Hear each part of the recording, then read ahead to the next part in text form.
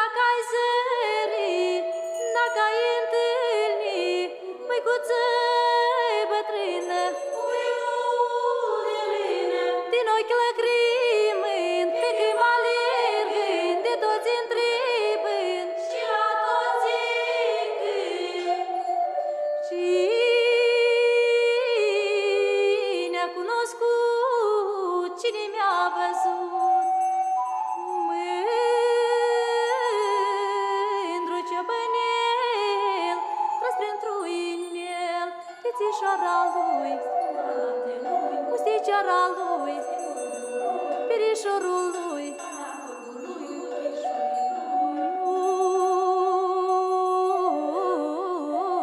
ura câmpului. Au,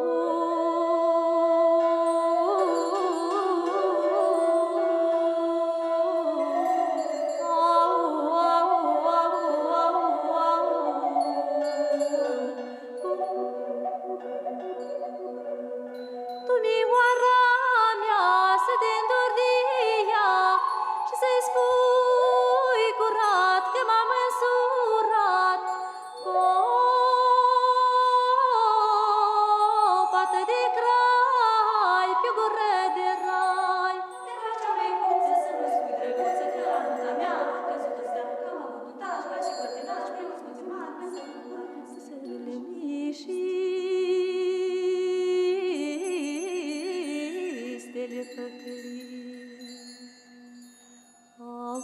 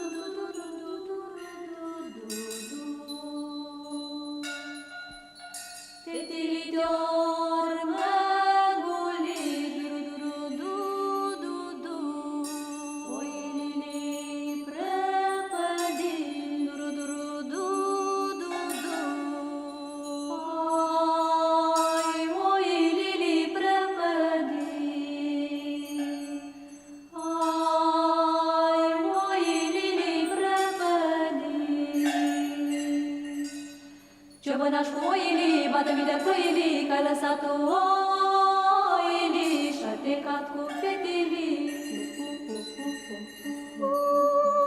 Și-a plecat cu fetilii, și-a plecat cu fetilii. Eu m-am pornit după oi, rudu, rudu, rudu. m-a întâlnit cu un iepuroi, duru, duru, duru, duru. Bună cale iepuroi, n-ai văzut un cârdioi. Ai, n-ai văzut un cârdioi.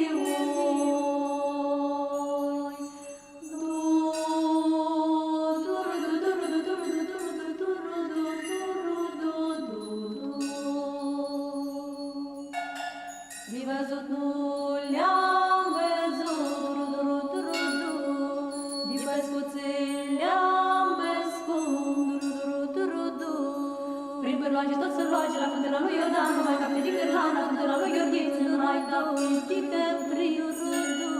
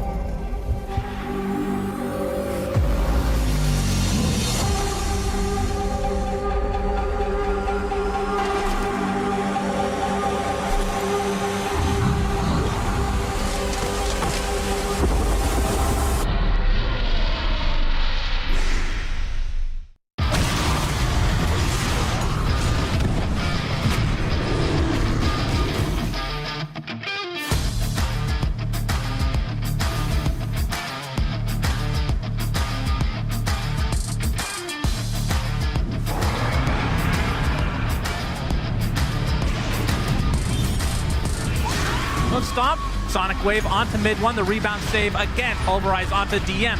Chaotic Offering to follow. Satanic gets off the Chronosphere. AA Blast is coming. They're just going to focus onto Crystallis. Surely this is going to be a kill eventually. The Bash ensures it. So down goes Crystallis.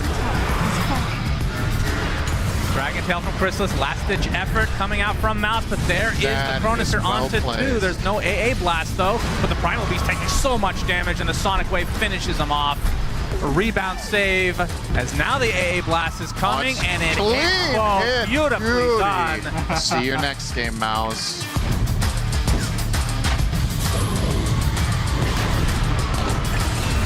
with initiation. That's a dieback on the 9 class just like that. Ice Blast, one more for the road. It does hit 3 as we do see the card in fact used in this game. Yeah, it's the second time. We have seen it 2 times now. Well, technically I was correct, Cinderent. Yep. And now the pressure applied to the Morphling. Satanic is dead for 50, and he calls GG.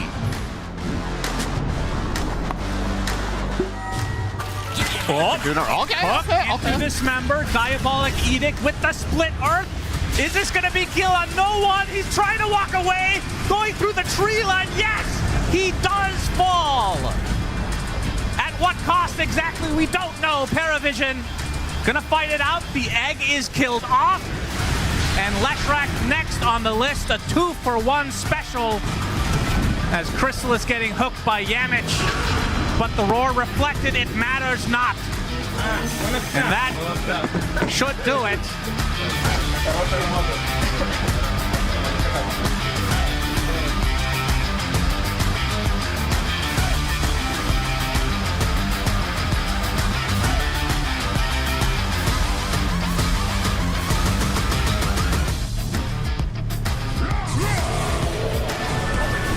The call. The grip is going to be coming. Oh, the nullifier and the Lotus used at the same time. Now the vac wall to follow. Axe is dead already. Yuma's ult pops. And it's only a matter of time before Collapsing Company can clean him up.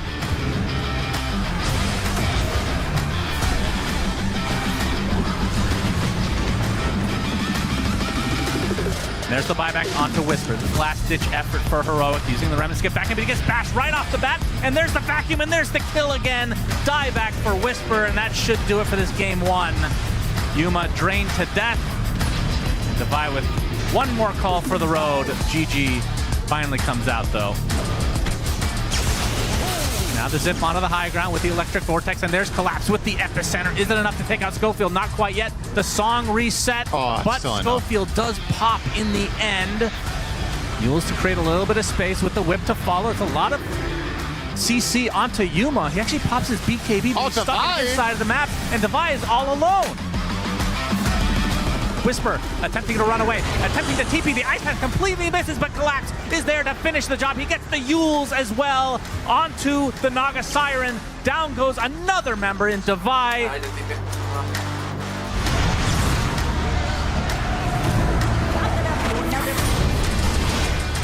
They get the double stun onto the Storm Spirit and the Sand King. That's going to be very close, but finally they get the Storm Spirit. Triple kill for Yatoro, though. They cannot deal with this Terrorblade at all.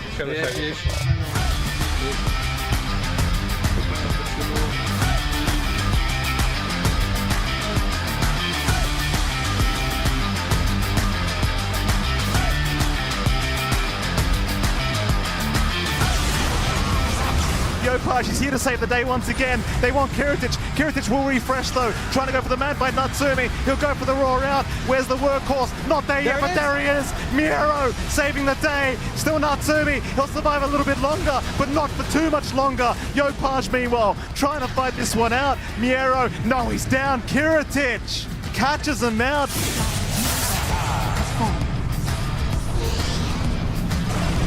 He's out of mana. Kiritich on top. They'll get the roar out. They'll try for Kiritich, but the golden drop was there. Yopaj still trying to run with GPK. He's just protecting him up. OG, they're out of gas. They need to get back to the fountain, but GPK, he's not allowing it.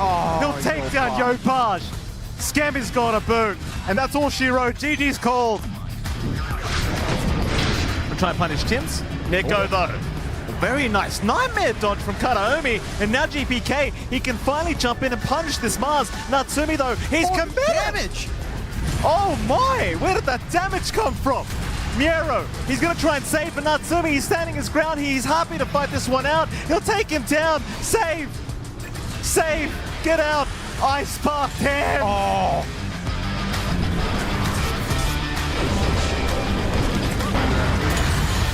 OG, they get caught. The stun, it's not enough. Nico, he'll drop the arena. They've already lost him. They should lose Nico as well. Natsumi, he came in, but he needs to leave. Meanwhile, safe, he will go down as Kiritich, still alive. No lucky crits, but here comes Scam. GPK, he'll jump in the back trying to find Tims. Tims somehow walking out of there. Tims survived. GPK, he's the one to go down. Karatic, he's in the arena, but they've called it. No. They have called it. OG find the 2-1 victory over BetBoom.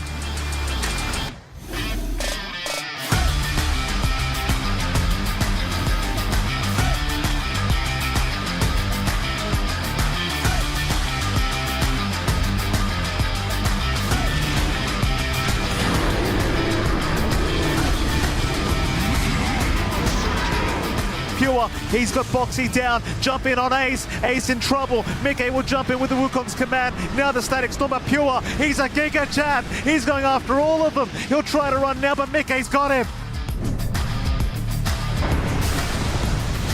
Tundra, they'll smoke up as 3. Ace gonna move in, moving on to BZM, Static Storm's gonna be dropping Nisha, he still gets a Sonic Wave off, BZM will go down, now Whitemon's gonna boot, Nisha cleaning up, Ari can do nothing.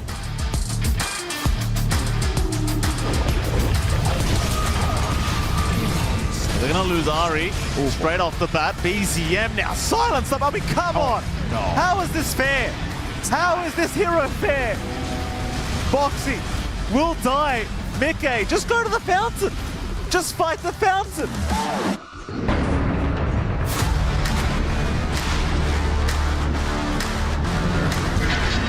Oh, and he gets the Lotus Orb on Pure. And now Nisha's in. Oh, the humanity. Mickey onto Wyman, Ravage out from Ace. Catching a couple. Pure, he's actually able to talking through this. He's still alive. Maybe they can actually take the fight. Mickey, he'll get stunned up, trying to chase the DK. Wyman just draining him away, but they're ignoring him. Mickey! Oh. So fucking not the cleanest, but we had good energy. But like, okay.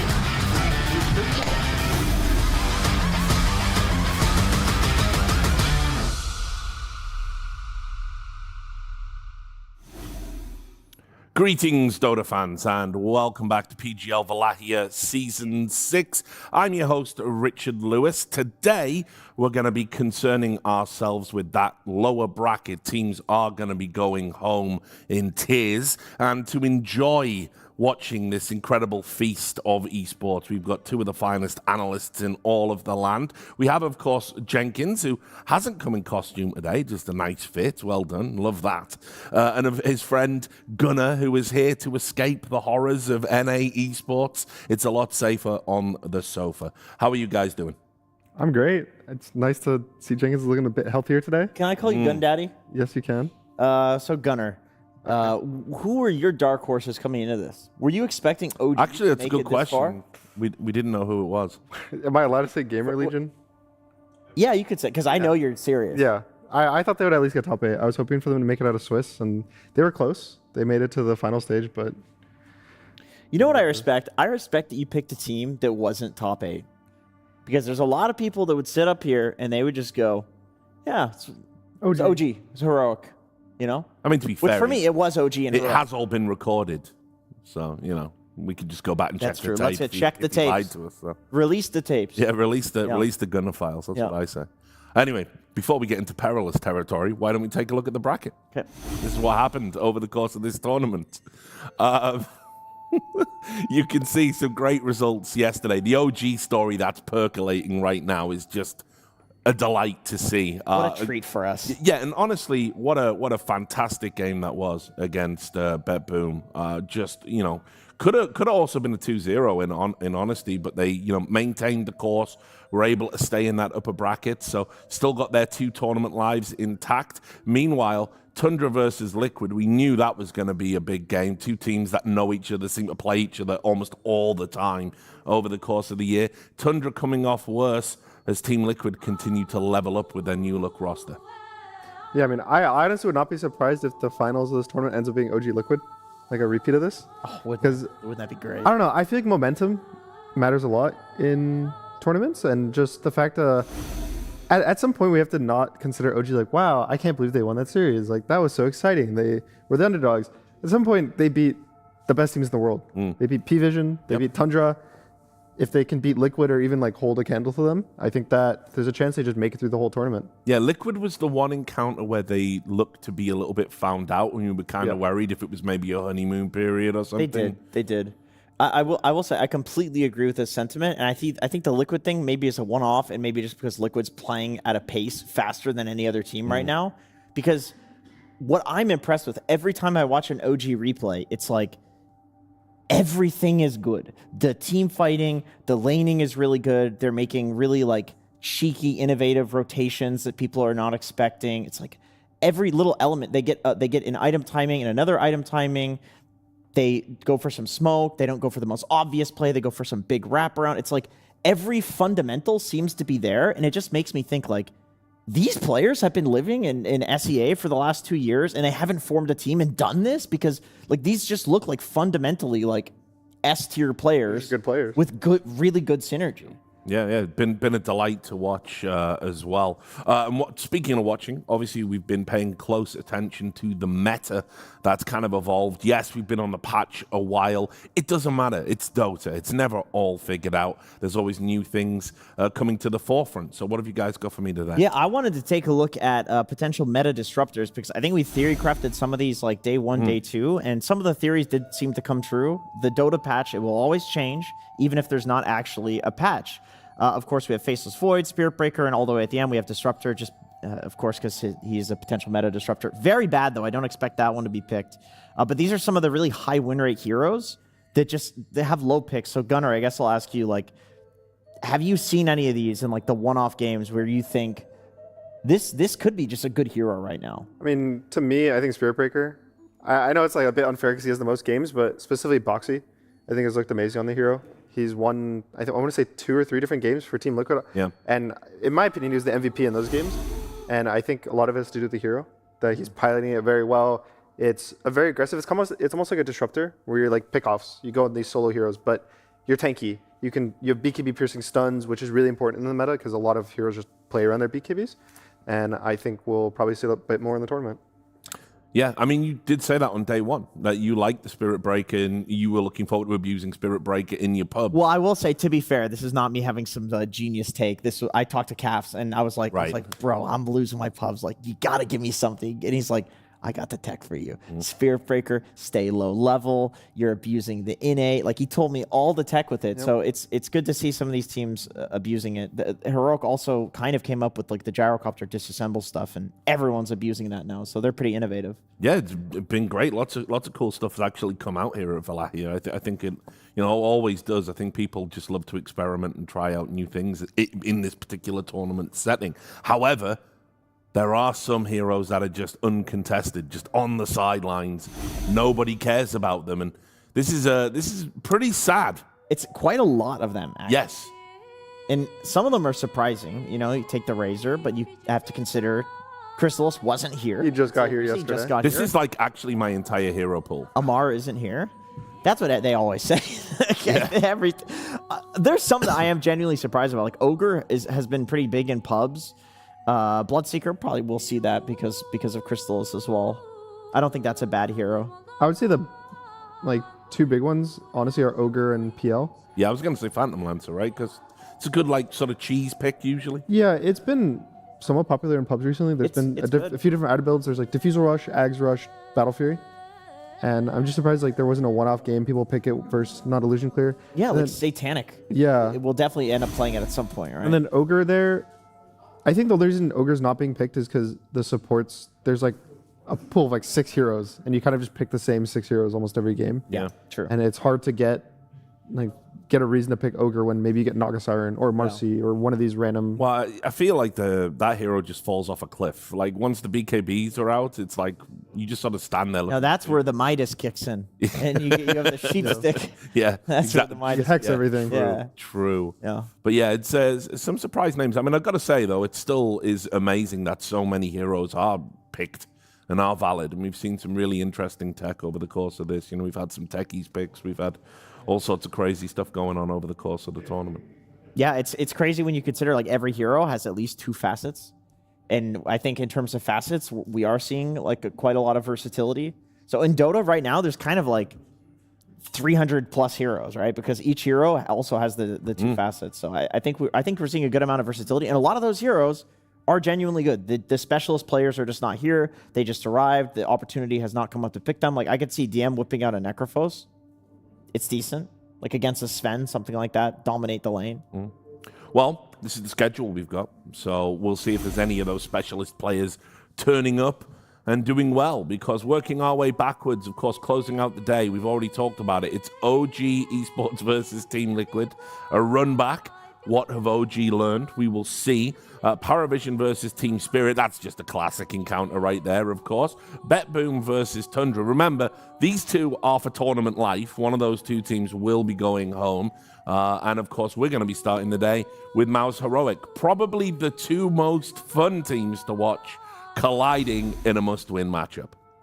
Yeah, and a stressful one, right? It's the first elimination game. Yes. And I think, for me, MOUZ looked better consistently through the tournament, but that was with Ghost.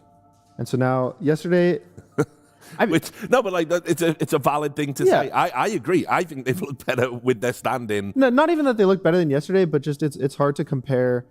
Heroic had some struggles, I would say, in their group stage, and yesterday they had a rough time. And I think if you just compare the full journeys and you don't take into account the players, I would say MOUZ is the clear favorites, just based on how they played the tournament. But now that Ghost isn't here anymore and they have, their real carry player, it's a bit dicey. I think it depends on whether they're able to switch it up from yesterday, because they had one very good game yesterday. The second game they just stomped. And I think if they're able to pull that out today, and I think Devi also kind of struggled yesterday, so it depends on kind of which form the players are in. We'll get to the Devi struggles in a moment. We'll get there. But for now, let's talk about MOUZ and what has made them such a fun team to watch, and one of the dark horses I think we selected on day one to certainly go far. I mean, MOUZ is they're a very interesting team. There's some stuff that they do that, I don't know, you could perceive as like questionable. For instance, like the Huskar first pick didn't work out. I respect the audacity to do that in a draft, right? And then flexing it to be carry position. They've also played a lot of Huskar in the mid role, but you can see that the win rate of this is not that good. It's like they had this identity that mid one, and they said it in interviews, where mid one is the guy that will whip out this crazy stuff in the mid lane. Richard, it's not working. It's not really working. The what is working is they just get him a Leshrac. They get Krystal's one of his heroes. That's a fast-paced hero. They pick some Chen. They group up.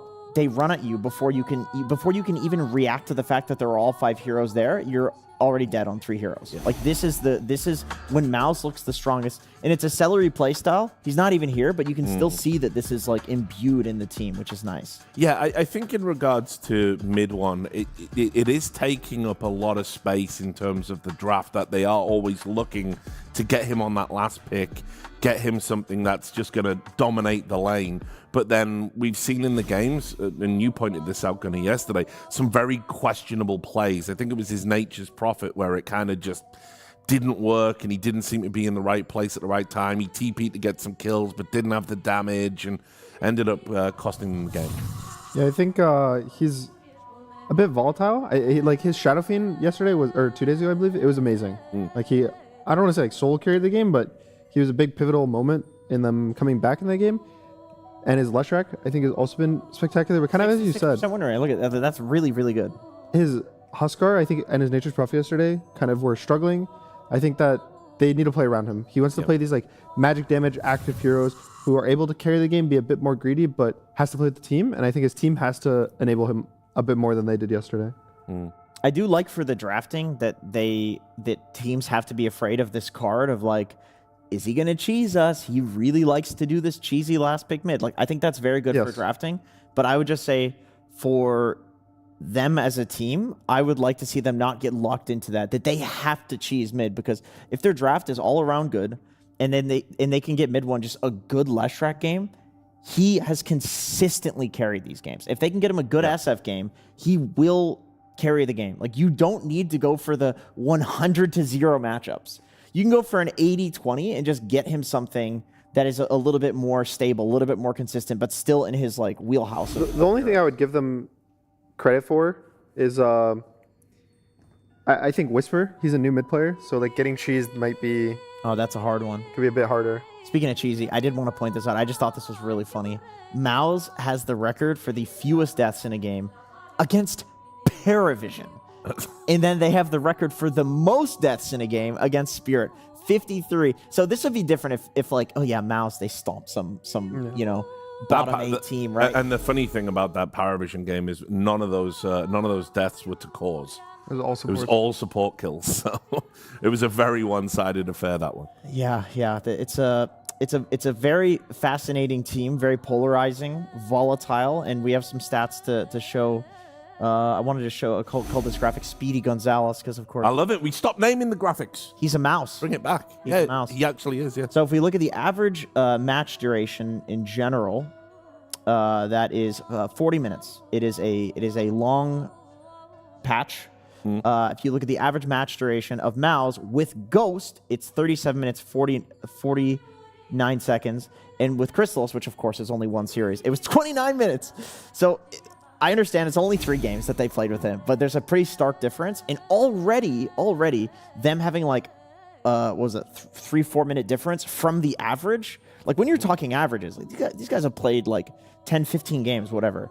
Like there's tons of games played at this tournament. So having that huge difference, like MOUZ is already a very fast-paced team, and they got even faster with this guy on the screen right here. Yeah, I mean, and look, I think that's one of the interesting things about this team is, you know, like I like them when they play fast. I think it's better. I think when they're playing aggressive, I think they look, you know, much stronger. Like for instance, when they had Ghost in the earlier groups, and he was just all over the map with his lone druid. That was like, it was just so oppressive. There was nothing you could do. Those games were over very quickly.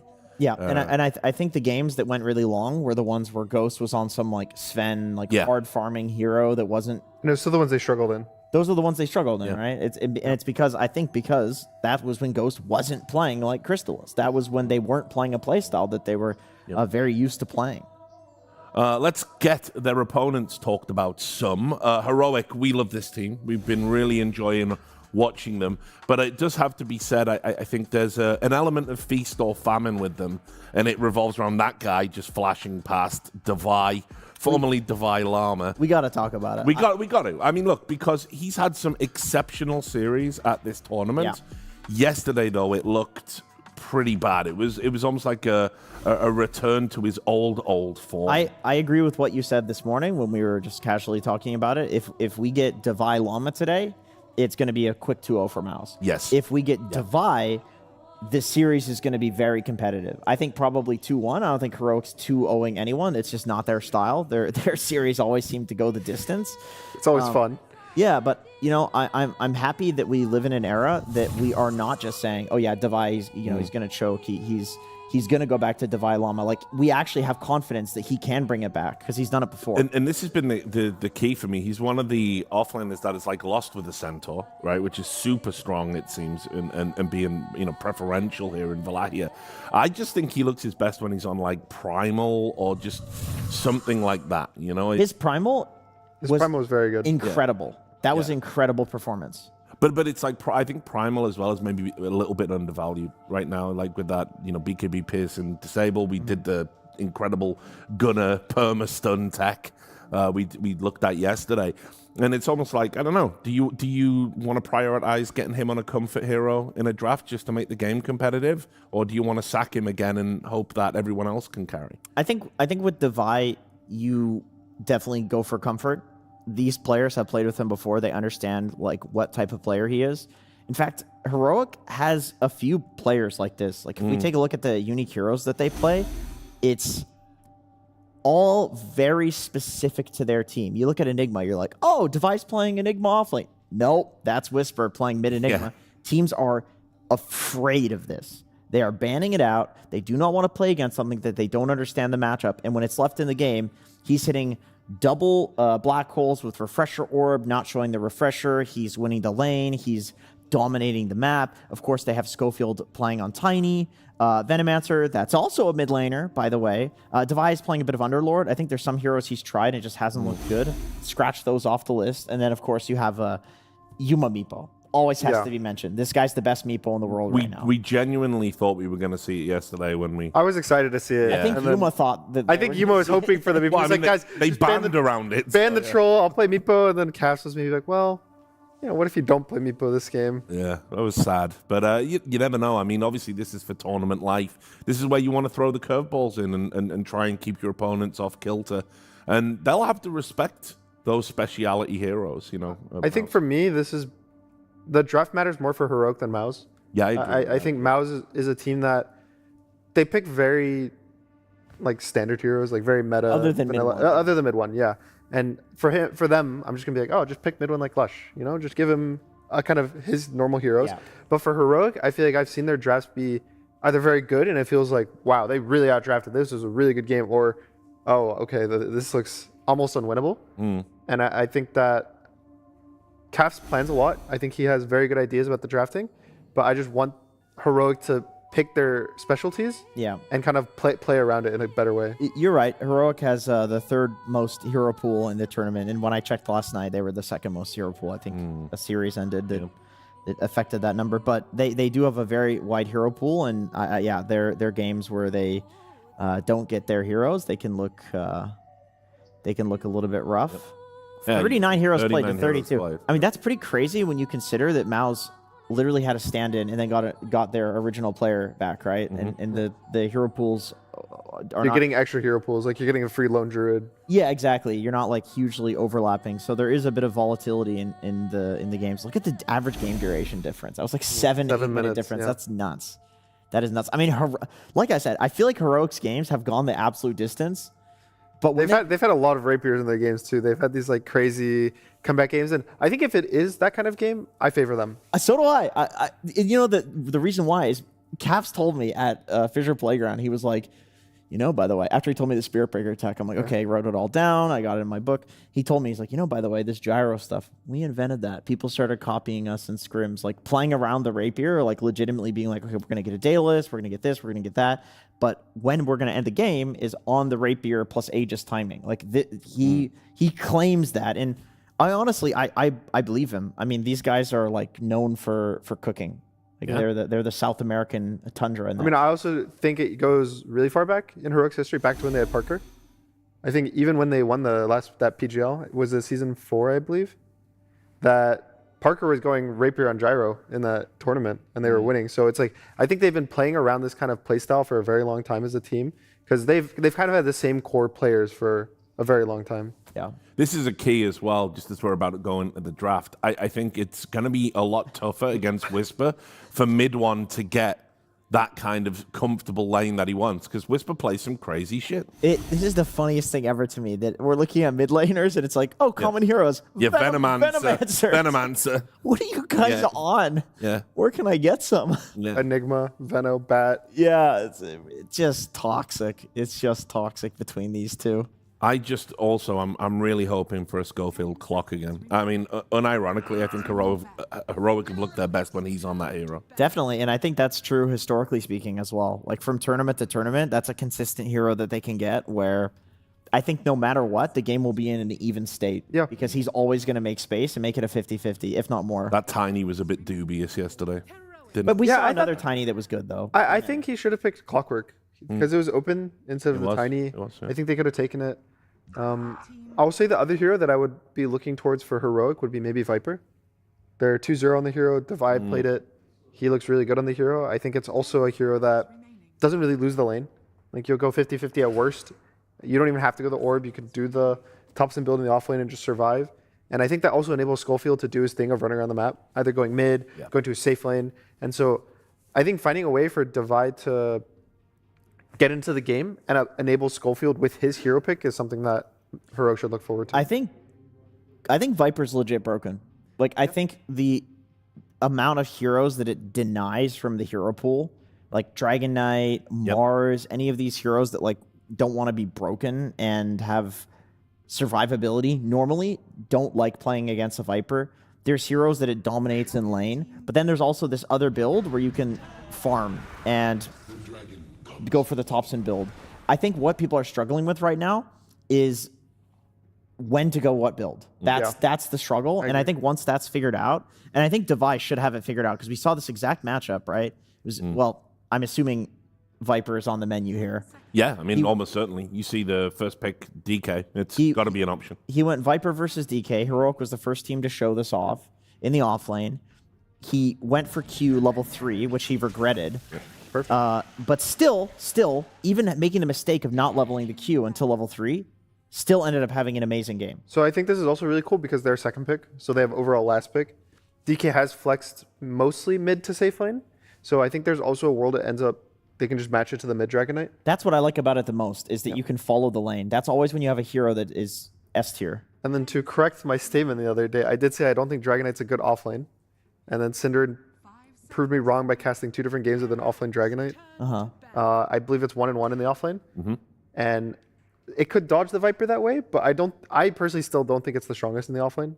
So it's kind of still okay. 1-6 in mid. Wow, that's bad. Yeah, that's really bad. I mean, curious. To be fair, you did call that the Dragon Knight was going to fall off over the course of the tournament. Yeah, I felt. I don't think it'd be that bad for mid. I thought the mid win rate would be like somewhat. To be fair, it is a different build. Oh my god, this win rate was so high on day 1, day 2. 72% or thereabouts. Yeah. It just felt like to me that the meta was slowly shifting towards magic damage heroes, and people were getting very frustrated by Dragon Knight. So the solutions would come out. I'm curious if it has a lot to do with first pick, because second pick might just be easier to draft around for a lot of the teams. And I feel like Dragon Knight gets first picked overall a lot in these games. Yeah. And that might be why this is already a nightmare Dragon Knight game. Yeah, this is rough. this is miserable. Do you just throw it in the offlane now, but then you're playing into a Jakiro. I think the concept of putting heroes into less priority roles is sometimes backfires, because you're saying to the guys playing Dragon Knight, you're like, hey man, it's a bad Dragon Knight game. So I'm going to give you less gold, less experience, less priority, so you can't buy the items to survive the game. Yeah. It's like if you move a hero to support, it becomes worse than if you actually get to buy the items. Yeah, that's true. I can get behind that. And I think probably that's why we see the carry win rate is so high, because you'll get items. If you just get items and you go late game, nobody is denying the fact that the hero shits out damage. And is very tanky late game. And he's really tanky. I think the tankiness is solved by the Viper to a degree, but if you're playing carry and you're going late game, you're getting Lotus Orbs, you're getting BKB, Blink like Dagger. Satanic, Pike. Like you can Satanic BKB during the Viper Strike and deal with that. Like there's how options. do you feel about the MOUZ and the Viper? It's a very good matchup for Viper. As long as you have the physical damage, which I think ideally that's what the Dragon Knight provides to your draft. Because you just press Arena, it forces this guy to kind of stand still there, which I guess that's kind of what Viper wants to do these days, where he stands in his W, but I still think conceptually it makes sense that you lock this guy down, you just right-click him until he dies. He doesn't want to buy a BKB either in most games, so I personally value MOUZ very highly this patch. Okay. So do I, and I think a big part of like what has changed from MOUZ is honestly the gameplay. Like people are getting a lot better at it. They're understanding that MOUZ is not the damage dealer. You drop the arena, you use the W, you wait until the W is over, then you use the spear, you walk out of the arena so they can't hit you, and your team is doing the damage into the arena. So a lot of people are watching Amar and seeing that he's using the arena itself as like a tool to survive the team fights and to disrupt the team fights. So I think like you can, if you have damage for Viper, you can just do that, run away from him so he's not turning and Viper striking you, abusing the vision. Although people are, it's like 50-50 for the facets, right? Maybe we can get the facet thing. We saw, I think it was like 11 Victory Feast, which is the health restoration. Yeah. And then it was 3 or 5 for the vision one. Really? Only 5 for the vision one? That's interesting. I think in this game, you probably take... I personally think that Victory Feast is just better in like majority, like 90% of games. I almost never take the vision facet because a lot of the times it doesn't really have impact. In this game, sure, you could say that it'll matter because if Ab is out, he can shield his teammate. But even then, a lot of the time, he's pressing shield on himself or he's doing his own things. And the health restoration matters a lot versus AoE damage. There's like a Jakiro, there's Viper, there's Clockwork pressing random spells. So getting your teammates that extra like 15% health in the fights kind of can win you. Can it be broken? Because is it associated I think with it's a the buff. arena? I think it's like a heal buff. Okay. I don't think it's a. Associated with the spell arena. Yeah, I think it's a spell on the ground that heals you. Interesting. Okay. Yeah, that does seem good. Anyway, we get the Schofield Clockwork. We were all asking for it. I think we can all see when he plays it how strong he is at it. I think there's this thing that can happen in a team where it's like you know that they have these team huddles, that they're talking a lot, and like they can almost get the wrong idea about things. Like they're not looking at things objectively. I mean, a lot of the time that's what the coach is supposed to do. But I feel like CAFs is so integrated to the team that often they're not seeing what everyone else is seeing right in front of us, which is like this guy is insanely good at Clockwork, and their games where they're playing Clockwork look so much easier for them. But also, there's a lot that we're not seeing as well behind the scenes. I just think this is so much better drafting than what we saw yesterday. Yeah, I like Heroic's draft a lot. It's an incredible draft. I think for MOUZ, I would like them to pick a mid-one hero. He hasn't played Invoker that much recently, but I think this is a pretty good Invoker game. You have double setup on both of your side lanes for catch. The Sunstrike ends up killing Viper actually a lot early game because he has a lot of health pool, but he has magic resistance, and the Sunstrike does pure damage. So you kind of get to ignore all his resistances. And I think it kind of scales well versus Abba. Like you burn all the mana. The setup for Sunstrike is insanely good. Like Spear and Dragonite, both side lanes you'll get kills. Okay, so instead they're gonna try to abuse the fact that there's no stuns. No like. I mean, it is a good Storm game. No great stuns on Heroic. It's good, but it's also a bit scary because there's so much health on Heroic. Like Viper and Abba, I would say is a big two. Yeah. That you might have to burn a lot of your mana getting one kill. Even then, the sustain from Abba sometimes can get pretty annoying. Storm, in my opinion, is a very like committal hero in terms of you have a limited amount of damage you can do with your mana. Yeah. As opposed to something like Alesh, where you'll kind of kill anything as long as the fight goes on long enough. And so I think it'll depend a lot on how his early game goes. If he gets a couple kills on the supports, gets the Galvanize stacks up, Warlock's having a good game, maybe they pick a new pause. Well, they're going to pick a pause 4, something with damage to enable Storm. I think it could be a very good pick. Damage. That's what we need. Does he play that much? No. He doesn't really play damage. No, he plays melee guys. Yeah. So, melee guy with Mars. Well, if you Pudge hook them, Storm needs to use less mana to jump in. I mean, to be honest, I'm just putting it out there. If you hook Viper, Abaddon, like these heroes all want to be together. If you disrupt a fight by hooking somebody, it is pretty good. Also, when you spear someone, it's easy to hook them. But they're dire, and on dire you can't do the trick where you hook them into the flag at level 1 and they get stuck. It's important. Can you do it if you smoke there and then hook the guy as he's body blocking the wave? I think yes, but then it's like the setup for it is like hooking the guy onto his own high ground. Yeah, and like I don't know if this tower breaks your smoke, the distance that you're at. I don't know. I don't know if I've ever seen it. Probably for good reason. Yeah, I think that's a real risky one. I think the realistic one that is super good here is Hoodwink. It breaks the Viper. That matchup is actually very hard for Viper because you want to play on this magic resistance and then Hoodwink ult you and you take 800 damage. And you're like, oh, that sucks. But we talked about Spirit Breaker earlier today. Love the hero. I do. I will say it's really not good against Clockwork. If you're charging me and I put down cogs, zzz, you're gone, right? If you try to charge out of cogs, zzz, same thing. You're stuck in the cogs. Battery Assault is very hard to deal with for Spirit Breaker as well. I don't think Viper's a great charge target. I don't think Abaddon's a great charge target. I think if MOUZ gets the ball rolling and they snowball, like this is some insane snowbally draft. Like there is going to be 0 seconds of downtime. And I respect that they're playing around that, but do you feel like they're lacking damage? I definitely think they're lacking damage. I think the Storm pick to me was like it needed follow-up from this position 4, and I think that the Spirit Breaker is not the follow-up. Like having the Spirit Breaker would make me want the Invoker. Because imagine the Invoker provides Sunstrikes on the charges. Yeah. You provide all this damage, and now you have both these kind of jump initiators, and I feel like Whisper could just pick any mobile hero. And sure, there's kind of stuns, but he's setting up for his tanky damage cores. And I think that Whisper is a much easier job in this game than the Storm does. You can't really charge Ember. Like, this is one of the most annoying heroes to play against as SB. He has multiple ways. If you just slight him, you don't even need a chain. You slight it, stops Slight stops it. You can chain it. You can ult remnant through. It's really tough. I mean, can't really charge the Viper either because he just turns around and kills you. Ults you, yeah. And the thing is... You know what I mean? The thing is, you go, oh, he has Bulldoze. Well, guess what? You press Bulldoze, you take like 2x the damage in a quicker time span from the Viper ult. And all your mana is going to be burnt by the Clockwork Cogs, like if you try to take the fight, and you don't have a mana pool, a Spirit Breaker. I mean, I lean towards Heroic. I think that they definitely drafted a lot better than we saw them yesterday. Yeah, I think that Schofield's on clock. I think the Yuma Abba has also looked very good. Like, they have very high win rate heroes for themselves and overall in the tournament. And I think that they kind of have solutions to everything that MOUZ brought. There's a world where Divide just llamas the game, and it's not great.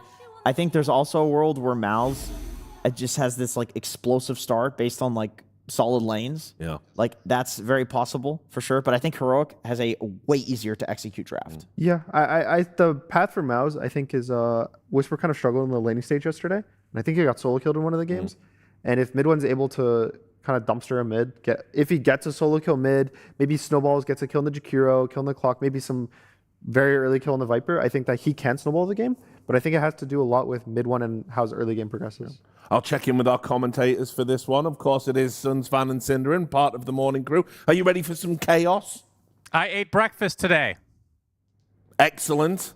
Cinderin, did you eat breakfast Richard. today? Actually, I'm ready. And for once, I feel like I say that every day now, so maybe it's not for once. You guys are saying good things today. Good job, everybody. No worries.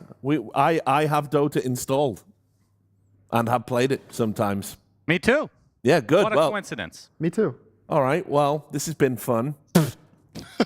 I'm also being told excruciatingly we have to fill for a moment. So. Why? Like, the game has started. Has it? Yes, of course it has. Can you see me, what I'm doing? Oh, thank you. Yeah, you like that? Yeah, I need some more of that. I'll tell you what. This is the worst segment we've done, Suns Fan. You've finally done it. You've ruined the broadcast. Take it away. Yes. Don't ruin the game.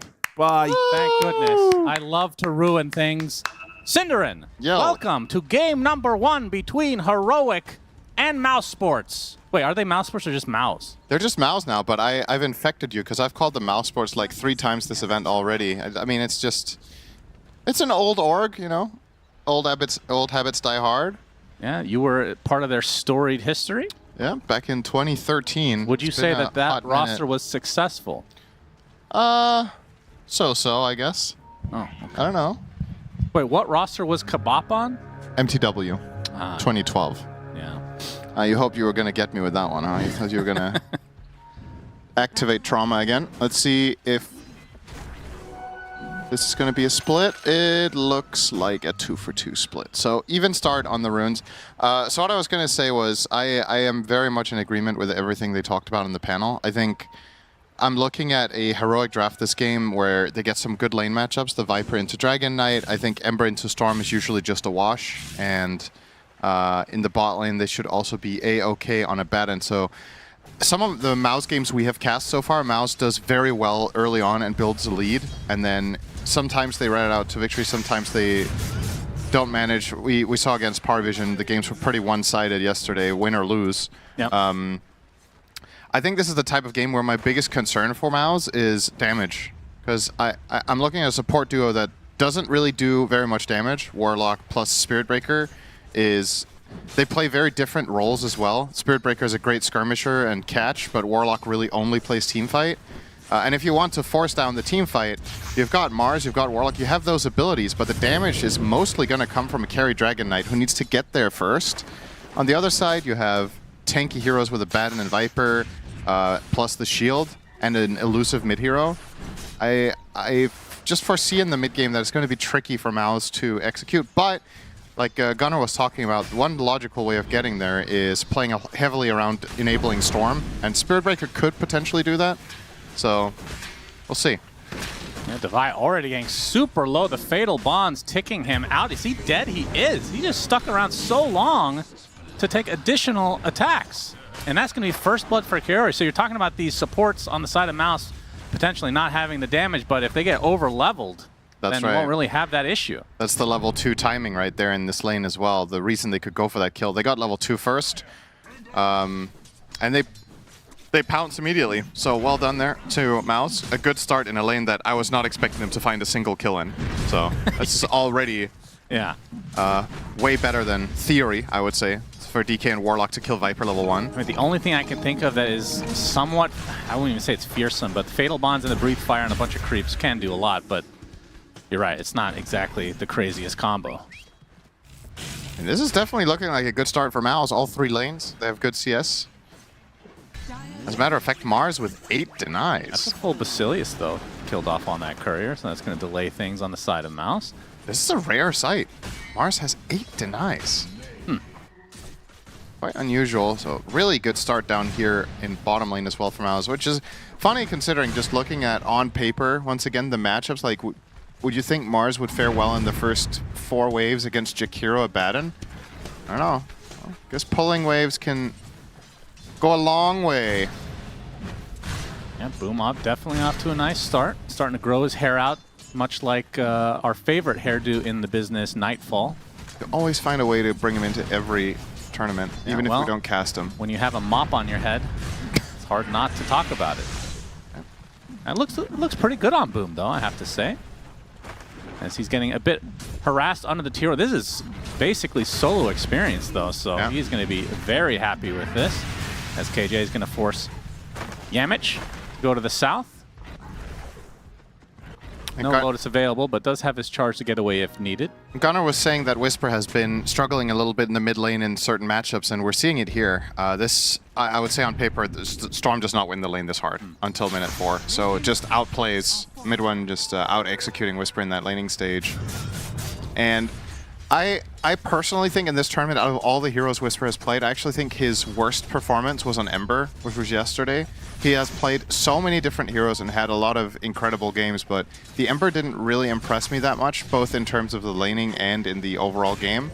So maybe a little bit... Oh, he actually TP's back to the tower. Oh, is this enough damage with the Fatal Bonds? Kaori, he might get right click. He's stuck around again. And now he has to walk back. And look at all this XP losing under the tower. Oh, man, you could not have scripted a more horrifying death for Heroic. Chrysalis going to save his courier with a Dragon Tail there. And this is... Oh, Yuma maybe in? He's going to get charged at half HP already. Boom. Doesn't have much left in the tank.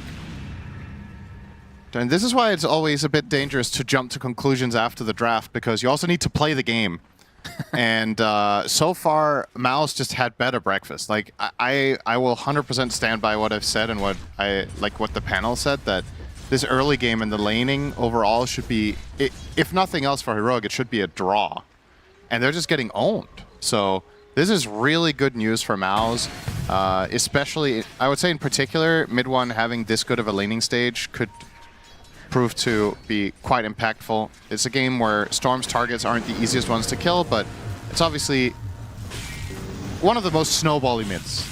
So getting a good lane and getting a faster Kaya, for example, or whichever way he wants to go will be very important. You were talking about Whisper, and his issue is he just picked too traditional the mid. Yeah. When he picks a crazy mid, he dominates. Yeah. These other mid laners, they don't know how to deal with. What would you have wanted him to last pick here? He saw all the enemy heroes. That's probably banned. I have to look at the draft. I can't just answer that question. You know? I'm not an analyst. Then don't bring it up. Okay. Thanks, Cinderin. Time for a rune.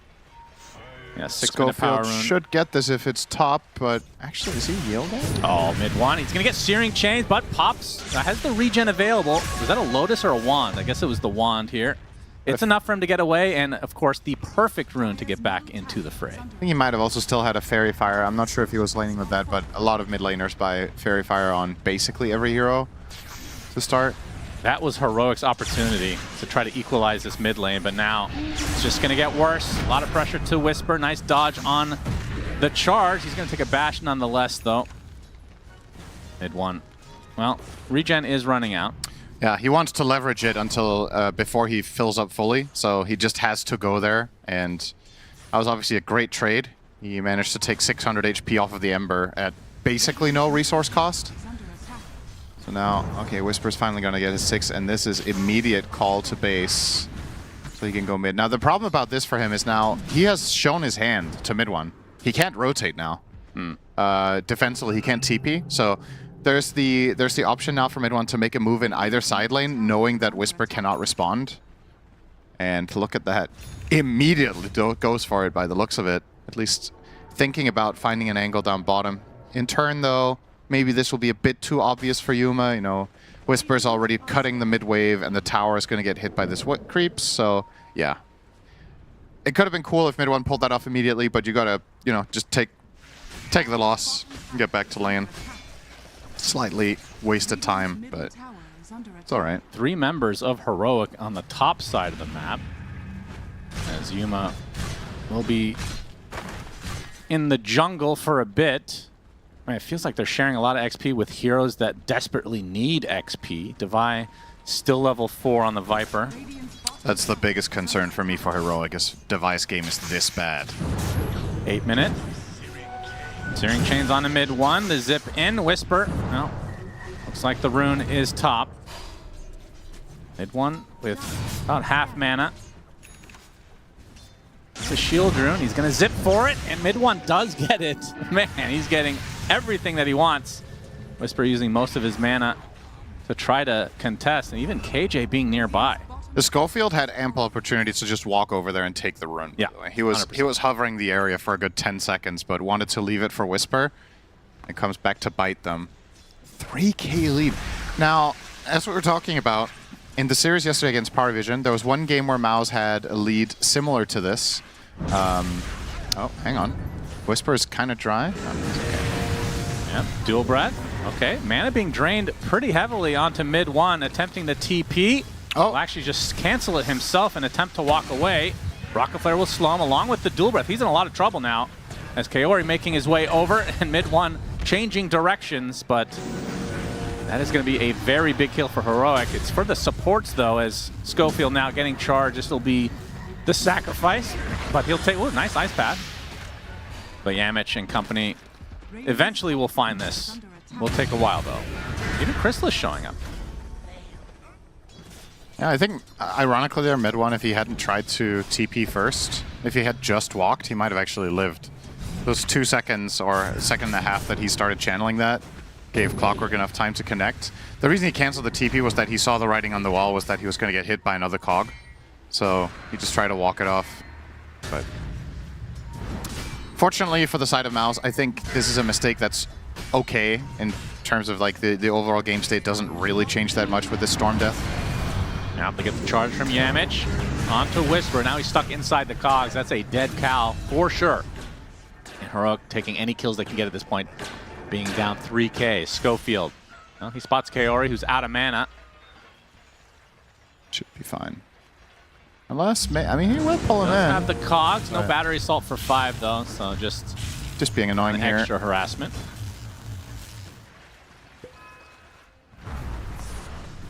So what I was saying was, in the series against PARIVISION yesterday, we had one lead of this kind at 10 minutes of this nature for MOUZ, where they stomped the game, and then we had one where it came, they lost in the mid game to, that was game 1, where they were playing against the Faceless Void with a mid Prophet on mid 1. But I feel like the way in which this game is constructed, we talked about it, a lot about it from the perspective of, okay, if the early game goes the, I would say, expected way, yeah, how MOUZ's lineup interacts. Now that it went well, there's a lot of potential that every single potential problem I listed is actually going to be just overruled by itemization. Just even a few thousand gold lead at 1500 at 15 minutes can make a really big difference. Hang on, Yamich. Well, nice charge away. Had access to a creep there. He's fine. I mean, looking at the net worth, you can see that Whisper has actually caught up on farm with mid 1. So that one death for mid 1, very costly.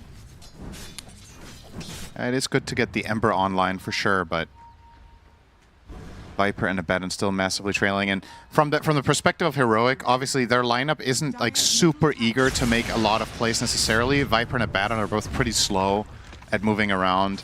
They like when fights come to them or if they can go through the gate and hit at a tower. No, that might be exactly what's happening. Chaotic Offering used. There's the arena as well. The spear device super dead. This is 4 members of MOUZ ready to go. We're gonna get the tier 1 as well. Nice tasty victory feast there for the whole squad. Yeah, true. Bye-bye tower. I think this is, to me, this is the most important thing for MOUZ out of all the positives in this game, is that Crystallis is having an insane start on DK in a game where his hero got first picked and technically should be quite countered. Yeah, true. There's a Photic Shield against his stun, there's Viper against him in lane and in game, and he's 2k up on the Viper, so now you can itemize against Viper to solve that problem. Just fine. Kiori not so much though. He will be picked off by Heroic. Still got the tower though. I think MOUZ are okay with this. Get a 4-man rotation to trade your 5 for a tower, but maybe Schofield finds a bonus kill. Yeah, good spear from Boom, but the Ice Path will stun him, and the cogs come out as Whisper, KJ, everybody grouping up. They desperately want even a Viper Strike. All right. Well, relatively low cooldown for an ult. The Divide desperately needs as much farm as he can get. I mean, in terms of heroes that can come back in the game after a rough start, is Viper on that list at all, or will they struggle? It's more on that list than it used to be when you play this Caustic Bath build. I think the problem for old Viper was, this is like pre-facets even, was when your laning stage went poorly, your farming speed and your overall impact in the game never really caught up.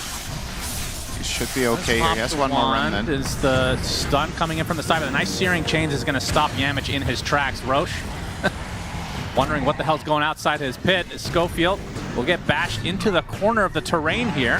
Macropyre used, and there finally comes the arena. Where's the follow-up? The stun onto Yumi. He's going to pop that ult to get out of it immediately as mid one.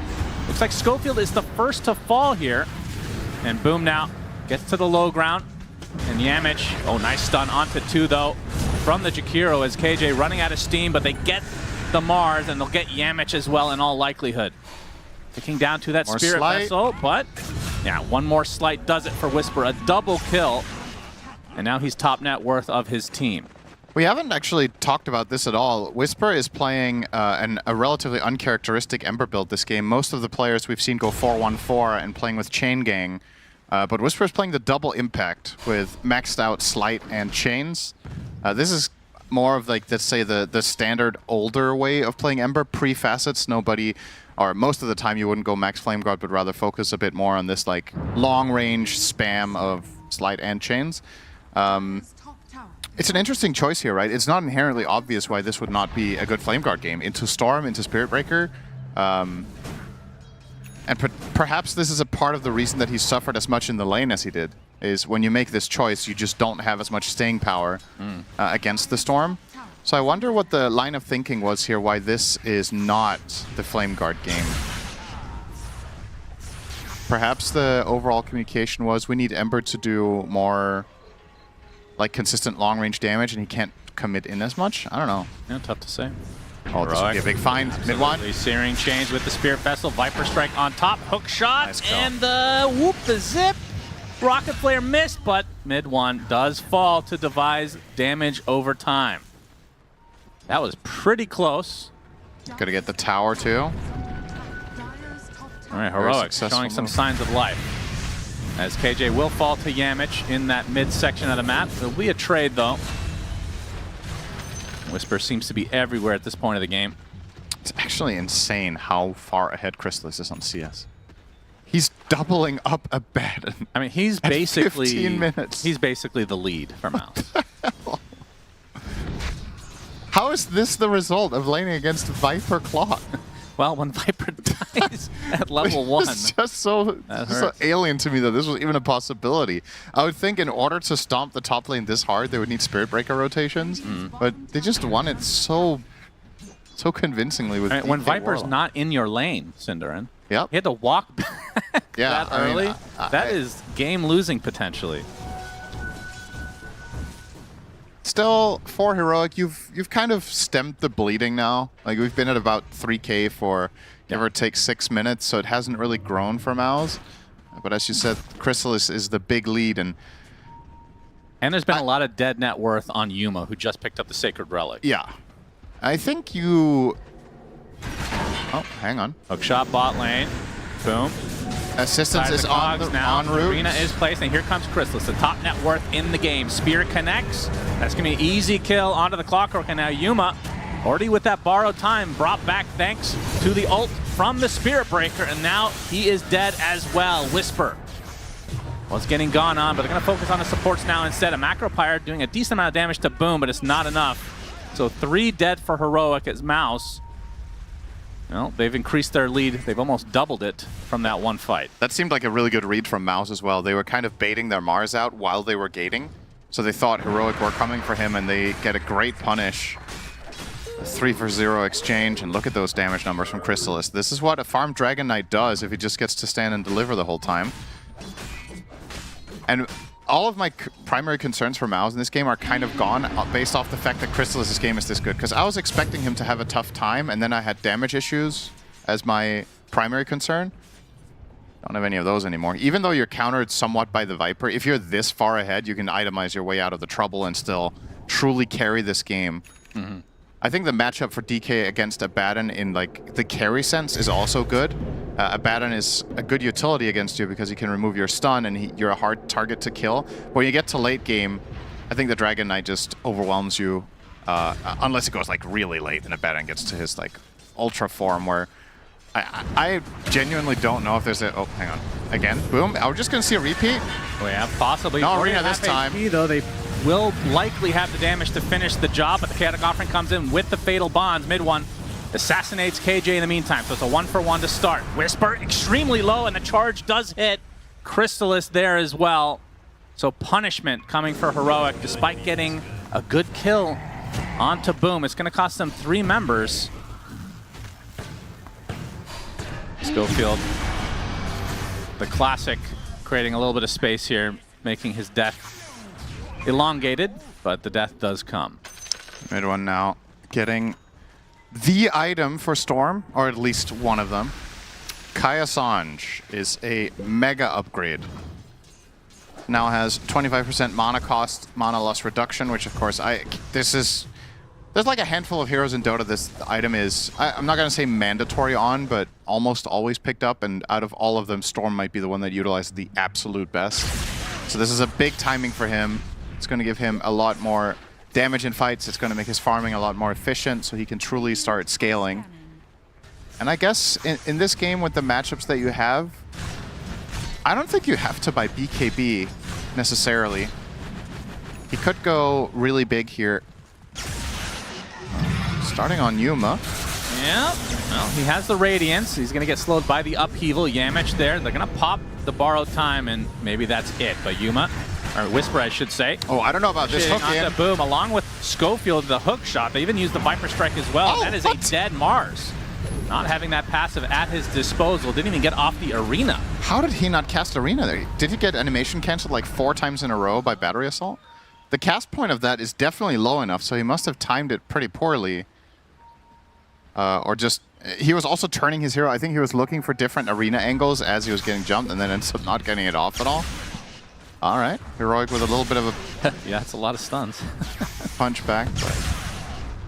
But that's every Clockwork kill breakdown, I suppose. But it's weird. I don't know, he was maybe looking for a quote-unquote perfect arena. I think it's better to just get it off there, like some sort of arena. Maybe you live because Viper can't hit you. Yeah, not exactly the highest cooldown ult either. Yeah. All right, MOUZ are not going to be too phased by it, though. They're going to immediately make a move of their own. Schofield, it's a multiple of 7, so time to do Schofield things. He has done this more than any player this tournament, ×2, just trying to steal them. Trying to put somebody on the cliff as well. MOUZ will not. Has his shard, actually. Well, able to get to the other side as Yuma already popping that borrowed time, but reinforcements have arrived. Chrysalis would be such a big kill for... How does that ice path hit? That did not look proper at all. As Schofield, again, delaying the inevitable. It takes a while. Very annoying here for the kill. Upheaval jetpack looks really funny. Like walking in the air. They do get him eventually. Whisper. Speaking of Kaya Sanj, we'll try to match the Storm in this aspect. Not sure how much I like that in this game for Ember right now, but maybe you kind of... It is a feels-good item for sure. But there are a couple of pretty dangerous things that I think other players would want to go Lincolns for here. You're playing against Dragon Tail, Spirit Breaker. Against Spirit Breaker, if you see him coming, you can usually just outplay him with Slide Chains or just jump away. But, you know, if, say, Yamage is to get a Shadow Blade after the Lotus Orb, or if you were... Maybe the reason he's not going Lincolns is that they can see that Yamage isn't going Shadow Blade. So, I don't know. It's probably okay, but Whisper has to be a bit careful not to overstay his welcome in fights. And he is so low on CS. That's crazy. Well, hook shot. Find Kaori. Reinforcements may be coming, though, in the form of mid-1, but they've lost the Warlock already. There's the arena, only onto 1, though. So support for support as Whisper, Electric Vortex into the charge. Do they have the stun lock? Yes.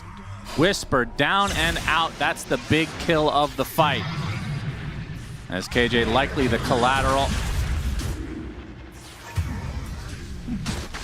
This is actually such a cool synergy between Mars and Storm. It didn't even cross my mind until now. Oh, see if they Divide have gets the out. vision. Yeah, easy cancel the TP. This is going to turn into 4 kills now for the MOUZ side. Divide forced to just fight his way out, but it's not to be. Oh, this is taking a lot longer than I thought. He has the ice armor as well. He's actually going to live as Yuma shows up with the aphotic shield. What the? Chrysalis couldn't attack him. He had minus 144 attacks. Yeah, that Aghanim Scepter is pretty crazy. Dragon Tail again from Chrysalis. Wants to continue the fight. He's going to get Yules, though. Schofield puts him inside the cogs, and now Chrysalis has to BKB and try to retreat as Yamich thinking it over as well. Spear onto 1. This fight's very weird for MOUZ now as Heroic want to try to capitalize as the BKB is now out for the DK. Gets the blink, though. And it looks like the sacrifice again is going to be Kaori. He still has that chaotic offering, but obviously not wanting to use it in that situation. Mid-1. It looks like the fight breaks up here. That was maybe some miscommunication on the MOUZ side. I think maybe Chrysalis should have BKB'd to kill the Viper. But it really doesn't feel like... It feels bad, right? But the ultimate outcome of it, he has to use it anyway in retreat. Yeah. This is big. For the side of Heroic, getting the first Roche of the game. Yeah, that's crazy. I'll be there. What I was going to say earlier as well, it's a cool synergy that didn't cross my mind until now, the Mars plus Storm. When you kill heroes inside of Victory Feast, it also gives mana, right? So if Storm and Mars together jump a hero and kill it, Storm restores 15% of his max mana, which is a lot. Yeah. He gets like 250 mana. It's like using 1.5 Soul Ring for free. Whenever they kill a hero, so it can keep mid-1 snowballing the fights a little bit extra. Speaking of Mars, he's now on the receiving end again. Heroic are definitely bringing this game back quite a bit with that one sequence mid. Now they get the Roche and they get themselves some time. So not bad. Imagine this if MOUZ hadn't crushed the first 15 minutes. Yeah, for this game sure. would have looked very, very different. But Heroic are still making it look more than possible to bring this one back. Down to a 5K lead now for MOUZ. So Schofield looking for an opening. Rocket Flare. As Yamich will run into Divide, but the hook shot did come. It's going to cost him his life. Product Shield keep him alive a little bit longer. It's going to be a trade of supports again, but the Chaotic Offering this time did come about. Yuma, borrow time activated now on the retreat. Another strike onto Whisper. Not going to have the stun lock this time, though. Children giving him a good amount of HP. Ice Path finds the cow, and now the cow has died. Chrysalis with the BKB. Going to try to get focus everything onto Divide instead this time. He has learned his lesson as the arena comes out. They take out Yuma and Divide in turn, so 2 cores dead for the Heroic side, as it's just Whisper with the Aegis still intact. They'd love to be able to burn it. Gets off the Remnant. That's going to be life number 1. Clockwork TPing in to try to assist the spear into the trees, and down goes Whisper for real as the net worth lead explodes to 9K. Despite not having the Aegis, MOUZ completely crushed that fight. They won it 6-1. No, 6-2, excuse me. Both supports died, but that was obviously an Aegis, so 2 lives. The second one did Whisper no good. I believe we actually saw it in that fight there as well. I'm going to keep an eye on this in the replay. Mid-1 just never ran out of juice. He just keeps fighting. So he gets this first kill, and now the 3-man arena coming in a moment, in, well, 10 seconds. Let him respawn first. Take it easy. It's gonna make a big difference.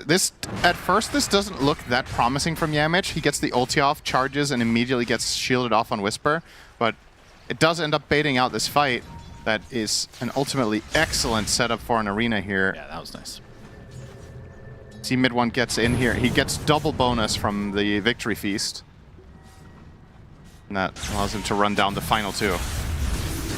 I think they might actually not kill Ember if Mars didn't have the facet. Mid one got like 400 or 500 mana there that he needed to chase. Well, that was a big kill again. Back-to-back deaths for Whisper. That is a yikes. Yeah, his Embers just have not matched the quality, I would say, of his other heroes, and perhaps Whisper, or rather Heroic, should, if this game goes down the drain as it looks like it ultimately is likely to at this point, might be one to shelve for the time being. He lost the lane quite handily. Oh, hang on. We One don't have jumps time. in, and there is the arena from Boom, but that's a BKB from Divide going to mitigate all of it. I'm able to find the one. As now Whisper is about to revive. A fortification already used. Damage done to the tier 3, but it will survive as MOUZ will retreat for the time being. Over 4 minutes until we know when Roche is up, so it's quite a ways away. I mean, at this stage of the game, is it even prudent to go high ground for MOUZ without a pickoff first? I think it's kind of ill-advised to just brute force it. I don't think there's any reason to. You're also approaching some pretty big item. Storm is close to the Shiva's Guard, which is massive here, as we talked about. Doesn't need to buy BKB necessarily, so you can get that high. Oh, okay. Oh my god. Okay. Why? Why? I cannot justify this purchase. Wow. Okay. Well, Midas for Whisper. I guess Whisper is like 28. he has 100 CS minute 29, right? Like, look at this. He is so insanely far behind that maybe he's like, the only way I come back in this game is if we play 60 minutes, and I'm just gonna start investing now. But this is, I get the line of thinking, I just disagree, but, you know, maybe he just doesn't see any other way. So then, yeah, look, it's actually, his damage per gold is awesome. He's got high damage done, but he's 6,000 net worth behind the Storm regardless. MOUZ will make quick work of this top tower. No interest from Heroic defending this. Yeah, I would think, I mean, again, maybe this is playing not to lose, but something like a Mage Slayer is just the stopgap for now. Something you can actually afford while they are likely to try to go high ground. Like, the game might end in the next few minutes. I think it's a good point. If what he's trying to do with the Midas is to go late and, you know, recover, the way you recover a game like this is by winning a singular fight. So if you feel like the game is in that dire straits anyway, if there's any 2K item you can buy that could swing it. Yeah, well, Yuma, he jumps in, gets immediately dragon-tailed, and inside the arena, the ult has already popped for him as finally Chaotic Offering comes up, so Carreri doesn't really mind if he dies, and Whisper is actually the first core to fall. And just like that, that Midas not really helping out too much, as Yuma will be the next on the list. Divide the third core for Heroic to bite the dust. And honestly, wouldn't even be surprised with the GG coming out, but I guess we are still a ways away from getting these buildings taken out. But that was a disaster fight for Heroic again. And this time it wasn't even that big of an arena. They just don't need it anymore. They're way too strong. So, yeah. This is going to be one side. Dragon Knight plus his fellow fire creature and a little bit of a cow. Actually, they might just be cooking Yamich between this Golem and Dragon Knight, but... Yeah, that sounds delicious. The one set for them. Any hero I would eat in Dota would probably be Spirit Breaker. Yeah, I think so. Very delicious. Maybe they get a second. Oh, made one deep dive. Whisper, Electric Vortex on him. There's the spear into immediate rebuke. Oh, okay. That is damage. And KJ will follow suit and immediately buy back. So now they might not have to go back. This is a 4 versus 5 potential defense. I mean, I don't know how they do this without the Ember. And that's 2 lanes now for the side of MOUZ. Tier 3 about to drop as well. And a nice arena with the double spear. Rebuke to follow Yuma. Borrow time goes off. Only so much time left in this game for him, though, as Devi right-click down into Oblivion. And Chrysalis brushes off the Viper Strike as they go for the good old-fashioned Megas, as there the GG gets called by the Heroic side. So MOUZ take game 1. Looking pretty good in the process. I mean, this is a real feels-good win because it felt like you won it by just fully out-executing the opponent. I think if you ask MOUZ themselves after this game, I don't feel like they would be, at least my take is they wouldn't confidently be like, yeah, we had the better draft. This didn't feel like an overall draft or strategic win. They just played a lot better. And that's obviously amazing because imagine they outpick them too. Then well, that's why we play a best of 3, Richard. We do play best of 3s. I've got to say, Heroic are going to feel very sour about that one, no doubt, because, you know, on the panel here, we agree. We felt they had the better draft. It looked very strong conceptually. It looked like something that was going to be pretty easy to execute. And then they lose what should be an unlosable lane, and their mid gets dumpstered. So academic in the end. I think the laning stage went really bad for Heroic. Devi ended up dying level 1, and then he died again. He TP'd to his tower. After TPing. Yeah, so he died level 1. And as the wave was pushing in. And then he died with like a double wave at level 3 or something. It was basically struggle bus for him starting at minute 1. Yeah, this was this was llama. This was not a Devi performance. And I think part of the problem is that right here. More like Devi Lamau. Oh God. You like that one? It's like he was actually I feel in pain. I feel it. It's like you want the XP and you get too close and then you die. Why we workshop? Die, Lamau. I mean, definitely this game. This is why we workshop. I really think part of the problem is like there's a new Viper build and it involves Helm Dom on the off lane, and I think that people get really locked into I need to go for this new build in an idyllic state. I'm just rushing the Helm Dom, you know, going 3 branches, crown. Yeah, I think the rush can be a bit questionable. They were doing some Schofield things in this game, though. Like, I will say Heroic was actually, like, they stabilized a bit more than I expected, given how the early game went. Even Devi at a certain point was second on net worth, and I thought, wow, that's a huge improvement, because I think in the past he would have been, like, legit bottom net worth. Turns out Whisper was the one that took that role, playing Ember from the mid lane. Gunnar, you said the build was a little bit strange from a mid lane perspective. I think it's not necessarily strange, like people do it, but the facet for sure was not the standard facet at all, especially in this meta. He went the double slight. It's like, what if you target 2 heroes, it hits the guy closest to you twice, which like is specifically a laning facet, and then he lost the lane. So it's like you pick a facet for the lane, you lose your lane.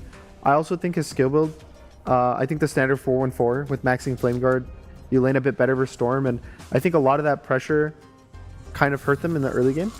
And if you kind of just like see, he had a very good post laning stage on Whisper. Like he actually got kills. They killed the Storm, I think, twice in a row. They slowed his game down a lot, but then those was only 2 deaths the whole game. And I don't really know kind of what was missing for Heroic. It just kind of, I would say the biggest thing for me is I didn't really see Devi connect that much in the fights. Like it felt like he was always a bit split. He was very farmed, but it never felt like he was the one getting initiated on and letting his team do the damage. And there he is, Kaori, just making the Warlock work again. I'm wondering at what point does it get banned, just because if some guy's refusing to play anything else, even when, you know, if it's there, it just feels like they just pick it every time. Like, the way that we think about the safe lane usually for MOUZ is like Crystallis wants to go through the portal and dominate, and that's just not how they played this game at all. Crystallis was like 100 CS at 10 minutes, top net worth. Kaori's just sitting there healing him. Like it was the funny thing about Kaori as well is if you're not worried about the Warlock, then he just takes his Phoenix and the Kaori Phoenix. What he wants. You know what play, I mean? No matter what. So maybe it's hard to ban. I do want to say the Victory Feast plus Storm Spirit combo. See? That is something that I didn't think about in the draft, where I was thinking Heroic had a much more well-rounded draft. Like I think the fact that you're getting mana whenever you get kills in the arena, it means that any fight where you're winning, turns into Storm Spirit chasing more and more heroes and continuing to get those the stacks of Galvanized and Snowball. So the Mars plus Storm combo is unironically quite good. So here we can see the builds. So this is 8 minutes. It's kind of after the laning stage. You can see, like, look at the denies. I was just He's up 11 denies on him. He's up 400 gold. I think, to me, this is really sad when you pick that specific facet on Ember, that you don't get your chains on the remnants. There's a few times in the fights that I feel like he committed. He had a remnant in to get these chains on heroes. And instead, you could just normally throw your remnant out, push chains. It does it around the remnant. And I just feel it was kind of a weak performance that I think made the game a bit harder for Heroic. Yeah. Final thought from you? I mean, he had a Midas at the end. He did buy a Midas. That was... Yeah. I think that's when you know the player has decided that it was a weak performance. Yeah, that was... Cinderin said it. I cannot explain that Midas. That was so good for him. He was so confused. I mean, I'm confused. I don't know what the purpose is, because Midas, the way I think about it is you need 20 minutes more of the game for it to start to pay off. And that game did not have 20 minutes left in the game. That shows you where their thought process was, though. It was I probably... guess we're hoping Scope guys, is going to be able to just time. Yuma's going to delay the game for 30 minutes. He'll get his rapier, Swiftling. He'll do the same thing. I'll be online in 30 minutes, Yeah, guys. see you guys later. Yeah, nobody wants to hear that. All right, guys, thanks a lot. So in the end, nothing clockwork about that performance from Heroic. MOUZ in the ascendancy. We'll find out if they can close it after this break. The new breakthrough and innovative phone with 1xBet app. With 1xBet app, you can register and start betting in just one click. Intuitive interface and thousands of sports events every day. User-friendly app. Big wins, fast payouts. The human body was built to move. Not trapped at a desk in one singular posture for 12 hours a day. It's time your chair evolved. This is Secret Lab Titan Evo. Ergonomically engineered for you, gamers, hybrid workers, artists, backing your every move.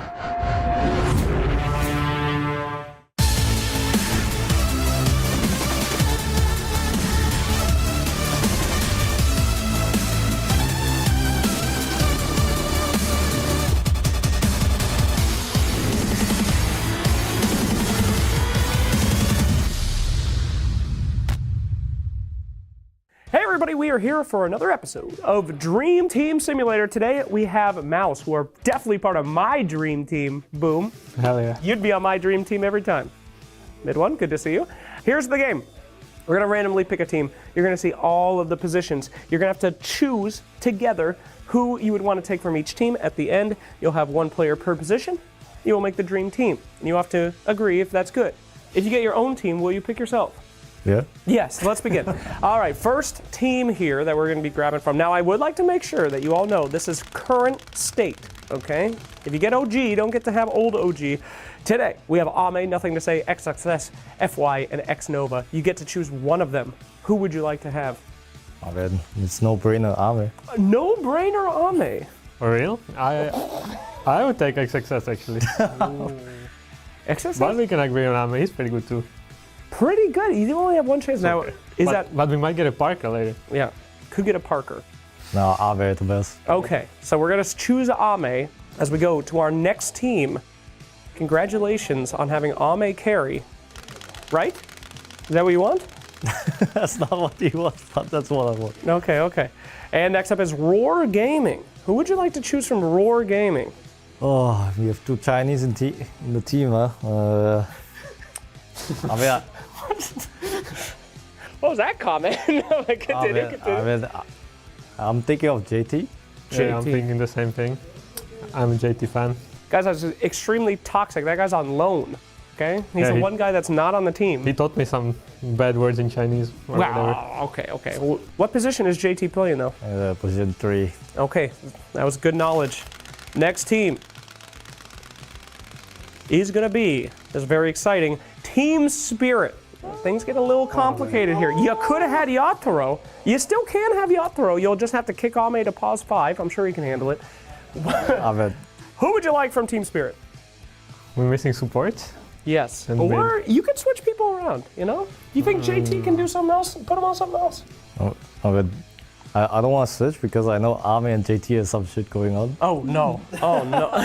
So I don't want to take out the drama, you know? So I'm just going to put some random Rue. Rue. Rue is pretty good. Rue is good. I agree. Why Rue? I mean, he's chill and he gets to watch the drama. Okay.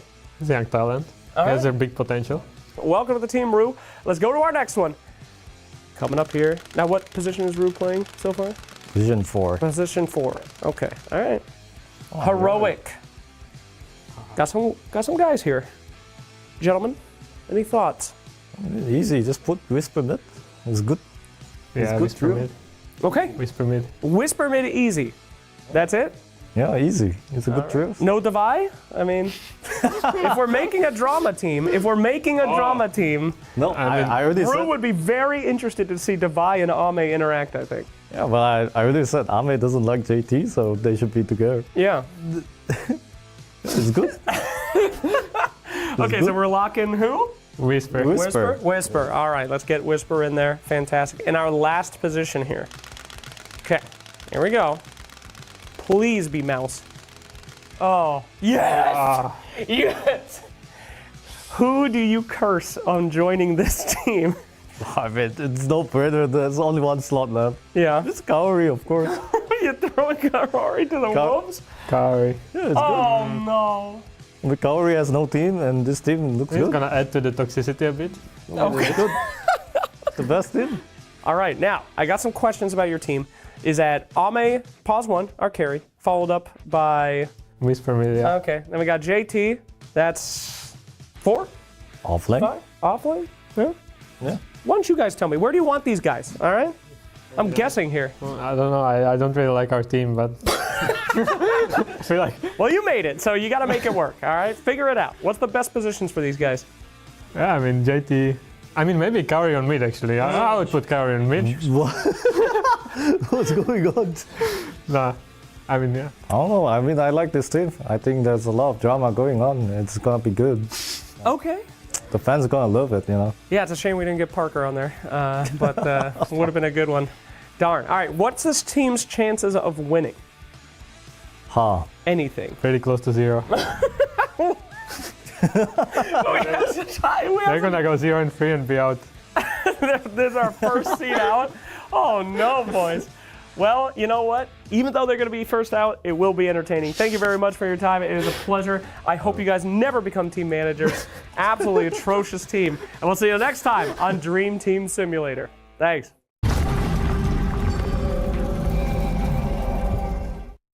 Yes, happier times back then. Obviously now they've got to be focused, got to close out this series. And I guess what's bad for Heroic, obviously, is they had a good draft in that first game.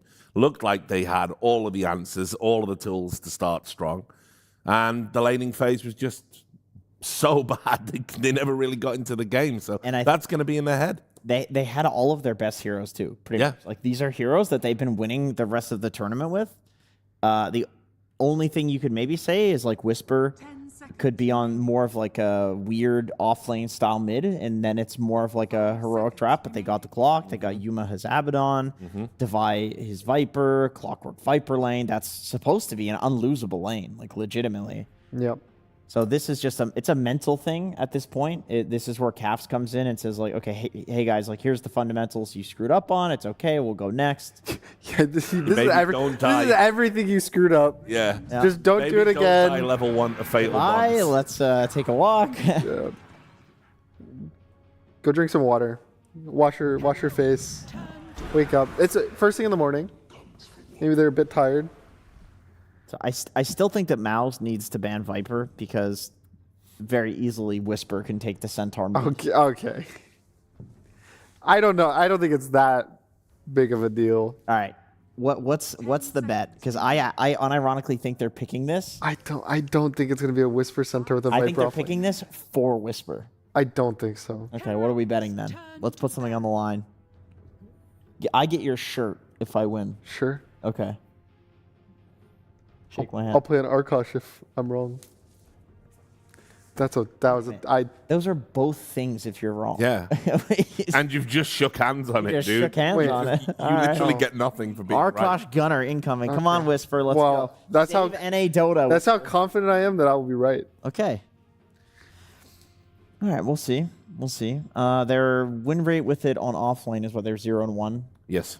Yeah. I mean, they're one of the few teams to lose on Centaur. It's one game. It doesn't mean much. Yeah, how dare you lose a single game on Centaur, It's a really tarnishing its win rate. It's a really good hero.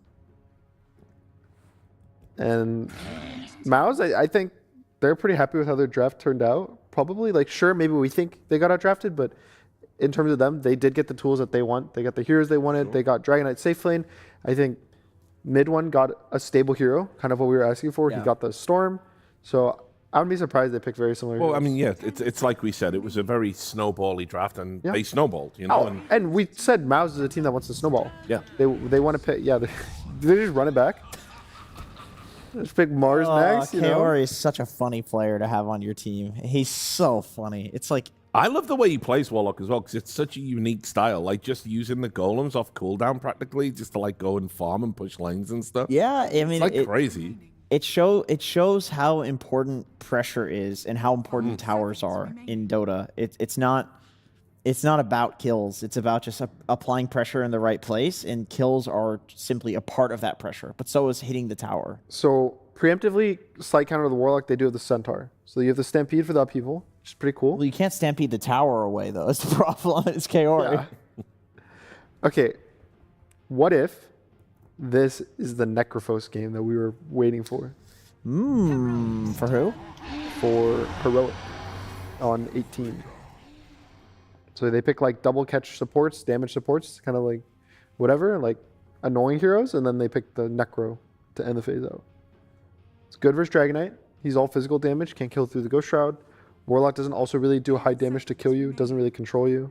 You can always jump out of the upheaval with the Shard, like the Death Coil jump. Thoughts, questions, concerns?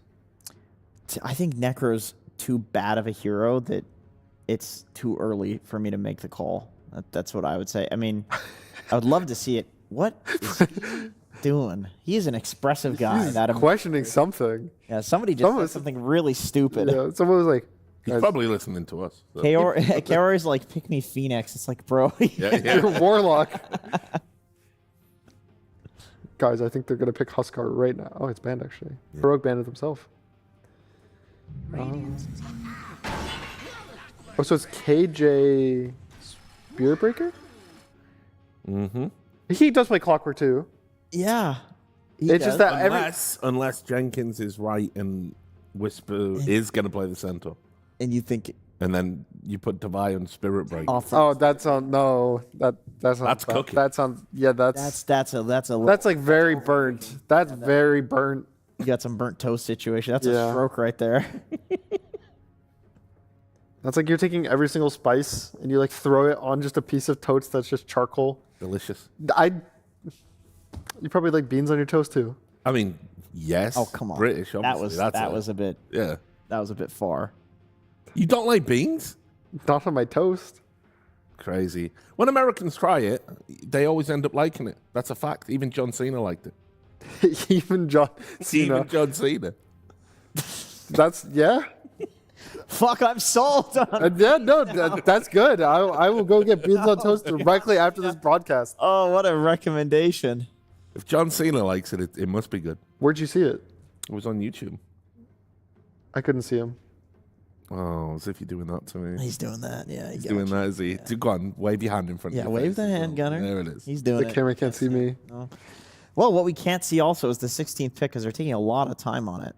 55 seconds left. Because they know. They know I'm right. They know I'm right. it's the Defy Llama Spirit Break, and they're trying to... I could see it. They're trying to adapt, dude. I could honor... He has a game... You know, you're playing against... You're playing Viper Clockwork, and the lane goes that badly. You're just like, fuck it, give me Spirit Breaker. Yeah. At this point.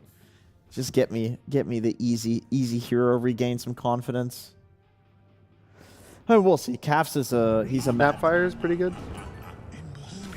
I like Ember Snap. I think Snapfire is cool versus Clock because you can always shoot the cogs. You have Save versus the Spirit Breaker. Like the cookie can mess up the combo. When he like tries to knock you back, you like either stun the Spirit Breaker or stun him out right after the knockback. and then you have a lot of catch. You have the Ember, and then you have the the Ember change. You have the Dragonite stun. I gotta say it again. I would say it every draft though. It's Yamich. Okay. If anything, if it's any ranged here as a Ringmaster. Ringmaster's fine. I think that's okay. You can whip the Spirit Breaker to stop the charge. Mm-hmm. You have a bit of save for these initiations. Yeah. It is always funny. There's like random, like certain 4 players are just so like annoying to deal with. Okay. We were not expecting that one. That is, huh. So I don't know. It could be 4, could be 5, could be 1. Could be 1. They've done mid 1 playing Gyro too before in another tournament. The Ember could be support. Yeah, and Ghost obviously was. I think he played it too. Yeah. I mean, the DK can just be off lane, like or mid, in Ember. So there's a lot of flex here. Yeah. I think maybe they were afraid also of Heroic picking it, and they go back for the Viper. So Gunnar, you'll be joining Arkosh Gaming then. Well, that's if Centaur goes mid. That's if Centaur goes mid. That is Centaur goes mid. I'm still okay. You think it's you think it's a Viper mid against Ember? Correct. Yeah. Correct. Yes. All right, we're getting closer and closer. That's a nice shirt. That's a good shirt. Thank you. I'm gonna talk. What would your Arkosh name be? We came up with that actually. We have it. It's copyrighted. We can't release it publicly. We can say it. Can we? Yeah. I mean, I'll let you do the honor. We'll tease the Luchador. Oh, that's pretty good actually. He's got a Mexican heritage, and it would be like a zombie Luchador. Yeah. Would you wear that? Would you wear one of them? Of course. Yeah. Sick. Legend. I would have to hide my identity though. That's why it's a little. Yeah. True. So that's not gonna be him. Yeah. It's a different guy. It's a different guy. Yeah. I will not be joining. Will you put your glasses over the mask? I'll just play blind. Guys, I can't see. I'll just play with the feeling of the game. It's NA Dota. How hard could it be? That's I could play with that in my monitor. All right, Yuma Hero for Heroic. What does Yuma want to play today? What will he cook with? Terrorblade, TA. Probably my top 2. Is it a horrible Meepo game? No. If they ban Troll, then the Meepo's coming. Because I'm not a huge fan of TA against the potential Gyro carry. It's not really. They pick TA into Gyro specifically. That's as the carry matchup. They think it's a good carry matchup. Really? Is it a pacing thing? I think it's a pacing thing and also a damage threshold thing. That on Gyro Satanic timing, TA will usually have like Daedalus +1 item, and she can kill the Gyro through Satanic. Also because when they're man fighting, he can't lifesteal through Refraction. So he's kind of stuck there, losing health for like 5 hits in a row. Interesting. That's a very high level. Like this only works if you know the timings exactly. Yeah. Because I mean, I think Yuma's one of the best TAs. Gyro running at a TA can feel very unfair for the TA early on. But if you're able to avoid those situations and get to that point, yeah, I get it. That makes sense. So let's see. This ban will be quite revealing. Yeah. What if it's the Yuma Viper? You really think? No, think that's possible? I don't think it's possible. But what if? I think it's just going to be like. I would question why. Why Cafs is throwing this game in particular. Okay, I think the other realistic one is Ursa. It's a good Ursa game. I think kill Ursa. I think it's a great Ursa game. The only weird thing is like then you're running 4 melees in a Viper. It's a bit sus, but it is a great Ursa game. Okay, they do go for the TA. Good call. Now it's MOUZ. What does MOUZ want to do today? I don't know. I genuinely don't know like what the vibe is for their draft. My initial prediction is that it's just DK Warlock safe lane, and then Gyro position 4, and they're gonna pick a melee offlaner versus the TA. There's probably some theoretical tech with like flat cannon versus Clockwork 5 that you can like flat cannon off the cogs and like break out while dealing damage. Okay, in that case, I mean Axe. Yeah, Axe is fine. Mars is banned. Pango's fine. Give some more team fight. I mean, it's very disruptive for the 3 melee heroes.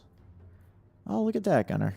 Isn't that interesting? Isn't that interesting? Isn't that interesting? Luchador is going to be back in business, baby. Gotta save North America Dota, I guess. Turning to NA Dota. Yep. Give me your shirt. Let's go. Right now? Yeah, let's go. Come on. Which one do you want? The one under or the one over? No, don't take it off. It'll screw up the mic. Oh, okay. Can't believe you got owned that hard, actually. And it was all self-inflicted. Dude, yeah. What can you do? You know what they like. You know what they like. Is it good? It's probably not. No. But come on, it's Whisper. It's like, I feel like I've looked at this exact draft before and been like, what is going on? And then Whisper just dominates. So I have played the Mid Centaur. I have personal experience with it. It's mediocre at best. How does it do against Ember, actually? Can you even take the Flame Guard off? No. You need 2 double edges, right? Yes. And you're just owning yourself. Yes. It's I think Ember is gonna have, like, sure, you have more damage than him, so like you can see us slightly better, but maybe he's been watching Thompson stream. Thompson does play this. We've all been watching Thompson stream. Let's just be real here. I don't know. I'm not the biggest fan of their draft, how it played out. I think that they also played the pretty similar laning duo for the Viper. They played Viper Clockwork versus DK Warlock. And last time, the Clockwork didn't protect, and Spirit Breaker does an even worse time of protecting the Viper. So I feel like if you struggled in the last laning stage, I think the Vibe might struggle again. Yeah, I think it's possible. I mean, I believe in Calf's ability to have the talk with the team. Well, we can find out what they were thinking with this draft because Slacks is with Calfs right now. Absolutely. I'm here with Calfs, and Calfs pretty good draft last game, but it didn't work out. Some series of unfortunate events. And how did you think that one was going to go? Did you think it would go like that? No, not really. Like, we've been suffering a bit with stability. We can have really good games and sometimes really bad games. Yeah, sometimes it really feels like you don't know which heroic you're getting. We're trying to work on it. I think we've improved a lot on it already. But I think first game is one of these, you know, just things just went really bad from the start. And the game was completely different from what it's supposed to be. And that's our talk. We just need to get the things in the right place and just don't do random things, just play stable and play our game, and things are going to be fine. I think we can do it this game. I know we can do it this game. The energy of this interview is cooked, baby. Listen, it takes balls to pick that Viper again. My man, he dies when he TPs. He comes back, he dies again. Takes fucking balls to pick that shit. And Centaur mid? This is the biggest Giga Chat in Dota right here. He don't give a fuck, my friend. Talk to me about that. I mean, we've picked it a couple times already. We're not the only team doing it. Even Falcons did it once. Maurini played center mid. We think it's good. It's not for every team, you know, because it's hard to have a mid-center player. But luckily, I have 2 offlaners. So, yeah, for us, it works. All right, well, let's see how it works. I know we're not going to be talking to him for the last time. Let's get straight to the game and see how it's turning out. Thank you. That's a lot of cursing. I didn't appreciate that, Sir Action Slacks. Yeah, very crude person. Yes, my goodness. Just so offended by the cursing. Anyway, game 2 here. Underway between MOUZ and Heroic, and as Slacks was and the panel talking about, the draft a bit wonky for the Heroic side, which could be good, could be bad. Yeah. Well, last game we really liked it and it didn't quite work, so if we like it a bit less now, maybe that's a good thing. Yeah. I'm kind of with Gunnar here, though. Okay, so hang on. Are they actually going to go for it this time? No, they're not going to. Oh, good bash. Bashed. Devi's going to take a breathe fire, though, and the first blood goes to, I can't even read it in time. Kaori and Crystallis. Yeah, okay. By less than half a second, they win the first blood. That was so close. Poor Devi. So, I think, so what Gunnar was pointing out, by putting the Centaur mid, you're effectively giving mid one a good laning stage, and Centaur is not really meant to pressure this very much. And at the same time, you're throwing the Viper offlane again, which you must really think will do well against the DK Warlock lane in spite of last game going horribly. It's just, I was thinking, why not just swap the two, right? Like, you could put Viper mid against Ember. That should be a really good Viper lane, no? I think it should be one of the toughest matchups that Ember can have in mid lane out of any possible ones, except something like Huskar, which was banned. And Centaur offlane should be doing completely okay against DK Warlock. So this is just putting players on preferred heroes rather than what I think would be the conceptually stronger way of putting the lanes out. And like Caps was saying, we have 2 offlaners in our team. So surely they can both play Viper mid, right?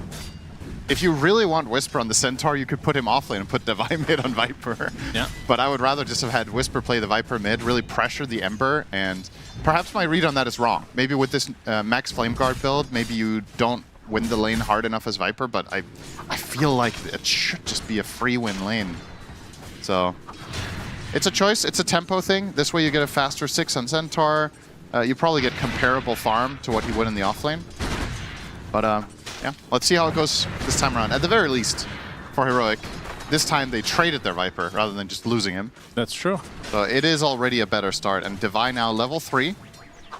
Yeah, he was level 3 at 7 minutes last game. No way, was it 7 minutes? I just made that. Oh, I was like, that's hyperbole. The fact that was a possibility. The double crash as KJ. He's taking the brunt of the damage. Yamich on that support gyro. Looks like they're going to get the kill as Yamich does get traded in the end. Wow, you found the one English word rhyming with Yamich, actually. That's impressive. I don't know what I said. You said he's taking a lot of damage. Oh, yeah. That's not like that. Okay, good Spitting bars. Yeah, you know me, big rap. I mean, of course, it was by coincidence. You would never. No, never. You would absolutely. I can't think of anyone in the Dota scene that would be less likely to rap than you. That's correct. You were probably at the very bottom. Yeah. You only listen to the Bee Gees. Oh, they're awesome, actually. Good choice.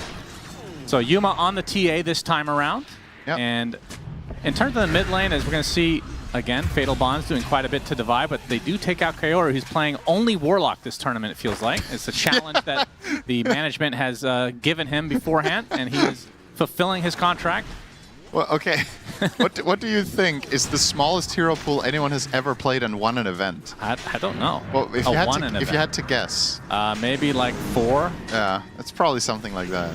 If Kaoru wins this event, he might set a record. Yeah. I feel like he's played 3 heroes. Warlock, Jakiro, and that other guy. Yeah, but the thing is, if they get really deep in the tournament, people will start banning it, you would think.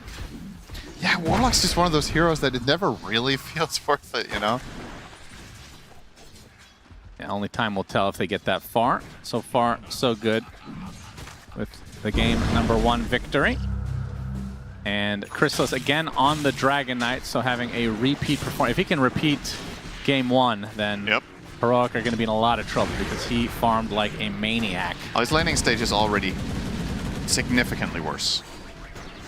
This time Devi is getting a grip on the... He's a full level ahead of him. Look at that XP discrepancy. It's actually quite a big deal. Huh. And it didn't even come at much of a cost. Spirit Breaker and Warlock are tied on XP as well. Of course, if there's any level discrepancy between Spirit Breaker and Clockwork, one of them will benefit.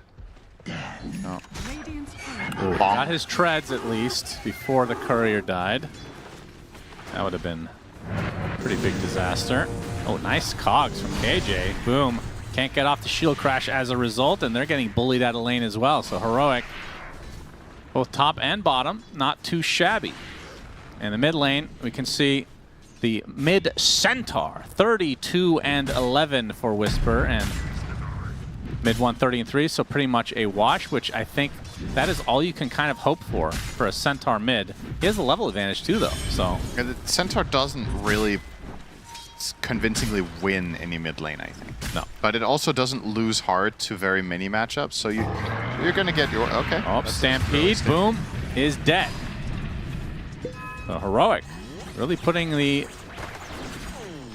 pressure on at this early stage of the game. Feels like they were given a little talking to that they sucked in lanes in game 1, and guess what? It's the opposite now. I mean, watching Caps in interviews, I could see him being very assertive after that game 1. He seems like a guy who would really... Oh, Whisper getting ganked. Searing Chains is there with the swashbuckle as well, so Boom making a rotation along with Yamich. Damn, they brought 4 heroes for that play. I don't really think Boom was even necessary for that. Or, well, I'm convinced he wasn't, but he already had the TP going, so... Yeah, he already wanted to tip, so... Yeah. Very important. Radiant's top tower is under attack. 7-minute wisdom's coming. It's like the emptiest tip of all time. You 4-man gank the enemy mid, and then you tip him like, good job, dude. Okay. Oh, job, KJ. What was he supposed to do? As the cogs. Will he get it in time? No, the swashbuckle is there just in time. So Boom secures it, and they'll get a kill on top of it now. I would actually like a replay of this if we can get it. I think he could have got the wisdom if he attacked the cog that Pango was hitting there. Oh, yeah. Because I think if he gets a minor knockback stun, I think he was in range to hit the cog without leaving the circle. And Gyro couldn't get in there. So that's honestly, it's a really big deal if he gets this steal. And I think he actually had himself set up for a chance. But just standing in the circle there, quite do it. Let's see here. Because like, if you walk forward here and hit the cog before, I mean, this is the end of the end of it. I think you can stand on the edge of the ring there and hit the cog once. It would have been close, yeah. Maybe in range, maybe not. By the way, we'll never know. What's done is done. And other empty statements you can make. Mid one playing the bottom lane now. Yeah, he's playing. He's like playing guard here for the tower. It's a kind of an interesting choice. DK is heading toward mid. And Crystal is with a level 4 right now. I mean, night and day to game 1. This feels so much better for Heroic, and it's like what Caps was saying in the interview. It was nice to hear that he had the same take that it sounded like we did overall, which was just we just dropped the ball. I mean, it's also easier to not complain about the draft when you're the guy drafting. But like he just said, draft really sucked. He just said we just didn't play well. Our lanes fell apart. It went significantly worse than it's supposed to. But they're not dissuaded by it. He said we're unstable. We're gonna have bad games sometimes, but this clearly shows that they believed in the draft that they had and just agreed that they played it poorly. Yeah. Since they're running some of the elements back and you're seeing the complete switch around in terms of overall outcome. Honestly, when they were drafting, part of me felt like they might just run it back in general, but then they banned the Mars, so they switched it up because, they just didn't play well. Totally different story here with the 1K lead early on for Heroic. And they, in the last game, considering how bad of a position they were in after 10 minutes, they still kept it afloat quite well, I would say. So now that it's an even start or maybe even slightly favored for you, this could be very good news for Heroic. I don't know if you would agree with this. I feel like if I had to give the edge to either of these teams, if we're like 20, 25 minutes in, the game is even, I think Heroic will win more than half the games. I just think their late game execution, on average, has been better than MOUZ's. But MOUZ have done probably has been the better laning team, hands down. Like, I'm not even slightly unsure about that. They've just laned well in almost all of their games, but some of them they haven't been able to convert.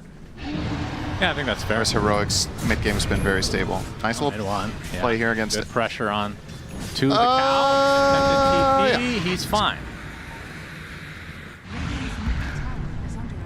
As Boom will use the Rolling Thunder to get away. Kaori right now, level 5. I mean, he could have consumed the... Wait, how many charges does he have, actually, on the Black? He has 2. That's enough, right? Yeah. Yeah, should be good. He could have technically gotten that kill, but it is for a Spirit Breaker, so maybe first ult of the game could be higher value than that. I think he was significantly more likely to drop the Golem there if there was still the mid tower, right? Then he would have used it for that. But yeah, that's true. It's like you're dropping a Golem for support and there's no collateral. It's kind of meh. All right, Devi, as we talked about, much better state than last game. Level 8 has the Helm Dom, and we'll be going for Aghanim Scepter next, which we saw some of the potential last game when I definitely thought he was dead in that one engagement. Yeah. Makes him very tanky.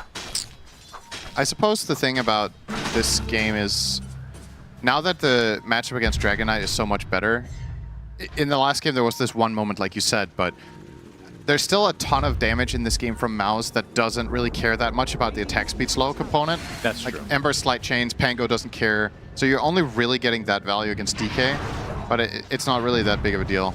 Yeah, just kill be my BKB anyway, as there's the Viper Strike onto the support Gyrocopter, and there's the first chaotic offering of the game. Yuma, though, recipient of the Stampede, will get away safely as a result. Yamish the only to fall so far. KJ, he's certainly going to die here, surely, to the Fatal Bonds, but he does get the hook shot off first. Boom, finally with the Rolling Thunder right on top of Devi, and now mid one in the vicinity. Spirit Vessel applied. That's going to be the death of the Viper. 2-for-1 start in favor of MOUZ. And Schofield looks to be ticking away ever so slowly to that Spirit Vessel. Mid one, getting a nice searing chains onto the Centaur. It's like the Spirit Breaker did live, just barely. Did he just kill 2 Doms? That's a lot of gold. He just killed 2 Doms. What a Remnant now. No Stampede for Whisper at half HP already. Now the Fatal Bond, something to worry about. Yuma, though, back in action. I think this might break things up now. But what a great win for MOUZ. That was a huge victory. This was a 4v5 the whole time. Dragon Knight was farming Triangle. So you're keeping all the enemy heroes busy while Crystallis is farming up a Storm. That was like a 2k swing, even though you just got 1 more kill than the enemy team, I think. And now they might even get KJ on the way out. Side his own cogs, get it off the hook shot, hitting 2, but the homing missile eventually finds its target. So that'll be the death of him. And MOUZ keeping on the pressure despite having the number disadvantage. This is such a strong timing for Ember, so I really like that they're forcing it and using their Warlock as well. I think these 2 heroes go exceptionally well hand in hand, and it's even better now that Ember has Chain Gang than in the past. If you chain up a couple of heroes, it sets up Fatal Bonds, it sets up a Golem that gets to hit twice. The damage is quite overwhelming. The side of Heroic to deal with. There's like some cool little things here that you might not think about too much, but Fatal Bonds plus Call Down and Flak Cannon is actually a lot of damage as a support duo. The Pango is going to do random AoE damage. They've definitely, it's something that's been pretty clear in MOUZ's lineups. They're always drafting something that's powerful with Fatal Bonds, and I mean, they should, because they're picking Warlock every game. So better enable it. There's so much AoE damage. I mean, that feels like a form of punishment to make you play Warlock every game. Yeah, I was talking to Slex in the green room about it, and he was like, it sounds lovely. Yeah. He likes Warlock a lot. Yeah, it makes sense. But yeah, when you look at it, all 5 heroes on the Radiant actually use Fatal Bonds quite well, even. Flak Call Down, then DK with the Breathe Fire and the Cleave, Pango, Slide of Fist. Yeah, you'd be hard-pressed to find a better lineup with spread attack damage like they have. Like the most iconic duo with Warlock as far as supports go for me is Earth Spirit, but it's not being played right now, unfortunately. I miss that hero in Pro Dota. I think it's very entertaining to watch, but Valve have done their absolute hardest to remove him from every playable role at this point. With nerf after nerf. First they nerfed the mid, then they nerfed the 4. And, well, the hero... It has also been played 3 in some games in the past, but generally speaking, when you nerf a hero's potential in mid, the collateral damage is often the secondary core roles. Like major overlap. One day, we'll see him again. Would love to see him back. I mean, you don't... as far as I'm concerned, the hero doesn't have to be a flex. I think it's okay if he's just mainly functional as a support. I don't mind it. Mid one, pressuring the tier 1. All the other Spirit bros are still in at least some sort of favor. Not as much. He's played. He is. He's been played, I want to say, a handful of games this tournament. The other 2 are the favorite brothers, of course. Yeah, Storm and Ember just get to be good forever. Yep. But well, mid one does end up getting that tier 1, and that's an early Yamich Blink Dagger Gyrocop. Oh. Very cool. I wonder, I think his mindset here is that he is going to try to hound the TA as much as possible, because you're not interested in really blinking. Oh, that is a fast dagger. You know, beating the record by 22 minutes. Perhaps there's a little bit of sample size issues and roll issues here, but a fun stat nonetheless. I think his main job here is just to mess with TA as much as possible. You don't want to blink on the other 2 cores. You could technically also pressure the clock, so he can't use hookshot. How fast does Rocket Barrage take off Refraction? Pretty quickly. Kaori's dead. Goodbye. Yeah. Pain and suffering. His second punishment this game after playing Warlock. Lotus Orb is up for Whisper. Yep. And he will be going for the blink next. And I'm looking at, I mean, this is a pretty decent Ags game. I mean, I guess we're seeing it pretty much every game if it goes long enough anyway, but with TA and even Viper can be really strong.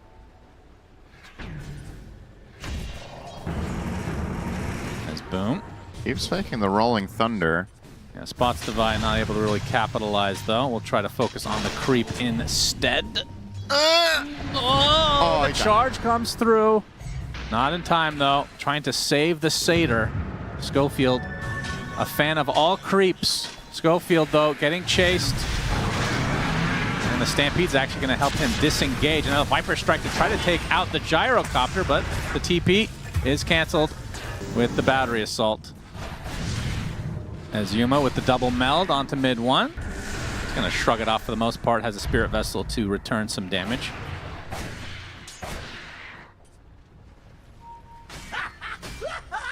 Okay, Ori. There's no way he commits for that. Obviously, there's no follow through, so he's fine. Just going to use him as a transportation device. You get a bash plus the Nether Strike, maybe? He needs, like, in order to get the kill there, he needs to charge and connect, ult, and then bash twice in a row. You think twice? Yeah, I think so. I think Warlock had 16 one charges. Gotta believe. Yeah. You know? Oh my, they're gonna use Chaotic Offering. Schofield, I think he's fine. Yeah, this is a guy ODing on Warlock, I think. That's... I mean, the Spirit Breaker facet that allows you to run really fast. I mean, I guess they just turned this into Roche, so maybe not that big of a deal. It is scouted, though. Heroic definitely want to contest. And Divide, he's going to go in with that Aghanim Scepter with a Viper Strike as well. That's onto the support Gyro, though. Maybe not the best target, but it's going to force him out anyway. Hookshot onto 2, but the Remnant's out onto the other side. Chrysalis has to stand his ground, trying to take out Divine Llama, despite having that Lotus Orb. Actually, that is enough damage to kill off the DK. And somehow the Viper lived that long, allowing them to get that kill. And, well, the charge will ensure things for Boom's death as well. That's 4 dead for MOUZ. The only member to survive is mid one. So a great defense of Roshan, and now, well, he's at half health, so why not take it yourself? What a perfect item timing here, and you can see the tip coming out from King Jungles as well. Divai just got the Ags for this fight. Look at his damage done on that Viper. Sick output. He stood in his Nether Toxin the whole time. DK was really struggling to fight back. Yeah, they got this. Good try from Yamich, but it is not to be. Mid one trying to get some stragglers, but the cogs are going to prove a little bit too hard to contest with. Yamich is fast. Yeah, but the dive in from Divide with that Aghanim Scepter. Schofield does drop. It's going to be the trade, though. So Yuma now with the Aegis and Heroic in a pretty damn good spot. Yeah, I couldn't tell if he misclicked the Viper Strike on the Gyro. I mean, it is hard here. Well, I'm going to see the replay. Let's see. This nosedive in, I guess he doesn't see him here. Yeah. I mean, the amount of work he has done already, and the fight isn't even close to over. Now he's just going to stand in his puddle here, and Crystal is trying his... I cannot believe how tanky he is. He just can't hit. Getting chain stunned as well by the Centaur and Spirit Breaker. And yeah, we're seeing a significant gap now between the two carries. 4K lead in that department. Basically, the entire net worth lead is on Yuma this game. Now they get the Tormentor as well. We'll go the way of Schofield. It's one of the most boring shards in the game. It's good, but it's not particularly interesting. Just gives you more move speed on charge. No, it's good. But it is a feels good shard. It's one of those you're very happy to get as a support, unlike, say, we've talked this to death at this point, like Pugna, right? There's like there's a subset of heroes that you've picked that are good in Pro Dota, but just don't get a lot out of the Tormentor. Spirit Breaker, not one of them. 100 move speed on charge is very nice. Indubitably. Here goes the tower. Yeah, look at that. Here he goes. Surprised he hasn't bought a Windlace after the drum. I think Spirit Breaker is one of those heroes where you should have a windlass in your inventory at all times until you're 6 slotted, more or less. Because like everything about your hero just scales with it. But anyway. It looks like you're wrong somehow. It's also entirely possible that he finished the drum and just forgot. Like it's not necessarily... Oh boy, hoof stomp initiation and the right clicks of Yuma are more than enough. That was so fast. You could see Boom rolling his eyes there. Got caught immediately. They had his number. Yeah, he has the roll up, but for his eyes, you mean? Towards the tail end. Yeah. No doubt that is the thing now. 74% Dota plus win probability for Heroics. Showing up in game 2. They just need a little warm-up session. Well, maybe they're just night owls, which I can very much relate to. Yeah, I love getting a text from you at 3 a.m. Yeah. Perfectly normal. Did it wake you up? No. Okay, then it doesn't matter. Then you didn't even need to draw attention to it. I liked it. I enjoyed it. You woke up and you were like, okay. Oh, how nice I get to read a message from Cinder and from, 4 hours ago. Ah, that's not true. Let's not exaggerate here. It was 6 hours. Right. Oh, well, if you woke up early, yeah. I did wake up early. I see, yeah. Damage getting Devi is with the dive. Goodbye. And he'll leave it for Schofield, although I guess the damage over time was enough from Devi anyway. And now they find an Ember Spirit. Not able to get the stun lock connection that they wanted. Hook shot is down as mid 1 now on the retreat, but the charge onto Kaori. Searing Chains nicely done from mid 1. Another strike is available. Actually using the Chaotic Offering. Yuma, he actually gets stuck next to Crystallis with the Dragon Tail, so this could be life number 1 for him. Down the drain really fast. That is the case. And now the Stampede, as they try to get a little bit more aggressive on the Heroic side, although Whisper now on the run. Lotus Orb applied to him, but that's enough damage. That is a dead Centaur. Very big deal. And they buy back onto the Spear Breaker as well. Another Fatal Bond. Coming in really deep. The dive onto the other side, but now beautiful. Heroic just trying to run away. Yuma with the BKB has to try to fight this way out. BKB is running out now. Schofield finally connects onto the Ember Spirit. There is a damage rune available as Divide taken out by Crystallis with that BKB. Blinks to the other side. Schofield is spotted and killed. In the end, 4 dead for Heroic. That was a 5. And a buyback coming out from the Spirit Breaker, so that is 5. 6-for-0 fight. They killed 5 heroes, an Aegis, and a dieback. I don't know how. It was 7-for-0. That was pretty crazy. I mean, they essentially wasted the Aegis there. Don't get it twisted, Shannon. That was a 6-for-0. Okay, don't exaggerate. They only stomped the fight. They didn't Omega Uber stomp. Well, actually, they kind of did. Yeah. 5K swing in the blink of an eye, and I mean, what a setup, right? They get 2 full Fatal Bonds off. The fight is that long, and in both of them, there's so much residual damage. That's the beauty of Warlock in this game, like we talked about. Everybody plays into Fatal Bonds so well, and Heroic, you got to be careful with your positioning when you enter these fights. If you're too clumped up or a bit... You don't want to be too clumped up, but you also don't want to be too fragmented. The way this all started, you're going to see in the replay here, it's looking a bit promising, but you're missing Viper. He's all the way off to the top left if you look at the minimap, so he's arriving late. And I feel like this was a similar criticism the panel had after game 1, that Devi just isn't quite there. You want Viper in the epicenter of the fight from the beginning. You want him to just jump in, use nosedive, and tank damage. Yeah. Instead, he's arriving now, but the fight is already... They're already on the back foot, and then another beautiful 3-man Fatal Bonds into 3-man chains. The cleanup crew arriving. Come back to live. A good hook shot to try to counteract this initiation from Crystallis. It's going to cost KJ his life. Ends up being a 1-for-1 for supports.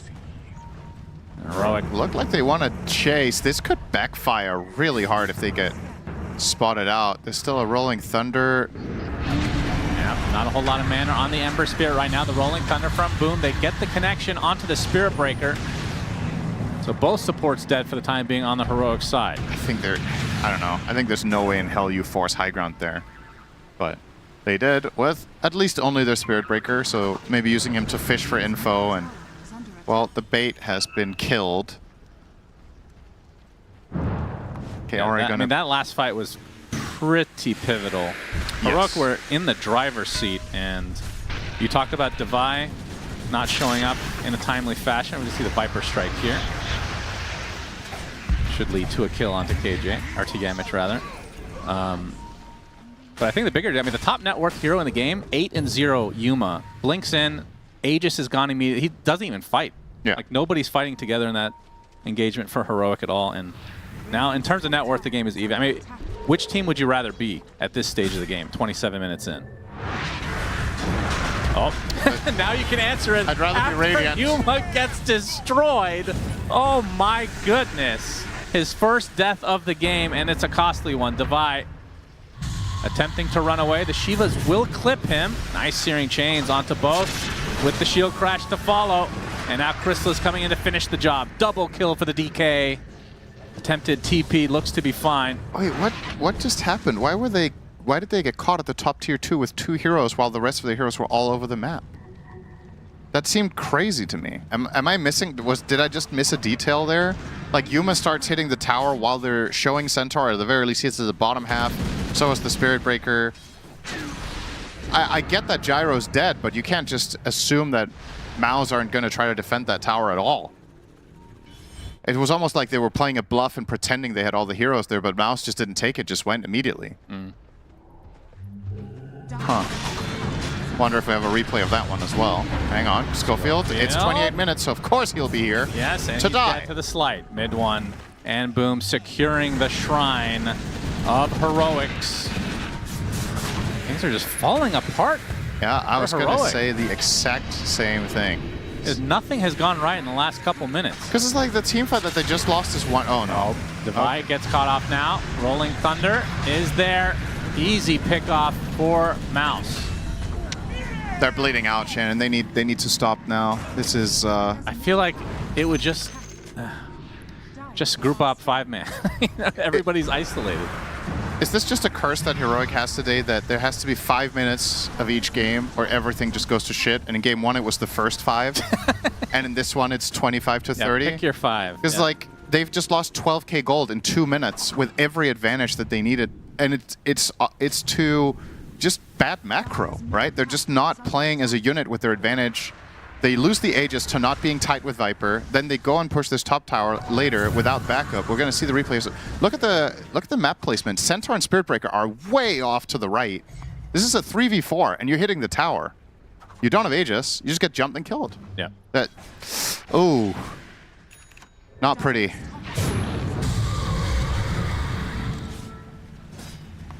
To see mid one. He's pretty That's tanky here. Lock. Do they have the damage? Orchid. The bash comes in as well. And yeah, that's true. The Orchid on Centaur. That's cool. Yeah, well, if you're playing an offlaner mid, you can at least pretend to be a mid by buying mid item.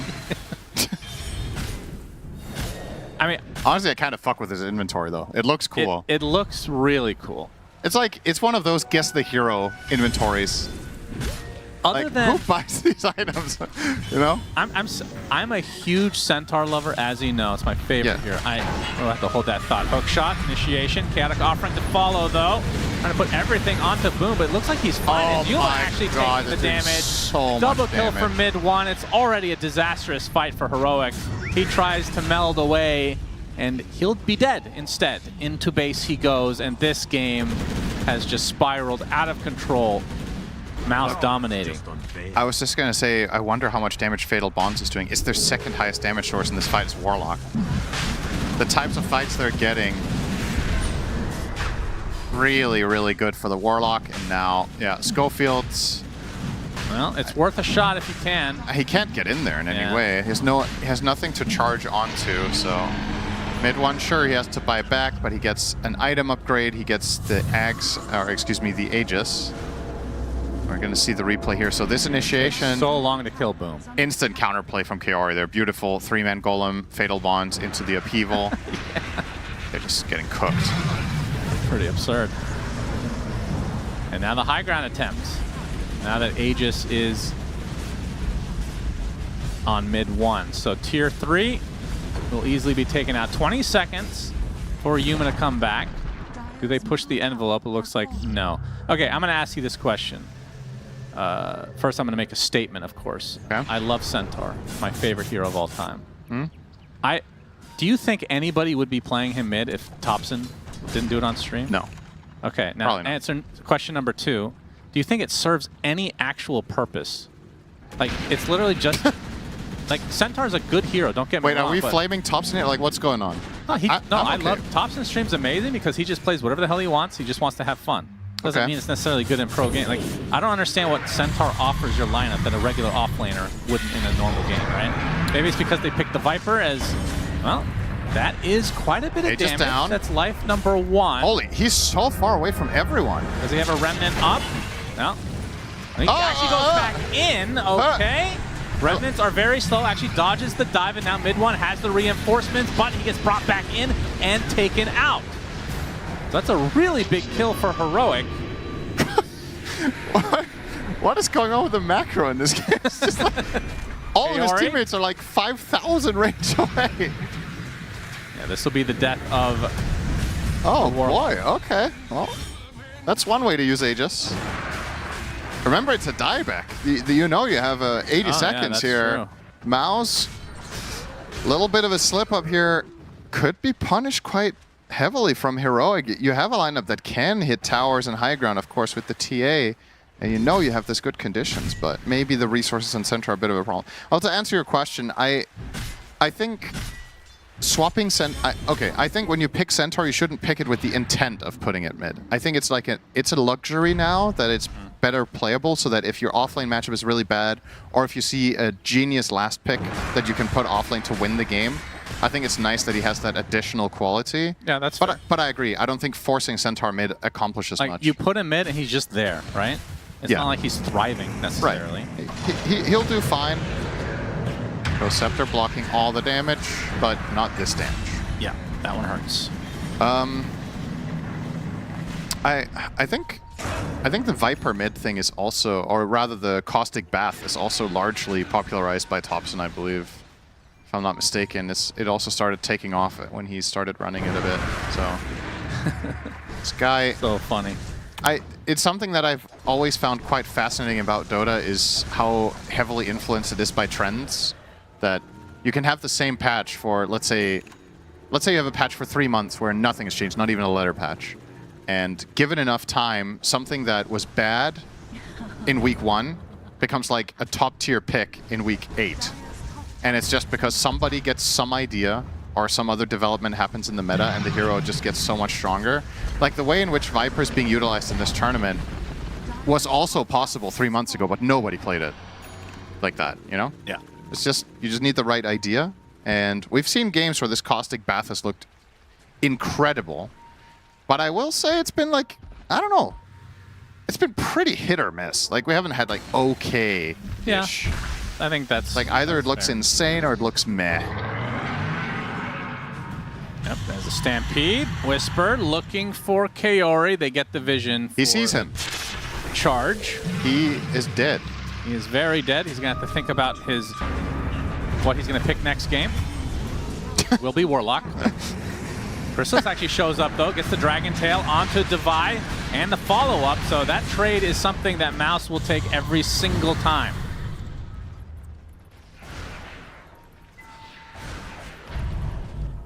Now MOUZ with an 8K lead. Yeah, back in control. Tormentor is up, but... A bit surprised they didn't just go for it, but I guess they don't want to lose their overall pressure right now. I mean, Yamich, that shard's pretty damn good for this game, if you can get it. The homing missile rocket barrage, especially against TA. Yeah, it's decent. It's one of those feel-good ones as well. I don't think it's like necessarily crazy. No, I would say generally it's fine. Yeah. I think, isn't it this game against TA? Isn't it just? It makes it extra good, yeah. Obviously the against old refraction it was godly. Yeah. Against new one, realistically speaking, you're probably removing like 1 to 2 refractions in the travel time. It's still nice. Okay. Goodbye. Ow. Goodbye. Ow. 50 seconds of no KJ. They force out the fort as well.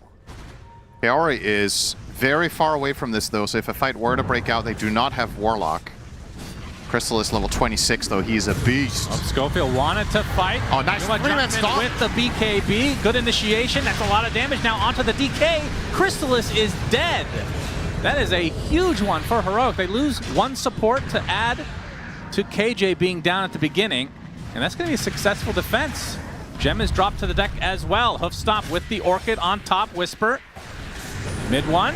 He's dead as well. Shannon, I'm sorry to sound like a broken record, but...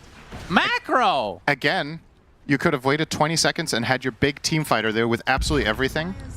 I wouldn't even mind if Kaori would just smoke there, if that's what it takes. Like, just get to your team. They had their own outpost. I think he must have TP'd, right? It's on 40-second cooldown, so he must have used it. If you want to siege high ground there, I'm on board with it, but just take it easy. Get your Warlock there first instead of giving this moment of opportunity over to Heroic. Honestly, this mid game here seems like both teams are just playing very, very loose. This stomp, though, beautiful from Whisper. Probably not something that MOUZ were expecting to even be a possibility, but he somehow finds a 3-man there. Of course, courtesy of being mid-Centaur, it might have done like 10 more damage than if he were offlane, so really big difference there. Well, yeah. It is an offlane player playing the mid lane. If you hit those, you just, you know. Okay, well, with that, the net worth lead is even. I mean, they just dropped the whole lead, and again, it was at their own initiative. I credit to Heroic for really good spell casting, but in reality, that was MOUZ just overplaying their hand clearly in that fight. Perhaps not recognizing just how integral Warlock has been to the win. Like, maybe they were like, we can still fight them.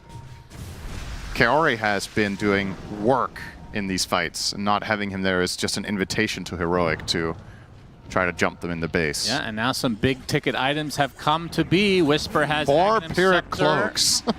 Oh yeah, you're right. Wow. That is quite a bit. Schofield gonna cancel that charge. But yeah, Workhorse is online. Yep. So they have a save if Yuma gets put in a precarious spot.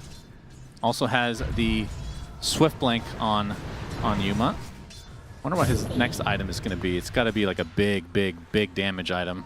Has the Daedalus. I mean, what else can you go? Satanic? What do you go for final item on TA? Trying to think in this game what's best. I don't know how impactful Satanic is going to be here, but I don't see anything better immediately off the top of my head, so... Rapier, I guess? Yeah, that's true. Probably. I would rather see a Rapier than a Satanic, I think. This time around, no messing about from both teams, playing way tighter. The only hero away from the fight is Spirit Breaker, but he's obviously very quick at connecting. A charge onto mid one. Should be canceling it just about now. He will. Yeah. Now we're playing 5v5 late game setup here.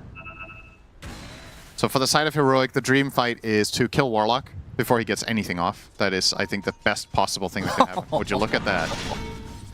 That's good to see. We've been on both ends of this scale. If you look at the graph has been a little bit all over the place. The throws have canceled each other out. Love to see it.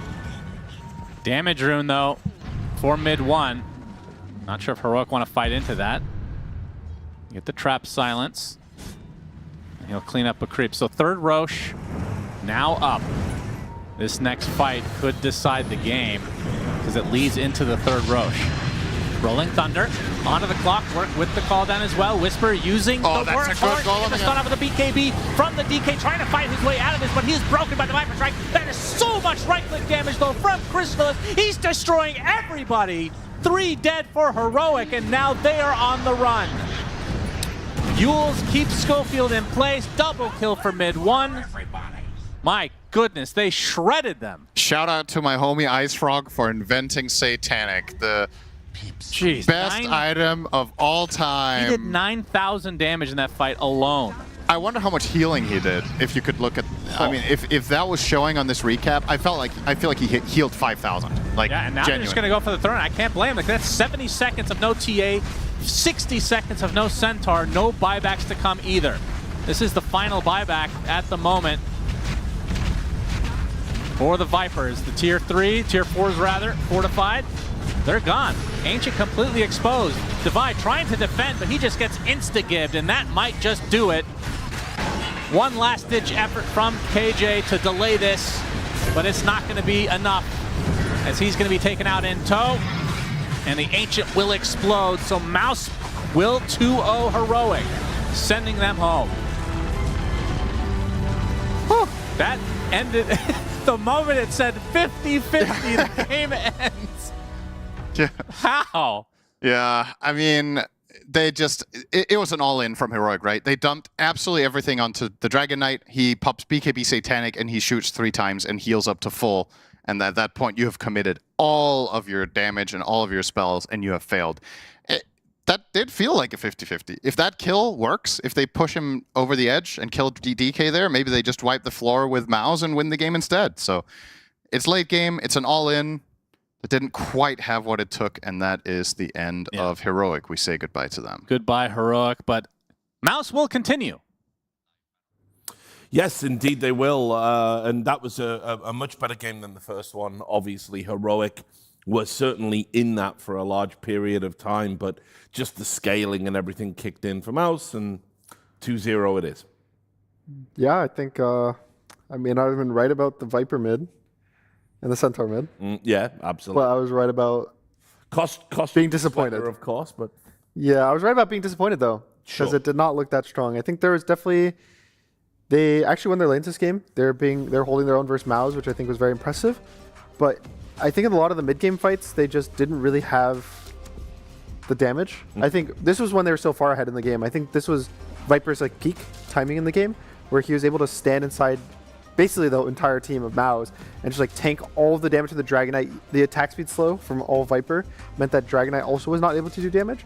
But I think that when the BKB gets online, when the other damage item gets online, he has the ability to just like fight the Viper in this mid to late game. And I think this was the throw.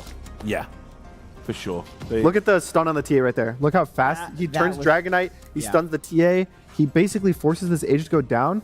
And because of that, it's like 8 seconds of TA being gone, right? Like she's dying for the Aegis, that's 5. She's running away for 4.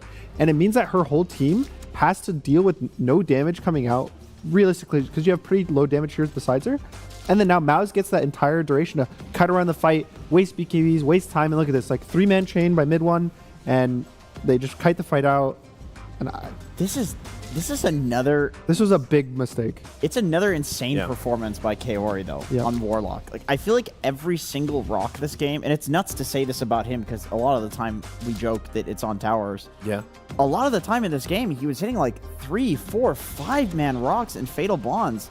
Like this here again, unironically, the fight that MOUZ had without Kaori, when they did lose. That was the only one that they lost. And I mean, I know it's a meme that it's Warlock, but he had the Solar Crest, he had the counter initiation, he has the Fatal Bonds, even the heal. The Fatal Bonds did a ton of damage. I mean, yeah, he was like so much, absolutely pumping out the damage this game. I mean, Gunnar, you called it that mid one would kind of carry the. I want to shout out mid one. Yeah, I think I even said that he was going to win the fight with the Yuma Aegis. The second I saw Yuma get stunned, I knew that it was the type of fight that Ember excels in. And I think you know it's going to go long. Yeah, it's going to go long. You're going to get these chains. I think with Fatal Bonds, you're sometimes low damage that's AoE gets amplified, and now everyone's taking real damage from you at the same time. I also want to say he did go the chain gang, which I think was noticeable, like in the fights, like the difference between that and the Ember Spirit in the first game. But Carry, I think, like you guys said, I don't know how he does it, but every single rock, all his Fatal Bonds, like he's getting, the fights are so long, he's getting 2 Fatal Bonds off in every single fight. Well, if you look at the damage coming out from the support combinations as well, you've got a Warlock Gyro combo. That's a lot of damage. A lot of magic damage. It's just so much, and then there's no real comparison on. I gotta say too, I just have to call this out. I feel like these TA players that pick it into what me as a layman thinks is a horrible game. I feel like they're on a razor's edge. They're playing some Russian roulette with this pick, where it's like it's a really, really good TA pick if they hit this exact window timing, but then it's that one fight. Look, that one fight with Aegis, and look at the swing. It's within like 2 minutes of the fight, it goes from 7k AK lead to even. And to me, I just question, like, is it worth picking the hero if you have to be ahead the entire time? If you can't make that single mistake, because you make that single mistake and then you're playing into DK, damage over time. You're playing into Warlock, damage over time. You're playing into Ember, damage over time. You're playing into Gyro, damage over time. You're playing into Pango, tons of damage instances over time. It's like your refraction, it's gone. How is this a good TA game? Well, maybe Crystalis might have some thoughts about that when he talks to Slacks. Absolutely, I'm here with Crystalis. Now, good to see you back from ditching work, pretending to be sick, the obvious. How was that? Yeah, I mean, I was just like sitting at home with a 40-degree fever. I was dying, went to the doctor. I was, I had a foot through like the pearly gates of heaven already. And then I open up the stream, and what do I see? I see Slacks and Boom slandering my name, theorizing that I'm just like skipping work at home when I'm like literally on the verge of death. Like, unbelievable to me. Wow, what a treat. So you get to ditch work, and then you come back, and you guys are in the playoffs, doing well. Yesterday, did you take that day off as well? I mean, you got to start up somewhere. Just the beginning. Just the beginning. It's a bit rough. Jokes aside, great to have you back, and fantastic performance that we saw here today. Very, very cool in that series to see you absolutely dominating. Did you actually have to get back on your feet after yesterday, and now you feel like you're back in? I mean, I would say so, yeah. Like, my calls and my talking is not, like, on point when I didn't play a single pub for a week, because, again, I was literally on the verge of death. So when I came back, I had to warm up a little bit on, like, my 3 pubs that I played before, and that was all. And now I feel like a little bit more warmed up again. Yeah, Celery had the same thing. Is he going to die, or what's the deal? Celery did not have the same thing. Celery had a little bit of a small bit of throat pain when he got back. He was not dying like me. I asked him. Oh, okay, so he's the ditcher then. Yeah, he's the ditcher. Oh, okay, that's great. That's great. All right, let's talk a little bit about the series here. Do you think Satanic is a balanced item? Yeah, I think it's fine. That pause was unreal. For real? You think it's okay? Yeah, I don't see what's wrong with it. Like, it's only some heroes can really abuse it. It's just that on DK, like, sometimes it looks really nice, of course, because he's tanky and you get him low, and then he is suddenly not low anymore, and now you feel really bad. That's how it works. Yeah. Absolutely. So, MOUZ, you're really getting away every question. Bring it back, my friend. You're running. Don't run. You're sick as well. Okay. Oh, let me have it, baby. Any germs in you would make me a higher MMR for sure. But all right, anyway, let's talk about a little bit of the draft. Warlock. Is this a hero that people are going to start fearing from you guys? Is this no matter what, we got to start banning this dude? Maybe. I'm not really sure what people think when they play against us, They're banning Viper first phase. I mean, they're banning Husker first phase and then picking Viper on 9.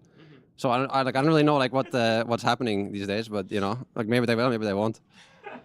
Is Dragonite worth the ban? I mean, we've been seeing this hero so much. It's so crazy. It used to be such a boring-ass hero to watch, but now it's like the game maker, the player. I think you should be asking Falcons if it's worth the ban.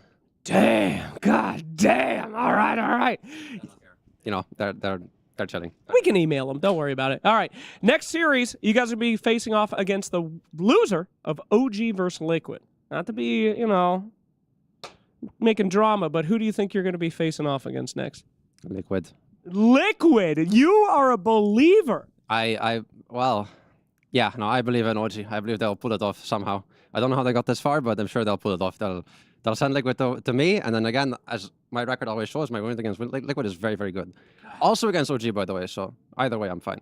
God damn, that's a confidence I like to hear. Thank you very much. Absolutely fantastic. We'll see you back. Come back to us, Celery, you lazy piece of garbage. See you soon. He's outrageous. Right, listen. It's good that Crystalis is fine. I'm glad that he didn't go through the pearly gates because we got to see him play an excellent game of Dota. And I love his confidence as well that he's talking about. He's got that insane win rate against Team Liquid. He wants them delivered unto him. Just a real character, and it's good to see him back. Yeah, sent Heroic to the pearly gates. They did. He's too chill to be such a good Dota player.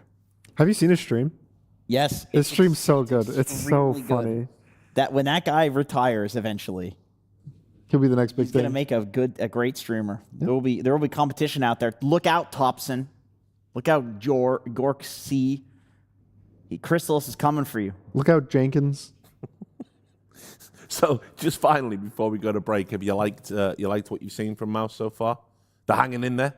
Fastest paced team, it looks like, other than maybe Liquid. Other than Liquid. Yeah, so that would be a very interesting matchup to see if OG does take the win. Well, look, it's time for a break, but it's only a short one. When we come back, there'll be more Dota action. It's going to be BetBoom versus Tundra. We'll see you in a minute.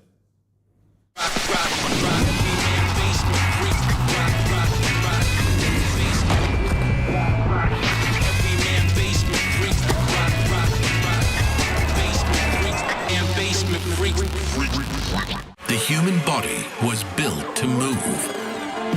Not trapped at a desk in one singular posture for 12 hours a day.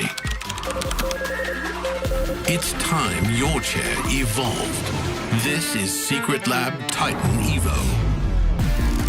Ergonomically engineered for you, gamers, hybrid workers, artists, backing your every move.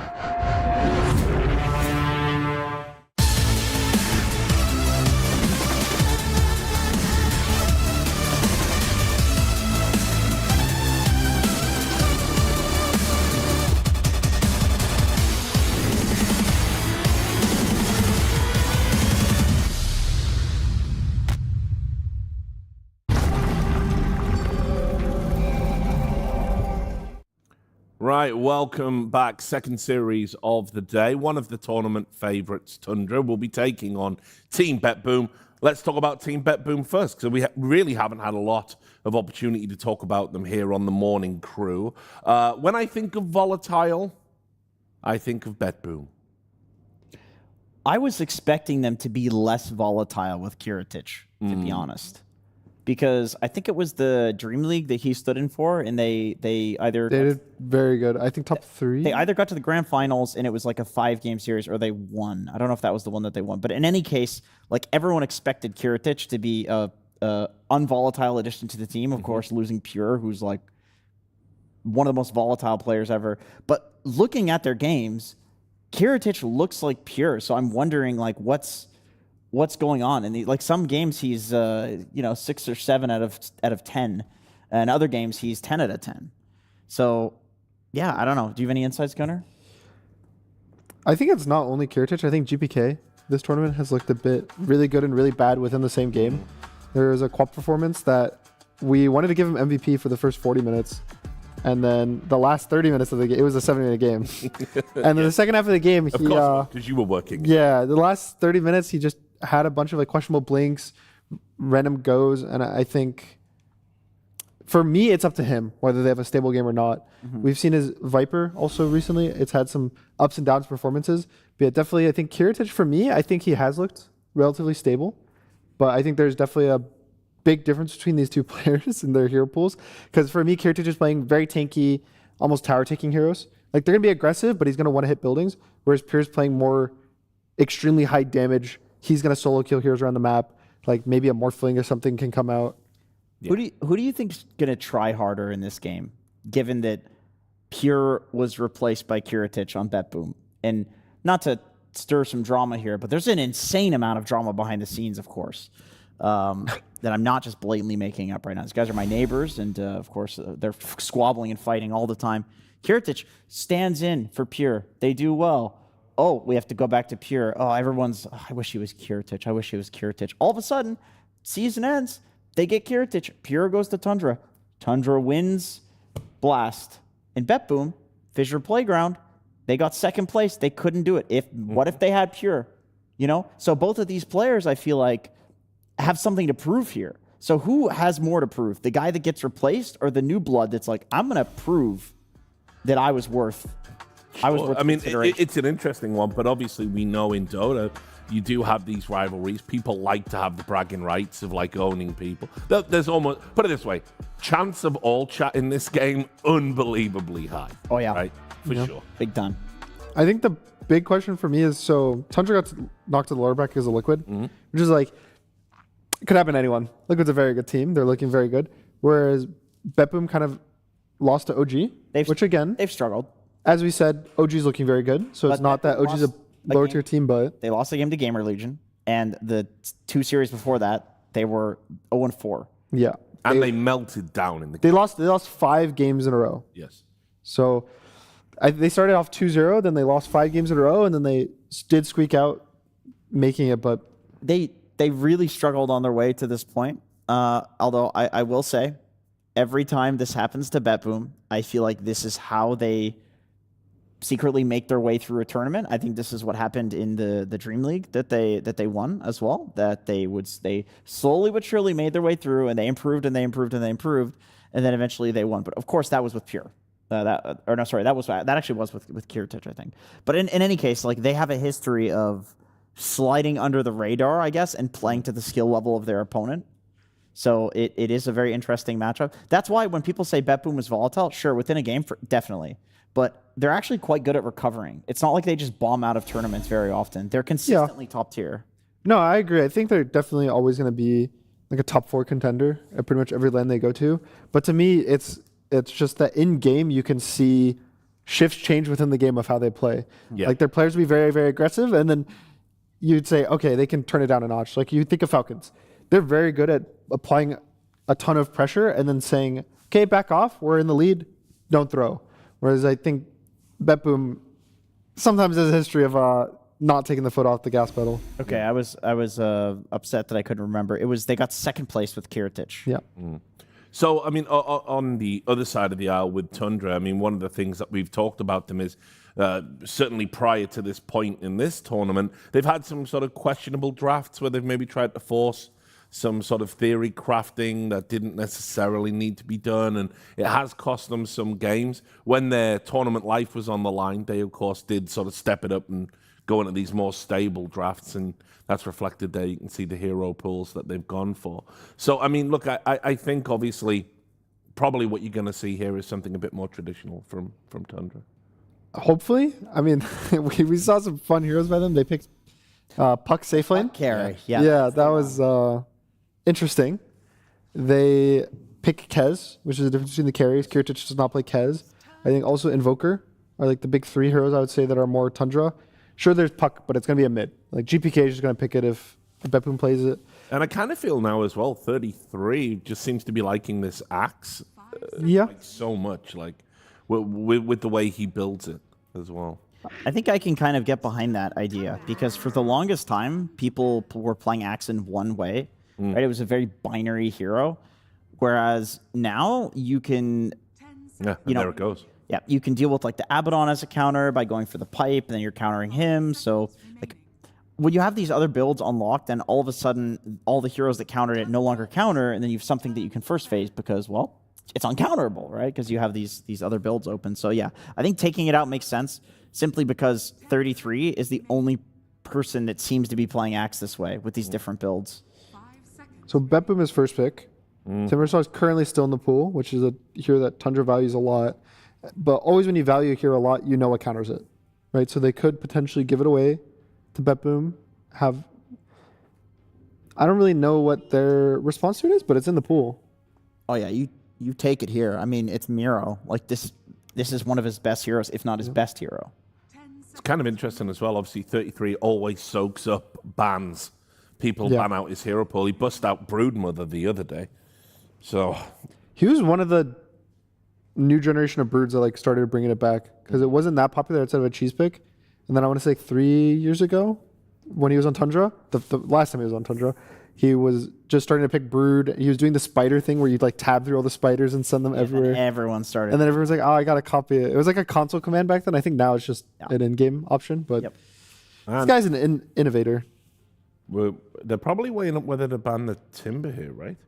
Yeah, it's what ban you want for the Timber because they might have been expecting them to give them the Timber, or whether they want to play versus it. That's interesting. So I was going to talk about this a bit, which is that we have noticed for BetBoom to support Kiritich, they're picking a lot of lane winners for their position 5. Something like Jakiro is something that they've wanted a lot because, again, I think Kiritich is a very stable, in my opinion, he's a stable carry who can win you the games if you just give him a good game.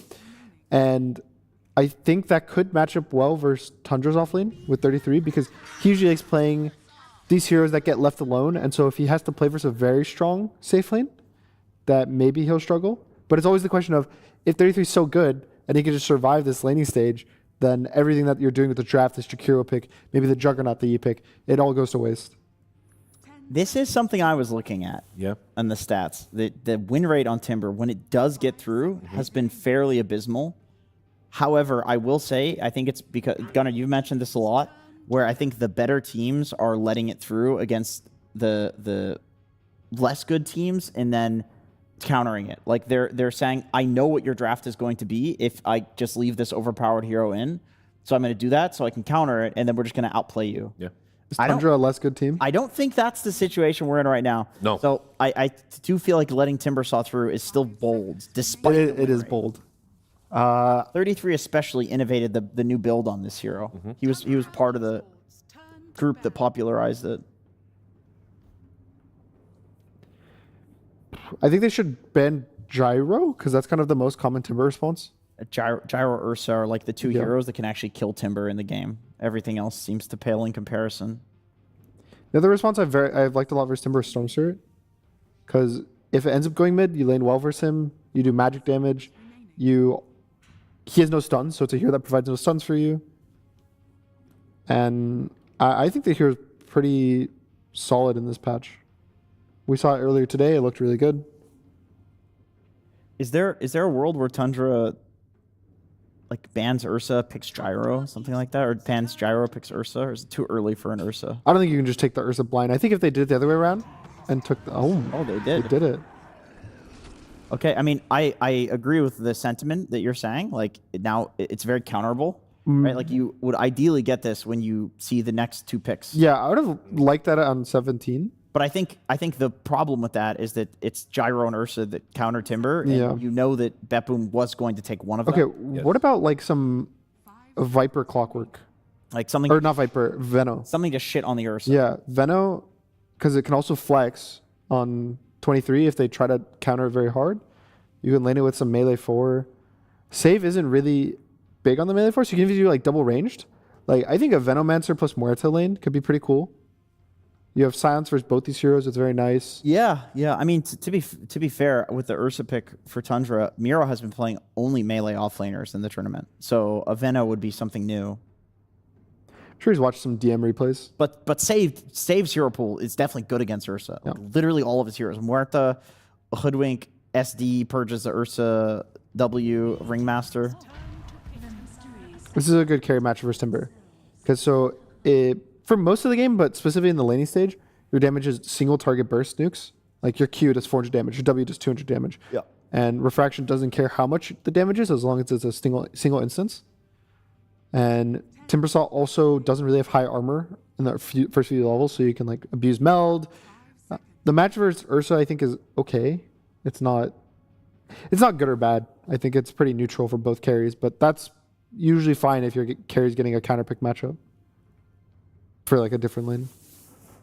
So one thing that we do need to pay attention to for BetBoom is that it can still be a mid hero. They did run GPK playing. Did they? True. Mid hero. Yeah, they did. Okay. Yeah. I still like the Muerta. They lost. That was versus OG yesterday. They lost. That's how they got here in the first place. But it didn't look bad. Ooh, okay. It's a melee. It sets it for Venomancer. It does. I mean, a Veno bounty hunter lane sounds quite nasty against Ursa, actually. Like, he's so slowed. If he's playing up in the lane at all, he's going to die to, like, the BH rundown plus the Gale. It's just a question of, like, hey, Miro, do you want to play Venomancer? Have you been playing Venomancer? It was very popular in pro-level pubs prior to the tournament in, like, every role. So he should have his reps in, so to speak. I think you just take the support duo if you're Tundra here. Something that lanes versus, like you see the Jakiro TA lane, that you know your Timber's there. I think Ari usually prefers melee heroes that pull the wave. So I think he might have wanted the bounty. What about like a Spirit Breaker to chase the bounty around the map? I really like that. I think the Spirit Breaker's fine. I think Nyx is also acceptable. Oh, Nyx is good because you have the innate that shows you invis. Nyx sense. Yeah, that's definitely good too. Nyx against TA is a little rough. But it's also you see her through meld. That's true. Yeah. God, Nyx is insane. Like when he's overpowered, it really feels too strong. Like all the things that he does. It just, to me, it feels kind of like an Ari hero. He's been playing a lot of, they were picking Bounty Hunter in the group stage a lot, like during the Swiss. They would just first pick Bounty, pick it on 8, pick it on 9. That's probably Ari, I would assume. Yeah, I mean that's like pseudo melee hero, honestly, because of the low range and the 0% win rate. The way that he trades, one pick. I mean, it definitely plays the game in a different way than from a lot of the other fours that we're seeing. I'm surprised that it's very meta shifting. to have a Shadow Shaman in the game all of a sudden. Gives you a break as well if you need it as well. Yep. And is that F15 now or is it 20? 15. 15. Yeah. And the late Chen, which Chen has looked very good this patch. Surprising, yeah, surprising. So I mean, Shadow Shaman plus Chen That's is good. like we're pushing. We're gonna take your towers. Lots of stuff to break refraction as well between these two supports. So the Chen also does make the Venos work worse, like the Veno and the Viper, both of them, because they don't really deal with creeps that well, and that's all that Chen does. So I don't want them to just pick a melee hero that's bad versus Ursa. It feels wrong. But the range heroes are also not. You want to punish the second. Like you want to deal with the Ursa. You don't want this guy to just pick Ursa and get away scot-free. And then for GPK, which is the other pick, I still like the Storm. And again, Storm plays really well with both the bounty and a potential jump. Puck is in the similar vein.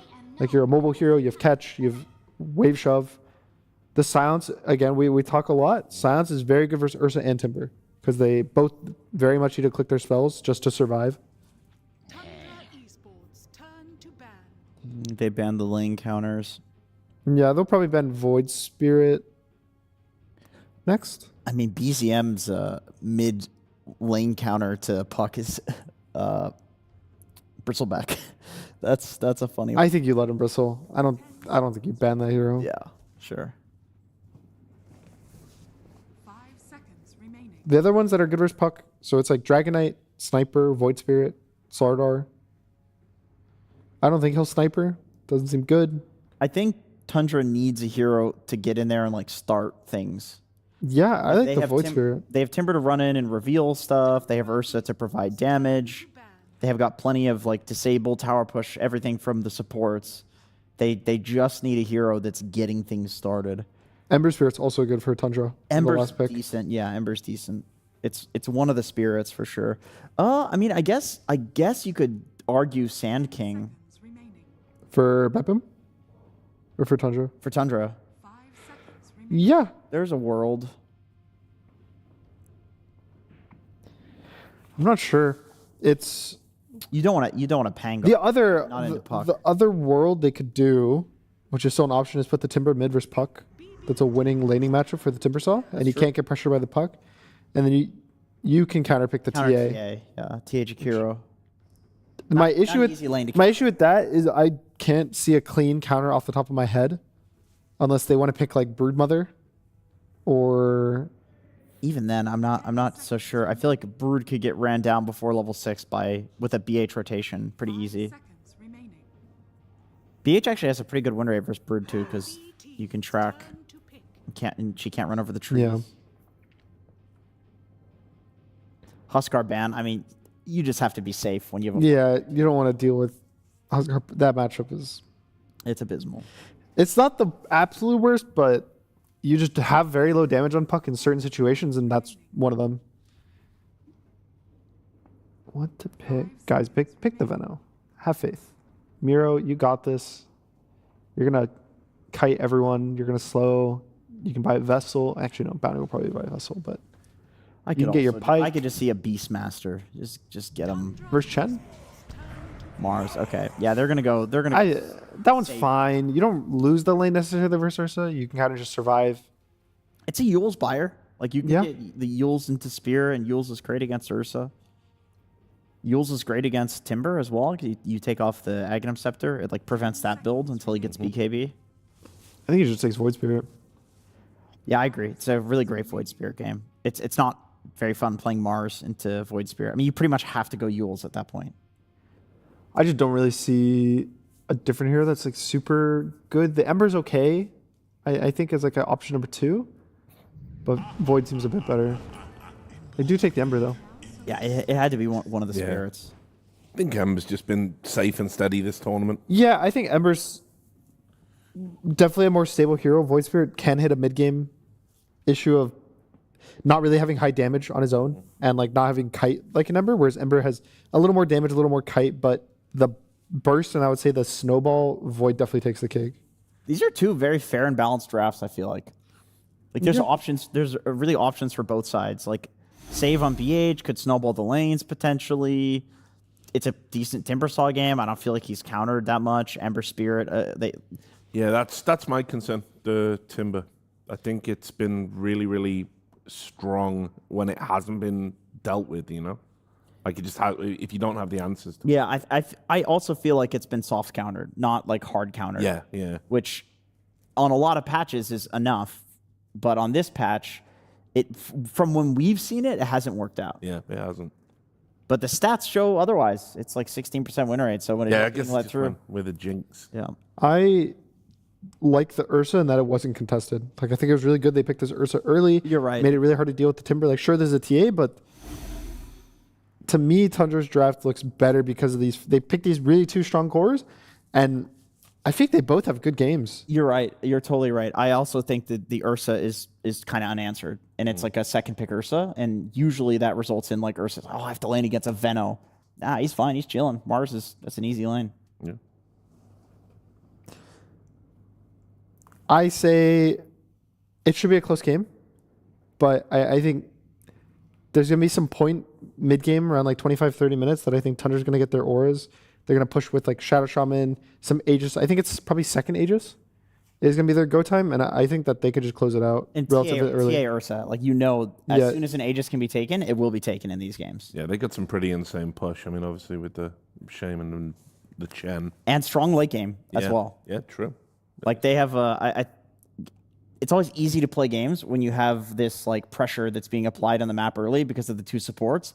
And then Ursa's just there with the Battle Fury, just chilling, just farming uncountered. Timber's running in, making some space. Like, I do feel like they have a very well-rounded draft, but there's also snowball potential on both sides. The funny thing about the Ursa TA matchup is because of refraction, you kind of let the Fury Swipe stack up and you don't really notice it. That's true. And then it's like the second they get broken, you have like 8 stacks on you, and then you just get 4-shot. Yeah. Like any hero that's like totally immune to damage, like Abaddon works the same, right? It's like Ursa's still technically dealing damage. So we use the phrase a stable draft. Not known for it is Moon Meander. He's with Slacks now. Absolutely. Thank you. Richard Lewis says you're one of the most unstable drafters in the scene. Thoughts on that? Yes. Great. Thank you very much for that in-depth answer. As we go into this draft here, Ursa picked pretty early, but I did not see too many Ursa counterinos on that enemy team. Were you surprised by that? You thought they would maybe get you some disgusting opponents? No, just BetBoom is very honest opponents. I liked it. Respect that. We're also honest. We just draft, some stuff, and then hopefully we don't choke too hard. Incredible. Honest opponents, you say, as a man who instantly grabs Timbersaw as soon as he's not banned, as a man who last picks Broodmother, is your team honest with drafting? No. Not playing fair. That's how we do it. God damn. Well, who will win, the heroes or the villains of this story? We'll find out very soon, but you're my hero, Moon. Don't you worry. Over to you. Thank you. That was not awkward at all. Boy, that was uncomfortable to watch, actually. That's impressive. Impressive display of cringe from Straction saying that's saying something. As we are in game number 1 between Tundra and BetBoom in this best of 3 of the lower bracket. And looking at the lineup, Cinder, we finally get to see a Timbersaw get through. Yep. I will say this, and of course, I'm not the expert. Well, I'm an expert at some things, but not this. Cinder. Okay. What are you an expert at? Basketball. Okay. We've watched a lot of bounty hunters, and they have fallen horribly flat. We've watched a lot of Chens, especially Whitemon playing it, and it's been god tier. Yep. Do they cancel each other out somehow? Because I haven't seen much from the bounty. The thing that's interesting about that matchup is that in the past, people would actually counterpick Chen with bounty sometimes, because back then, Chen was very reliant on going into the jungle to get specific creeps, and bounty would just block his camps, be annoying. Oh, this is a very unexpected rotation, by the way. 3 members, and Kiritich will live, but still heavy harassment. So, back then, you were using bounty as a camp blocker against Chen and to scout and to just slow his game down. Nowadays, now that you have a creep all the time on Chen, I think the dynamic of that matchup has completely changed. That's interesting. And Chen's overall playstyle against Bounty Hunter is, you know, Chen loves to group up in 5-man and take advantage of auras. Bounty loves to skirmish. He likes...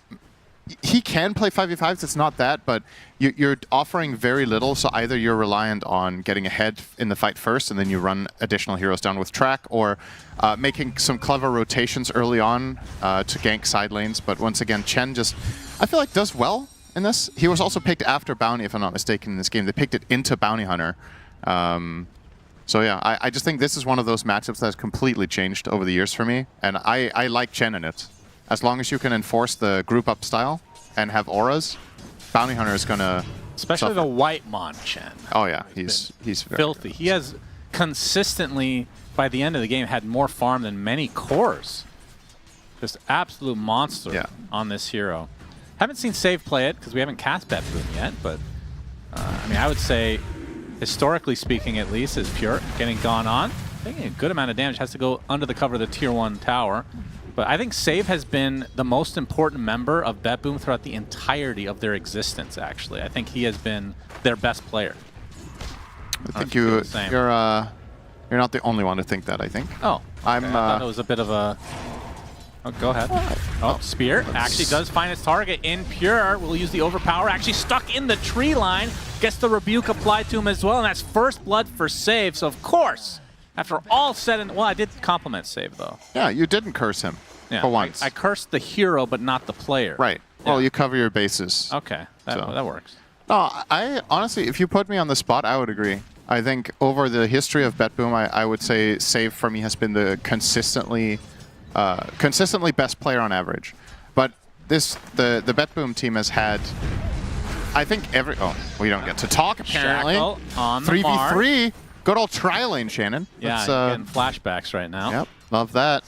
GPK, still 10 seconds until this rune comes to be. Actually dodges the Searing Chains, nicely done. Looks like they'll trade water runes. But speaking of consistently good supports, Whitemon. Yes. At least in the last couple of years, you'd be hard-pressed to find a more consistent position 5 in Pro Dota. He might actually be the #1. Yep, I would agree with that. Another Shackle, but not going to be held too long. Is Pure taking the dual breath from Cat to Omi, and now he is slowed to a crawl and speared to a tree. Delicious bear meat for everyone on the BetBoom side. It's a really big deal to kill him off like this twice back-to-back. 20 seconds cooldown on TP. He's going to have to walk back to lane. And of course, this is, you know, one of the luxuries. It goes both ways, kind of, in this matchup, which is interesting. The TA versus Timber. Neither hero can really do anything to each other. TA just pops Refraction, and Timber Cell's Harassment does nothing. And conversely, he has Reactive Armor, TA can't hit him. So it's like this bottom lane is just a complete nothing burger where both heroes are going to farm, and that means we will actually just keep playing tri-lane up here because both teams are interested in fighting up here. If you are the team playing the 3v2, you're winning, so the other team has to match. And so far, BetBoom have been getting the better exchange up here with the 2 kills on the carry. And Tundra's still committed, though. Yeah, the thing is, do they have a choice, right? That's... Oh, Katomi. That should be a freebie. That's a bit of a misstep here. That's going to cost them. Yeah, maybe not realizing there is still a tri-lane happening here. But thinking of it from Tundra's perspective, if you don't play 3 heroes up here, what are you doing, right? Are you sending Shaman mid to gank Puck? Probably not. Are you playing Shaman bottom with Timber? There's no point. Like the TA is actually still going to be okay. So it's one of those very rare occasions, to be honest, where we've seen a tri-lane for more than a minute. Yeah. And now the 6-minute power, or regular rune, rather. That is what a power rune is. That's yep, right. Correct. Had the double check there. Ari, a little early for that. He's going to end up going down despite having that innate, the foul play. Happy to see Shaman, by the way. So I think it's a very entertaining hero to watch, but hasn't been trending much as of late. Unlucky on the rune there will be GPK.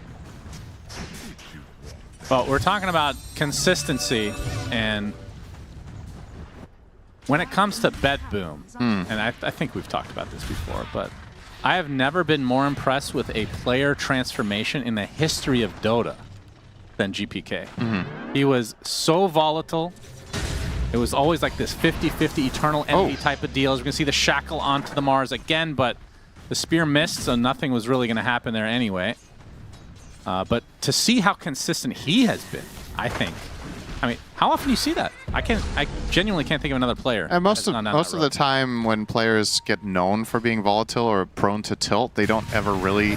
Yeah. Searing Chains from BZM coming in from the south. Another Shackle, this time really nice dodge from BZM. Wind-Headed Dragon. BZM, though, gets leashed. They get the coil onto several heroes as GPK. Speaking of the devil, a 1-for-1, but definite favor of BetBoom so far with that core kill. And that was even with BZM making a really cool dodge on the spear. He dodged it with Slight. They still lose the exchange overall. And if it weren't for this mid lane, I think this game would actually be looking very good for BetBoom, but GPK is getting outlaned significantly this game. The Ember Spirit has just had his number, but with the couple of kills GPK has got, or the kill and assist, that's helped BZM. They're pretty close on net worth now. Yeah, exactly. But BZM has been doing clearly better on the CS. So this equalizes it. Too. When it comes to tri-lane, I can't believe we're having this conversation. I have to hold that thought as 33. Trying to take off this refraction of Kiritich. I mean, both, if they're left to their own devices, will both be fine. As Whitemon and Ari coming in from the south now. Get the Hex. The refraction does go off, but they definitely have enough to burn through it. And that's going to be the kill for 33. Yeah, this matchup changes when Timber hits 6, and they take advantage of that. Until that point, weren't really too interested in rotating down here through the gate, but 33 makes the call. Guys have Chakram. Now is when we strike. And it works out wonderfully. This is, of course, ganking Timber's lane. This tower is not long for this world. Eventually Timber will just get it down, and with Chen and Shaman in your team, you know it's, if nothing else, it's going to be coming with the 6 on Shaman. Yeah, pure tipping save, so he knows that he's here. Or at least faking that he knows that he's here. We've seen that before, too. Now, what do you do as Bounty? Do you hit the Ursa or do you try to steal his creeps? Well, looks like it's the bear. You hit the Ursa. Old teammates, of course. I wonder if there's any bad blood. I actually don't know any of that story. Me neither. Would love to speculate. Yep. But we won't. I mean, you do love creating drama. I love creating drama. Yeah, you do. You just... You know, you make up stories about players that never happened to make them look bad. Yeah, that's me. GPK TPing in with the coil onto 2. Whitemon the first to fall, 33. And try to turn this around onto save. You can see Miero dropping in with a nice Mars Arena, healing up everybody thanks to that facet. Save. Looks like he'll be fine. And in Fountain as he dies. Didn't realize he'll be fine charge was still there. With the trade he got. Yeah, that would have been a better segue, but it was fine. It was kind of close, actually. With, like you said, the Victory Feast almost got him into across the earn damage. His Tranks were about to kick in, then he would have lived, but close call. It's still good, though, for BetBoom overall. Killing the Timbersaw there, trying to keep his win rate as close to 0% as possible. Between this tournament and TI, Timber is, I believe, 1-16. So not great. I have a hard time believing that that's... He's 1-6 here, and he was 0-10 at TI. No, I understand. Oh, but I have a hard time believing that he's actually a bad hero. And I think the pro team's also having the same sentiment. I think it's funny because it's like the sample size is still relatively small, all things considered, but it's just such an anomaly for a hero like that to be doing that poorly. And then get first picked, right? It's just funny. Oh, BZM. Gathering info, but Ari's only level 4, and this is next to the tier 2. I don't know about this one. He's just doing some harassment. That forces a TP. Did get a response out of Katomi. Not bad.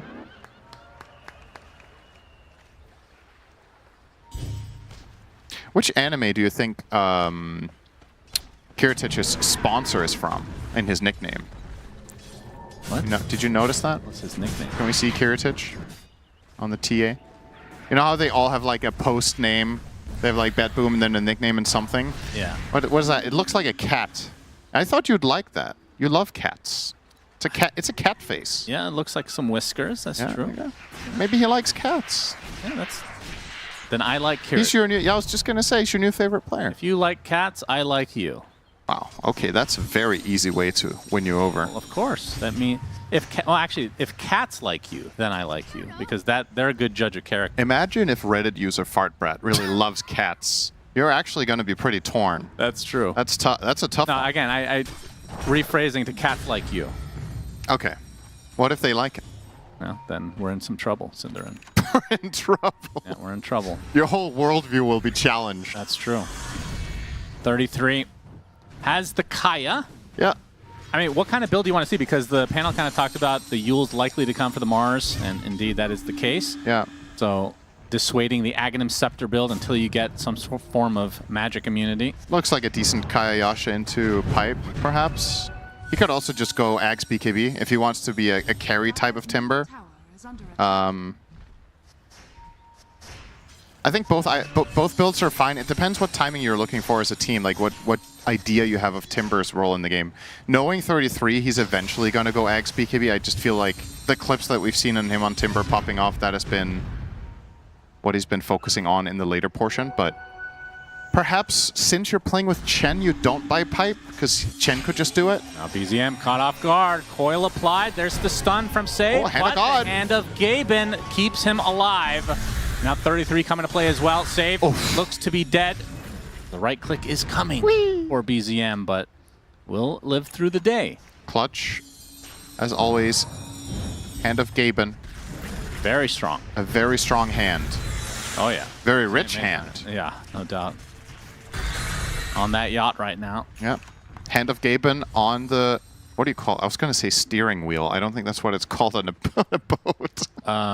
What's that? You're going to put me on the spot. What's that called again? Oh, God. Why can't I remember the word for this? Having brain farts, yeah. We'll get brain there fart one day. brats, if you will. Deso next for Kiritich. I get that. I'm trying to think what percentage of the audience gets the reference. Like, no. Oh my God. No, not zero. We have a lot of Reddit readers in chat, I'm sure. There's a lot of the audience that are frequenting ChatGPT, the forums. what is a steering wheel on a boat? My co-caster and I are having an aneurysm. I can't think of it. Why can't I remember this? It's unreal. Oh well. We only do this for a living. It's fine. We don't need to know all the words. True.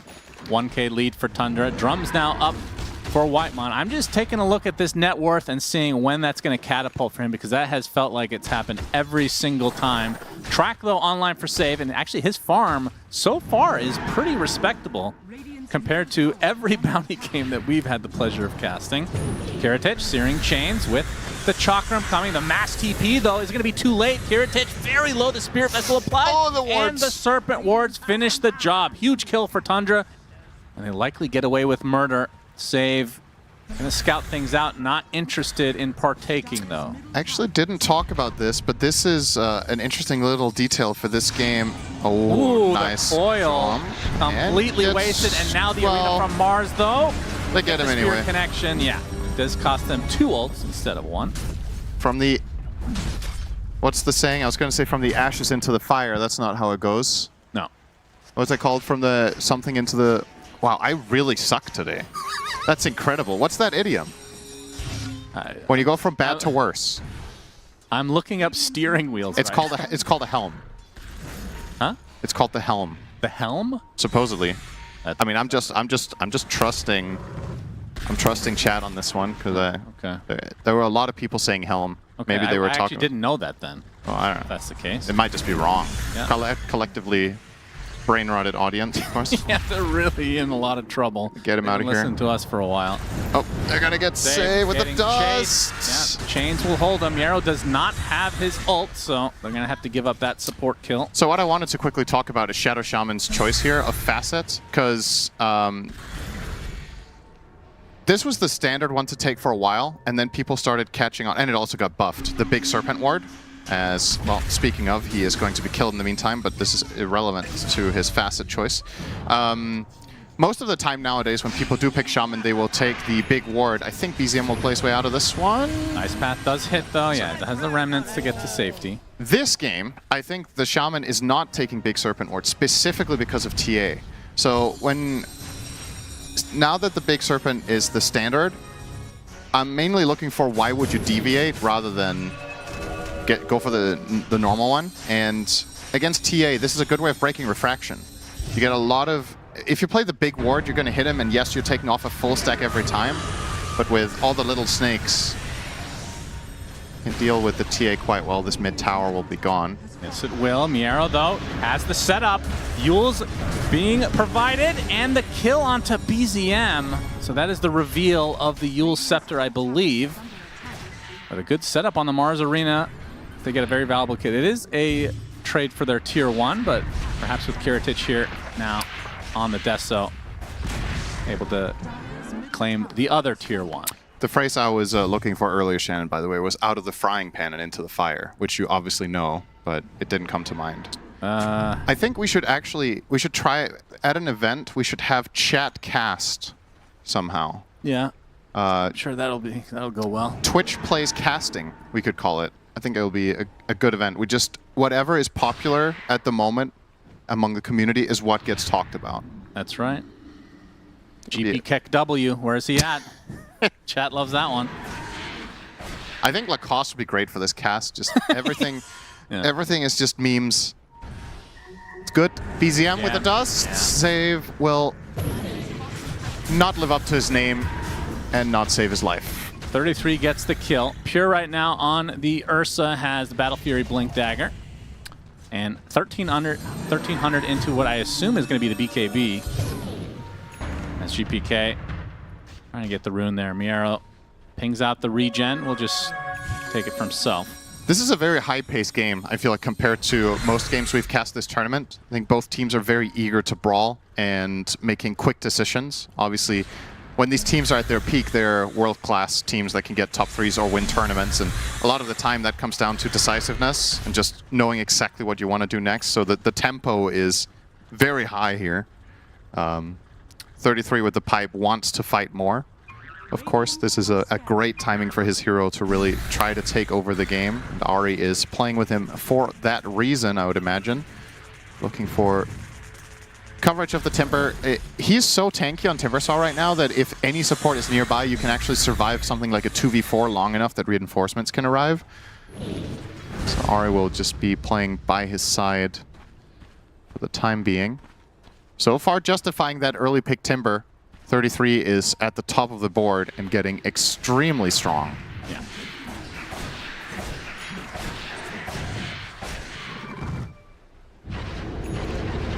And through the gate they go. Yep, they want to make a move here. If they're successful, they can get the Tormentor. So potential jump on Kiritich, or if nothing else, maybe you just siege the tower, but they're going to get the scan out. Yeah. This is, oh, nice movement from Save. He will pop the smoke. Excellent map read out of Save here. Top tier stuff covering for the TA as they are moving over. Had the right read, looked at the map, he was like, everyone went missing. They must be going this exact route, and he'd be right. And now BetBoom, of course, want to fight because they're not giving up this Torment for free either. They want to pounce and get the Waning Rip to start things out. And the coil only onto one, but it could be a big one. The Ember Spear is going to get healed up by the Chen, but still BZM is fine. Instead, the Chakram is just ripping them apart at the Omi. The first to fall, and GPK a bigger one. BZM is the trade, though. No way to cancel the TP, but like we talked about, Tundra should be able to secure, I would think, the Tormentor. They're trying to go for some stragglers here in the form of Miero. This is another big one. Gets off the spear, but no full connect. Attempted TP. Ari! Oh! That was very close. Didn't have clear vision there. Still no dagger on Ari 20 minutes in. Very poor on the Shaman, but it is about to come out in 100 gold. But yeah, like you said, you're probably getting Tormentor off this. Pure did not use his ulti on Ursa, so he's going to solo it, most likely.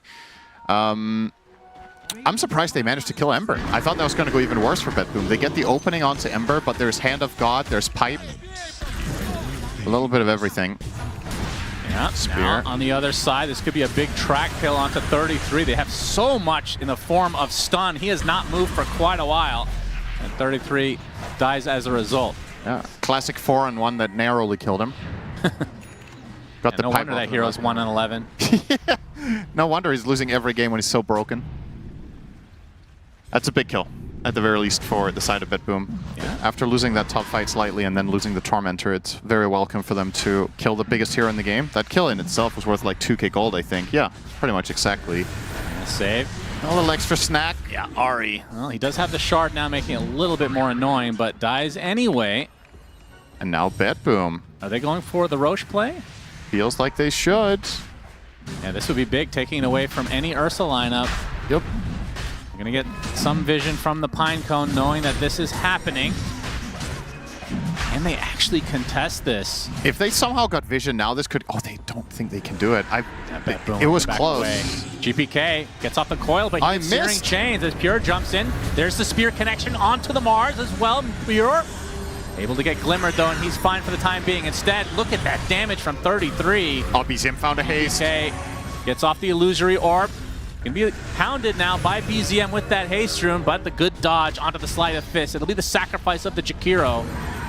But now that Tundra have forced them out, they'll be able to get the Roshan, so pretty clutch. No valuable kills other than the Jakiro, but this is the bigger one anyway. Yeah, they weren't fast enough to kill the Roche. They get second thoughts about it, and they start fighting instead with the coil unfortunately missing onto BZM, or rather, I think he dodged it with slide again. Just a lot of really clutch plays here. The Ember and the Puck both.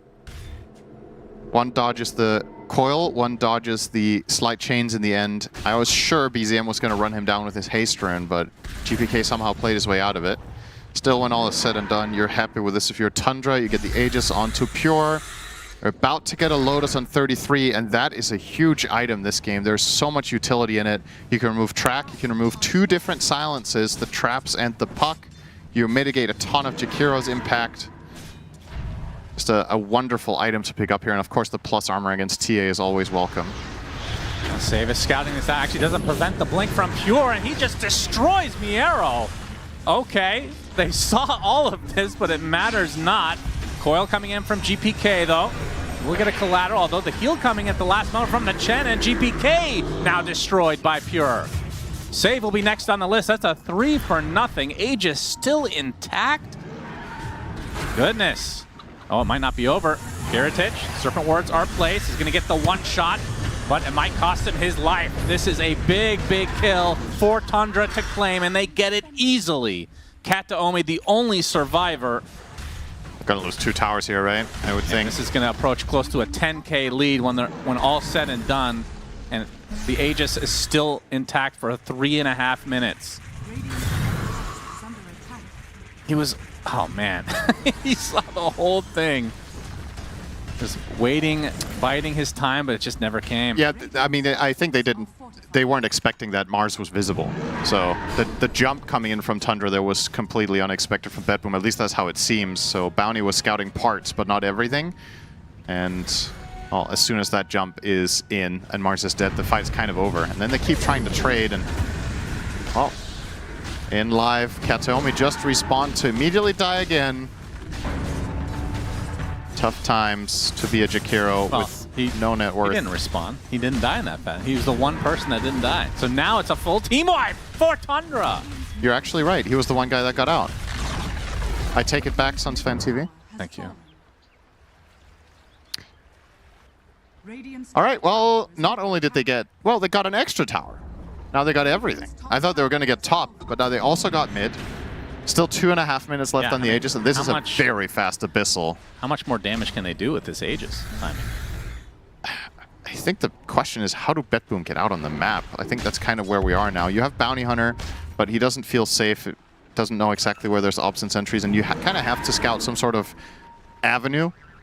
Miero trying to cut, but is spotted. Will make it out. Yeah, this seems about right. This is a very dire favored situation. This fast Abyssal on Ursa is huge. It allows him to kill the Puck. It allows him to jump and attack Mars and probably, if not kill him outright, just threaten him low enough that he has to arena and run away, if possible. It's just such a strong timing for Tundra right now, and had you expected anything else, Chen, of course. There's no hero that Chen can't carry, even Timbersaw, who seems to lose every game while still being a top priority pick. But Chen... Yeah, Whitemon. Every game we cast of Chen, it wins. And this tournament's got like 50% win rate. We're just getting all the good Chens. I guess so. Yeah, I mean, this is inherent bias coming from us. Yeah, but from our perspective, all the games that we've cast, it has looked incredible. Like, it's not just winning, it's winning a lot in the games. It's not scraping by and winning close games. Many of them are like this. Like, I want to see what 25 the rate of Whitemon is on Chen. In general, in this tournament. This tournament. He was 2-0 before this game. Oh, he's only played it. So we just cast literally all his games. Yeah.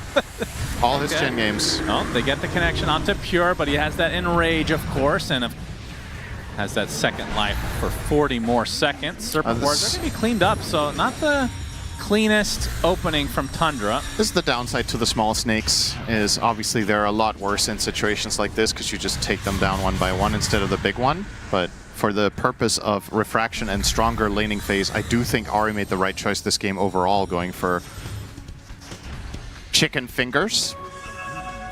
Could use some chicken fingers right now, actually. Be nice. Oh, yeah. Always. You like that? Always. I mean, in terms of building hitters, Ursa, not the best in terms of the carries. Obviously, Chen's going to provide a lot of aggro with the creeps, but I'm looking at Timbersaw with Shard. That's when he can just sit up there, do some damage. Ursa as well.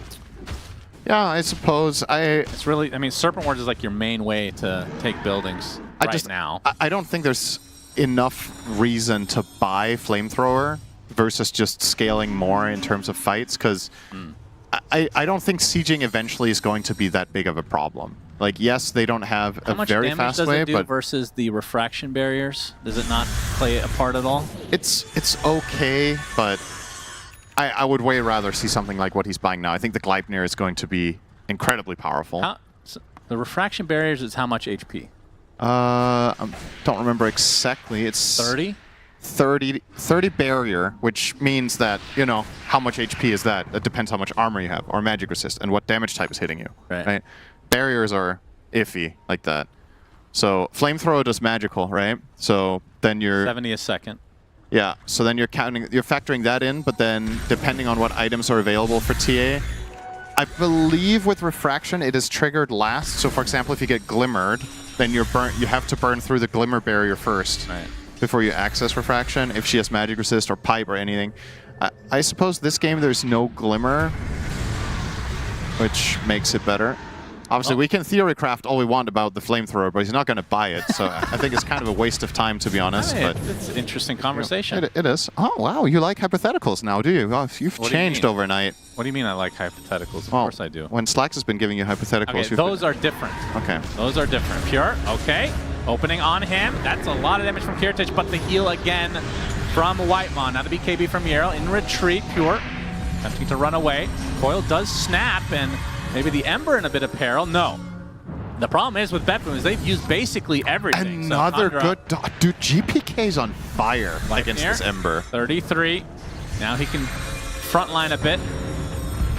After all that, nobody dead on the side of Tundra.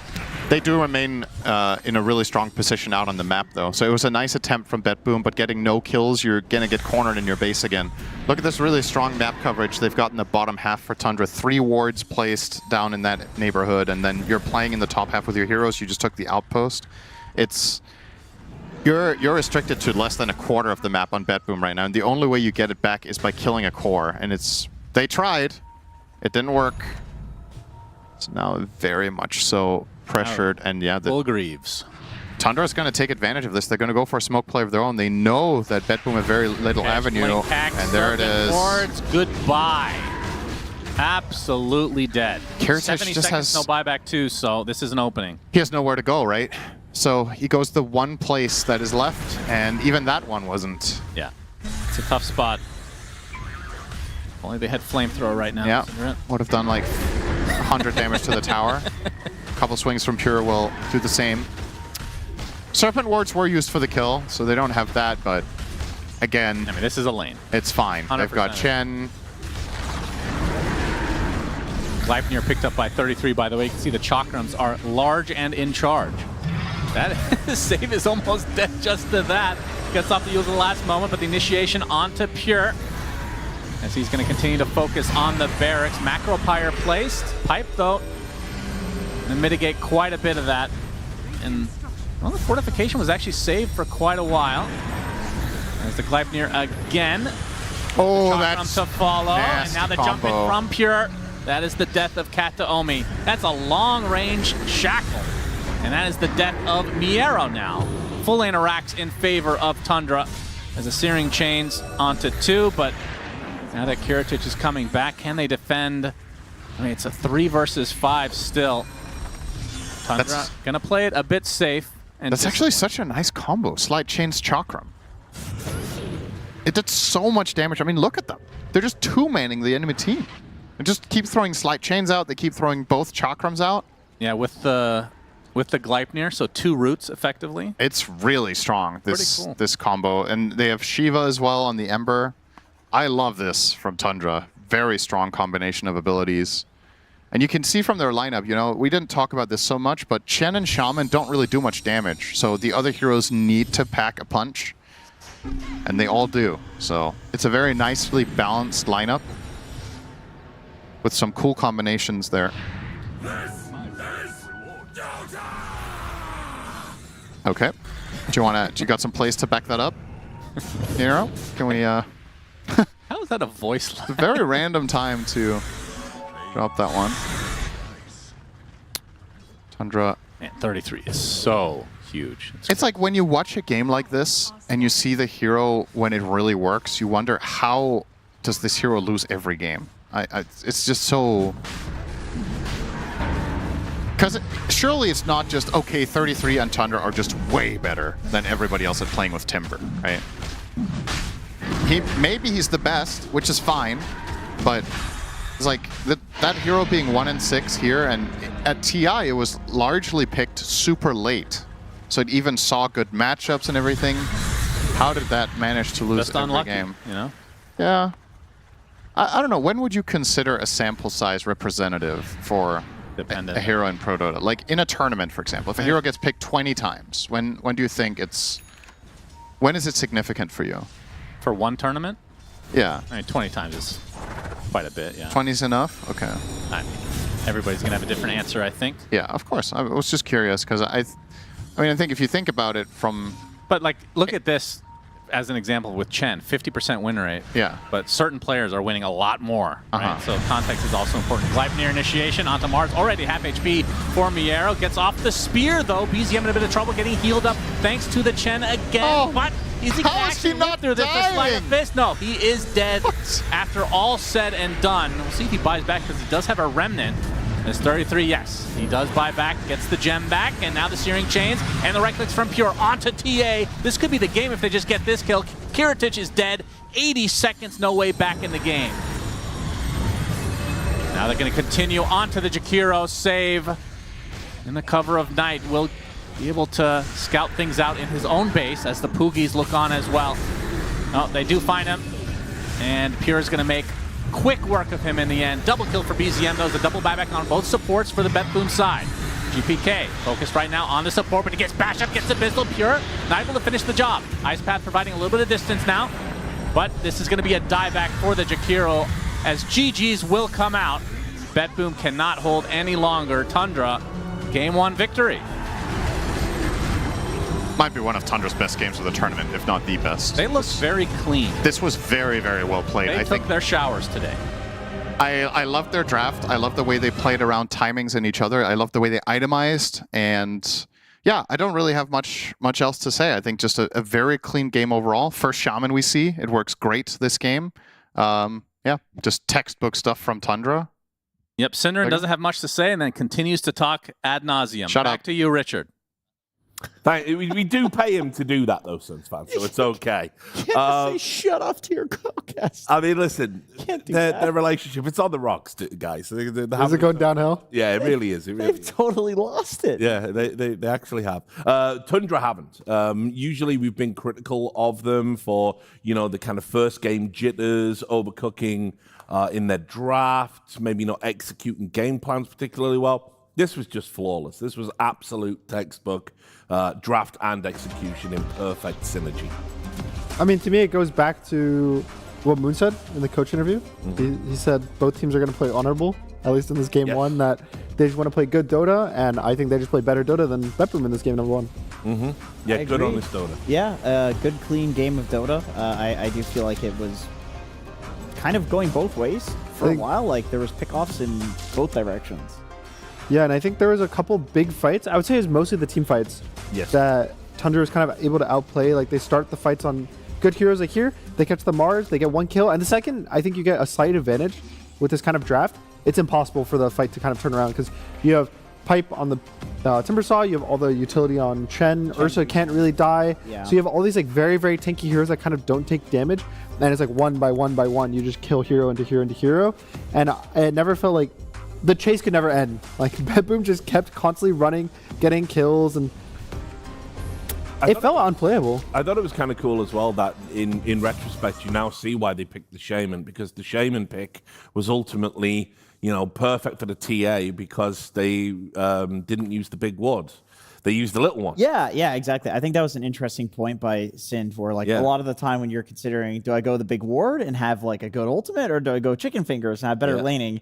And in this case, the chicken fingers was not for laning at all. It was just to have the wards to peel off the TA refraction. I mean, I think in general that's a fine facet. It's just the big ward is like really big ward is really. It's strong. really, really good. I mean, I like the Shaman because it really upped the tempo for the game. It's like Gunnar was saying, how you have these fights that start, and if BetBoom doesn't burst somebody, then all their abilities are on cooldown, right? It's like Jakiro ulti, Mars ulti, Puck ulti. Sure, these are not like crazy long cooldowns. You know, we're not talking black hole here, but they are kind of one and done. Whereas Tundra has to ramp up a little bit, and then the longer the fight goes, the happier they are, because like even Ursa will get a second ult off. Chen, Whitemon played amazing. Like he's gonna heal from his ult. There's the burst heal, but then there's also the regen that comes from it. There's all the auras. The longer he's alive, the more regen he's giving, the more armor he's giving, the more lifesteal he's giving, etc. The armor Chen gives to teammates, I feel like, is undervalued from a spectator perspective, and people who don't play Chen.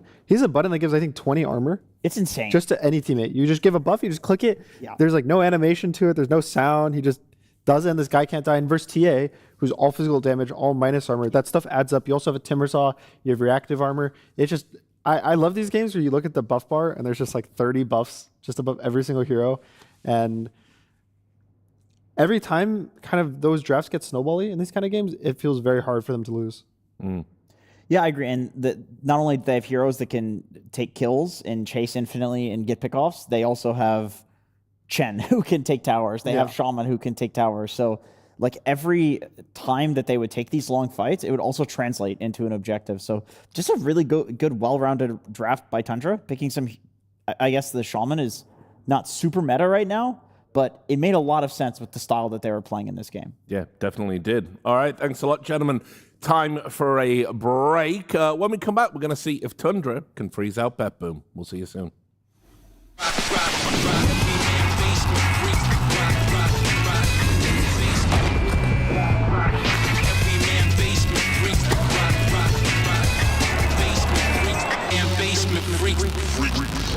The human body was built to move. Not trapped at a desk in one singular posture for 12 hours a day. It's time your chair evolved. This is Secret Lab Titan Evo. Ergonomically engineered for you. Gamers, hybrid workers, artists. Backing your every move.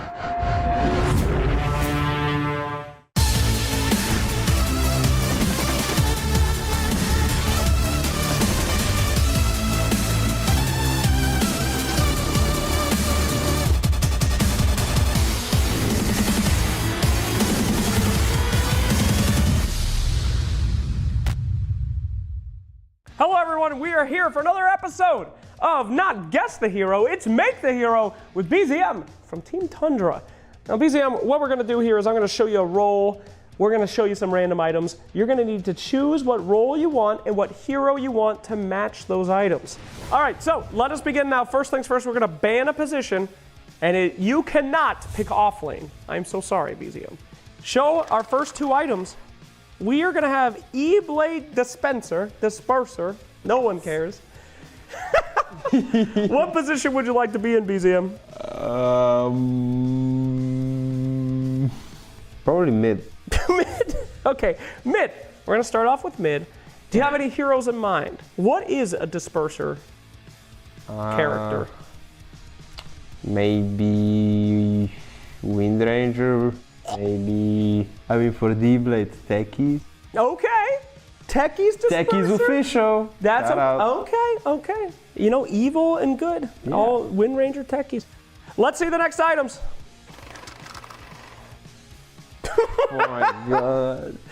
We can imagine this is a 90-minute game. Actually, I mean, I can see like some Herald Marcy buying Atos. Okay, Marcy, Skull Basher for the old, Disperser for things. Yeah.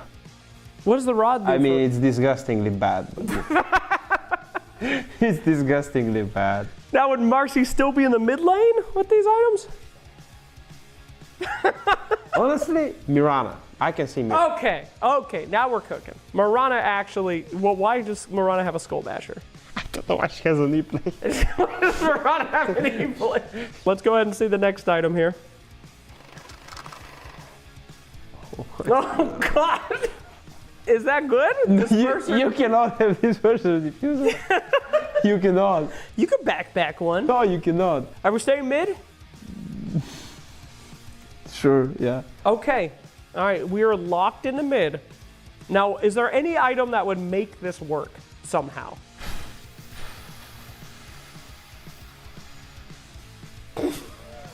I don't think so. This seems unbelievably I can offensive. see if we somehow remove the diffuser blade, because Okay. it's awful. Yeah. We get a Hurricane Pike and a BKB. Let's see our last item here.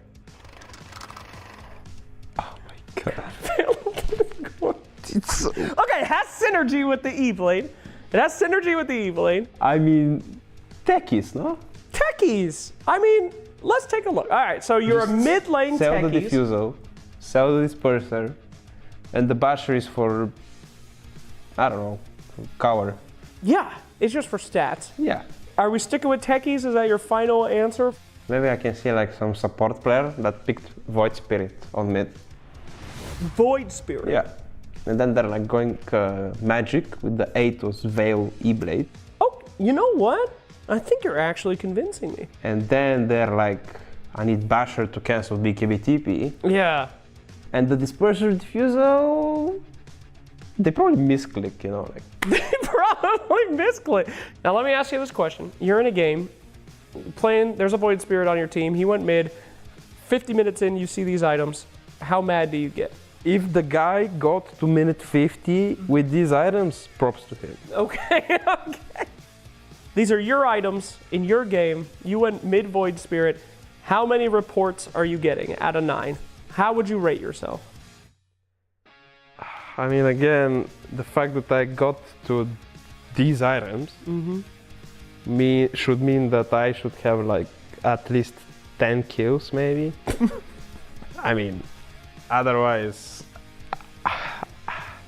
I don't think you can get away from the game with less than 7.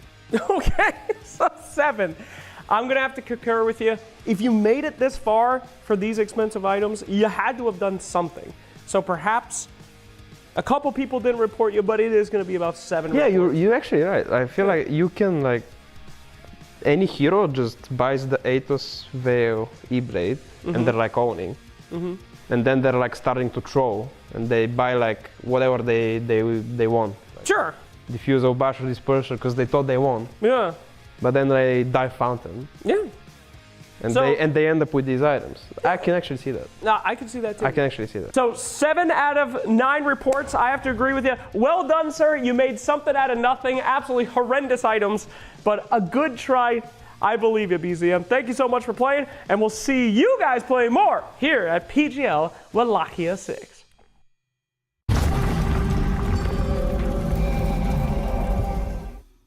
Yeah, welcome back. Tundra are indeed ahead against BetBoom. Just the excellence of execution for them in that first game. So now, obviously, with tournament life on the line, we're wondering if BB team are going to, throw in a few curveballs, some pocket strats might come out.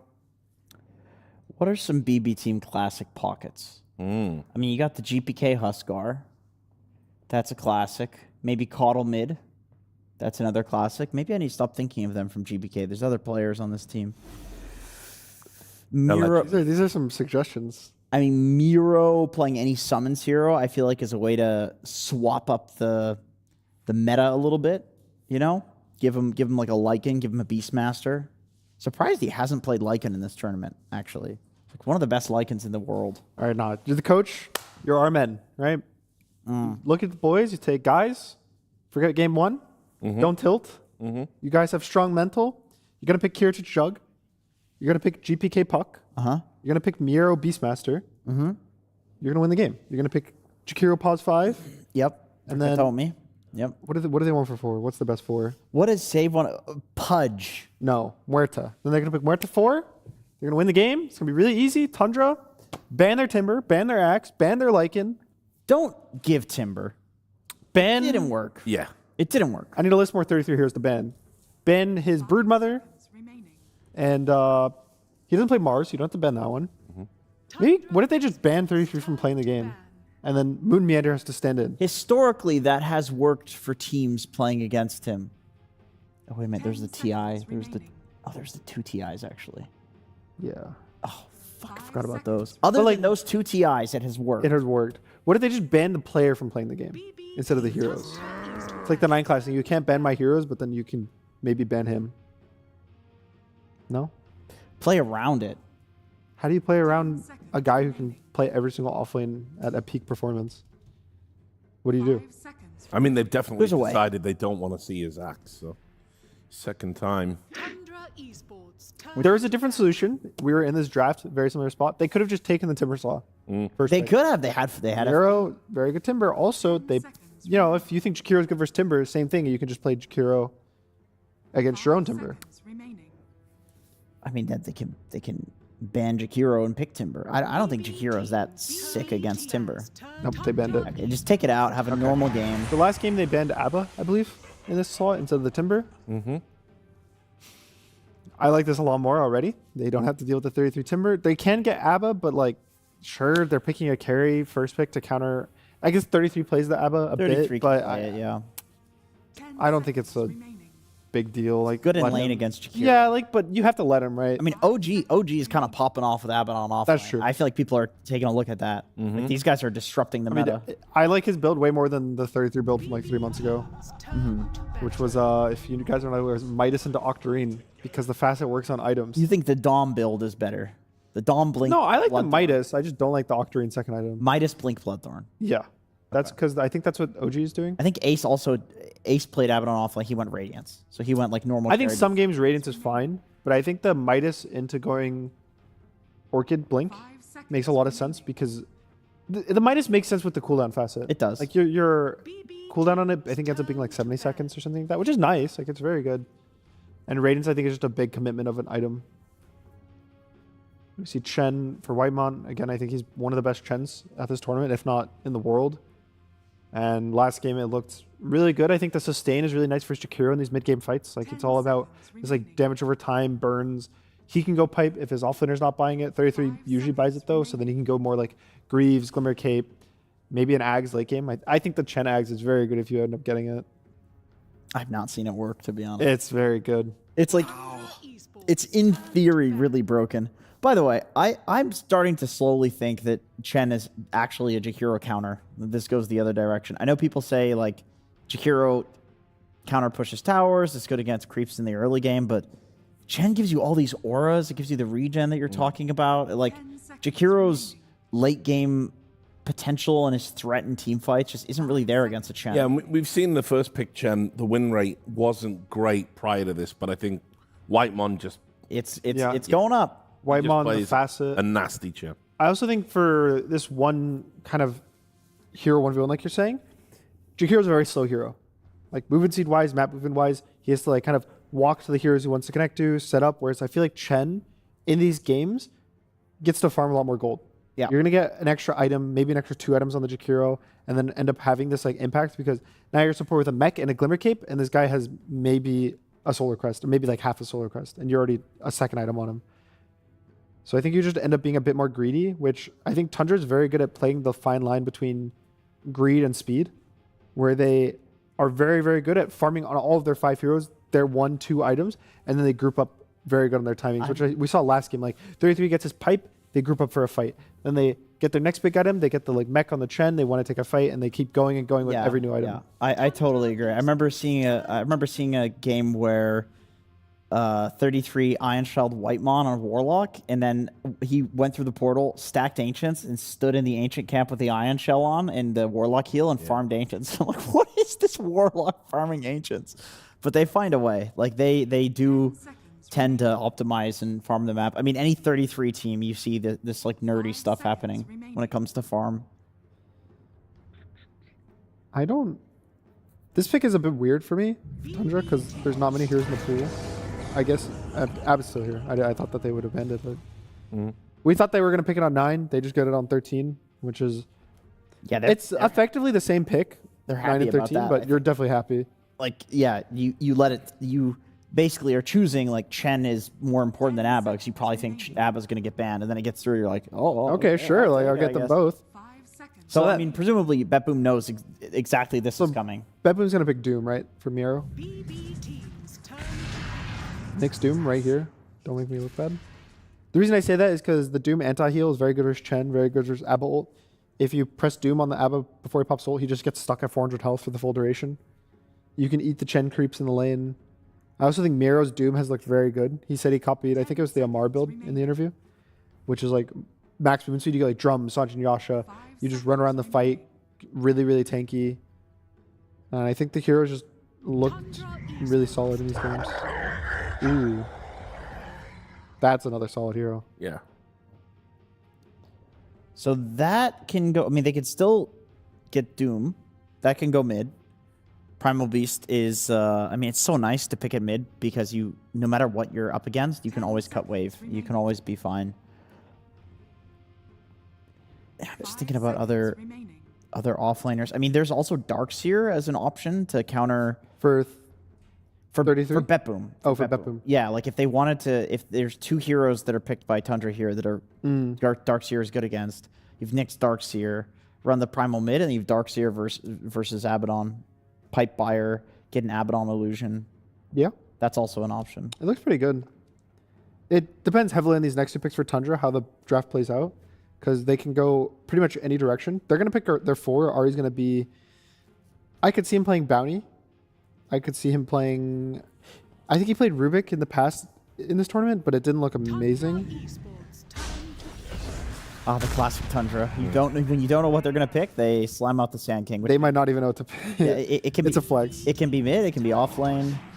They go for SD. I mean, that's a counter to Primal Beast. You can imprison his ult, which is very nice, and you can slow him with the ult while he's trampling. So and he can't charge during the ult. Yep, true. Yeah, for some reason that's I still don't know why that's so spellable. I feel like that's like. And also, it's a great like every time we see a Shadow Demon get picked up, we go, okay, who's the hero that's farming stacks? It's Sand King right there. So this makes it a like classic little combo. Yeah, mid Sand King good, offlane Sand King good. I mean, mid you get more levels, it's easier to farm the stacks, but I think both is fine. So in my head, I'm kind of thinking of maybe Morphling for Kiritich. Looks kind of decent. Oh yeah, you want to get the carry here, right? Yeah, it's the 18th pick. When you have a flex hero like Primal Beast, it's better you take the guy that's not flex because it really annoys the bans. Yeah. Unless there's like some, okay, for mid we really want to pick Sniper. I still think I still think Darkseer is good, but it's one of those things where I agree with what you're saying. And just take the carry. I mean, it's excellent against Sand King in lane if they do end up running an off-lane Sand King. I think it's okay versus Abba too. Yeah, it's fine. Like you'll survive both his lanes, the melee heroes.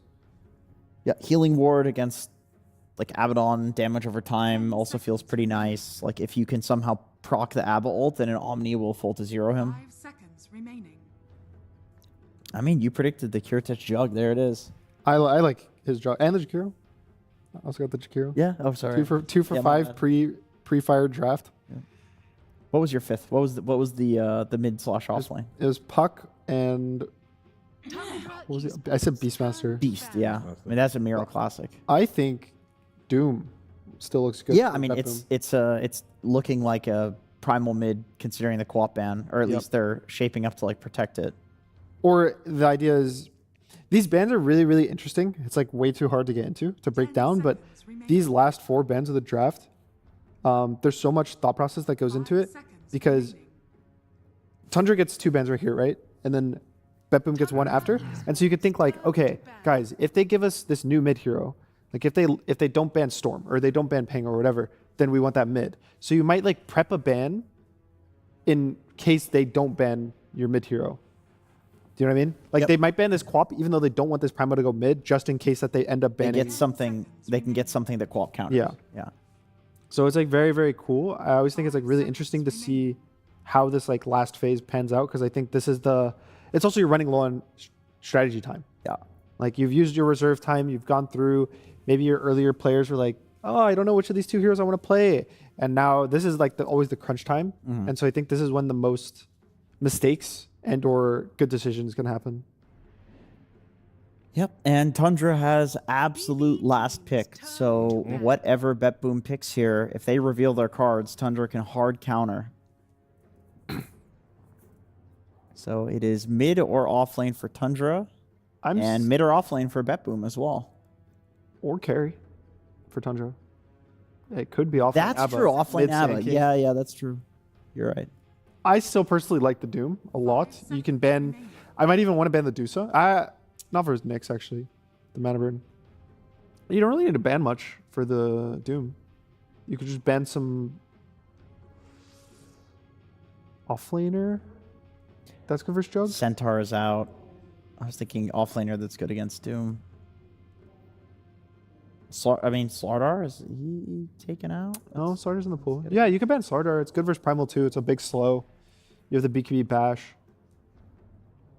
I just like the Doom because it's kind of anti-aura in a sense. Like you press Doom on a guy and there's nothing really they can do. Like sure, he'll get like Solar Crested and Glimmered, but I mean, that kind of happens to every single hero, but you just prevent all this healing.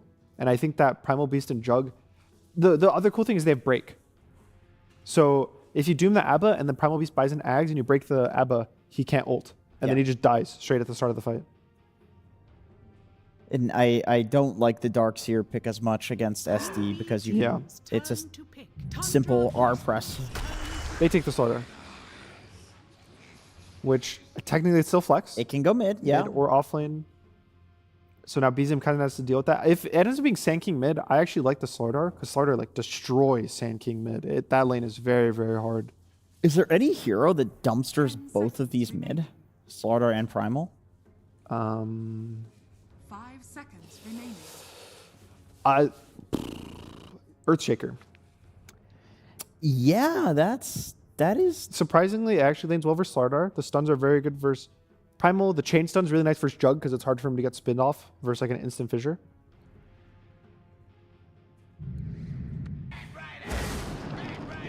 This is a 33 bat?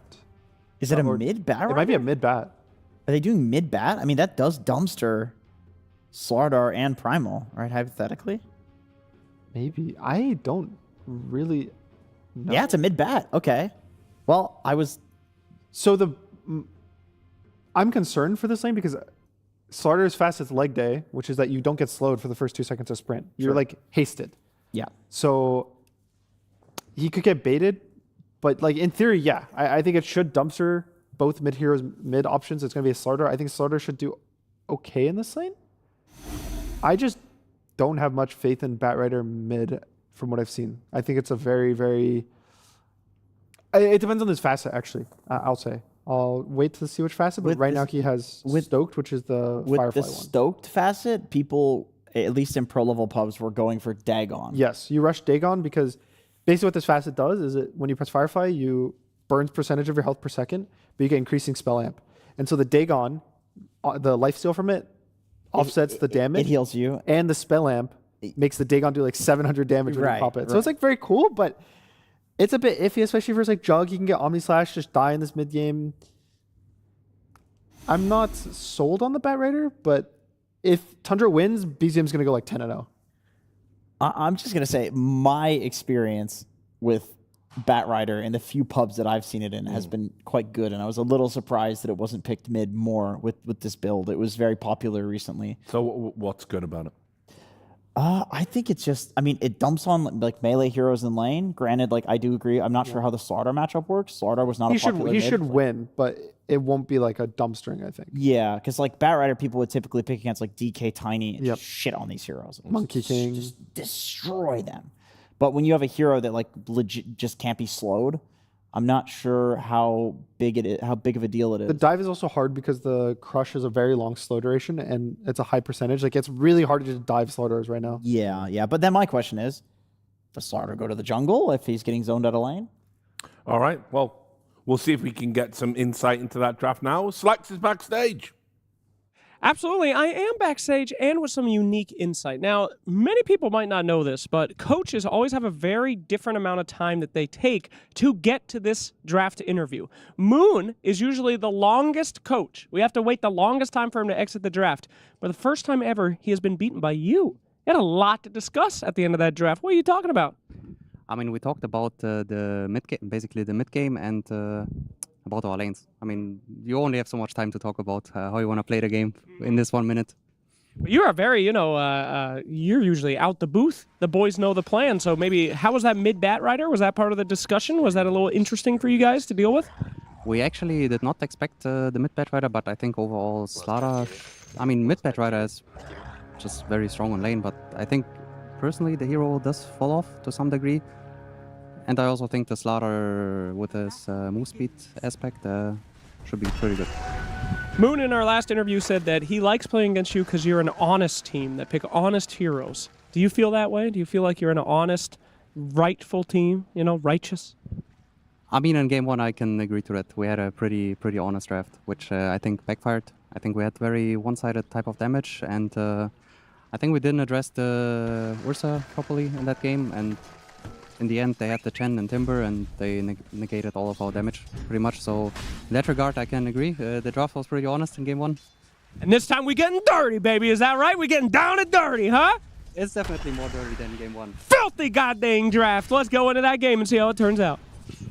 Game 2, filthy, absolute filth incarnate is what we're going to see between BetBoom and Tundra. BZM on the Batrider mid. That was a little switch up there. Cinderman. What do you think? I mean, I'm curious to watch this one. I think this is the biggest mystery of the game for me. It's going to be just how this lane goes and what we can conclude from it. Because it's one thing, one game isn't really enough, as we saw in the previous series, where it's like you can make a conclusion after game one in the previous series that that Viper is bad against DK in lane. But then you play another game and you see the total switch up. So we'll have to wait and see if this is going to be a strong performance from BZM and he can run this lane, or if Slardar can hold his own.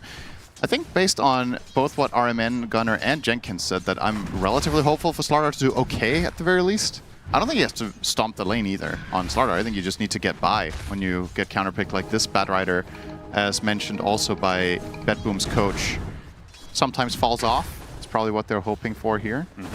And speaking of falling off, Shannon, Shadow Demon has fallen off heavily in win rate this tournament. Who is going to be the stronger force? Is it Shadow Demon's 27% win rate or us casting Chen?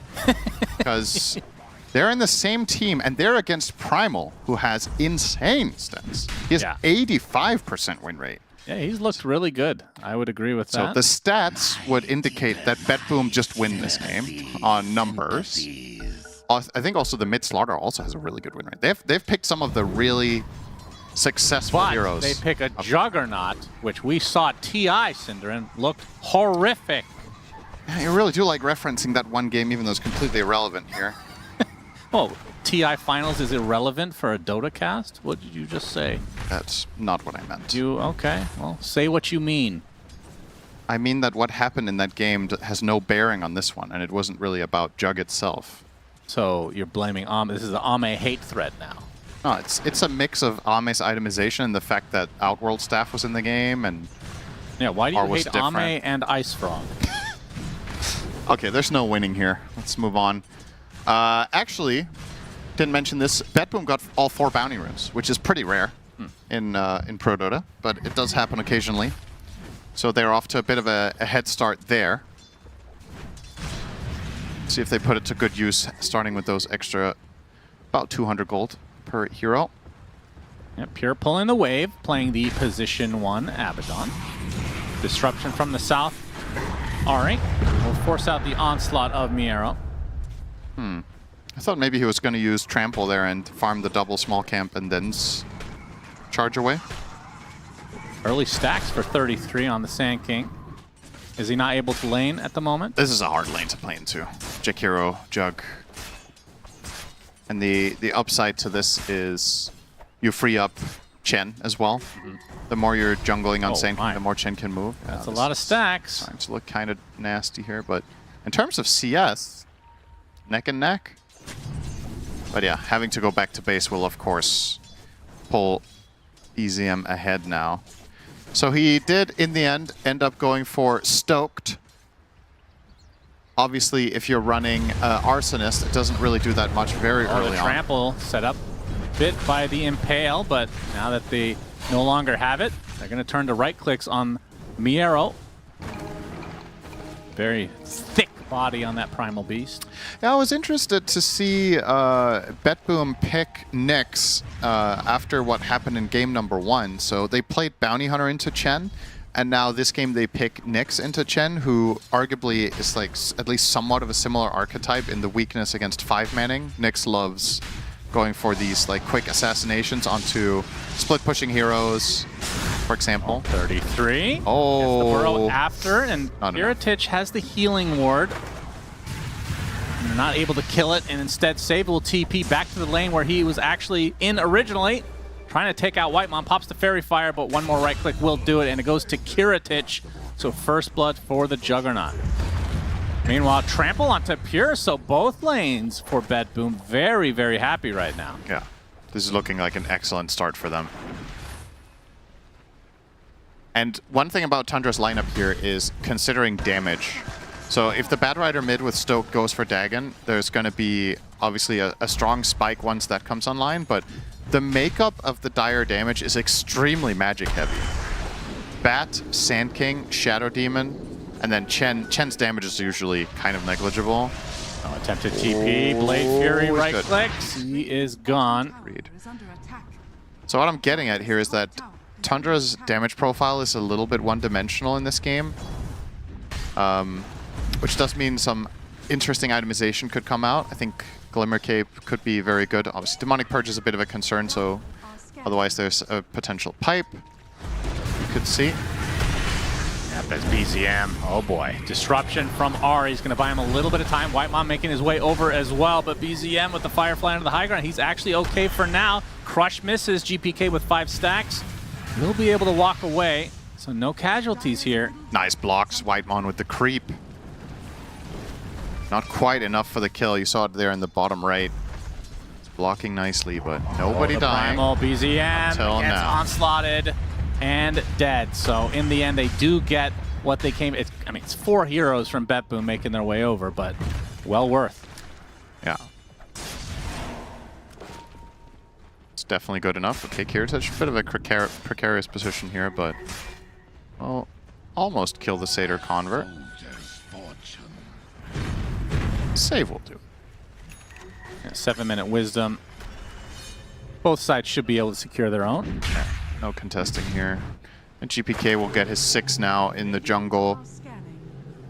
See how it puts it to use. I guess there's some interesting parts of the Dire lineup against the Slardar. The 2 dispels. They have the Aphotic Shield, and Shadow Demon can get his Shard.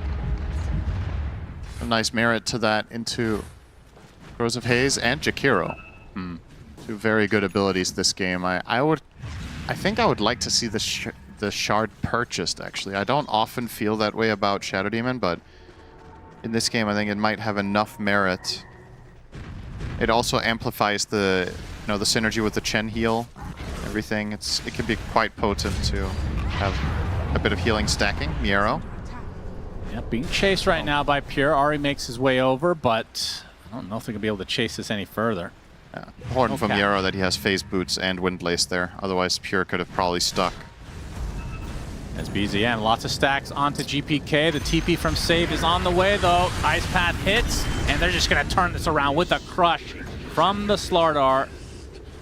And that is now the 2nd death for BZM. Panel kind of talked about how Maybe this game it feels like BZM does have to get off to a pretty good start. He has not. Not the case so far. What do you think of the tip? Honestly, like if you are gonna offensively tip, I kind of fuck with doing it before you kill him. he tipped as Jakiro was TPing in. He's like, you have already overdove and you're dead. There's no way out of the situation, and we both know it. That's the Heroes of Newark way. Is Miero gets Demonic Purge slowed down greatly, and that should be a kill. Ari will take it. It's a very fast 6 on SD. How's he 6? Yeah, that's true. Because I mean, Abaddon is also 6, and they. Did he have stacks? I mean, Shadow Demon is one of the best stack supports in the game. Actually, a little bit stacks, puzzled. I mean, he wasn't. Save will be leeching a bit of XP here. He's still not level 6 at the 9-minute mark. And 33 will exit. Now, when you're position 5 Shadow Demon is the same level as the Sand King, I don't actually know if you're happy about that. Oh, nice path. Crush, dead Whitemon. And now the tier 1 tower. So BetBoom keeping the pressure on. It's nice to be in this position with a 5 Jakiro. You can definitely look for more towers if you want to. Playing around this strong timing, Slardar has done well against Bat. Yep. I mean, if BZM knew this was a possible outcome, there's no way we would have asked for Bat. Like, this is already a mission failed in my book. That doesn't mean you can't recover it, but a huge part of the reason you wanted the hero was to win that lane. Yeah.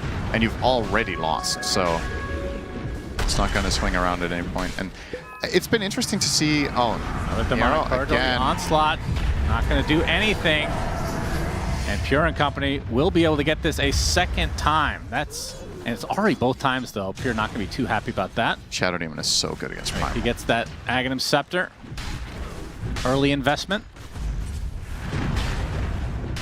It's been interesting to see the prioritization of Slardar shift a lot between series.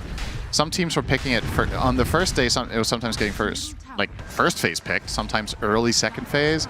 This one, it gets picked 9th overall. It gets attempted lane countered, which didn't work. I don't know. I still, in the games that we see in the win rate of the hero, I feel like it's still undervalued. Like, Gunnar, I was talking to about this as well, thinks it's one of the best heroes of the patch, and just that it can. I'm sure he would agree that in the games of today and yesterday, it wasn't given enough priority. I think Liquid have been first picking it, and they're obviously doing great. Might be onto something. Yeah, they just might. So they are now in the upper bracket semis. Going to be playing later today. Vendetta up and running for Kataomi. We'll want to get a good first usage out of this. Have you ever seen a series where Kataomi isn't chewing gum? I don't notice these things, but now I won't be able to look away. I think I've noticed that he's always chewing gum when he plays. Do you think that is... You're sure he has gum? Well, if he doesn't... Maybe he's chewing his lip. I mean, that could be. I can't rule it out. I haven't asked him. But it definitely is the gum chewing motion. Cover of his own sentry. It's time for BZM. Rune. This would be very bad for Tundra if he gets picked off again. They spot the rune. They're going to try and bait it, but... It's a trap! Yeah, GPK actually kind of ruins it. I feel like there was definitely an opportunity there. Either way, Arcane Rune for GPK, taking it away from the Bat Rider, who now has Boots of Travel. And Kiritich just left alone, has Battle Fury. Manta's going to be next. Just a free game for him. He's absolutely free farming. 110 CS minute 12. It's not going to get any harder for him for a while. Obviously, this was set up nicely by the way they picked their lanes. The Jakiro Juggernaut, you're kind of hard-pressed to pick a lane that just beats this. Oh, is this the third death for Miero in a very short succession? It is. BZM desperately needed that. He's already 1,000 into his Blink Daggers, so even though on the net worths not the most respectable as the mid laner, you can see that Miero's the one having the hardest time of the cores.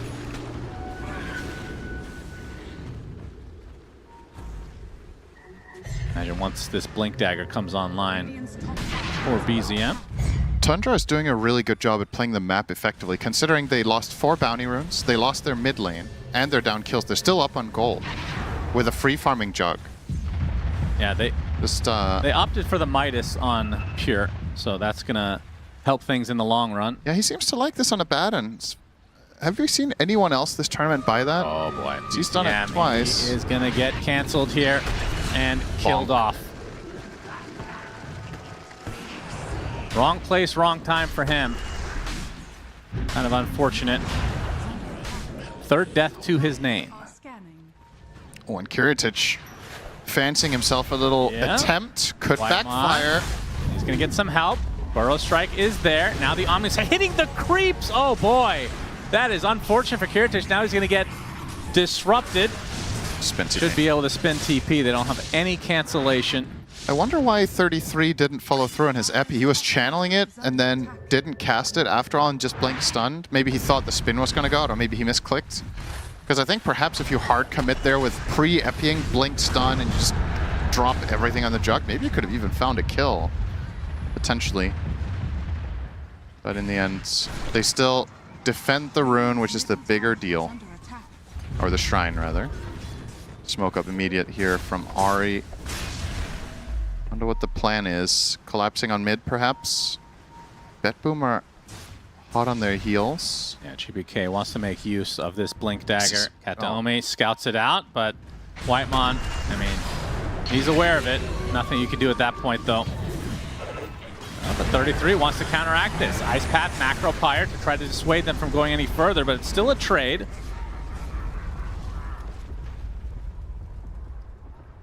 Miero still does not have Blink Dagger, but pretty close now. And BZM also similar levels of farm. Yeah, he's not going Dagon, is he? I think when you go Dagon, how fast do you typically? I think you either buy it first or you buy it after travels. So I feel like at this point he's already showing he's not interested. Oh, you buy it before travels? I think you can go Brown Boots Dagon on bat with Stoked. I'm pretty sure. Huh. With like Brown Boots Windlace, because it's such a strong timing, right? You get it very early when you don't upgrade boots, so it might net you another kill or two. I mean, I'm not completely sure. It's not a preferred build of mine, and I've seen it very little, so it's like maybe... It's also things that work in pub games you aren't necessarily going to implement in the same way in pro, this is right? Going to be big. Okay, so Blink Dagger's on the way for BDM. Has the haste. Kataomi, Spike Carapace holds BZM in place. Vendetta hits, but the Aphotic Shield is there. And now, Pulverize coming out of nowhere, and that's going to be the death of BZM. Demonic Purge upon Miero, but the Healing Ward will keep him safe and sound. BZM would have lived there a couple patches ago, but unfortunately, Shadow Demon couldn't cast Disruption against this insane pulverized radius from the Facet. He was trying. He tried to walk in and get it off, but Ferocity is pretty crazy. Once he gets that Blink Dagger, maybe. Yeah, possibly.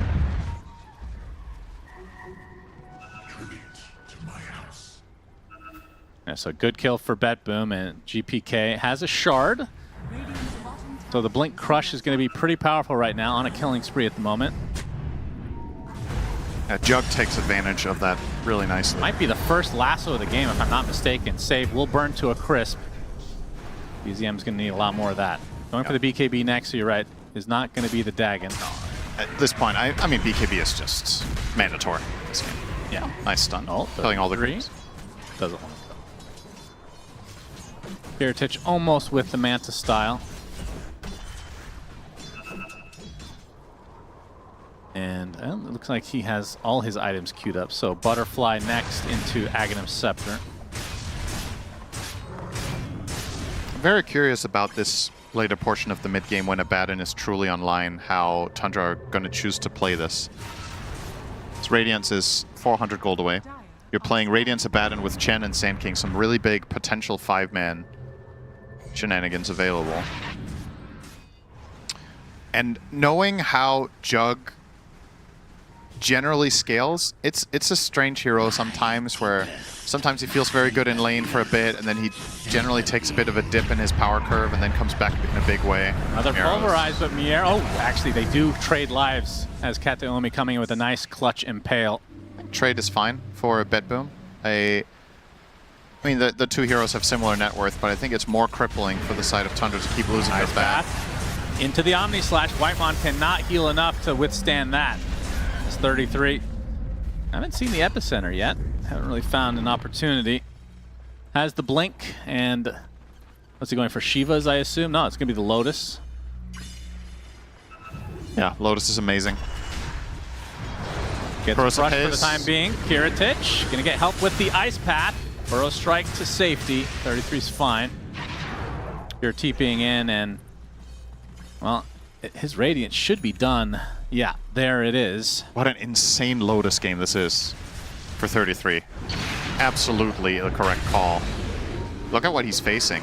Jakiro spells, Pulverize, Corrosive Haze, and Omni Slash. It's actually outstanding. Whether he's going to use it on himself or an ally doesn't really matter. It's just you're going to find moments where this could change the entire fight. So, love that choice. Instead of going something like Eggs, I think this is... it's solid. It is, however, when you do go this route, you don't really get that massive output that Sand King sometimes has with Ags or Shivas. So you're investing more into the idea that Batrider and Abaddon can win these engagements when they extend, as long as you stay alive. Between the save of Shadow Demon, the heal of Chen, your Lotus, he's hoping that they're able to get all the way to long fights in the late game and just outlast Jug. It's 20 minutes. You know what time that is? It's 20 minutes. That's right. 33. Gonna pop the smoke. Burrow Strike just before the crush came. Nice GPK reaction. has the shield rune, so very, very tanky right now. It was a very quick reaction there from 33. But BetBoom do get control of the area now. Yeah, this overall. is... if you're Tundra, you might just have to give it up. I think you do. It's too hard to get here. Corrosive Haze with Healing Ward. No one's going to be taking much damage. Kataomi gets the shard. So break. Interesting against Abaddon, potentially with a silence. Yeah, for sure. But who would buy it? The Orchid? Yeah. That is the question. You can buy it on mid Slardar, and you can go Bloodthorn on Jug. I don't think he will, though, but the Slardar... Is it good enough to force it on someone? That's the question. We've seen it be pretty clutch in the past. I think it would be okay on Slardar. Yeah. No. BZM. This is awkward. Okay here. He's running around the trees, has the flame break. Not corrosive hazed yet. Still juking and jiving, gets the blink off. Onslaught's coming. BZM pulverized, and now finally will fall. A good attempt. It's simply not enough. Now, this Tier 1 tower is still up at 21.5 minutes. Not for long, though. At the Omi. I have to say, the Searing Signet is so god tier on so many heroes. Really good. Impale going to be dodged by Ari as the TP. Dodged by running 20 range in a straight line. A dodge is a dodge. Is it a dodge and when is it a miss? When I say so. It's fair. It's kind of based. I like when you're assertive. Thank you. That's not very assertive. Bro. Fuck you. Thank you.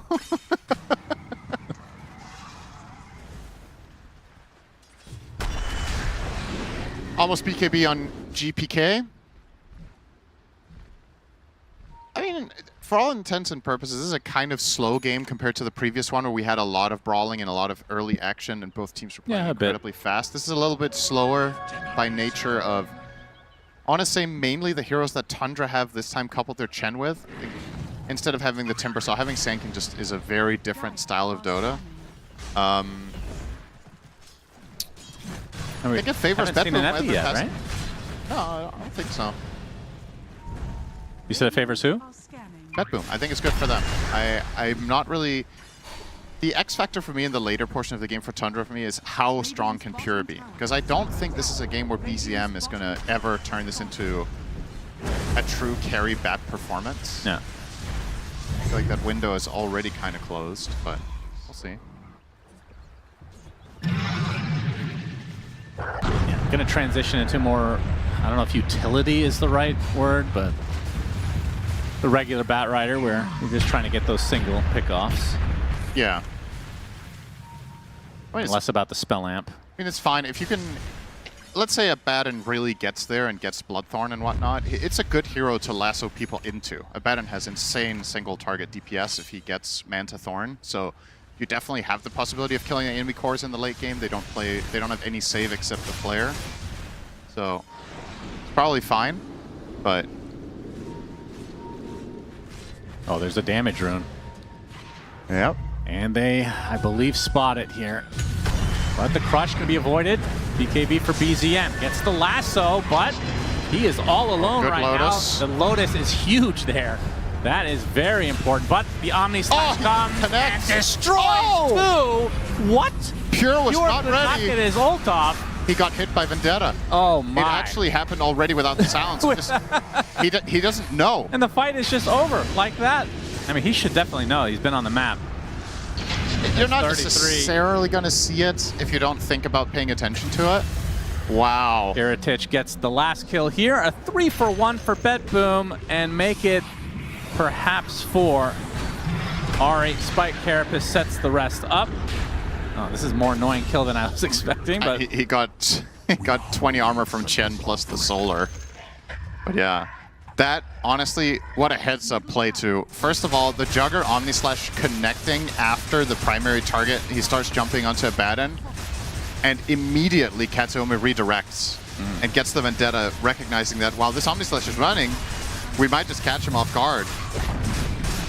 You're going to see the replay here. So notice this. BZM is disengaging off to the left now with the Lotus, and Kiritich going to find the angle from the south in a moment there, then connects onto a Batten, and look at Katsuomi instantly. Just so clean. Yeah. He was going to go for the Shadow Demon, I think, until he saw the Omni-Slash connect on the Abaddon, and immediately makes the call that this is potentially what could lead to a game-winning moment. Like, that is a huge swing. Kiritich now with a big, big gap down to the Abaddon. Butterfly completed. Very nice. Doesn't get any easier for Tundra here. 8K deficit, and Roche Pit should be BetBoom's. I don't know how you contest this, although they might try. This is against a Corrosive Haze on the Roche. They are scanned out, so they're aware. But yeah, they're not going to contest. It's just such a low-risk Roche, too. You just put Jugger in the pit with Corrosive Haze and a healing ward, and you can keep very good formation on the rest of your lineup since you don't need anything else to really deal damage. Look how much faster that is than the average, by the way. Now, Jug doesn't necessarily always go this order of items, but he does it somewhat frequently. Yeah. So much so that I think this is fair to say that this is an outstanding timing. Absolutely. For the item. Sure will get his blink. Oh, Whitemon spotted and destroyed. R8, all he can do is Demonic Purge in retreat. So Aegis on Kiritich.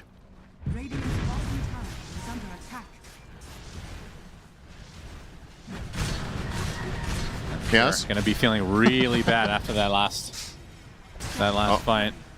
Oh, he also lost his core, but he has his Poogie still, so it's okay. Yeah, well, at this stage, that Poogie's going to flee in the coming minutes.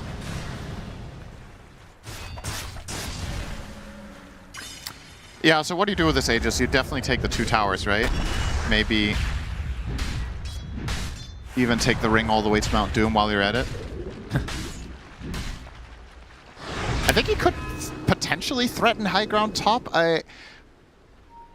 Like, if Katsuomi could Vendetta and scuttle in behind the tower from the top range of the map and then find a backstab, you have a really good follow-up with Slardar plus Jug. So usually the way you defend the top lane as Dire Nyx can really compromise that position in ways other heroes can't. I genuinely wouldn't mind seeing them going for it. It's going to be an awesome timing for Kiritich getting the axe right before it too. Just Corrosive Haze into Swift Slash is such a low commitment assassination play that could just kill a support on the spot. Wouldn't mind it. Okay, opening up mid, insta ult. Sure. Has the blink. Nice Manta.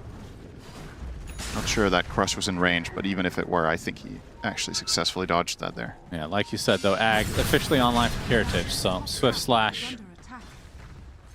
What a good Ags. My goodness. We've talked about it so many times before. It does feel required on this hero. But in a game like this where you have such a lead, it feels more like a luxury than anything. Going to go for the Basher next. Yeah. It's just, I think Swift Flash gets incrementally better the more amp you have. Because it goes from being like a strong poke to actually being a kill move now. Corrosive Haze makes that item so much stronger. Oh, BZM, instant crush upon him. Welcome to the wave. GPK has to pop the BKB as Ari did use ult, but there is the Swift Slash from Kiritich. And they're going to get a second off the back of that. Make it double. And BetBoom in commanding control right now. They even find a Pulverize on the 33. And that is going to be a dead Scorpion. And Tundra starting to fall apart at the seams. This is probably a lane. Yeah, quite possibly.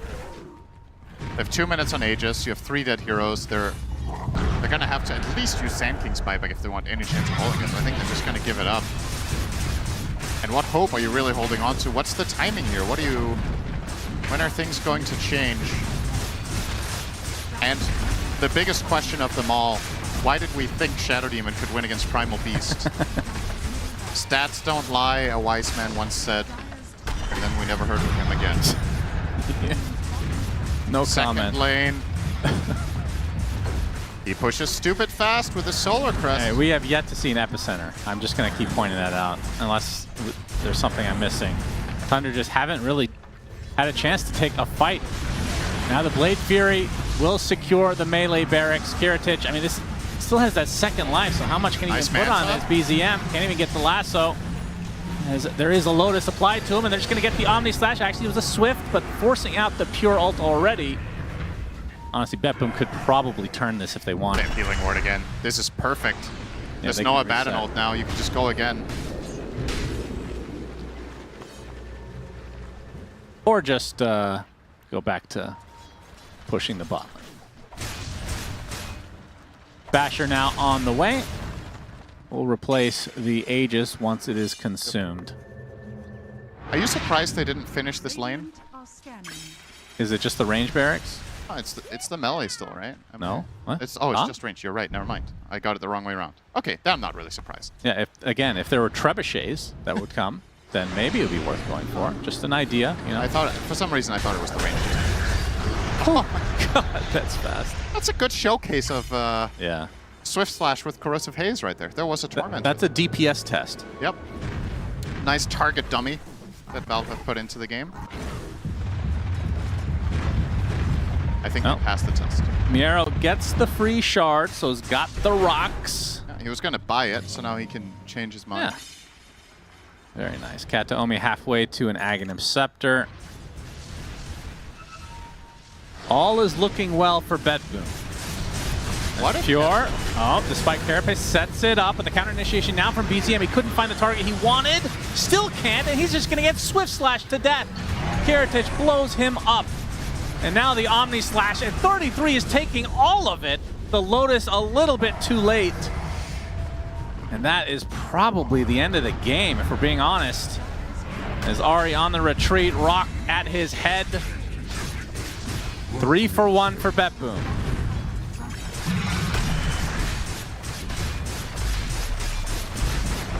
Yeah, this is Megas. Oh yeah. There's no way around it. You've got one glyph, it's not going to cut it. 30 seconds is more than enough for Jug plus Jakiro to finish this off. Well, meanwhile, Pulverize onto the Abaddon in the mid lane, trying to get that ult to proc. Actually, it's already procced. It's Whitemon trying to give his body up for Abby. does so. But like you said, this is going to be Megas. You got to get that range barracks at the top. That's going to be quick work. Well, Pure wants to fight. Remember, he does not have his ult right now. Swift Slash finally gets it at the last moment. Man, that must have just come off cool. And that's the first epicenter of the game onto literally nothing. The crush right on 33. Lotus Orb applied. And despite not having the Aegis, BetBoom not afraid to take this fight and finish this game 2 in style. 2 supports dead right now for Tundra. BZM in the tree line is caught. GPK gonna try to pursue, and Kiritich finishes the job. And 33, one more death for this game, and GGs are called. We're going to a game 3. BetBoom showing up in full force. The Bad Rider counters the Slardar, finishes Slardar's game off 10-0 and 9. I don't think that worked. That was. It's going to be my conclusion here. Jugger also goes deathless. A very nice, clean, and quick game from BetBoom, who kind of just ran away with it very quickly. Very quickly, Richard. Very quickly, indeed. Yeah, look, we did raise some eyebrows over the draft. We were kind of a little bit perplexed. It's not just about the Bat Rider mid. There were some other aspects to it. So I guess we should sort of pick it apart now with the benefit of hindsight. Yeah, I love hindsight. Point numero uno. Uno. Hindsight point numero uno. Nyx Assassin looks pretty goddamn strong, if I have to say so myself. I feel like every game we see it's doing a lot. Night Class that first brought it to the table here at this tournament. 21 win streak in pubs on the hero. Yeah, and in this case, it was a 5 Nyx, kind of. It's like they're both kind of 4.5. I think a lot of modern drafts, like modern Dota, you end up kind of both being supports. Yeah, this was super cool. Important fight, right? So the It's Nyx like, has Shard, which applies a break to his ult, and he hits him at like, it had to be like 450 health. And by the way, Kiritich is not even trying to hit Pure there. It just happens that he was going for The Bat Bat Rider, Rider. and then it's like, oh, I guess Pure's right there. Goes for the slash just to get up, and then yeah, Katomi. I mean, like I think one more hit from the Omni Slash, and he would have been under the threshold. It would have procced the ult. Yeah. The fight would have been different. But like he like gets that hit off like I don't know. It could not have been a better timing for him. I think sometimes Katomi has games like this. In particular for me on his Wyvern, where he does like really high mechanical skill things, like instant casting abilities and things like that. And then I remember like, oh yeah, this guy's pretty damn good at Dota. Like he's a 5 now, so a lot of the time his gameplay is not that flashy. But yeah, he really performs if you put the pressure on. I was thinking the Kiritich Jug. I like said in the pregame, I was hoping that it'd be the hero he picks. He ended up picking it. It was a good Jug game. He didn't die a single time. And I think with a good Jug game, it just looks overpowered. Because it feels like you can't do damage to him. You can't fight through the healing ward. He has a free BKB built in. Omni Slash is just an unfightable, like, he clicks it, you can't do damage to him, you can't stun him, you're just dead. I mean, I'm not even sure who I would pick as the MVP because everybody on BetBoom played really well. Like Miro, even with his rotation mid, he's level 4. It's very abnormal to run mid as a level 4. They actually 4-manned. Of course, Katomi was there too, as is usual. But on Primal Beast, like this is something that, you know, I know we talk a lot about Thompson. In the mid-primals. The mid-primal era where Thompson was playing competitive, not pubs. He was showing up at lanes at level 4, and this is something Collapse does. The offlane primal, he'll show up to lanes level 4 because it is one of those heroes that actually has a devastating like early game rotations. It's very rare to break the lanes for a core like that until you're level 6. So it's really good to see that like everyone on BetBoom played on point that game. Yeah, I mean, definitely did. And look, we've seen this a few times for Tundra. Usually it happens in game 1. I think maybe they kind of got in their heads a little bit there, maybe looking for counters that they didn't need to counter, perhaps. What's your assessment, Gunnar?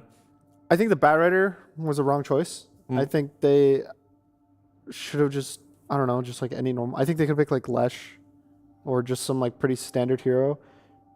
Because again, I think Bat Rider is kind of feast or famine, and I feel like BZM is supposed to be their consistent player. Like every time I see their team, they're just like picking BZM hero. He does really good in his lane. He does good. Even if you look at game 1, he was that rock. He just did very good. He played the game well. I think he's a very good player, and I think they just shouldn't put him on an experimental mid and just not even a snowballing mid. Just let him just play a normal game and win the game. For me, it wasn't a super great test of like, is mid Batrider good with the build people are doing right now? Because he didn't do the build. He went Boots of Travel, BKB Blink, like the normal standard stuff. Yeah, You go Dagon, right? no Dagon, and that's what Cinderum was saying. Is like people just straight up go brown boots, Windlace, Dagon. Yes. Like that's the build, and he was killing himself with Stoked. Yeah, it's like it's really hard even just to farm because you just die to this like it's like 2% per second, and I think it lasts what like 20 seconds or something. You lose like 40% of your health every single time you click Firefly. I've almost died jungle camps going down to 1 health because of the burn, and you just like sit there. So I also think the item build was a bit of a blunder. I know they picked it as a counter pick. It's first 2 melee heroes. Like, yeah, in theory, he did okay in the lane. He didn't kill Sorda or like have a huge advantage, and then he ended up dying when the Jakiro TP'd mid. So I wasn't too big of a fan of it. that was the Queen of Pain replacement. That's what it looked like. Yeah, and it just at that point, if they're gonna ban Queen of Pain and that's your next best, just don't try to counter pick the lane. All right, guys, thanks for that breakdown. So BB will be standing for bye-bye. We'll find out for whom after the break. The new breakthrough, an innovative phone with 1xBet app. With 1xBet app, you can register and start betting in just 1 click. Intuitive interface and thousands of sports events every day. User-friendly app. Big wins, fast payouts. The human body was built to move. Not trapped at a desk in one singular posture for 12 hours a day. It's time your chair evolved. This is Secret Lab Titan Evo. Ergonomically engineered for you. Gamers, hybrid workers, artists. Backing your every move.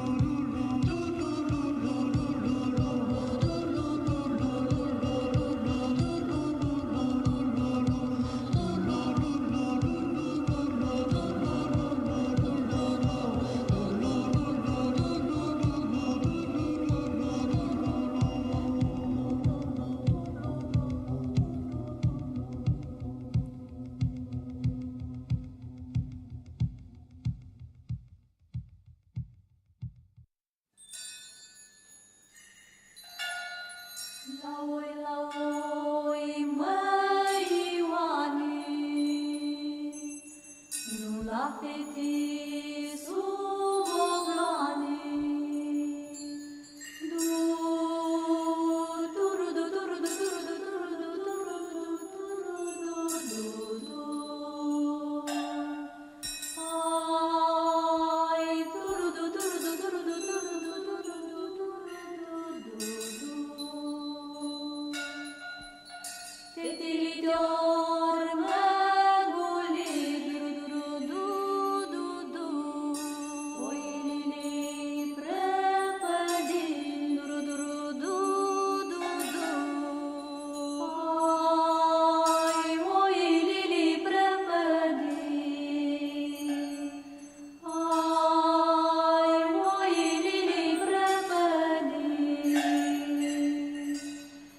bănaș cu oilii, bată-mi de pâinii, că ai lăsat tu oilii și-ai plecat cu fetilii.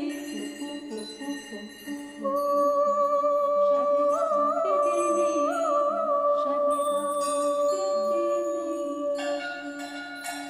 Eu m-am pornit după oi, du-du-du-du-du-du. M-am întâlnit cu iepuroi, du-du-du-du-du-du. Pune cale iepuroi, n-ai văzut un cârdioi. Oi, n-ai văzut un cârdi. Oh, we're back. We're on camera. Are we live?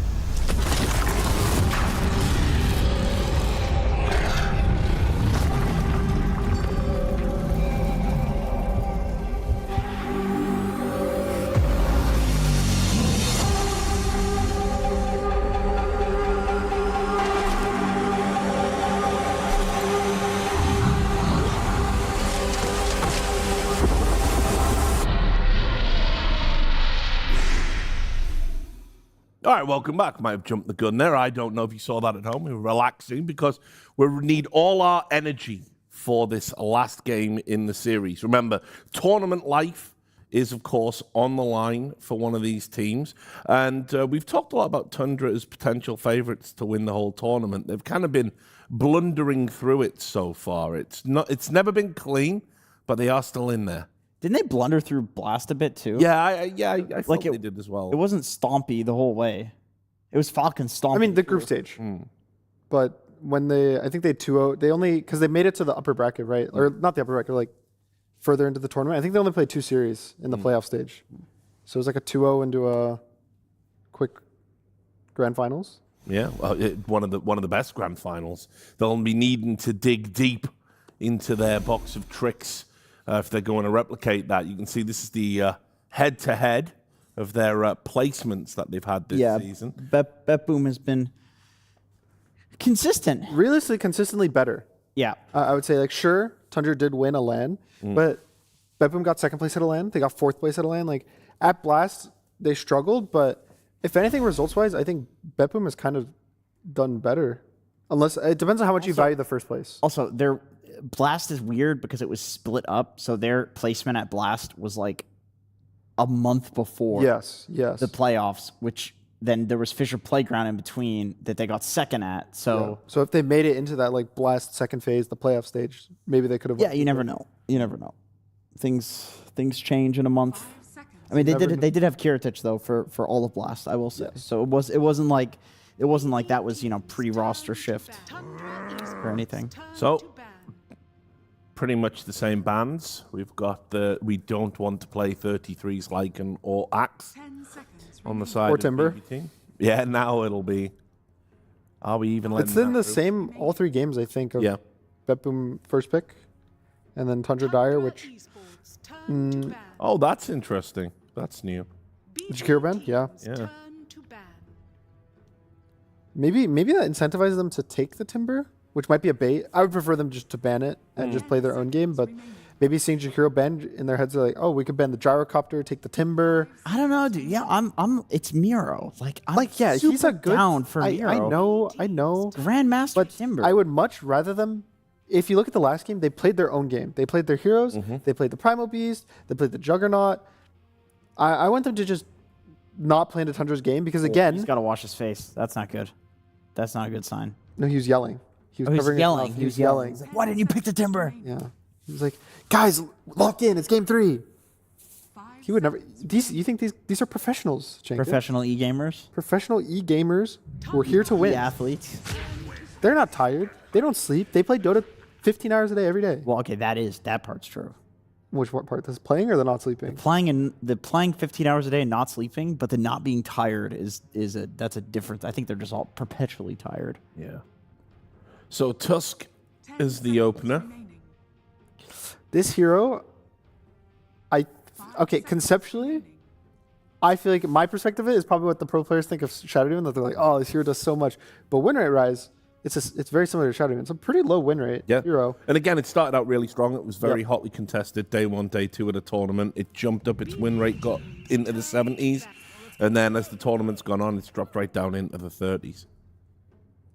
All right, Kez. They go for the chicken. I mean, they probably were not getting it in the phase 2. It's been getting banned, yeah, by a lot of teams. I think it's getting banned specifically because people don't understand the hero that well. And it's just much easier to not have to deal with the things you don't get. Because I'll be honest, even watching it, I still don't know how much damage this hero is supposed to do in a lot of these games. He like shows up, sometimes he one-shots hero, sometimes he does nothing. I don't know, man. I just feel... The thing with Kez, it just feels if you die once in a game, it's just sort of over for you. You know what? You know, part of... I'm not going to say that Kez is good design. I don't want to go there yet because I feel like there's some issues with the hero. But... Okay.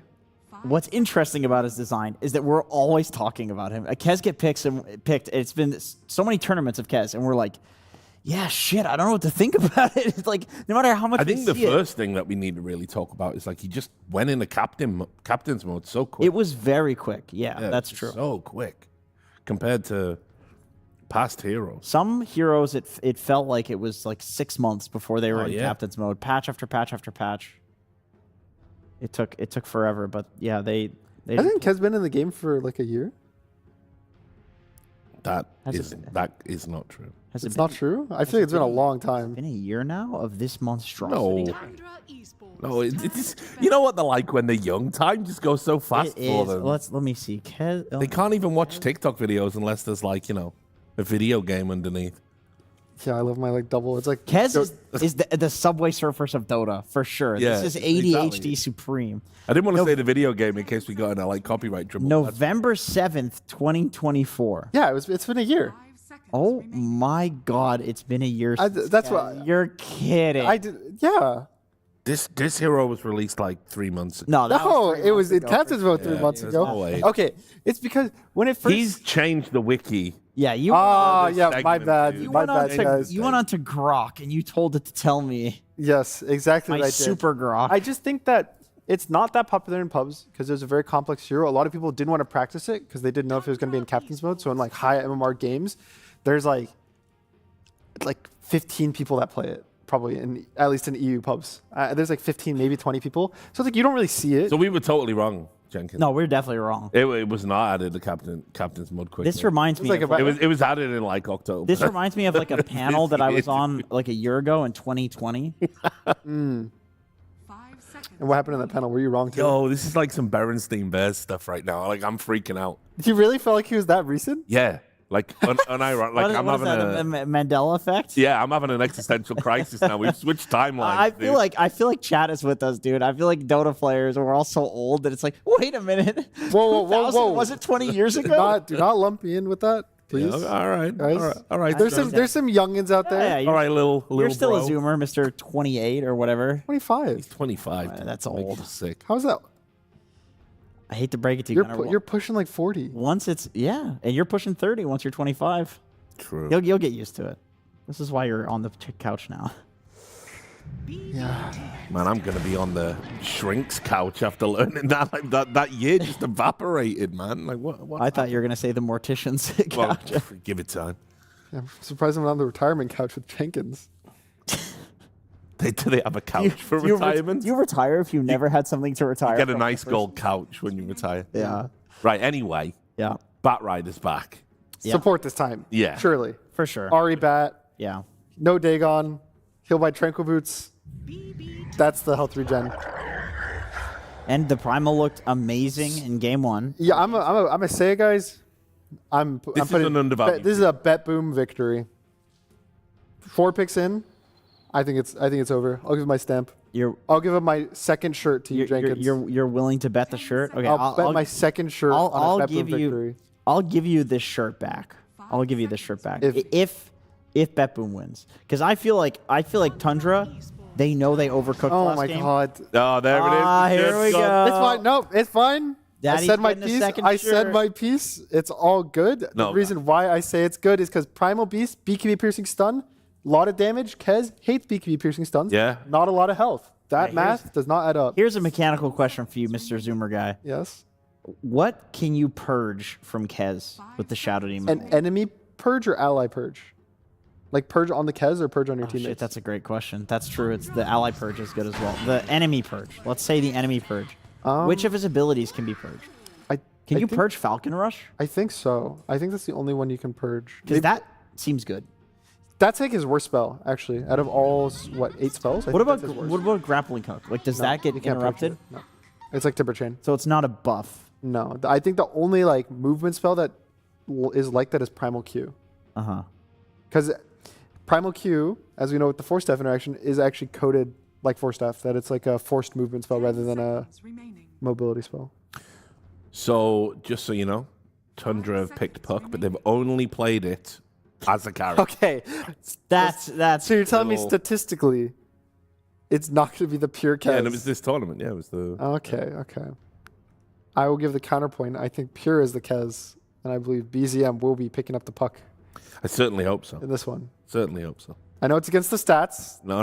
The math does not... I mean, this is an S-tier Puck game. Come on. Look at these heroes. I feel like if you're BetBoom, you're looking to counter it right now. So, like, what's still available that's like... Slardar. Slardar's banned. It's not... Yeah, it is banned. Earthshaker, we talked about. Earthshaker, Void Spirit. Not Earthshaker into Clock. Sniper. There's a couple options. So they probably might just value the carry. So basically they're saying we think there's a few options. Also, I think the Gyro Tusk is very powerful. You go Drinking Buddies instead of Tag Team. You press it on your Gyro, it buffs up the flak on everything. Gives you movement speed, gives you a little save as well from like the cogs, getting your guy out. 5 seconds remaining. Also, Gyro is very good versus Clockwork because you can flak and hit the cogs in the fight. So it's like very easy to escape plus chase. It's all academic. I don't think I've seen Shadow Demon win a game. I saw it win a game 2 days ago. It lost 5 in a row, but then the 6th game it won. Here's an argument. All right, well, hear me out. Gyrocopter is like the ultimate.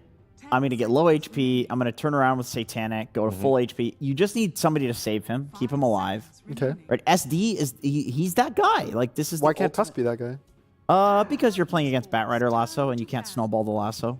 Ooh, very astute observation, Jenkins. Thank you. Love the Puck, by the way, just in general here, because we talked about the 2 saves. You got a AoE silence backline jump hero, right? That is not worrying at all about their disabled. How does the Primal match up in mid? Primal's fine in mid. You free farm versus Puck. GPK could play that, right? That's he could. Yeah. I just think that he picks Primal kind of seeing his exact lane that he's going into. I think it's decent versus Kez in the offlane. I also think Primal's had more success in offlane in this tournament because probably because Malreen's not here. I think if Malreen was here, then it would be like 50-0 for the mid lane. You can see there. Sure, I guess mid it does have 100%. It just has success. But it's just success. Yeah, it just got to wins every game. He's been a super undervalued hero this tournament, honestly. Yeah. Definitely imagine Device on his way to the airport wishing he'd played it. That's a depressing thought. Just saying. Okay, I think since Void's out, I think Sniper's bad, Dragonite's out, Sardar's out. You just take Ember? Yeah. Probably for GPK? Yeah, I mean, the 2 supports on Tundra don't really do much against Ember. Although I will say, with a Puck, the 2 supports do actually deal with an Ember. Yes. I think the other option is Lesh. Ooh, interesting. Oh, okay. So they Miro Beast and then... Yeah. Or it could still be GPK Beast. It's a good lane versus Puck as well. That's true. It could be both. But again, it's another BKB Piercing Stun, which is very good versus Kez. It's catch for the Puck. I think just... If it goes offlane, it can buy auras, which will help with the magic damage coming out from Tundra. And then if it's mid, I think just getting like a fast blink BKB Ags lets you just... He can solo kill Kez and Puck throughout the whole game. It's also another hero 33 likes to play. Yep. So. Yeah, just banning 33. Let's see. Let's count the heroes. That's why. 1, 2, 3, 4, 5, and then they picked one of them. Yeah, that's 6. Rough. Okay, 33. Now let's. What is it? Look at him. Is it racking his brain? Just Sand King again? That's usually. No, I mean that's usually what he does when he is. I mean, it used to be the Doom was the pick, but obviously it's gone. Ben, no. Oh yeah. It's 33. It's Sand King. Yeah, you're probably right. Even though it's not that great. Okay. Oh, this is interesting. All right, that's new. I mean, he's playing into 2 potential breaks, so it's not the freest game ever. I think the laning stage is pretty good versus Gyro. Like, I think it depends on how the lane goes, but I think Barrier Bristol is very powerful. Like, you get like 3 stacks of quills and maybe you dive the Gyro. It depends on I think how aggressive the Tusk is able to make this lane. Like if he can basically just continuously keep the Bristle very low health with Drinking Buddies plus Flat Cannon and just use that chip damage constantly, then I think it'll be rough. But if maybe a 33 like gets into the lane, gets his spells off, they're trading health and they're both 50%, then I think he'll just completely freeform bot. And also it is the mid Primal Beast and the offlane Beastmaster. Yeah. Yeah, I think that makes sense, honestly. Like, I agree with what you said about the auras. I feel like the auras are just so valuable here. Very good aura game. I think both the mid matchups are pretty neutral. Like, I don't think either one wins particularly hard. So they probably value Beastmaster versus Clock is a very good matchup in the side lanes because the boars will just kill Cogs. So he doesn't ever want to go Cogs. It's basically just free gold every time he presses it versus Beastmaster. And so it kind of nullifies all this Clock pressure that he would have had on the Primal Beast. And so I think this laning setup is mostly centered around BetBoom's offlane, which I think for them, like between Save and Miro, I think those are the two that they put in so much work in every single one of their games. And I think if BetBoom is going to take this win, it's going to be You've already declared them victors, remember? They are victors in this game. Yeah, you've already... Primal versus Kez. It's over. Richard, I just want another shirt. This one's very comfortable. So I'm gonna say this is a Tundra victory. Yeah, you like their draft? Their draft is good. I mean, it's a Tundra. It's like some of their favorite heroes. I think 33 was kind of digging deep into the pool to pick something. Well, by the way, we're at that stage where we're waiting for the coach. So. Oh, I understand that. Yeah. Well, I'm well aware. Gunnar, where'd you get that shirt? I think it was a gift. I think it was a gift. It was a gift. Oh, that's truly unfortunate. Yeah, that's gonna make it suck when you lose. This is my last shirt. I will have your nothing. last shirt. Millionaire Dota player. I burned all my other shirts. Streamer. World of Warcraft content creator. Yep. This is my last one. And he's not giving me his. There's also like I will give you two more days of broadcast as well. So greedy. Order. Can you give me a McDonald's? Yeah. Anything else? If I win, you're getting me a McDonald's. You just want to say put the fries in the bag to him, don't you? Put the fries in the bag, Gunner. That's kind of rude. I don't know what that means. Anyway, I think Tundra. They have. I mean, Puck has a pretty free game. There's right. Good news. Moon Meander is graced us. Oh yeah, Puck. Yeah. Absolutely. Yes, I am here with Moon to help the audience escape from that panel that was filling so desperately. They did say that this is a free Puck game. Do you agree with that? It's a pretty good Puck game. I was hoping we would want to pick it after the last game. So.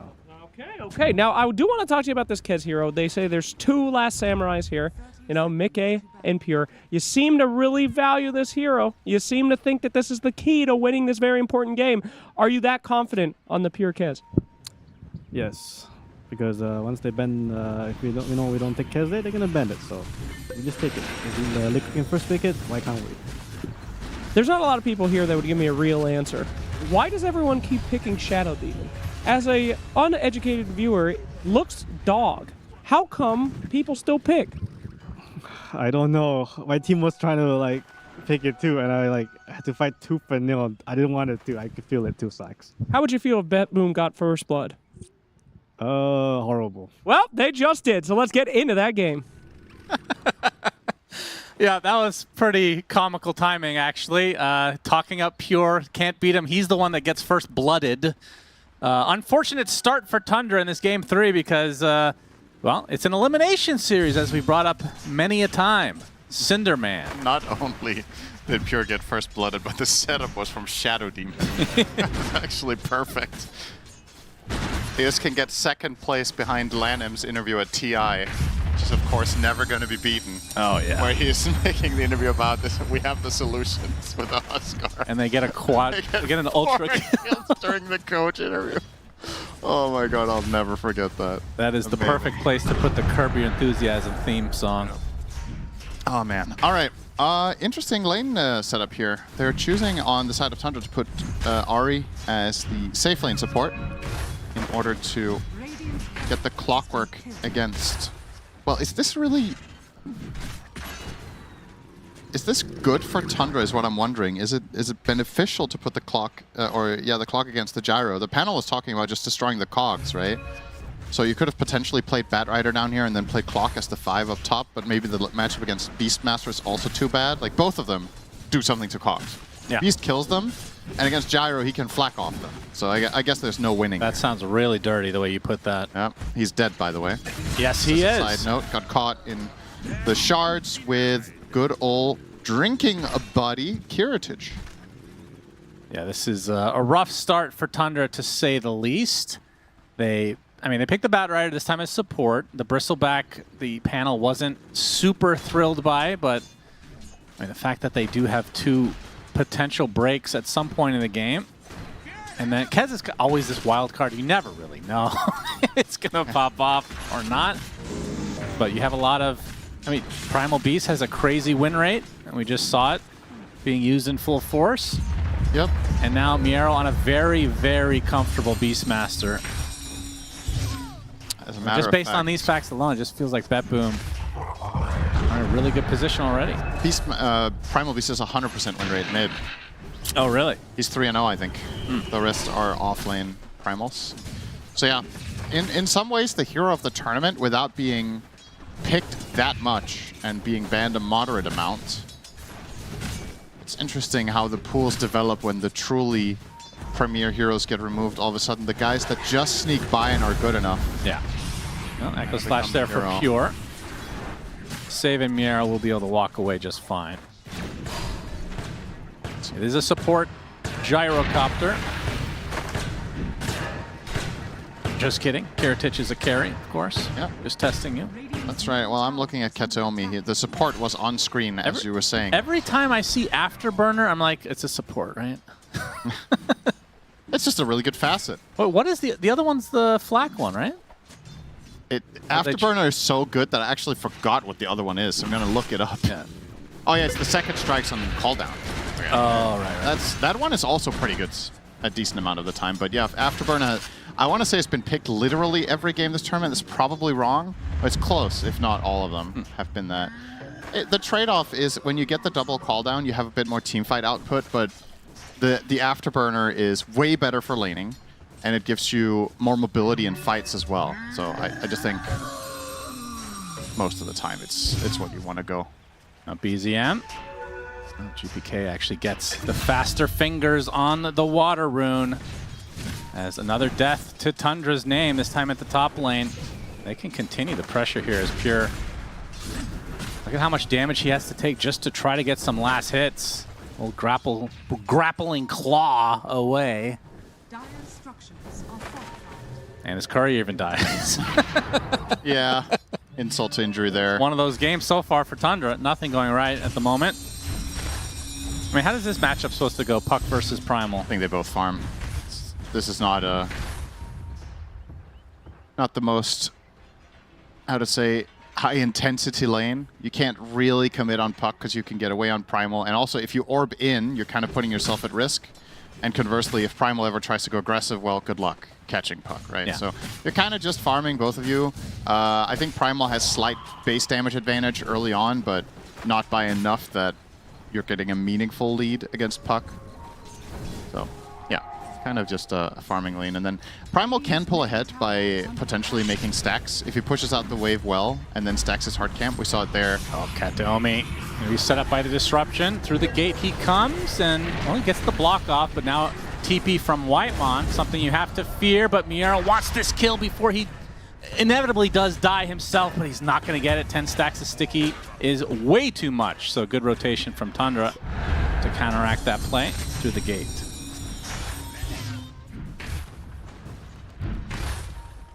Light level advantage here for BZM. Yeah. Should be level 6 on GPK for the power rune if this wave... Actually, maybe he won't. With the siege? He will. Okay. He does. So, see Tundra bringing a lot of reinforcements for this. Coil. Coil. Are they going to pursue? Yes. Whitemon gets him inside of the cogs. Onslaught is wasted as a result. Gets off the Primal ult onto Ahri. Now the disruption is going to hold him in place. They're going to kill off Save first, and they get GPK as well. A nice 2-for-0 special for Tundra. Yeah, nice double rotation from the support duo there. Great play. You either get the power rune or the kills, or both, as it turns out. Yeah, nice. Absolutely for everything for BZM on the Puck, and a great game to get off to a hot start on this hero. In agreement with the panel, this is the type of game that Puck can carry. Not really many counters on the other side. There's targeted stuns, but they have cast time. Nothing like a Dragon Tail or an obvious Orchid Buyer either. So you can probably bypass Yules and just go straight into Witchblade scaling with Blink. Should be a great time for BZM in this one. And yeah, he would probably appreciate having a good game after that last Batrider performance. A player that you and I have cast a good chunk of games on by now. He's had tournaments where you could argue he's the MVP, and then he's had tournaments where you could argue he was half asleep. Generally, there's a bit of time in between them. Yeah. So I mean, his latter stages of being on OG were some of the roughest games I think I've ever cast. That is probably the worst he has played, was toward that end of that OG squad. And who knows why, he was just really off form. On Tundra, I think his baseline has been higher, for sure. Yep. And he still has these games where he is outstanding, but also sometimes just, you know, a little bit of a miss. And that's okay. You know, you're not going to pop off every game. And I think also sometimes perhaps what is in part the reason is that Tundra sometimes try to be a bit too Oh, they cute. get the stun lock. Primal ult. Oh, the snowball just late, but BZM. Well, the Shadow Poison's going to hit. Only one stack, though, so just a quarter of a second off. Important raindrop, I think. Probably kept him alive there. It's very, very close to death, but avoids the 3-man kill. Oh, that's a lot of bounty runes. Okay. BPK will try for another kill, but he's not hasted. Gonna find anything here yet. Would love to fight while the move speed is on. Yeah, but no longer though. Gonna come in from the north as Miero setting it up with the roar, and that is way too easy on the 33. And Ari now in that Firefly. Do they have the catch? Doesn't look like it.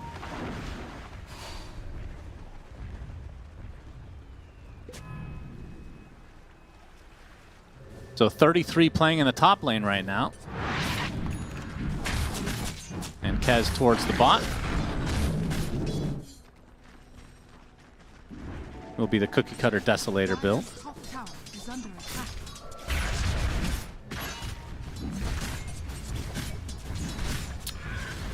it is kind of fascinating, speaking of someone like BZM, like what do you think? I guess this is like the $1 million question for Dota. Oh, hang on. He just had to say his... All it takes is to mention his name. And you're cursed by Cinderin.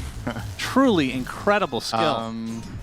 I was going to say, what do you think makes certain players like that hot and cold? For you know, there's someone like Kiyotaka was our #1 example, right, of a player that has outstanding games, and then other games where you're just like, what is going on? And then other players can like be consistently solid, but never truly great. Like, what is it that does it? It's probably what you eat. Okay. I don't know why I asked that question. What kind of a stupid-ass question is that? It's a really good question. Yeah, there's no answer, obviously. If we knew that, we'd be creating Michael Jordans every single day. As the coil hops onto the touch. That's a very famous basketball player, by the way, is already getting destroyed by Kiritish on the high ground. 1 for 1 at the end of the day. Sorry, I had to explain that to you because I know you might not know who that is. Yeah, I thought it was a shoe brand. Yeah. These days it is. GPK. In the cover of smoke, has the damage room, wants to go for 33 again. They do have Roar as well. 33, he can hear the onslaught, but the ult is there. This is enough not time. an easy kill. No, not quite yet, although they are continuing. Miero spots him with the tomato. Yeah, just a little bit too slow.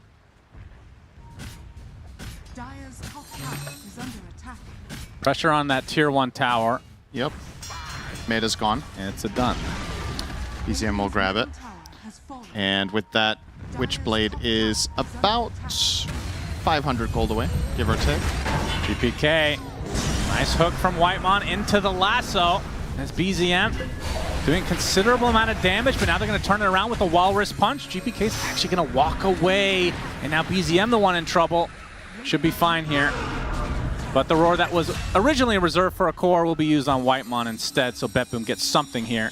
Does require basically everybody coming to fight it out, and Now it's going to be a team effort on this Ancient stack. It's very worth protecting this area, of course. Extremely valuable area in general, but more so when you're playing Gyro and Beastmaster heroes that want to farm Triangle frequently. You got to make sure it's covered. Shadow Demon. Save, probably fair to say one of the 3 names that comes to mind when you even think of this hero for Pro Dota history, I would say. Exceptional player on it, but as we already talked about, the win rate in this tournament has not been great. I believe, maybe I'm wrong in saying this, I feel like only one player even has positive win rate that I could remember, which was Tim's for OG. Just has been missing a lot in the games that we've watched, but that's the thing about, I don't know if the players are aware of the tournament win rates necessarily all the time of these heroes and how big of a role it plays, but Save, even if he knew the win rate, I think he might still play it. Well, so far so bad, I guess. He's 0-3. But I mean, you know, the point is he still didn't lose faith, right? Like, he just believes in his ability. Yeah. This hero so much that even though they've lost 3 games... Yeah, ego goes a long way. I mean, there's pros and cons to it, you know? Sometimes we see players give up on a hero because they lose one time. Yeah, they're weak. So. They're mentally weak. Okay. I mean, you could also just say they're realists if they're like, okay, the hero doesn't work. One game? That's not a realist. That's an idiot. That's a small sample size. I feel like you've reacted that way to losing 1 game in basketball before. Yeah, well, that's because I realized I'm fat while doing it. I don't think any of these players have that problem. I meant your team, not you. Oh, okay. Like, whenever the Suns lose a singular game, you're like, we are the worst ever. I'm never watching my team again. And then I do again. Yep. It's just like playing Dota. You always come crawling back in the end. You do. It's just a masochistic type of feeling, you know? But you've changed your approach to watching basketball now, though. Here we go. Nobody gives a shit. I thought it was kind of fascinating. Excellent, if you will. You started watching games that you know your team has won. Yeah. Otherwise, you don't watch. Well, number it's like one, the opposite of anti-spoiler. You spoil yourself. You don't watch Dota games after they're over sometimes? Sometimes, but I don't specifically not watch them when I don't know if the team I wanted to win won. I mean, if you had to watch the last 2 years of Suns basketball, you'd understand. It's pain. Yeah, I mean, I wouldn't watch it even if you won every game. Yeah, that's true. So that's because you're a terrible friend. Kataomi spotted by the rocket flare. Tundra. They got off to a bit of a rough start, but have definitely equalized a bit here. As Pure is about 600 away from his Deso, and Kiritich, as we can see, is well into his Aghanim Scepter. Yeah, Kez is an interesting character to watch in this tournament. I mean, a lot of players just haven't really made it work, but I feel like the way Pure and Mickey play it are also a little bit different. I feel like Mickey plays slightly faster, whereas Pure is oftentimes farming for 2 to 3 items before he really gets involved, and then he makes a splash. I'm curious in this game if that's going to be the case, if he's going to reach like critical mass and then Tundra take a great fight, because all I see here are really big minefields for Kez to play into. Demonic Purge, Roar, Pulverize. Yeah. 3 BKB piercing abilities on a carry that's super reliant on free-flowing movement in fights and on burst. You're even playing into Snowball Save too. I think BetBoom have done a really good job of trying to make Kez as bad of a pick as possible. So if Tundra still make it work here. Yeah. Lasso initiation. Whitemon with the Cog. Oh, nice Cogs. Double knock. Kataomi dead to rights. That is a fast dagger. I mean, have we seen any non-position 1, I guess mid, right? We saw one mid Kez from Niku. But is support, have you ever seen a support Kez in a pro game? No, don't think so. And I don't think we will either. And do we know if BZM has played Pure, or played Pure, if he's played Kez? Oh, you're thinking if they could flex it when they first pick it. Yeah, because if you're first picking it, you're going to get hard countered, right? I don't know if BZM is fond of the hero, to be honest. I don't know if he's played a single pro game on it. Doesn't come to mind, at least. But Pure's going to have his work cut out for him, for sure. Right now, he is close to the bottom in net worth for the cores, but with that Deso, should be able to speed it up a bit. But of course, going against this Gyrocopter who's about to finish Ags, you're not going to keep up unless you take a big fight. And we can see 33. He's topping the charts for Tundra. And if he becomes a big threat, we've talked about it before, but Aghanim Scepter for both Primal and Shadow Demon will break. And in particular, I mean, both are just as strong as each other, probably, and for that purpose alone. Yeah, the more I look at this, the more tools BetBoom have for late game in this one. I just think they have very good matchups. Yeah, I thought this would come down to how well Whitemon would be able to contain GPK. Clockwork versus Primal, very notorious, but he's had a... Well, he is bottom net worth of the cores, but it doesn't feel like he's having a poor game at all. And I also don't think he has to have the best game. I think if he gets 1 or 2 key items, that's good enough. Now the lasso pick. It's Katomi again. Like, you're getting something, but it's not really progressing the game or the map that much for Tundra to find these kills. The bigger picture, or the bigger moment, will be in about 3 minutes when the Tormentor becomes available.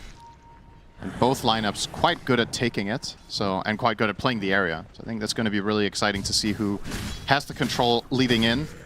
I feel like that's something some teams in particular could do a better job at, is not starting to go to the Tormentor at 20, but start going to the Tormentor at 19:30. Go there prior, smoke, set up vision. Whitemon, he gets roared and it will be destroyed.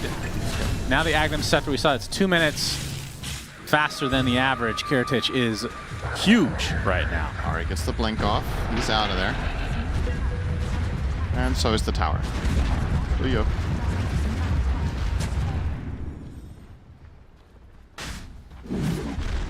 I think, in theory, the Kez versus Gyro matchup is good for Kez, though. But again, Dota isn't 1v1. Save. Okay. Disruption to start things out into the onslaught and pulverize. Not quite enough to get the kill. The Raven's Veil is not enough to get away for Pure. It's 33 showing off the hairball. Big hook shot from Whitemon onto 2, but the snowball will be used to save them temporarily. They're not going to go too far. Coil now onto both. Tusk is dead to start things out. Gyrocopter would be the very big kill. Kiritich, though, finding some distance as 33 wants to pursue, but now will get disrupted instead. Already 3 dead for Tundra. We saw Kez die before this even happened, and after all that, it's a 4-for-1 for BetBoom. It was so close to being good for Tundra. But instead, BetBoom gets everything, including Roche. Really good defensive plays from the supports of BetBoom. Disrupt and Snowball coming into play in that fight. And they outlast the damage, and on top of all of it, GPK manages to find the puck in the backline and kill him off as Primal. So couldn't really have got any better than that. This recap is excluding the Kez kill as well. So you're going to see the replay here. This is the beginning of this entire sequence. So first they kill the Kez down here, narrowly. And in the meantime, BetBoom are starting to do Roche with their Beastmaster, which Tundra correctly identified. And they're like, this is 4v3, we should go fight. So Bristle goes in and disrupts it. And now this hookshot looks extremely promising, but this snowball, very, very important. Buying the time. Coil comes in. Heritage too strong. Oh. Yeah, getting Kiritich there might turn the fight potentially. But living with a sliver of HP. And that's enough now for BetBoom to take a pretty commanding lead. 19.5 minutes, 4K net worth, have the first Aegis of the game on an enormous gyrocopter. Yeah, and it's also about how the gold is distributed here. This is not just a 4K lead. You considering that Batrider is 2K up on Shadow Demon, your cores are very far ahead. Both the Gyro and Beastmaster easily topping the charts, but now finally GPK also overtakes 2 of the enemy cores, so almost all top 3 now sitting on the same team. And as farmed as Batrider gets this game, you're playing into double save. So I think Batrider net worth is actually not that valuable here. I think your heroes just countered very well, and you would much rather have a richer puck in particular. I think this is a game where BZM was going to have a lot of responsibility with helping carry the game, because I don't think Kez can do it alone here at all. This is not one of those, Kez is going to go in and clean up 3 heroes easily type games. Too tanky, too many saves. Immediately smoked up from BetBoom after they took the Tormentor. They had the control. Get the shard on Kataomi. I think they'd probably rather have had the Shadow Demon one, but It's all good. Boo, boo, boo, boo. Oh, Whitemon. Oh, good attempt on the hook, but I believe BZM was moving, so he couldn't get it. That is unfortunate. Another freebie for BetBoom. 2.5 minutes on the Aegis. Lasso from Ari into the Echo Slash, but Kataomi is here as well. Call down, not doing too much, but they get the roar and they get the kill instantly on Pure. Talking about how these single target lockdowns against the Kez are his kryptonite essentially, and well, they got plenty where that came from. Yeah, even though they lasso save, he still gets disruption off, he still gets piped. I mean, imagine Tundra with one hero that has a save. Yeah. Like a disruption. Yeah, or a box. Yeah, why don't they just pick the 25% win rate hero themselves? Well, Whitemon loves Ringmaster. True, but the matchup against Shadow Team is pretty bad. True. So you can't use the box I mean, there. there's plenty of save heroes though, right? Yeah, well... BetBoom has 2. Yeah? Well, what would you suggest? Well, Ringmaster's not it. I need to look at the list. Wyvern, which... Yeah, Wyvern's not a hero right now. Okay, I'm just Who am I hearing running? Somebody's running in place. Sound? We're paused. It's okay. Let them get their steps in. What is this? OD. Right. He could have picked OD5. That is true. What happened to Oracle? That's a save. The hero's garbage now. Oracle is probably, out of all of these suggestions, the best one. I mean, even Silencer, that's a save. Somewhat. I mean, it counters like everything that Kez would hate. Yeah. I'm sure there's some more. I mean, you're the analyst. You're supposed to come up with this too. I'm just... This running noise is actually just... Yeah, can we unpause it? It's literally... so that we get rid of the noise and then pause it for the players again. It's brain jamming me, this running noise. It's brain jamming you? Yeah. That's a nice set. There's no way this is his noise. If that's his noise, then we need to go back to the drawing board. Oh, yeah. It is. Raptor clock. It went away. Maybe it was a creep next to Primal. If Primal has that sound, I swear. Oh, it's gone. A Valve employee has logged in. For the first hacked time. the code. in a year. Thank the Lord. Welcome back. We're so happy to have you here. God, that was actually really good. Now, if you wouldn't mind, can you fix Immortal Draft now that you're here? Oh, man, I forgot that was even a problem. Couldn't play it with that years ago.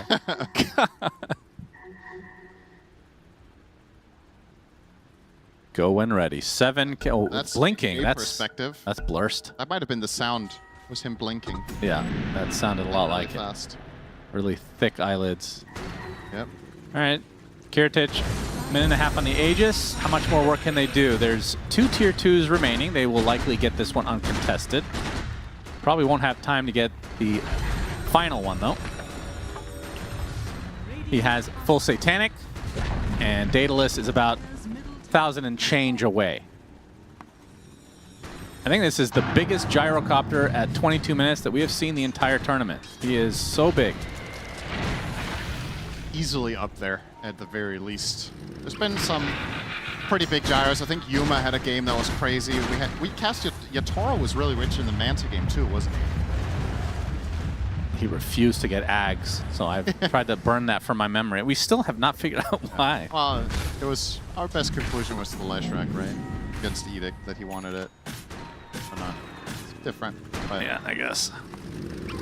Well, Aghanim Sept. How big of a power spike is this for Kez, in your ultimate wisdom? I mean, it's big. Kez's generally level up massively after it. The problem is, in this game, once again, I just think there's a low ceiling here for the hero, is my problem. Like, what do you buy to reach that I am a god on Kez type gameplay? You can see he's not even going BKB, he's going Lincolns because there's just so many problems. He wants to block at least one of them. Yeah. And he's going Dagger. I think Blink is actually kind of genius here, because what you're realistically expecting in the fight is if you fight on quote-unquote normal terms, you're just going to get countered by all the single-target solutions. So what you're hoping to do is have your teammates get jumped, and then you instantly blink, killing the backline. So you're probably just trying to assassinate the Shadow Demon when he's used any sort of save disruption on a teammate or an offensive one. So you can get one problem out of the fight, and you're kind of like going step to step. So I personally really like the blink. I hope he buys it before the Lincolns. He's queuing up both. And it gives him a way more reliably of playing with Ahri and with Whitemon when they get picks. Obviously, we're approaching the game, part of the game where skirmishes become less frequent and teamfights become more prevalent, but it's a cool idea. If anybody can do it, it is Pure. And he needs to. That's the thing. He is in a game state that he was not hoping to have. His hero's hard countered. They're far behind as a team in general. It's not going to be an easy one.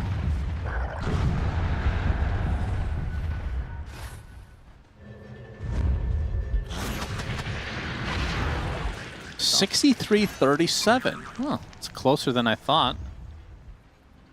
As BetBoom with quite the lead right now. Blink Dagger for Pure. See how aggro they can get. Tundra, smoke. Something has to happen here. Something has to go their way, it feels like. With Roche potentially coming soon. The dream fight is easily to catch the supports. I think that has to be the team comms right now, is you need Kez plus Puck or Kez plus Bat to jump and assassinate Shadow Demon. Yeah. And try to build a fight around that. That's been mainly what we've been seeing in a lot of these Shadow Demon losses, is that the hero might look good on paper, but you get caught and the fight just breaks apart completely. Tundra need to find a way to accomplish that sooner rather than later. This smoke doesn't look like it's going to do much of anything. They're going to start poking the tower. Yeah, it was scanned out, so. Ahri. Okay, napalming the wave, giving away his position. Follow the fire. Yep.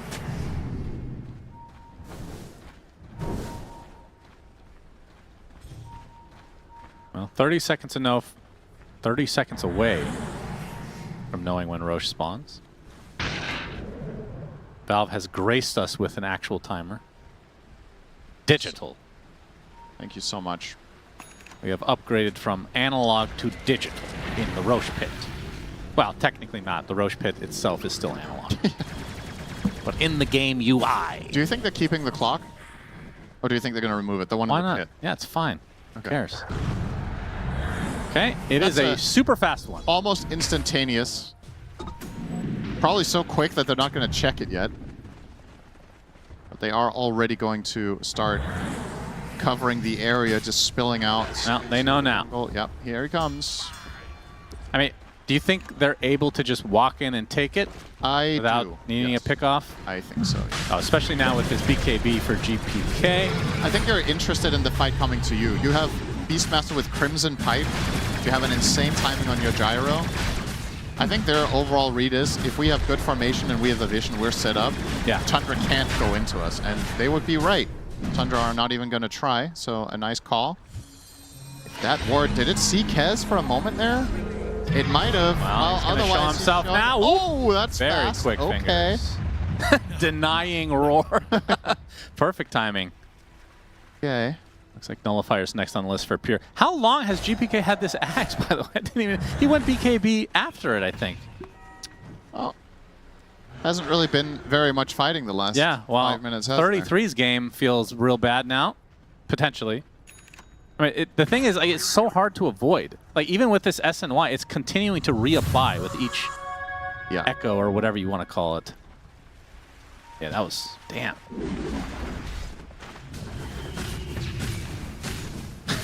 It's actually perfect voice lines for both of them. Yeah. That's more impressive than the play itself. Yeah, can you believe Kez has a perfect voice line for any moment? That's true. Worst voice in the game. Now the thing is, I think you would agree with this. The voice acting for Kez is good, but we just don't think it fits the hero. No. But we do think it's a good voice acting job. So yeah, there's no bad voice acting. We need a... Should have been a chicken. Yeah, they... yeah, okay. Something like that. That could have been the voice line. That could have been literally everything, he says. It's just that. For every action, that one sound. I agree. Maybe, and then maybe an occasionally rare, you know, the caw. Then you need a raptor noise for the raptor dance. And a raven noise for Raven's Veil. That's right, Kiritich. High ground attempt number 1. They have the Roche banner placed. BZM in the middle of nowhere. Is she just gonna die? Yes! 50 seconds with no puck. What was that? What the puck? GPK will kill off another. This big raptor dance, but the homing missile finds its target. Walrus punch, pure dead. I don't understand what I just watched. They just went in and died. I mean, he must have misclicked something. He must have mistimed his... Either the curveball went the wrong way or something. All right, they get the Aegis, but GPK, it's the uproar off. Buyback came out from Pure.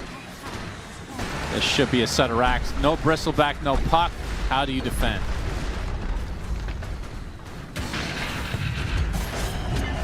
You don't. The flak cannon at its ready now. That'll be a full set for BetBoom in a very good spot right now, to say the least. And I'm struggling to figure out ways that Tundra can do anything about it. It feels like everything that their lineup is about is countered, either by the heroes themselves or the itemization. I mean, honestly, the more we see it play out and the more we think about it, the more genius this draft actually is. I'm very impressed with what BetBoom have managed to do in this I didn't want to look too into it, Cinder, but in the draft itself, you could 33 is usually pretty stoic. He looked unhappy when that Beastmaster was picked for BetBoom. Maybe they wanted it. It looked like they were quite puzzled. And the bristle pick has just not worked, right? No. I think that's fair to say. 0, 4, and 3. He's got good CS, but isn't converting it to any sort of value in the game. It's kind of funny to look over the KDAs. They have one player with a good game, and it's the Bat Rider that was picked early. The 4-Bat, Ari, is having a great game. He's been in every kill they've made, and he's got 8 of the last hits. Oh, wow. Which is probably not ideal. 8, when 2, you and think 2. about it. And everybody else is just in the dumps here. Man, Ari, you gotta play carry, bro. You know? There's the Demonic Cleanse. Heroes of the Storm legend, Ari. Oh, that's right. I actually forgot about that. That's where he started out. He was a literal prodigy. Yeah.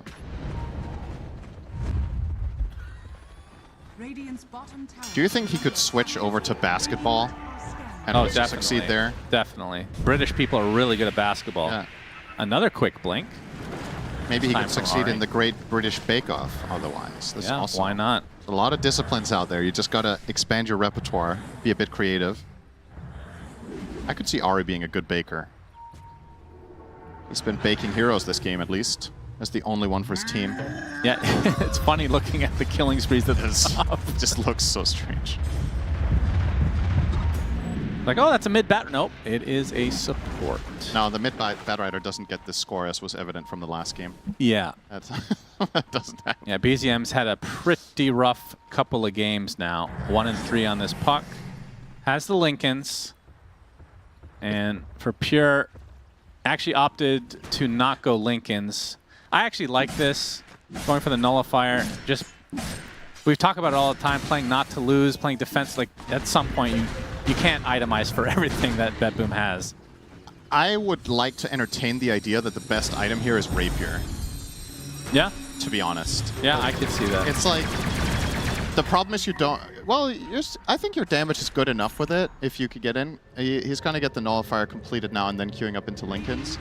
Because from my perspective, you get one chance here. And, well, would you have been able to afford it? Maybe not. Oh, GPK. Got to break everybody out. Yeah, that smoke was already taken out right off the bat. BZM punched into the air and will no longer be seen in this game. Wait, how did he die that time? Walrus punch. Well, he shouldn't be getting punched. Well, that's another story, Cinderin. He took 2K. It was 2 heroes killing him. He just got punched. So GPK blinked in and went for the, or rather went out of invis. Didn't BKB his pulverize, so it immediately got silenced by Puck, and then he just got killed by Tusk Gyro. 100-0. Damn. That's crazy. Okay. Well, another 5v4 brewing.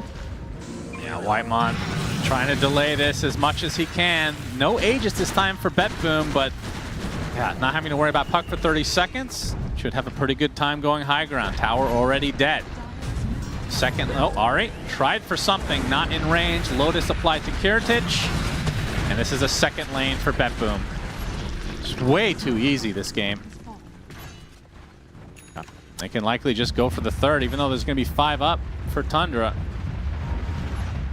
Maybe they play it a bit safe. I mean, the next Roche, a minute and a half away from knowing, so maybe it's worth... I mean, this is an elimination game, not just series. Yep. So probably best to play it safe, but these items are disgusting. Aghanim Scepter for save. So 33. His game's just over. Like, you can't do anything.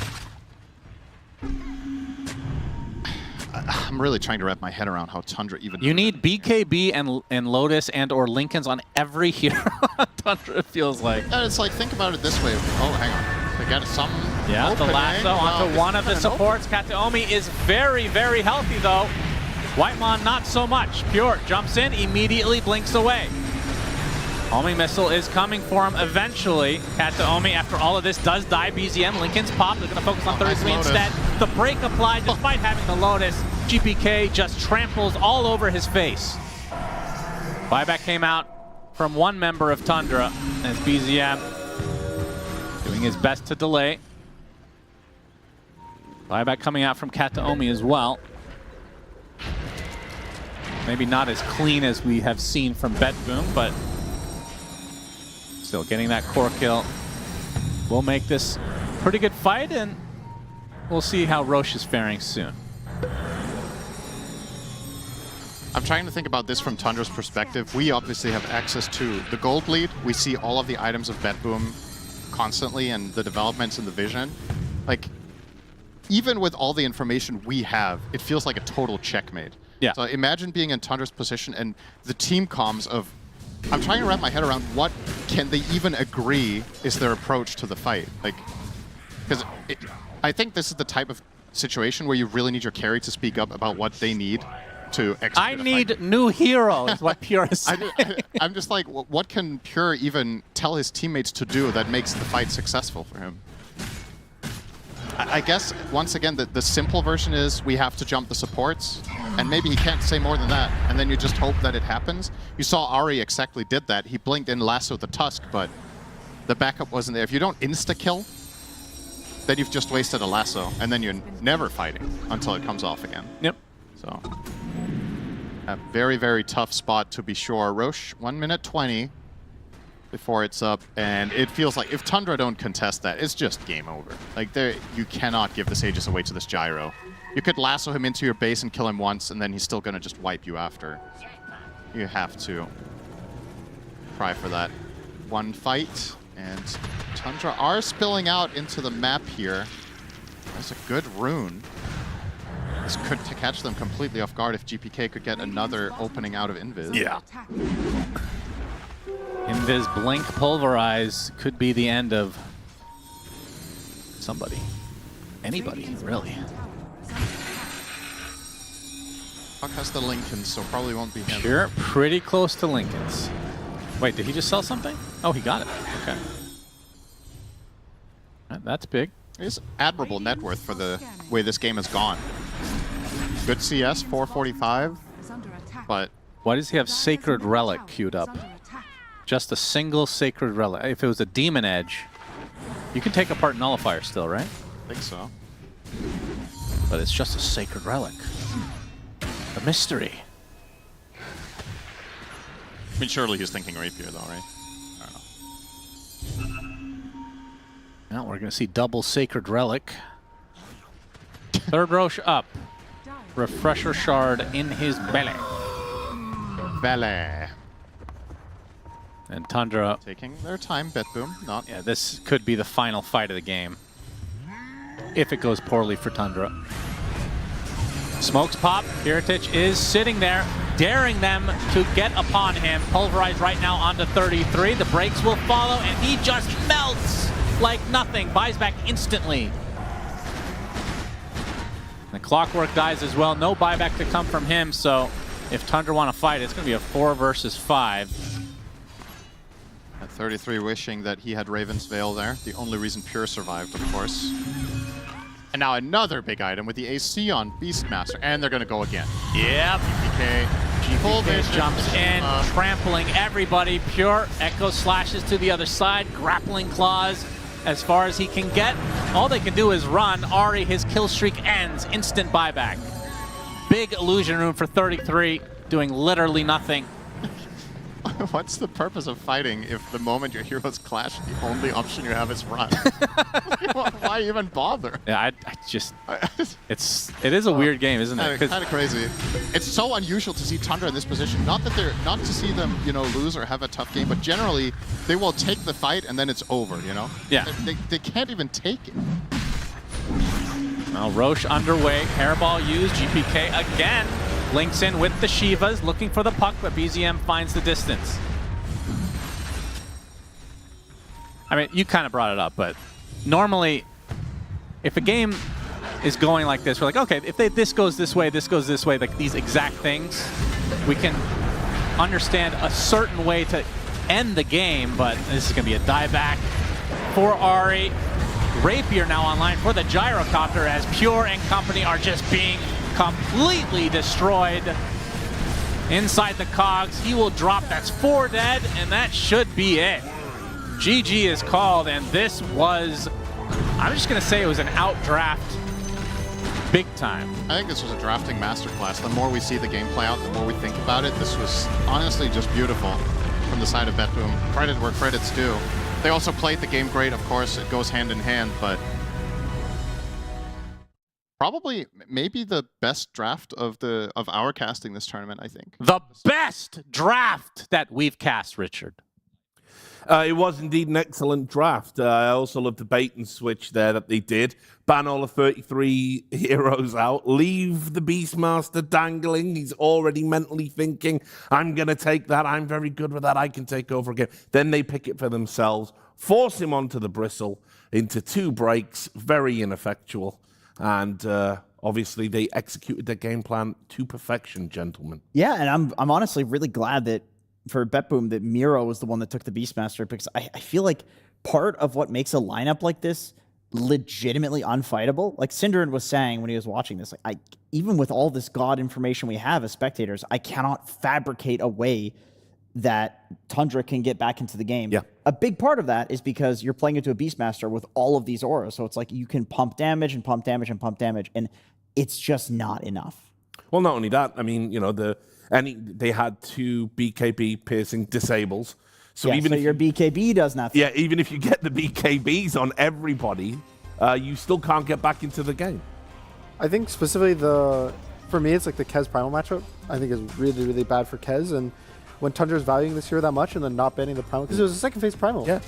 I think you have to ban it because there's just so many times like here, he just hits this tier 2 tower, gets caught by the Shadow Demon, Primal shows up, it's stun, it's damage. I think also you can kill him even when he's invis. Yeah. Like it just does kind of everything that you want versus Kez, and I think it was a really hard draft for Tundra to have to execute this. It's a really great combo too, by the way, the Shadow Demon plus Primal combo. Like there was quite a few times there that we saw Save and GPK set up on a hero where, I don't know, in my eyes, I see a Puck versus Primal, and I'm like, yeah, he's never getting his hands on the Primal, right?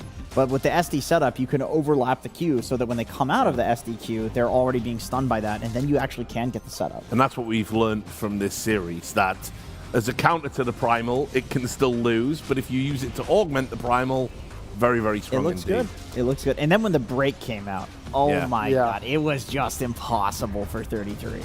It's a very hard, because then also the Shadow Demon eggs, like, there's just so much he had to deal with this game that, I mean, I don't even really fault him. I think maybe you could say the pick was bad. Like, sure, he should have picked Sand King, but it was still available, so. He had, if they thought Bristol was the pick, then he had just had a lot of work that he had to do in this game. I will say in the last 2 games, it's been an absolute masterclass from Kiritich on just being that stable carry that everyone plays around, winning lanes, getting the farm, showing up exactly when he needs to. And the thing is, like, when you're playing a hyper carry like Juggernaut or Gyrocopter, yeah, your whole team is rallying behind you, but if you're not paying attention to where your supports are, if you're not like peeling heroes off of them in fights, if you're not focusing the right targets, you can very easily throw the game. Didn't even die in the last 2 games. Yeah, all the weight was on his shoulders, and he was absolutely able to bear it in these games. Yeah, I mean, just, perfect. Obviously, we were setting it up as who was going to have bragging rights walking away from this one. Well, that's been answered. Yeah, we figured it out. I think with Kiritich, he just needs to get his heroes. Yeah. When he gets his heroes, it's like night and day from the other games, which can be kind of volatile. But if he's on Gyrocopter, if he's on Juggernaut, it's like watching another player. You know, it's like he goes up a tier in terms of skill, and he's already at the very least A+ tier. Well, let's hope he's A+ tier for interviews because he's with Slacks right now. I could not doubt that you are just as good as an interview as you are as a carry. One of the most stable carries that we've seen at this tournament so far, just a rock, the dream that every pubber wishes that they had. Is that how you feel in game? Is your team constantly screaming at you, or is it full trust coming from BetBoom? Just full trust. Very confident in my team, so I don't care about my game. If I'm playing a bit bad, I know GPK can solo win, I know Miera can solo win, I know Safe can solo win, I know Kataomi can solo win, so I just play on relax. Oh, that's fantastic. Is that important for a carry, to be able to just relax and be like, you know, everything's... Very important to be confident in game and don't scare about when you have a bad game. So, yeah. Speaking of bad games, game 1 here on TA. I'm just kidding. You were okay. Well, you seem to agree. Did you think that was a bad game on your end? Yeah, I think it's a bit hard game because I know they want to play gates. I know they wanna pressure me with the neta, but it's life. I'm just dying and farming under tier 2 tower, and I'm dying again, and I'm ruining my game. It's very hard to predict when they wanna attack. So yeah. It's life. Yeah. But it definitely came back, though. Can I talk a little bit about the Juggernaut? Now, Juggernaut, obviously, I don't want to help your opponents, but you do like the hero, and you play it, I would say, probably the best in the world right now. I mean, I used to say that about Ame until I watched TI. Do you feel like you're the best Juggernaut in the world at the moment? Yes. Wow, that's what I like to hear. Why do you like it so much? Because, you know, it could be a scary hero to play.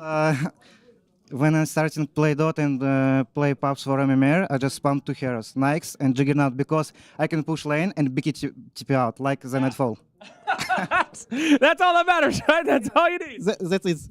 I like push lane, I have BK TP out, I can play more aggressive, it's just easier. But anyway, in this patch, Juggernaut is kinda imba because he have unreal stats. If you look, Duelist, innate ability, Facet, broken shit. Yes, yes. So, yeah.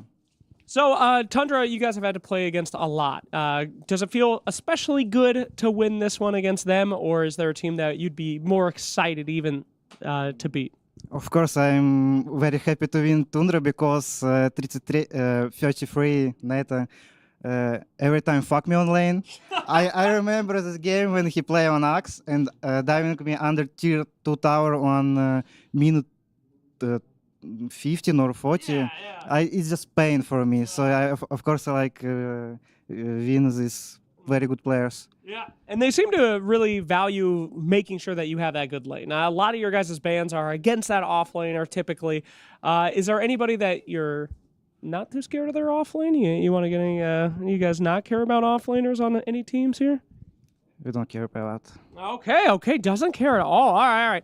So, coming up in your following series, you're going to be facing some teams, you know. Who have you been keeping an eye on? Is there a team in particular that BetBoom has really been talking a lot in the back? Is like, hey, we should prep for these guys, they're scary? I think OG. OG. It's a really dark horse. Yeah, They're playing really well, and they have very good strategies. Yeah. So, yeah, I think it's OG.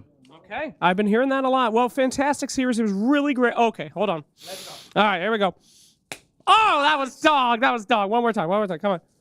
Oh, there we go. You're gonna hear the clap on that one, baby. All right, thank you so much. Back to you.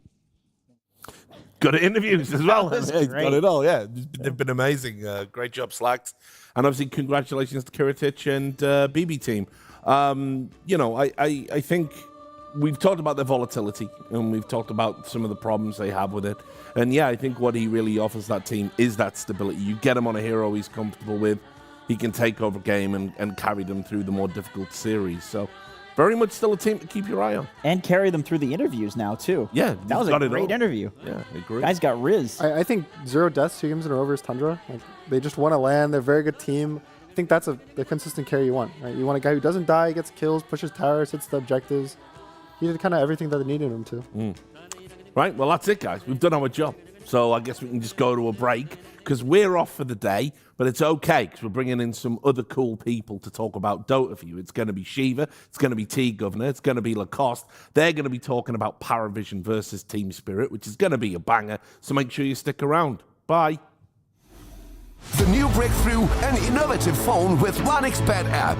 With 1xBet app, you can register and start betting in just one click. Intuitive interface and thousands of sports events every day. User-friendly app. Big wins, fast payouts. The human body was built to move.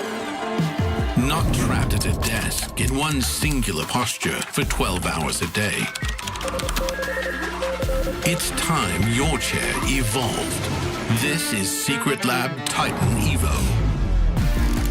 Ergonomically engineered for you, gamers, hybrid workers, artists, backing your every move.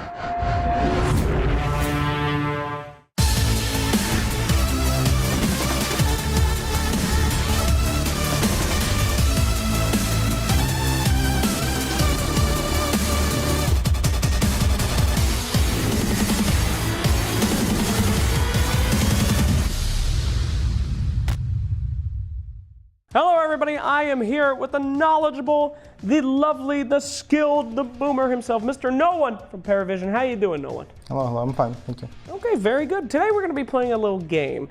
We're going to do the opposite of, guess the hero. This is called Make the Hero. I'm going to show you some items. You're going to have to tell me what position and what hero you would choose to correctly gaslight me into thinking that it's a good build. Okay. That is your goal. At the end, we will give you a rating based on how many people I think would report you in a pub for this build. Are you ready? Yeah. Let's go. Okay, let's go. First things first, we're going to ban one of the positions. So no matter what, you cannot be pause 4. Nice. Okay? That's rule number 1. Let's see our first 2 items here today. Okay. Okay, Drummond Defusal. Few heroes coming to mind already, but what position? I think it's easy one. It's a gyrocopter mid from Topias with drums and diffuser. There we go. That's pretty good. Pretty good. Okay, we're gonna start things off in the mid lane. Well, let's get 2 more items. Let's see if we can mess it up. Ooh. Okay, well, it gets a little rough. It gets a little rough. To me, it's Kunka or Slark. So diffusal drums, it's Slark for sure. It's easy one as well. Slark? Yes, of course. Okay, easy. And now is this Slark in the mid lane still? Carry. Okay, so we're gonna switch to carry. All right, what's our next item? Okay, I'm gonna need you to explain the armlet on Slark here. No, but it's other hero already, right? Well, it's up to you. We could stay on Slark. No, it's different. It can be Husker from my pubs because every pub I see Husker, it's like drums, armlet, Yule, so Shadowblade makes sense for them, for sure. Does it make sense? How? Yes, of course. You play against anti-match, you buy Shadowblade, you're attacking from Invis, right? So. I see you smiling. You don't even believe yourself. My pubs is doesn't make any sense. My last 20 pubs that I played, I came here, I was literally shouting for an hour at the guy who's playing Husker. Jesus. Maybe it can be good built on Chen, just because you already win in the game and you're going to Throne and you just buy an armlet last item. And Shadowblade is just for fun to trick enemy, so it's Chen plus 5. Would you like to change to hard support? This is your last chance to change your role. No, it's fine. Okay, so you want to stay carry? No, now it's Chen plus 5 with 5 items. Okay, so we're gonna go to hard support. Or actually, wait. Oh? No, it's actually off lane Chen. It's even better. Oh my god. This is our last item here. Mech. That is a Chen item. To be honest, I think all of these items in one game you could see by Amar off lane with Timbersaw. No joke. No joke. Yeah, because he doesn't give a fuck. Well, okay. So that's the best you have. This is a Timbersaw. Bro, I don't know what you can choose. There is no heroes that can buy these items together. Yeah, name me one. What about an off-lane Terrorblade? It actually makes more sense. You can still Sunder. No, it makes more sense, I agree. TB is good with those items, yeah, I like. TB is Shadowblade Armlet 9 class. That's the 9 class special, you got Good the... job. Okay, all right, is that what you're gonna go with? That's the best you have? TB or Timber? Yeah, TB. But TB is yours. Mine is Well, Timber. you need to come up with one, or you can steal But I already choose mine, but yours is better. So. That's not all right. So, you're in a game, you're in off lane, you build this on Timbersaw in one of your own pubs. Yeah, that's for sure I would do with some idiots that ruin my pubs. Okay. How many reports are you getting? 0 because I'll destroy. You would destroy with these items. What's the build order of these items? So it comes like arcane boots, or I cannot buy arcane boots. No. Only these 6 items. Yes. So bracer stick, then mech, then drums, then I will go armlet, then shadow blade, and last is diffusion. Okay. Why diffusion? Armlet just for like because I cannot die. Yeah, it's just your grief. You already won. Bro, right? Imagine Timber with armor, level 15 talent, Mikasm, and armlet. How you kill this guy? I don't want to imagine that. All right, all right. Coming from your pedigree, your team, I think you get 2 reports. They would believe it. I do think you're walking away with 7 reports. I like, by the way, Slark as well. Slark build sounds nice here. Yeah, keep going back to Slark. Of Flame. No one, it was a good effort. Yeah. I will commend you for trying your hardest. Incredible job. Would you recommend anyone try this at home on Timbersaw? No. All right, Don't try this at home. Do not do this at home. I mean, you can do it with bots, but not in pubs. Okay, well, thank you so much. Let's keep the pubs clean, let's keep them safe, and let's keep watching PGL Wallachia Season 6.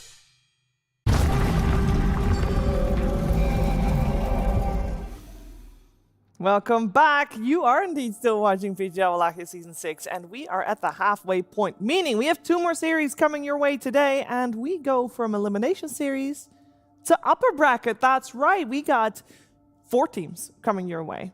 2 series, and the winners of today's series will be guaranteed top 3 here in Bucharest. So a lot on the line. It's time to dive into it together with T-Gov and Lacoste. Lacoste, how are you doing today? I'm doing good. Some good games we had today, as pretty much every single day. This one should be Spicy Shiver. It should be. P-Vision Spirit. I mean, what's the average game length going to be here? Like 45, 50 minutes? We're going to have Bit of a back and longer forth, game, yeah. the big scaling, Satanic versus Tor. Like, you couldn't ask for like the better matchup between 2 teams because they always just create the late game moments. They really do traditionally. So it's gonna get spicier and it's gonna get interesting. And we're diving straight into P-Vision. First of all, this is a team that I seem to think I kind of feel T-Gov. They found their footing a bit here because they for a little while people were like, oh, they're kind of underperforming with what we're expecting. Yeah, I mean after TI they did play in the tournament, finish I think 9th to 11th. It's okay. And then in the group stage here, I think the first series in the Swiss, they lost to OG. They then won the next 3, so very good bounce back from them. Yep. But yeah, I'd argue TI, they showed all their big strats. They understood them, and now they're having to kind of refine some new form. But yeah, step by step, they are getting back to that very scary position that P-Vision used to be. And when we talk about PARIVISION, there's going to be a lot of usual suspects, the favorite heroes that they did play so far at Wallachia. The big one is Centaur. They didn't lose a single game with this hero. 6 out of 6 games. It's a really good itemization, very good understanding what needs to be bought by DM from the offlane. And then Monkey King. This is the hero that also didn't lose a single game. It's been very annoying to deal with. You have to choose which heroes you're going to be banning out when you play against 9 class. Whether this is going to be Slark, he threw in a new hero into the mix, so that's Nyx Assassin, Monkey King. Do you want to spend your whole banning phase in the first phase to ban out his heroes? Probably not, considering we are in a tanky meta. There's a lot of Imba heroes right now. Yeah, how many of these would you ban out? I'd say 2. 2? 2, yeah. 2 of Centaur, Monkey? If you have 4, I would ban Nyx plus Monkey. Okay. Okay, that sounds doable. Let's see if Team Spirit has that figured out as well. When we do look at P-Vision, we got to look a little bit more in depth on Satanic. I mean, we always talk a lot about Satanic. He is set up by his team every time. He's the ultimate late game carry hero as well. Same goes for Yatoro, but he has been impressive on Medusa. He played it 3 times at Wallachia, didn't drop a single game. It's one of his most played games in top 5, total number of games 39, 72% win rate, and in the last 20 games, he's been winning a lot, sitting at 85% win rate currently, 9 win streak, didn't lose in 6 months with this hero, and this is the type of hero that I expect potentially to see. We did talk about potentially going to the longer games, and I like the fact that they play around this Medusa so well. If you look at some of their games, what they've been picking, you have Invoker with the Alacrity, seeing all these green buffs that he is receiving, Solar Crest, Thunderhide, Frenzy, Alacrity, Drums, Solars. These are the type of items and abilities that they want to pair up whenever they have Medusa in the team. I mean, it also helps that the way that PVision naturally draft is you do create these buff type lineups quite often because you've got Chen in the 5 position, you're always going to have the jungle creeps to utilize, you're always going to have Solar Crest from Decalis, and then DM, when he's playing his offlane, he never really moves too far away from I will provide an aura, right? Because when you have 9 class being very creative, if your offlane is also trying to be creative, there's going to be conflict and you're going to fall apart. But because 9 class, DM, sorry, is such a rock, you know, I will play my Centaur, I will play my Nigma, my simple traditional offlaners, it means you get this beautiful layering of creativity in the 4, auras and buffs, and Satanic is the carry of this team. He has, I feel like any tournament he goes to, he's always going to have the highest GPM of all the carries at some point, or the most last hits, or there's going to be some type of carry stat that he breaks any event he goes into. We see that PVision has sometimes put Decalis with DM and 9 classes playing in the top lane or safe lane, sorry. How does that change the dynamic? It's been happening a lot because we've seen a lot of range heroes being played by Satanic, especially the gyrocopters, Medusas, these type of heroes. So they pair him up with Nyx Assassin position for these melee 4, so they always kind of have position, like they have melee plus range combination. And also, one of the things that they did successfully with the Centaur is pairing him up with Chen, allowing you to kind of leave him alone and be very oppressive with the Chen around the map as well. Yeah, and of course we are going to look at the carry comparison a little bit here. I think the main thing is both teams have the same type of playstyle in regards to what does the carry bring to the team. We're not looking at a comparison of Falcons versus PVision, Falcons versus Spirit. It's where Skitter's trying to be more sacrificial. No, this is 2 players who will find the farm, will break the records, and if you don't shut them down, will be able to take over the game in the correct draft, be it the best anti-mage game or a Medusa game, right? And draft is very critical for both of these players to shine. I think 3 heroes from the carry role are going to be heavily contested in this series. I hope it goes to game 3 because we're going to be seeing a lot of these late game superstars. Yeah. And I think TB, I think Faceless Void is going to come in this series as well. And I think, of course, Medusa, as we pointed out by Satanic, who had an amazing game in all 3 games that he did play it. Yeah, I would imagine that, at least one of these 3 games that I hopefully also in the 3 goes like super long and we'll see the ultimate battle of carries and wits in the games. But there's one thing that I get Toro, Satanic, and myself have in common. When we're stunned, we're all the same MMR. Because you can't do anything, T-Gov. That is true, and I feel like, Twitch chat, they do some analysis sometimes, and they always say stuns win games. But not for Team Spirit, because if we look at all the playoff teams here, when they win a game, the average amount of stuns they have in their draft per seconds is 31 seconds. They're winning with more stuns. Look, when they lose, 24 seconds. Statistically, they draft more stuns, they win more games. But look at Spirit. They have actually 10 seconds less stuns on average when they win games. So if they draft less stuns, they win. They draft more stuns, they lose. So be careful, Spirit. You need to find that middle ground, because clearly you like to play on hard mode and it's working out. Yeah, mostly the stuns are coming out from the offlane position. Collapse has been known to be like the blink initiator for the team ever since he joined the big team fighting ultis that he's been playing. I think there's one big hero that stands out to me the most throughout this tournament that Collapse plays really well. That's definitely going to be Primal Beast. I'm not sure if you can give Primal Beast, we saw in the previous series as well, what the hero can do if he's off to a good start. Yeah, let's see what kind of start the teams are off to as we are getting ready to get into the draft of game 1 of this best of 3. We got PVision on the Radiant side, Team Spirit on the Dire side. First pick going the way of Team Spirit, and we already have the Slark removed from the pool. I think we're going to see quite a couple of specialized bans coming out in this one. Yeah, that's the kind of insane position PVision is in. the fact that their 4 position does so many bans in the first phase, right? It has 0% win rate. Yeah, Zero picks. picks But and zero 11 picks. bans. But it's like banned all the time. And it must be only banned against PV. Correct. BB against PVision banned it out. MOUZ against PVision banned it out. Tidebound banned it out. And that's the thing, right? I feel like as a drafter... In all of their games, actually. They played 11 matches. Yeah. Just how insane as a concept is that? To be a drafter and to have a non-core role be such a soak of the draft. Because often you're always fighting over the Spirit Break... No, sorry, not Spirit Break. The Centaurs, the Primals, all this stuff, right? Maybe even Monkey King, Timbersaw. But no, that is the very unique position PVision has been in since TI, and both Slark and Nyx are taken out. So every hero that we mentioned on any other draft panel, pretty much available depending on what PVision wants to flood the pool with. Yeah, they got like it turns it into a whole different drafting game. I feel with all the heroes left in the pool that these specialized bans. I mean, Timbersaw's available. You've got Chen is available. Marcy's Slada's available. as well. Marcy. Naga's available. There's a lot of. There's a lot. Wait, hold on a second. That graphic we just showed, pretty much everything that was on that graphic was available. And those are all the most contested heroes. So the Timbersaw is going to be the one that's still removed from the pool. Yeah, Slada was banned as well. Yeah. Yeah. All right, Spirit. What are you going to first pick? How are you going to enter this draft? Is it the Master? Look at 9 class. He's smiling. He's like, yeah, one. I still have a hero to play. Monkey King is available. I think that's the main thing we've seen post TI from PVision, because during TI it was Slark or Monkey or bust, right? They attempted during the tournament to try and find new heroes. They attempted, the Void Spirit, but I think at least coming into Wallachia, there is that same aura around 9 class where it's like, oh, okay, his Monkey, his Nyx, the Slada, like he's at least expanding the hero pool that he can't be banned out, but he can still do the same thing. Strong opener from both teams then. With the Centaur and the Naga Siren on the side of Team Spirit.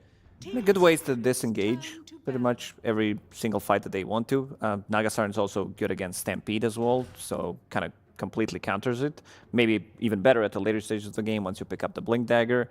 But yeah, I'm not surprised that they did go with the Centaur. This hero, they haven't lost with it yet.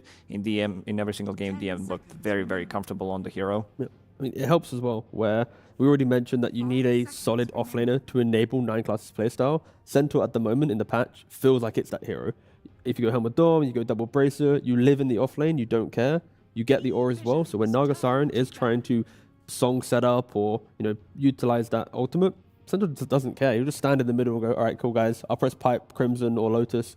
We'll be able to survive the song or just brute force our way through it. So. I would say the 2 heroes stand out to me the most so far in the tournament in terms of some of the clutch plays. Centaur is definitely #1 for me in terms of the card saves that we've seen, even with melee heroes.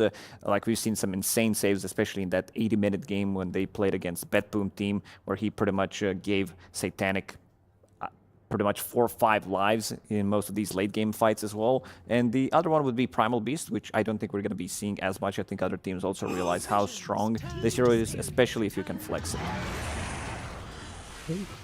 A draft setup that we've seen multiple teams use now, of course, the Centaur and the Jakiro. Nothing really crazy about it, right? Jakiro, the safe lane enabler. Again, we already mentioned and praised Centaur. Both are undefeated in the hands of PVision. For a second, it looked like the Carlos was juggling. Impressive, just with 1 ball. Yeah, that would have been funny. Did he have that before the desk slam, or is that an addition post desk? It was after, I believe. They had to give him something. Yeah. I remember like watching him online when he was playing. He did have like a fidget spinner. Yeah. So it seems like he gets slightly nervous during the drafts. Yeah. And then releases all that stress after the game You when would he think loses. that heat packs will do the trick there too. That's true. Quite nice. Well, I'd like a heat pack actually. Yeah, but you're not about to, I'm about to play prepare a competitive. weatherman. Yeah, I need to. Yeah, you need to click buttons very, very excitedly. True. All right, we got Pango coming out from T-Spirit. It doesn't really reveal too much. It's just a little bit. I mean, don't get me wrong. It's a good hero, but it's like Pango. Well, good luck. Yeah, we've been seeing Pango has been meta for the last like 3-4 years pretty much. Picked all the time, always contested. Even when he had abysmal win rate, people were still picking it. I want to see what Collapse is going to be playing, whether this is going to be a hero for him. For now, I would love to see Rue's hero being picked up now. Some like casual Snapfire or something along those lines. Yeah, that also works, just to catch against the Centaur. And so I was going to lean towards Disruptor for the fact that setup. Exactly, yeah. Like the way that Spirit is drafting feels like they want to be really skirmishing after laning phase and having that insurance policy of, oh, if the fights go bad, we have Song into Ag Static Storm is really helpful. I mentioned that Centaur is very tanky and you can survive through it. No one can really survive a Ag Static Storm in the late game when you have a carry also right-clicking through. They know that this game is going to go late. Yeah, they're preparing. There isn't a better combo. Maybe you can throw in some casual Enigma into the mix. Or casual techies into the mix. Yeah, he did play only 4 heroes so far in the tournament. Playing his Monkey King, playing some position for Slaughter as well. Of course, Nyx Assassin and techies. That's one of the more annoying heroes to go up against if you are taking an 80-minute game. He is 0-2 on it at the moment. He is. But it is literally the only 2 games the team has lost so far, no? Yeah, it was a 26-minute loss to MOUZ, and then it was the first overall game in the tournament against OG. Different facets in both games. I wonder if he goes for the third one this time around. You know, the first one was the blast off facet, and what's the other one? The scaling one, or the middle one? Yeah, so that was the blast off facet. Oh, they went for the range. Secret sauce and squeak something. Spleen, squeeze, squeeze scope. Squeeze scope. Squeeze scope, spin stash. Yeah. Invoker. Okay.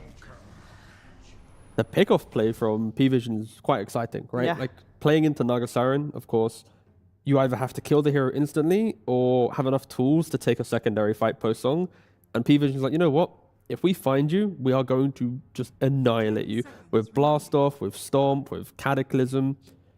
So many ways to just break a hero if he is to go Exalt Facet. I know you guys said that you're happy with Disruptor and Naga Siren as a support duo, but do we feel they bring enough damage for the early stages to get to the point where those two are that strong? There isn't that much damage, like your damage is pretty much Pango. To supports, especially if they are not getting levels, they are not going to be doing as much. So I think the XP Rune Shrine, it will need to be contested heavily by Team Spirit. You want to get your supports level 6s as fast as possible. I mean, there is still Mars available in the pool. I do just love to have this hero in general, what he brings to the table. Another circle that they can throw on the ground, Mars isn't that much of a damage, but it's a setup for other abilities as well. Also, I was looking at Invoker, what he's been doing on No One, and he's skipping Helm of the Dominator. He is not going for that build, so pretty much going for Hand of Midas, Rod of Athos. He is going for the Aghanim Scepter, the scaling build as well. So we're going to be seeing only one Helm, at least for now, coming up from Centaur in this game. Yeah, PVision were weirdly addicted to Helms during Yes. TI. Maybe too addicted. I think they're the only team to buy it in nearly every single game. But Spirit, they go for the Juggernaut. Spin is pretty high value in this game, right? Being able to just not die to the Jakiro Centaur pick-off play that we're mentioning. There's no real stun to stop him from TPing out. And also clearing mines, right? You can walk up a high ground, just spin straight up, kill a couple mines. And I don't mean in the base, this is not like some old school techies, but just taking over jungle areas is quite nice from Juggernaut. Naga can do that too. Yeah. Makes the mines a lot less valuable. 100%. It's Pango can do that too by just rolling about.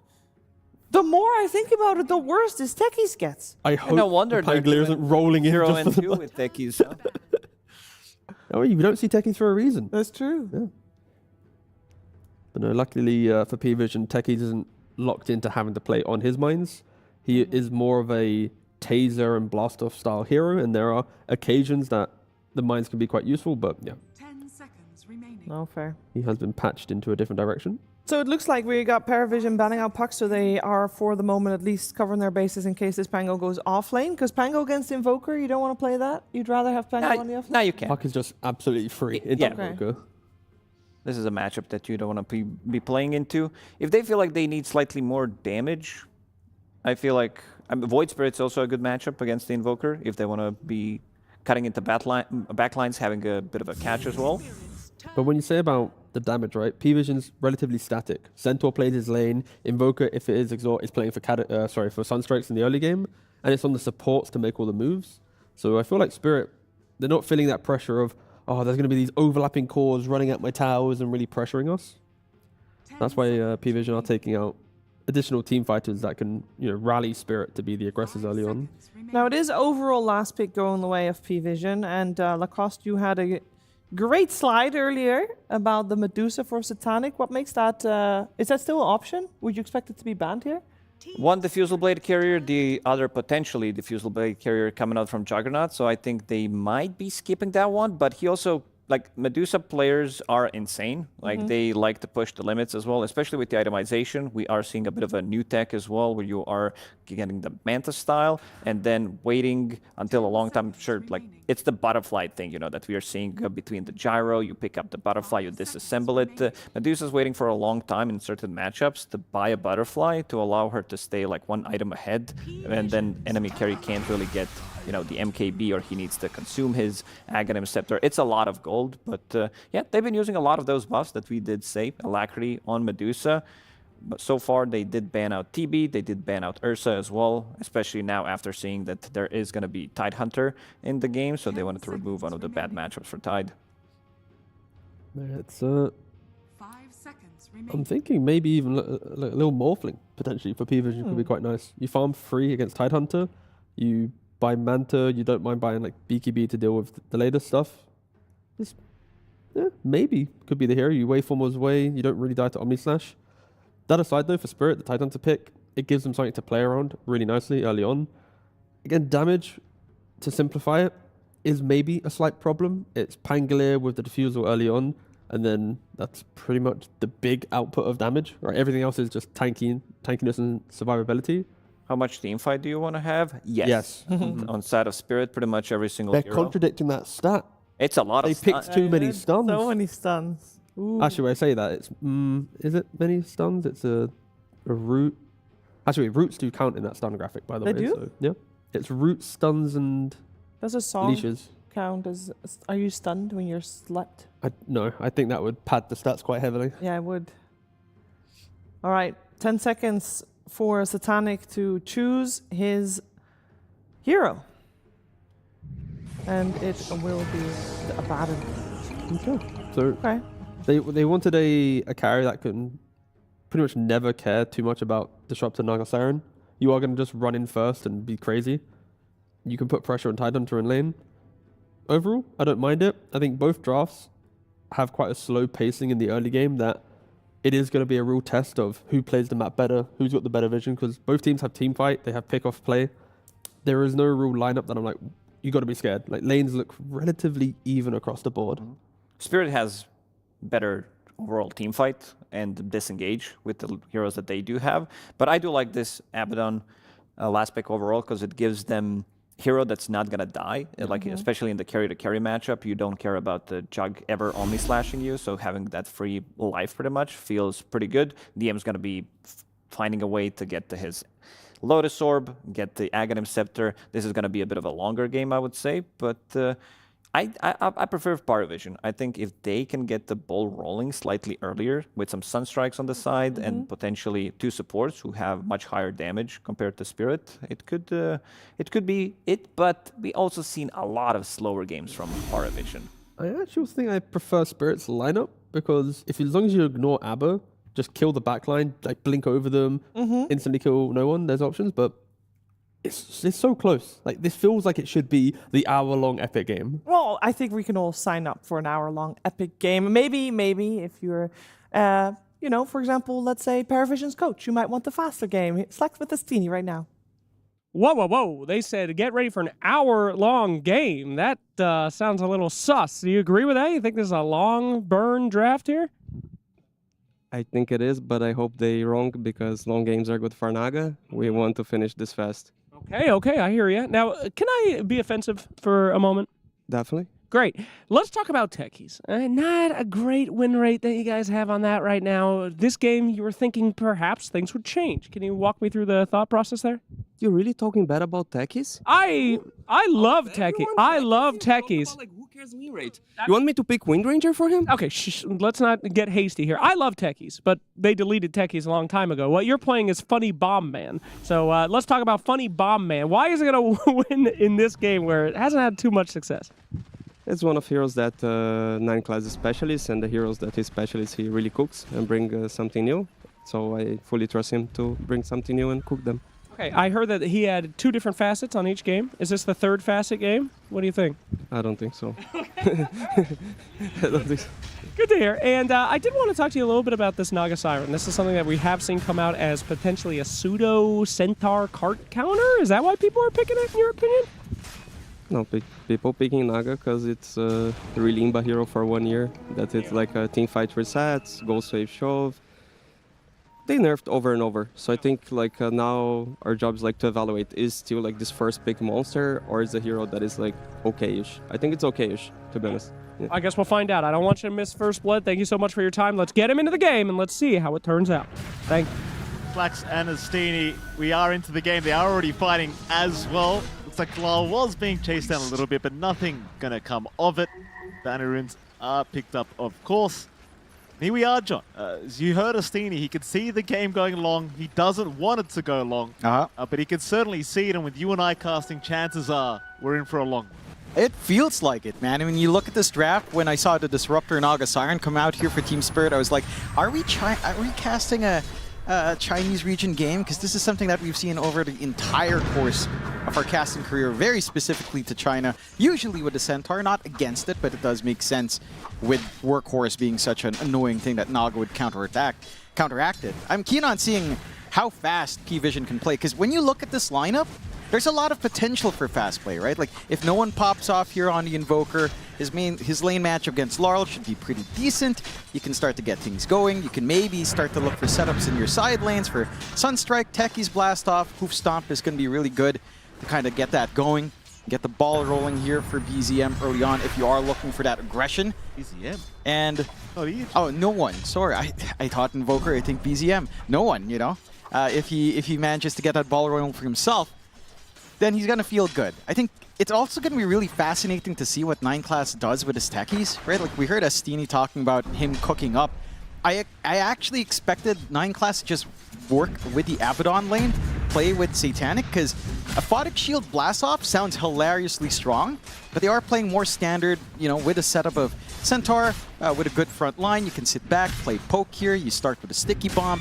You also went for Squeeze Scope for 9 class, which does imply that he might be expecting a longer game, because if you hit level 25 with techies with Squeeze Scope, that late game nightmare is not just on the procs mines.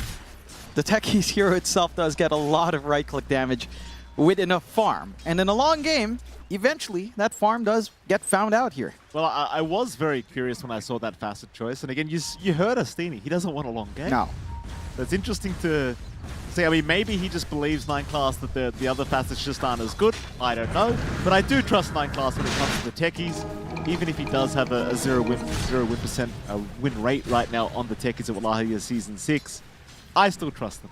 Yeah. He knows what he's doing. He does know. Again, you have to expend so many bans on these kooky 9 class heroes just to make sure that every time you're not going to get caught off guard. I suppose out of all those kooky heroes, techies is the least strange. It's much more of a standard support as Collapse. A lot of damage being taken. Panto will come in. Collapse still being chased down. Blood Grenade's going to land, and they do find him. Satanic, first blood being drawn. Panto can't really make it out, and this is just the disgusting thing when it comes to this position 5 Jakiro. Once he gets onto you with that initial Jewel Breath, it just, you can't run.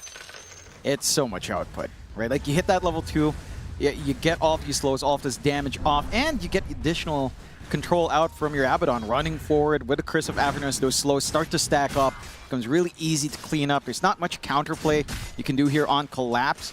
The Sunstrikes are still consistent down bot as well. Collapse is just under his tier 1 getting dive. Again, he just TP'd back. They want to make him do the walk of shame. And Collapse, sadly, will have to make that walk as Satanic already onto his 2nd kill of the game. The worst part is this lane, it doesn't get easier. No. I mean, you can get tank here on that Tide, but the damage goes up and up and up as well. Your combination with Naga Siren isn't that straightforward in terms of threat. Maybe in terms of save, where the end snare, eventually you can buy some space, but a well-timed aphotic shield makes that not really matter all too much for PARIVISION. So I like seeing this coming out from PARIVISION. They are making these lanes actually get pretty aggressive. No mid lane for no one. He's been trying to connect with the Sunstrikes. He's been doing a decent enough job, not really cleaning up the kills himself, but the concept of looking for activity is there for PARIVISION. So the mindset that Astini talked about is certainly up there in PARIVISION's mind. They're looking to play fast, they're blocking off the triangle camps, they're preventing that early farm buildup from really kicking in for Team Spirit, and they are looking to win out their lanes. The only lane that's been really struggling, I suppose, is DM's lane. Somewhat expected when you're into Juggernaut with a Disruptor with a Glimpse threat, so you're not looking to run forward all too much.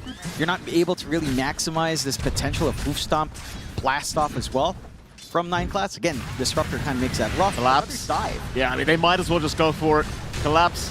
Pop the Kraken Shell, trying to man up through it. Satanic, they're going to avoid the Sunstrike. TPs are incoming. Lal, he'll be around to help out this time. But Collapse, he's still melting to the damage of Ducalis. He'll survive on 58 HP. They'll give him a tango, a slap on the backside, and back to work for you, Collapse. That blubber kicks in at the right time there for Collapse. Good punishment coming in, but you know, you're forced to rotate in Laurel. That is giving a little bit more room for no one on mid to just soak up after a little bit of a slower laning start. So you're happy enough to take that trade. You don't lose Satanic. You're getting some free pressure up top as well. DM getting the creep pull. Fine class jumping in. Did he miss the blast off? No damage really being accrued, but Rue is still going to go down. DM, meanwhile, also in trouble. Yatoro will try to chase him, but he was not anticipating the rotation from Ducalis. And DM gives him the axe at the end. Fantastic start to this game one for PARIVISION. This aggression is really what we were looking for with this draft. There was a little bit of concern, again, going slow, but with this kind of snowball start, all these timings start to line up. The threat of being jumped on with Stampede starts to dissipate a bit. I will correct myself, by the way. He did not miss that blast off. They were raindrops. Yeah, raindrops, but the stun alone to set up, you're finding everything you'd want. And for Team Spirit, it's starting to feel like a very reactionary game. When you're playing behind with these heroes, it's not a fantastic feeling, right? Like, you have the Naga who's going to need EXP, where it's at 6.5 minutes in. Can you secure your own Shrine of Wisdom? At the moment, PARIVISION aren't looking to invade, but we've seen how far Satanic's been willing to walk down on the ABBA. They could look for the collapse into the right side at 7 minutes in, and again, secure their own Shrine of Wisdom. And when these supports are choked out on Naga Siren and Disruptor, that stalled out level 6 means your impact, it's minimal. Yeah, you're going to be held back, your glimpse is not going to be as high as you'd want it to be. Without Static Storm, without Song, you don't have that teamfight threat as well. They do at least scan out Satanic running for the 7-minute mark, and they will only get a 1-for-1 for PARIVISION and Team Spirit. So the worst case scenario averted for the side of Team Spirit. But you're in a happy spot for PARIVISION. It takes 3 heroes down bot to protect Collapse. So you're free farming on DM, no threat from Yatoro, no ganks onto no one, and you're able to build this early advantage, which is the foundation for PARIVISION's draft. Collapse again, just getting jumped on. Yeah, absolutely, they are just bullying this poor man. Collapse, Ice Path, gonna lock him down, and he's got no way out. Satanic and Ducalis just absolutely merciless down to this bottom lane. And nor should they be, right? Like, you've got Abaddon, you've got Jakiro, you've got a Juggernaut top lane. Yatoro will lose his healing ward, still gets out of there with the spin. But it's still a very scary lane here for Yatoro, and now Ducalis, he's shown up. There's no spin. They'll get the Ice Path, and poor old Yatoro is just going to have to accept his death. Ducalis with a fantastic rotation. Now on to Rue. More TPs incoming. Is it going to help though? It all seems too late. Rue, he'll die. Lal, he'll show up with the amp damage room, but DM with the Stampede. Who's faster? The ankle breaker. DM leaving Lal in the dust again. Another ankle break. Lal. Time to walk out of there, sir. Act like nothing happened. Oh, DM, he has the Dominator, he has himself the Hill Troll Priest as well. So he's just healing through anyway if you manage to crash into him. Healed like 2 times, managed to get 2 spells off with that Hill Troll Priest on top. every little advantage you can find here in the side of PARIVISION, they're just taking it. And for Team Spirit, Rold's going to be down. Again, your supports still need to soak into that level 6. A ways off from that just yet. You need so much more time in this jug to farm. There's not going to be any form of defense onto these tier 1s. And PARIVISION can start to really open up the map. And Satanic's had the freest game of his life on this Abaddon. His Radiance timing is going to be on point this game, not unlike the off-lane Abaddons we've been seeing so far. This safe lane Ab is just going to be a nightmare to contend with. And there's no easy answers, right? Like, you need to play the slow game on Team Spirit. You're not getting that slow game so far. A very painful experience for Panto mid lane. Mirror images, though, will ensure he does remain alive. Panto will have to retreat. No one, of course, having a very free lane right now. John completely alone. Second in net worth on this Invoker. Doesn't help either for Team Spirit that he does have the Midas up early. That net worth just going to continue to skyrocket for no one. Toro, he's not being left alone either. This is what you love to see when a team's ahead. Just continue just bullying the cause of Team Spirit. We're seeing that even the bottom lane, Satanic, not letting Collapse feel comfortable. Pressuring that bottom T1 tower already. Team Spirit, they've just got to sit back, bide their time a little bit. Look for an opportunity, look for an opening. A mistake from PARIVISION perhaps. They haven't made one yet though. Parry, T1 mid tower is deleted. You just have no gameplay right now on Team Spirit to get these jumps. You've got to wait for at least Ruse level 6. Static Storm maybe starts to allow you to think about some aggression coming out. Laurel is also inching towards that Diffusal Blade, so some tools are set to come online. But these are only, that's the only connections I can see for the next few minutes. Again, you're going to need farm on Yatoro, on Collapse to really get things going. Look at DM again, just constantly pressuring. DM and his son. Look at this. Bring your kid to work day. Yatoro will spin away. DM. Very, very proud father he is. And he is.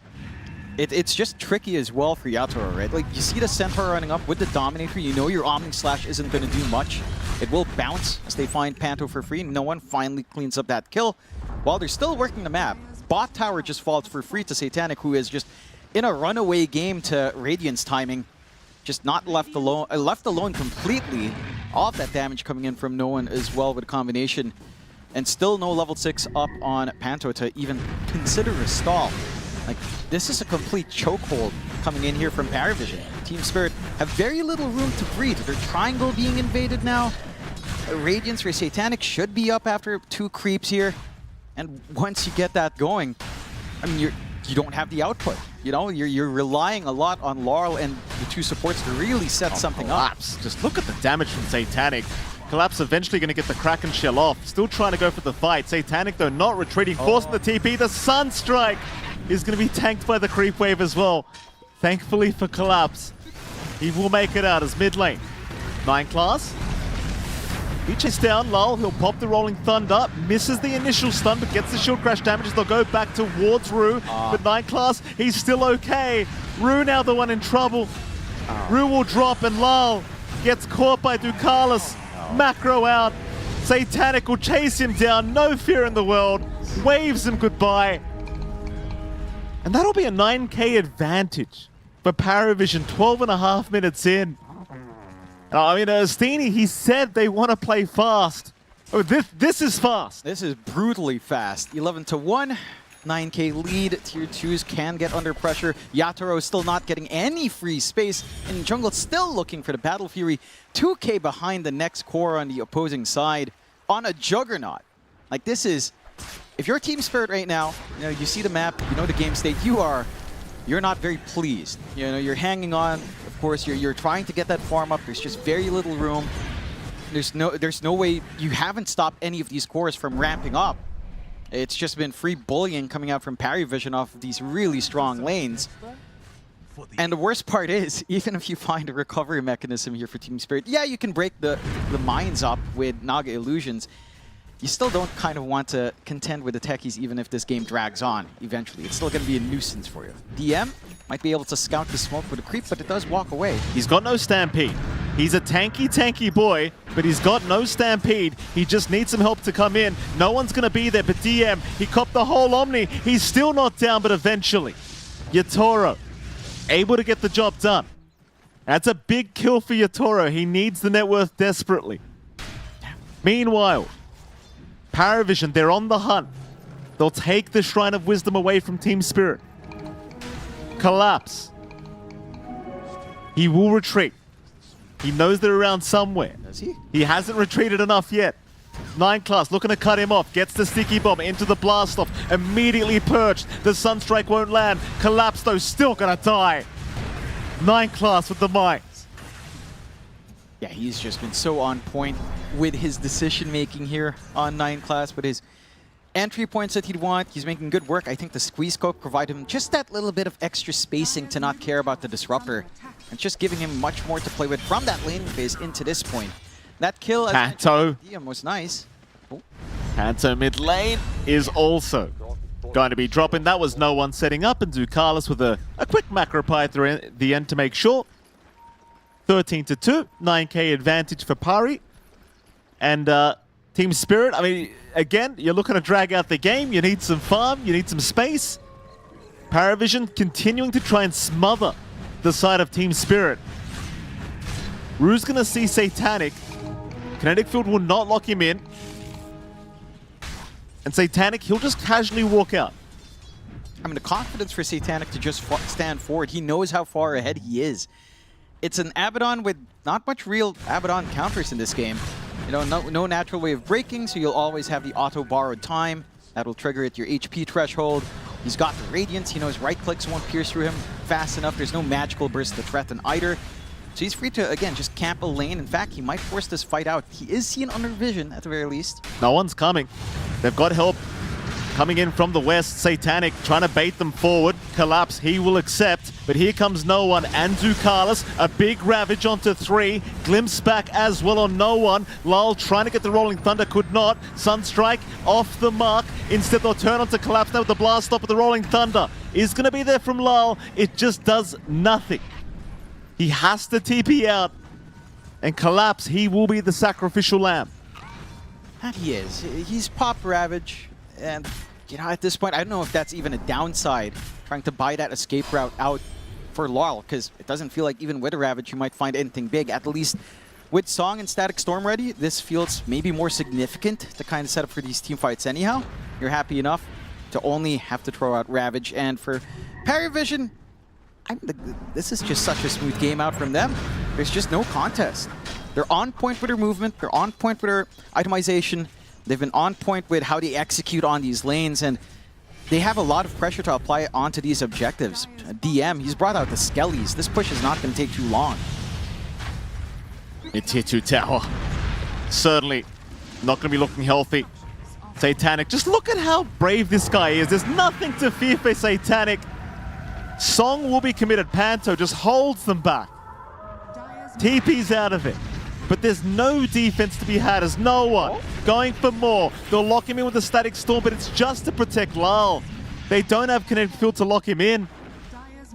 It's all defense right now from Team Spirit. There is no attack to be had. It's all they can do, right? Like, that's just the state of the game. They don't have enough damage. They don't have great jump potential just yet. Yatoro, and he has Omni at least to get out of this one in the spin.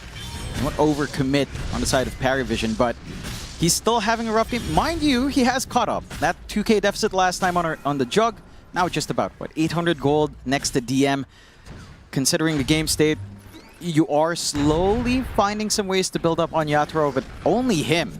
Like, you've completely shafted out Laurel and Collapse. They're not able to hit some big spikes they'd want. You're going for the aura game here for Collapse. Again, focusing on that defense, going for something to try to sustain through this damage into the pipe.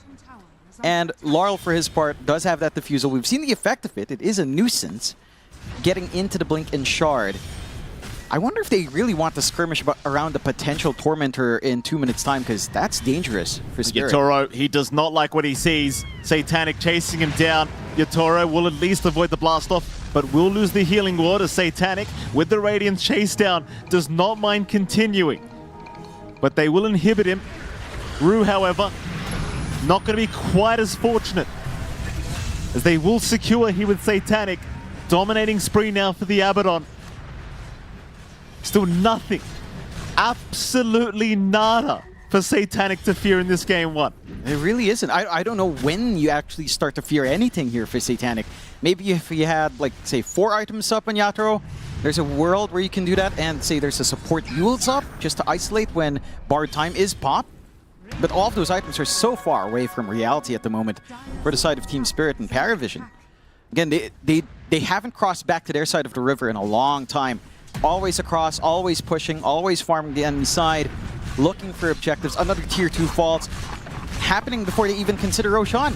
Like, normally teams start on these objectives after first Rosh. They don't even need it on the side of PARIVISION. Why bother waiting for that objective? They could go back for it to consider high ground. It is still relatively early for that, but you know, when you're this far ahead, again, what are you worried about? Lol's going to try. Rolling Thunder in. It's very early, but he just wants to put an end to this Roshan as the static storm going to be very nice. But yeah, there's no damage. They don't care. The weather's just a bit rough. That's all it is. Roshan, still happening. And Team Spirit, they're sticking around. Lol trying to mess around with them as Roshan continues. DM now jumping Lol. What are you thinking, Lol? Rue, gonna go down as well. Panto. Panto gets a song off Roshan. He's going for a run. Yatoro stepping into the shrine. Can he steal it? Yatoro's trying to get there. Oh? Ducalis, Ratzer. It's a race for Roshan. Oh, Yatoro, he's gonna omni it. He got it. He's got it. Yatoro. Is that worth it? Unbelievable. Of course it's worth it. Yatoro, get out. You genius, Yatoro. Stun is out. Sunstrike can collapse. Save. Spin for the second life. He doesn't, but he has a collapse. Collapse walks into the ice path. DM, Ravage. Can they turn this one? The Mind. No. Yatoro's down. Collapse is also going to drop. And Rue can do nothing. Look, is it worth after you lose 3? John, I don't know. But at this stage, if you're trying to buy time, you've got to deny everything you can from PARIVISION. I appreciate that. Yeah, I mean, in the end, the numbers there, I mean, the trade-offs, I guess when you've lost so much, you might as well hope for the best. And I appreciate that. You know, very rarely do you see Omni/Chrono into Roshan. And Team Spirit does manage to at least snag a gold, snag the objective. But again, all of these moves from PARIVISION have happened without Aegis. I don't think it's that important to them. We've seen 1 bar time. All right, 1 bar time out from Satanic. Coming off cooldown relatively soon. He's got his blink up, so he will still have a secondary life to play with. And for Team Spirit, they're down all 3 teamfight spells except for Static Storm. Even then, where's the damage coming in from? Because like we saw in that Roche fight, just Laurel plus Rue, it's not enough. I mean, I just realized Lal was just buying time for Roshan to leave the pit. My apologies to Lal. I was not familiar with your game, sir. Tier 3 bottom tower, though, still being targeted from PARIVISION. Speaking of Lal, of course, you did just see he did die to no one. No one a real menace right now. Bottom racks, not going to last. There is no defense. Team Spirit, the only defense right now is hoping the PARIVISION retreat. Yeah, I mean, you'll have some of your spells up in a few seconds. Songs coming off cooldown here for Panto.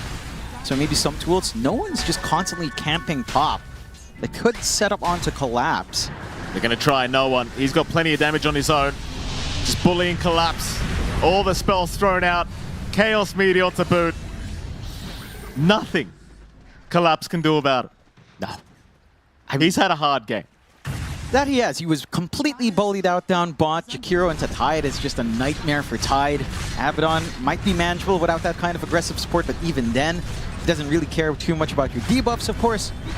And it's not just Collapse. Again, Yatoro, he might not have been pressured as bad, but his farm pace was rough as well because they were applying so much pressure on parry. Onto the high ground, nothing to stop, a secondary set of racks. They could actually, if they'd want to, consider one more. However, you know, all team fight spells are back up for Team Spirit. If there was a moment in their defense, if there's a moment for this team to be strong in this game one, it's got to be down to that team fight combo. Ravage, Static Storm, Song Reset, Rolling Thunder with no real hard cancel for it. There is hope in the high ground. You just have to really dig deep to find that hope and bring it to light here, Mike. Oh, yeah, they're not out of it yet. No. Not out of it yet. 20k net worth advantage for PARIVISION. It is looking rather dire, but it's not over quite yet. It's PARIVISION. They're going to go for what looks like a Tormentor. Nice and easy. Free objective for them. It is certainly PARIVISION's game to lose. There's no two ways about that. Oh yeah, no. Like Team Spirit, again, outside of this high ground defense being immaculate and somehow PARIVISION maybe overstep, just split up for a moment into the high ground, get overconfident, get isolated away. Lal. Oh. Bottom lane, Lal. Hunting down Pangoliers. Tornado from no one. Ice Path, macro, everything. Lal trying, will not make it. DM was there just in case. Now Pari, from the side, from the western side of the map, trying to go into the triangle from the rear. They don't know. Collapse. He'll get Ice Path. They'll drop the Static Storm, but from the backside, they're coming in. Yatoro, what can you do? The answer is nothing so far as the Cataclysm is going to absolutely annihilate them. That's it. GG. Oh, PARIVISION. My goodness, that's quick. They play a very fast game. Astini wanted them to play a very fast game. There was some potential for this to stall out if Team Spirit maybe got a better grip on the lanes. I think they just didn't expect all of this power from the laning combinations. Jakiro into Tidehunter, Abaddon as well. Very unpleasant for Collapse. The top lane pressure coming in with the squeeze scope, techies.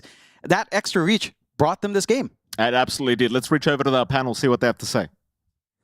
Well, we knew that there was a high chance it was going to go along, and we kind of saw Spirit, drafting like, okay, we're gonna go for minute 70 right there. They kind of forgot how to play the first 10 minutes 17, with that, though. sorry. Yeah, well. I mean, I'd like to apologize because I don't think I've ever been so egregiously wrong with a vibe of a game in my entire career. That was like, I was like, you know what, Spirit, they have the things to maybe survive a little bit. They'll find like a fight, and then, and then P-Vision, I thought this caused me a bit static, but the supports on P-Vision, they just broke this game. They were so aggressive. And love the rotations from Ducalis, where he was making all these right moves from the start, and also the little bit of a bait that did happen from DM. So many times I've seen Centaur so far in Wallachia getting this turnaround play, and again, Dookie through the Twin Gate makes a rotation, Sunstrike as well does connect, Dookie gets the kill, and they're gonna not even be done, so extra bit of a kill.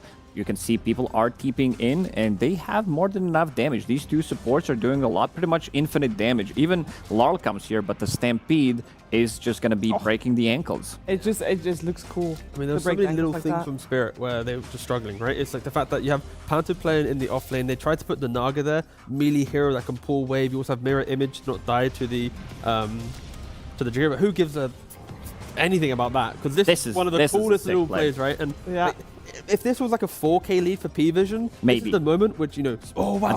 Why is he running so fast though? Because once you're stunned enough, after the final stun, it will then accelerate himself to get back to the other side. They tipped Panto because I'm not sure if they knew exactly the play that was going to happen. Maybe they didn't think it was going to succeed, but they managed to TP to the outpost and get Roshan, which is pretty big. Sure, he's going to lose Aegis almost immediately after, but this is the type of a play that still shows the strength of a team as Team Spirit. You got to try. Yeah, you got to try. I would call GG here just for the sake of it. So cool. It'd be very cool because the game was kind of over anyway. Yeah. I mean, I've never thought I'd say saying GG is cool, but that would be a power play from Spirit. Like, this game was absolutely over, and again, like it's all the small things, right? P-Vision having the lanes, knowing exactly, okay, when they try to pull on the Naga Siren, bring the Appa over to stop that contest. Make sure Tide has no game, and then when Pangolier tries to enter the game, they're just laughing at them because it's just such a stomp, right? And yeah, fair play, but yeah. Do you know why they ran Naga plus Tide lane? Why? So that when Tide dies, Naga can say RIP Tide. It's one of her abilities. Okay, let's. How long have you been sitting on that one? Well, actually, 8 minutes into the game, I was talking to him, and I was like, "These lanes are shit," and he was like, "I've got a great joke. I'm not gonna tell you." So I've been waiting a good 25 minutes for that one. Yep. All right, didn't have to wait for too long, considering the game was it was pretty very quick. nice. PARIVISION. Very true. And our MVP, I don't think anybody was surprised about this one. Yeah, Ducalis again on the Jakiro, 7-1-14. But if you want to know why they won this game, I think it really just boils down to both him and Satanic in that safe lane going up against the Naga and the Tidehunter. They fully dismantled it, which meant he could then go top, also breaking the safe lane. And then, yeah, that was the biggest domino to fall. And the safe lane of PARIVISION, insanely strong in that game. Yeah, it was. And I mean, there's quite a job there for recovery, of course. And we'll start with the draft. Now, if we're thinking about the draft, one of the things that maybe Team Spirit wants to address is the overall first pick that PARIVISION went for in the Centaur. And I think, T, you wanted to look at that Centaur a little bit more, especially in comparison to the offlane on the other side and the Tidehunter. Yeah, of course, it's a winning offlaner versus a losing offlaner, but I think at least for PARIVISION, they utilize Centaur really well. They know how to play around it. They bring the supports to fight for it, and we saw how good Stampede was this game, right? In the draft, we're like, oh, Spirit, they only have Pango for the early damage. You press Stampede, you're never dying to roll. You're always running away on any hero. It was just abysmal. Like this offlane duo, they couldn't do anything. Like you're playing against Abba, who also built into power treads. I believe this is like the first power treads that I've seen in the game where he was completely dumpstered, unable to do anything. This is like no damage. I think they needed to choose whether Disruptor is going to be playing that lane, but again, you're playing against Abba, so your Thunderstrike's not going to be doing as much. And then we saw the rotations for DM, allowing him to get to his items, Helm of the Dominator relatively early on. They kill a tier 1 tower mid with the Helm creep with the Forge Spirits. They take the tier 1 tower in the mid lane, and then you see also Carry rotating. 12 minutes in, he does have Radiance. Like, this is not something that you would expect him to do. Power Treads, Radiance, Magic Wand. He's in there. Like, he's taking the fight. I mean, it's an Abaddon that even without the Radiance, he was poking his head into other moves, right? So just the speed in which PARIVISION brought their heroes into the map. Other teams with these heroes, they're not that aggressive. They're a little bit more chill. So respect to PARIVISION to making these heroes feel like they can play so much quicker than other teams have done. Yeah, very curious to see what the approach is going to be in game number 2 that is coming your way after a break.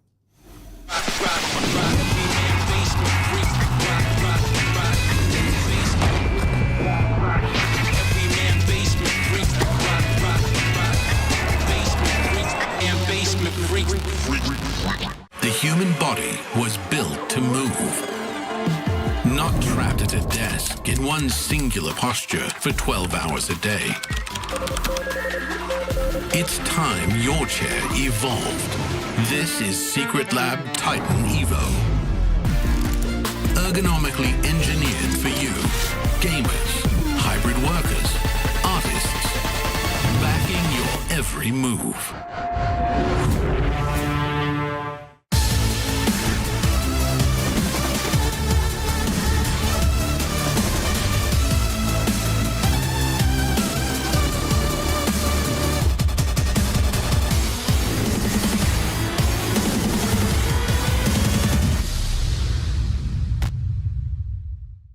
Hello everyone, it is time for another episode of Not Guess the Hero, Make the Hero. Today we have the most famous man in Dota, Yatoro. How you doing, Yatoro, from Team Spirit? Good. Do you feel like you're the most famous man in Dota? No, not at all. Who's more famous than Yatoro these days? No, Puppy. Puppy? When's the last time Puppy won a tournament, brother? I don't know. Okay, well, sad for the whole scene. Let's get into the game, my friend. Today, we are playing Make the Hero. I'm going to show you Dota items. You have to tell me a hero that fits those Dota items in the right role. At the end of the game, you must gaslight me into thinking that this is actually good. If you fail, I will tell you how many reports you get in your pub. Are you ready? Okay, yeah, I'm ready. Let's get started. First things first, we're going to ban a position. Hopefully it's not core. Hard support. Screw it, can't do that. Let's see our first 2 items of the game. Unfortunate. That is a Solar Crest Rod of Atos. Interesting start. What position would you like to play? I will remind you, there is one other type of support you can do. Okay, let it be soft support. Could be mid though. Rod of Atos, not a bad mid item. But solar, no. Okay. No solar. All right, very well. Soft support then. And let's see your next 2 items. Okay, getting a little complicated here. Is there a pause 4 that buys Monkey King bar? Maybe some Wind Ranger, I don't know. Wind Ranger. I could say this, the Rod of Atos to set up the shackle shot. Yeah. He dress against Gyrocopter at lane. Hey? For farm. There you go. Then Monkey King bar in late game. Okay. Now, you can switch your roles now. On who you can buy Atos and Monkey King bar in the same. Like, what the fuck? That is a rough one. Yeah, it looks like actually Wind Ranger. A Wind Ranger? Yeah. Why? But Wind Ranger maybe So are you staying with soft support? Pause for Wind Ranger? Are you ready to move on? Yeah, let it be soft support still. Okay, let's see one more item. Okay, now why does my Wind Ranger have a refresher orb? Like, this is the combination. You're using Rod of Atos. Okay. Shackle shot. Yeah. Give your core solar. Your Okay. carry visage, you give solar for familiar. Yeah. Then refresher. Second solar crested other familiar. Shackle shot and Rod of Atos. You're kind of selling me on, you're kind of cooking me on the Visage game. Sounds really stupid, but I can see where you're coming from. Okay, this is your last chance to swap from soft support. Okay, it's maybe soft support Darkseer. Darkseer. Yeah. You're gonna need to sell me on this one. Oh, okay. With the punch talent? Yeah. Okay. You see okay. this. All right, so we're gonna stay on soft support, or is this an offlane Darkseer? Okay, it's offlane Darkseer. Okay. Offlane Darkseer. Yeah. Let's lock that in your final item. Okay? Mm-hmm. Kaya.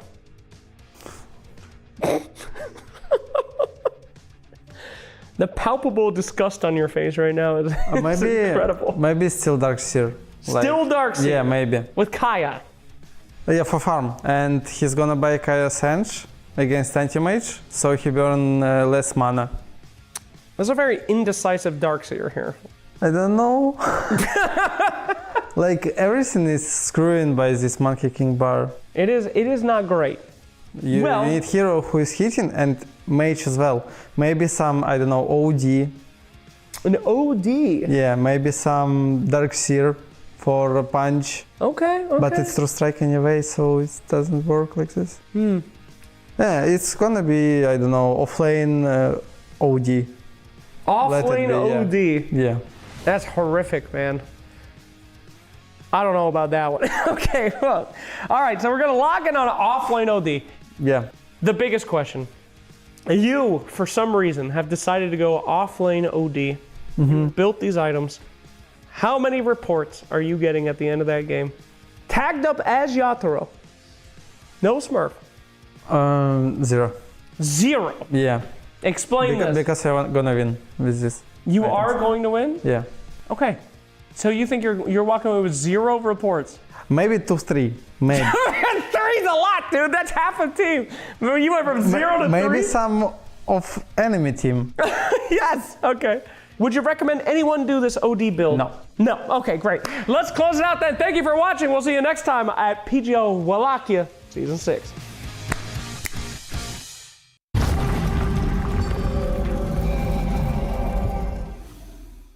And I bet we won't see an Outworld Devourer in our upcoming game either. That would be very strange. Let's find out what we will have in our game number 2, because game number 1 was kind of an odd one for Team Spirit. PARIVISION ran away with it and crushed Team Spirit in 25 minutes. That's just the way it happened. So there's a lot that we'll see changed. I would imagine Lacoste in this game too coming our way. What do you want to see changed? I want to see change some support duo. I feel like a lot of the teams have been victims of having a support duo that doesn't deal damage. Yeah. And when paired up with an offlaner that is super slow, like a Tidehunter who doesn't provide you with damage either, the enemy team can definitely play a lot faster, as we've seen, and try to punish some of that. We've seen a lot of like Shadow Demon plus Disruptor combination so far in the tournament where it just didn't work out. I feel like you need, like compared to the other side where you have Techies, you have Jakiro, these heroes are very good at rotating, making plays on the map, while the other support duo, you need a little bit more time. Yeah.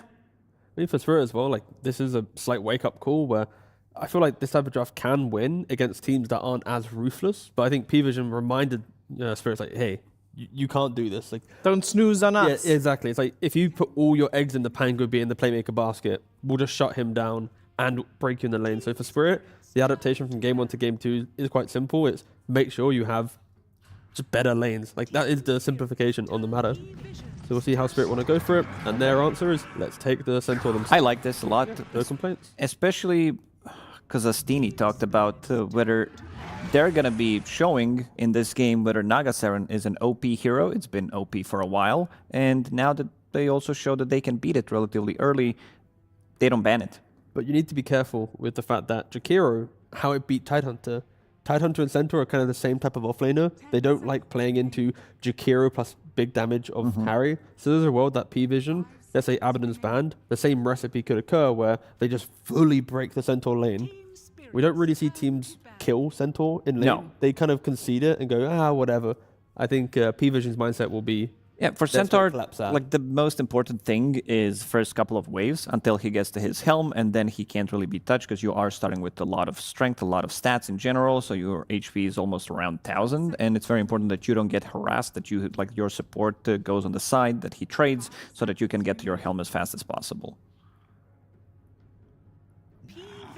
Adjustments coming with a ban. They still ban out the Monkey King like they did previously. That does mean that Chen's left in the pool. I don't know if that's a hero that we'll expect to see come out. For PARIVISION in this one, probably not. They could potentially do it to have Jakiro. I mean, Jakiro is not that complicated of a hero to play, especially considering how strong the hero is. As a Jakiro player, it's one of the hardest heroes. So difficult, Lacoste. Come on. Like, you've got to think about, do I want to slow them with fire, or do I want to do more damage with ice? And where are they going to be in like half a second? And then when Ice Path, it's like such a long range. Yeah, which facet to choose? This is the first battle. Like, do I want to be OP or do I also want to be super strong? It's a very hard choice. Thank you. Choices, tough choice. So hard. No, I was just thinking whether they can fit it into 9 classes hero pool. They still ban the Ringmaster, and it's another Techies.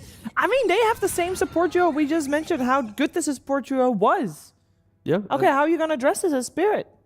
So much damage coming, so many rotations coming. Make sure that you can match the rotations, but also your lanes don't crumble so quickly, right? Because Jakiro Techies in the same lane with any stun will kill heroes. So just delay that timing. Make sure that you can actually rotate into it. Damage, position 4. Give me some Snapfire, give me some Hoodwink, Muerta, these type of heroes that can make early rotation, heroes that can make stuff happen, and get something for Panto that is stable. I'd be down with some Pugnas, maybe Enchantress as well, depending, even though they have a lot of magic damage, which is kind of a bane for Enchantress in terms of what can kill her. These are the type of heroes that I think could give a much better laning stage to Team Spirit and allow them to punch back, especially because I'm seeing the same supports on PARIVISION. No, I like Pugna a lot for Spirit. Just whenever you see PVision make that rotation, throw it on the Neverward and okay, here it is. We don't have to rush. They have to try and kill it. Sure, you could argue Techies has good range. Jakiro has a double hit. So if it's a badly placed ward, it could die very quickly. But it at least gives Spirit time to breathe in the early engagements. And we're going to assume that if Panto gets to play the Pugnam, he's experienced enough to not place the ward badly. Yeah, that is true. I would hope so. They are competing for. Otherwise, they got a whole different battle to go for. This is damage coming out of a support. Yeah, that is. I mean, you're just pretty much taking the fight to PVision. I'm not opposed to it, right? We just looked at a lineup that was Spirit hoping to play a stable lane and big scale. That clearly didn't happen. So now it's like, okay, stability and scaling does not work against PVision. Full 180 on the script from Spirit in game 2. Not having a lot of luck though with the 3-6 record. I mean, ignore the hard support games. I have no idea when that happened, but it is a 4 position. You want to it's still 3 utilize. and 4. Yeah, we've seen it. We've seen it as a 5. Don't like that. A couple of times. Ancient Seal, kill the enemy carry, be aggressive, get levels. A lot of synergy as well, if this is going to be your offlane duo, because we've seen Centaurs picking up that double edge relatively early on at level 2. And here's the other support. I wanted to see Enchantress just to be able to stabilize the lane. The other support, high magic damage dealing support as well, so you can definitely punch back with these heroes. It's so different to the first game. Yes. It is night and day. They will be able to do things, which is nice. Enchantress also helps cover Spirit from the fact that DM, if he is to go for the offlane Beast, Enigma, Bristle, Undying, like these heroes that he's been playing in the tournament, Ench and a good carry can also chase them down, right? It's still as aggressive. It's not as damage dealing as a Jakiro, but depending on your jungle creep, you can apply a lot of pressure. So Panto wants to make sure he can pretty much copy Decalis. Again, Decalis did tip Panto in the last game after he fed in that first 3 or 4 minutes. The PVision do go for the Bristle, as mentioned. Most likely the DM hero in the offlane. Yeah, gives you a lot of sustain, gives you good laning stage as well, gives you someone that can clear the stacks. A hero that is very annoying. Like, this is a hero that can build into Blade Mail as a first item if necessary. You can build into Pipe, mitigate most of the damage as well. Lotus Orb for the team. These type of items are kind of the strongest items from the offlane right now. Is PVision 1 weak pick away from Spirit just locking in an anti-mage? The support duo, sure, they're pressuring, but it's a bit of a timer. You then have you just run the Bristle back down in the lane with the Enchantress. He has no game. What about Faceless Void? Good Also against Bristle. Void Dilation. Jakiro has bazillion abilities as well. Yep. I mean, maybe both. It depends on what they pick on 17, but I'm seeing, your Toro going, if you want to win the lane, you have a mana, you take his mana, you dilate him, Anti-Mage or Void. Like, both sound really, really good. Okay. Nature's Prophet.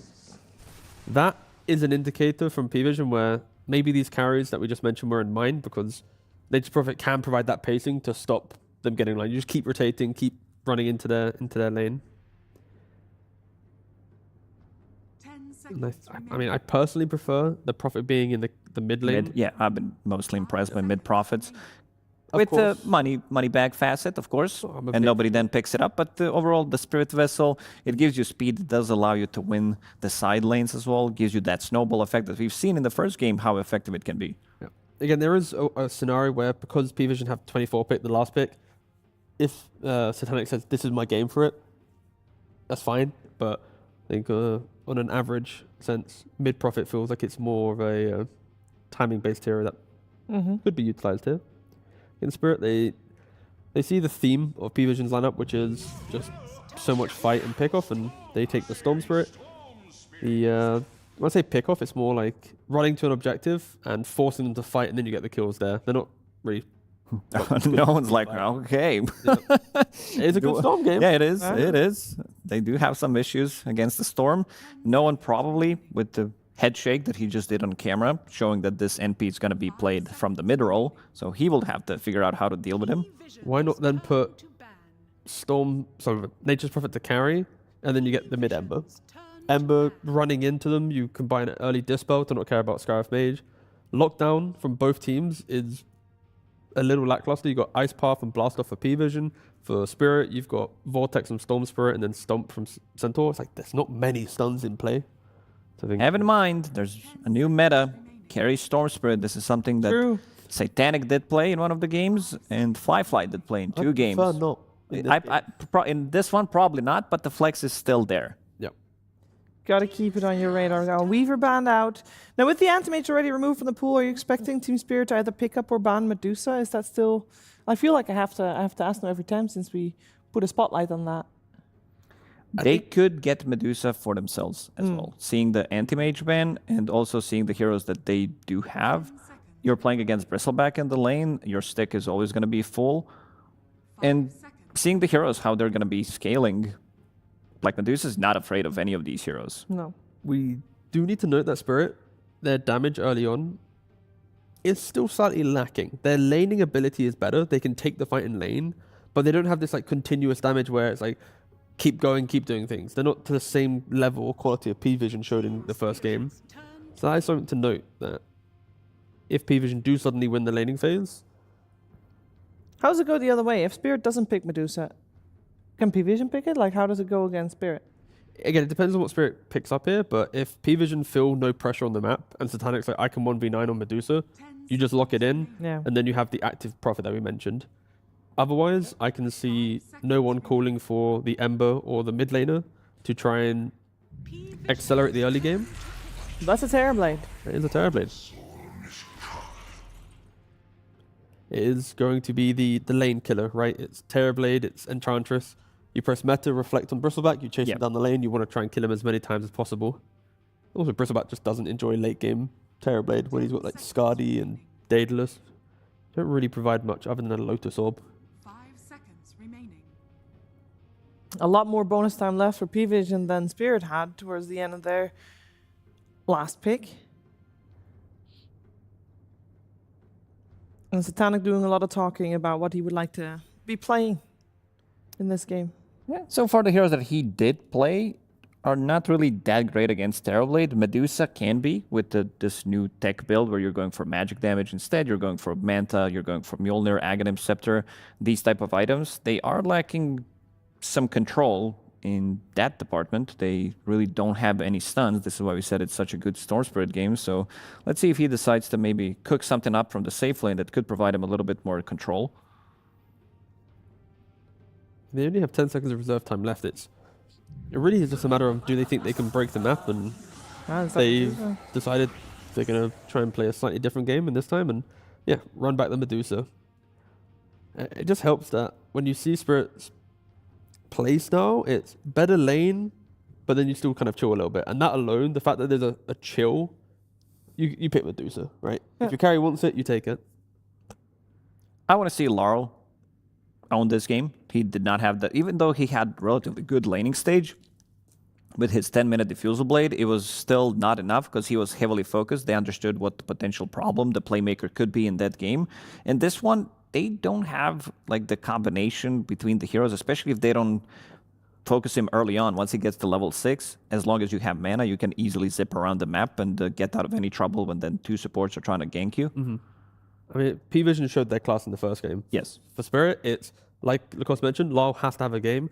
I think Rue and Lyle together is going to be a really big focal point for Spirit. How quickly can Rue, just sync up, get some smokes, the Ancient Seals, the Mystic Flares? Like, there's so much kill potential between the 4 position of Spirit and the mid lane. And on top of that, your Toro and Panto, they need to have a good lane. They have to shut down DM. Because I'm expecting Satanic to farm. I'm expecting to be comfortable, but there are key players in Spirit that need to step up in this second game. Is it and you want them to do so, or you think they should with the draft they have? They should with the draft they have. There is this ability to, when Prophet TP's in, you can match that with a Storm TP, quickly kill him, and just buy time to make Spirit feel happier. Again, their last game was so bad that it's only up from here, guys. Yeah, because like based on these drafts, the cost, it cannot be as fast as previous game. No, I don't think so. I don't think they can have this same effect, considering that they have Medusa. It doesn't come online as fast as you would want to. So I think it's going to be a bit of a slower game. Okay, let's see who comes out on top. Will PVision 2-0 or will Team Spirit force that third game to the series? We're going to find out, but first, some words from Silent Slacks. Absolutely, here with Silent. Silent, pretty rough first game, not going to lie. You guys got to kind of run over. But I remember True Sight. You're the guy who talks to the team. You get them hyped up, back into the mood. What was that conversation like after game 1? We didn't really think about first game. It was disaster from draft. Nothing everything was wrong in lane stage. Whereas was no game, nothing to talk about. So we focus on game 2, and I think game 2 we have better to play draft. Game will be much better than game 1, so it's enough. I am a believer on that as well. Can we talk a little bit about Centaur? Do you think your draft would just be absolutely unplayable if you didn't lock in that Centaur early? I mean, that seems to be something, if it's available, you guys are grabbing it, right? Feeling like Centaur now is the highest win rate offlane hero. Feeling like, no one can beat him, so we decided just better to take him. Absolutely. So if you had to rate this one, you were very hard on yourself. I didn't think it was a horrible draft last time. That was your words. How do you think it is? Scale of 1 to 10, 10 being the best. How's the draft this one? Maybe 7. A 7. You're too hard on yourself, Silent. You're a gosh darn genius, okay? Let's give this one a 9. Let's say that this is a win. 9 also good. Oh. We'll see. All right, well, we will see. I believe it's a 10 out of 10, say 10. Well done. We'll check in on the match and see if it is 10 out of 10. John, I'm giving you like a 2. I'll give you a 2. I didn't draft anything, Mikey. I wasn't referring to the draft. Fair enough. I accept the 2. I expected a 1. I would have been happy with a 0. I don't know how it works, but I'd never we're say pumping out one, numbers. John. Never. Yeah. No one versus Lyle. Mid lane. What are you thinking, Jonathan? Prophet versus Storm. Do you give an advantage either way? It's really down to whether or not no one can find a rotation out, right? Like, if you can get this aggression going from one of your side lanes, I'd likely be looking at the Ducalis DM lane. If this NP can rotate around, it would be nice, but you did go for suiting saplings as well, so it does feel like no one is focusing more on playing the lane, looking for farm. And when it comes down to that, this Storm versus NP matchup is really, really static. Like, you are getting a lot of denies out from no one, so that is a pretty big advantage for the NP, but again, you're not really stopping Laurel either. This lane's going to be pretty static. It is better for Spirit in terms of that their support duo can really make this mid lane work. And that's where we have to see, like the panel said, if Rue can get some space to move around, because once this Skywrath Mage can get that Ancient Seal off, it's relatively easy to clean up with a Storm. Like, that is a dream come true combination, especially as you approach level 6 on the Skywrath Mage. We did see last game, you know, PARIVISION didn't really fully invade. It did trade 1-for-1 in the first Shrine of Wisdom. So EXP gain should be relatively stable here if things hold steady for the side of Team Spirit. And their lane setups are looking a lot better, right? Like this time around, Yatoro, he's having a pretty good time. Bristleback matchup for TBs, all right. You can play with Reflection. You're seeing a little bit more poke coming out from Law on mid as well. And Collapse's lane is not as atrocious to play with because he's not playing against a Jakiro up top. He is playing up against 9-class techies, and sure, techies can poke from a mile away. It's not a particularly comfy poke with how tanky Centaur can be. No one, just getting really shoved around over these water rune denials. And it's going to cut off a lot of spell usage from Laurel, but it is a lot of HPs trading off for that as well. Yeah, absolutely. But he has left Lyle with an empty bottle. See if he can kind of harass Lyle a little bit now with the no regen. Seems like he is getting started. No one, of course, always has the TP back to the fountain if he really needs a reset. No problems for him. And so far, pretty even affair between these two mid laners. We haven't really looked at the top lane too much as of yet, but we are seeing Satanic having a fantastic old time on the Medusa right now. 22-1 in terms of CS, absolutely no contest. You could see some aggression. In fact, here we go. There's the aggression. Panto is not going to be able to heal in time, 9-class. Securing first blood.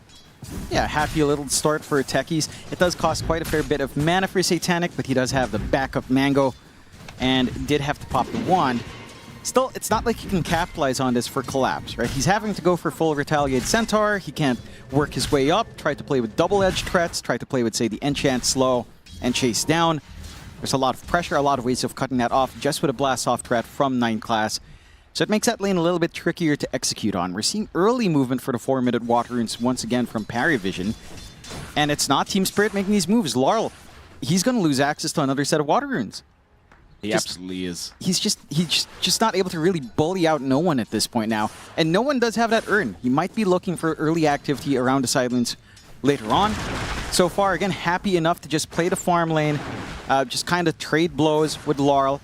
A slight advantage in denies, but not massive by any means, so Laurel should still hit a steady level 6 timing.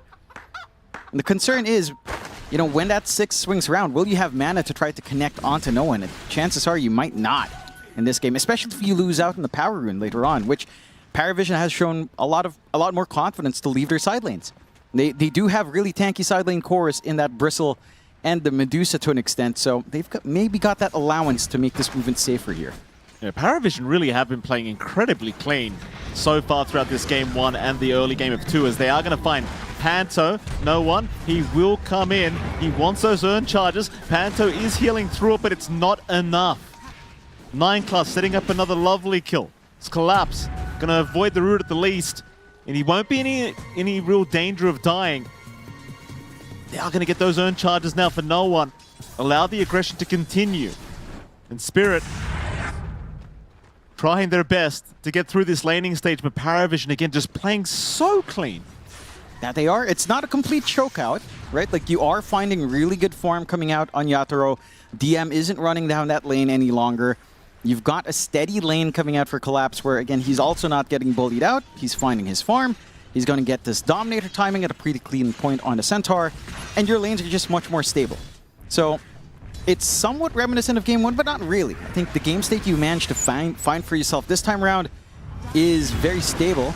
Collapse? Collapse again, though. Gonna go down, no one. Great rotation on the Prophet. I thought he was going back to the Fountain for a second. They're at least gonna try and pressure the T1 Spirit. They'll punish for this rotation of no one. And with the siege creep still there, they should have just enough to get it done. Ducalis, he'll go for a chase on Taru in the meantime. Try to set up a kill. Rue is running, Sprout is out from no one into the urn, but it's not going to prove to be enough yet. That the Dual Breath not going to reach. Not quite. And they do indeed find that T1 for Team Spirit. Although Lal getting hit by the stun, a little bit low in mana. Lal not going to make it. The PARIVISION punishing them back. Oh, it's not a great feeling for Laurel, especially as he hits 6. I think he died after leveling up Ball Lightning, so he loses all his free Galvanized, which, you know, early on for Storm, every single point of mana counts. Just losing your free level up Ball Lightning Galvanized it's somewhat annoying. It's not the biggest deal in the world, but, you know, like we said in Game 1, Parry is just finding every small advantage. Zip in on Satanic, but there are pings incoming. It seems like 9 Class is setting up for a counter initiation, and Lal, he's out of mana. He's got a regen rune active though, he'll be okay. PARIVISION, they were actually pinging out Collapse in the meantime, so it felt like they were the ones that were going to try and gank him up again. But Lal, he'll make the first move. Naturally, the move won't really work anyway. But it does have the unintended effect of protecting Collapse. That it does. I'd say losing regen like that, maybe not the best feeling, but Laurel does have an opportunity to try again. You are fully reset on Satanic in 9th class, though. So you wanted to make that move up top. With Satanic fully back on mana, not the easiest thing in the world. They do have Stampede ready on Collapse at least. They want to defend this PARIVISION. Immediate TP now from Ducalis. No one can come in at any time. Jump out onto Collapse, who will go for the Stampede away. They do have the disengage.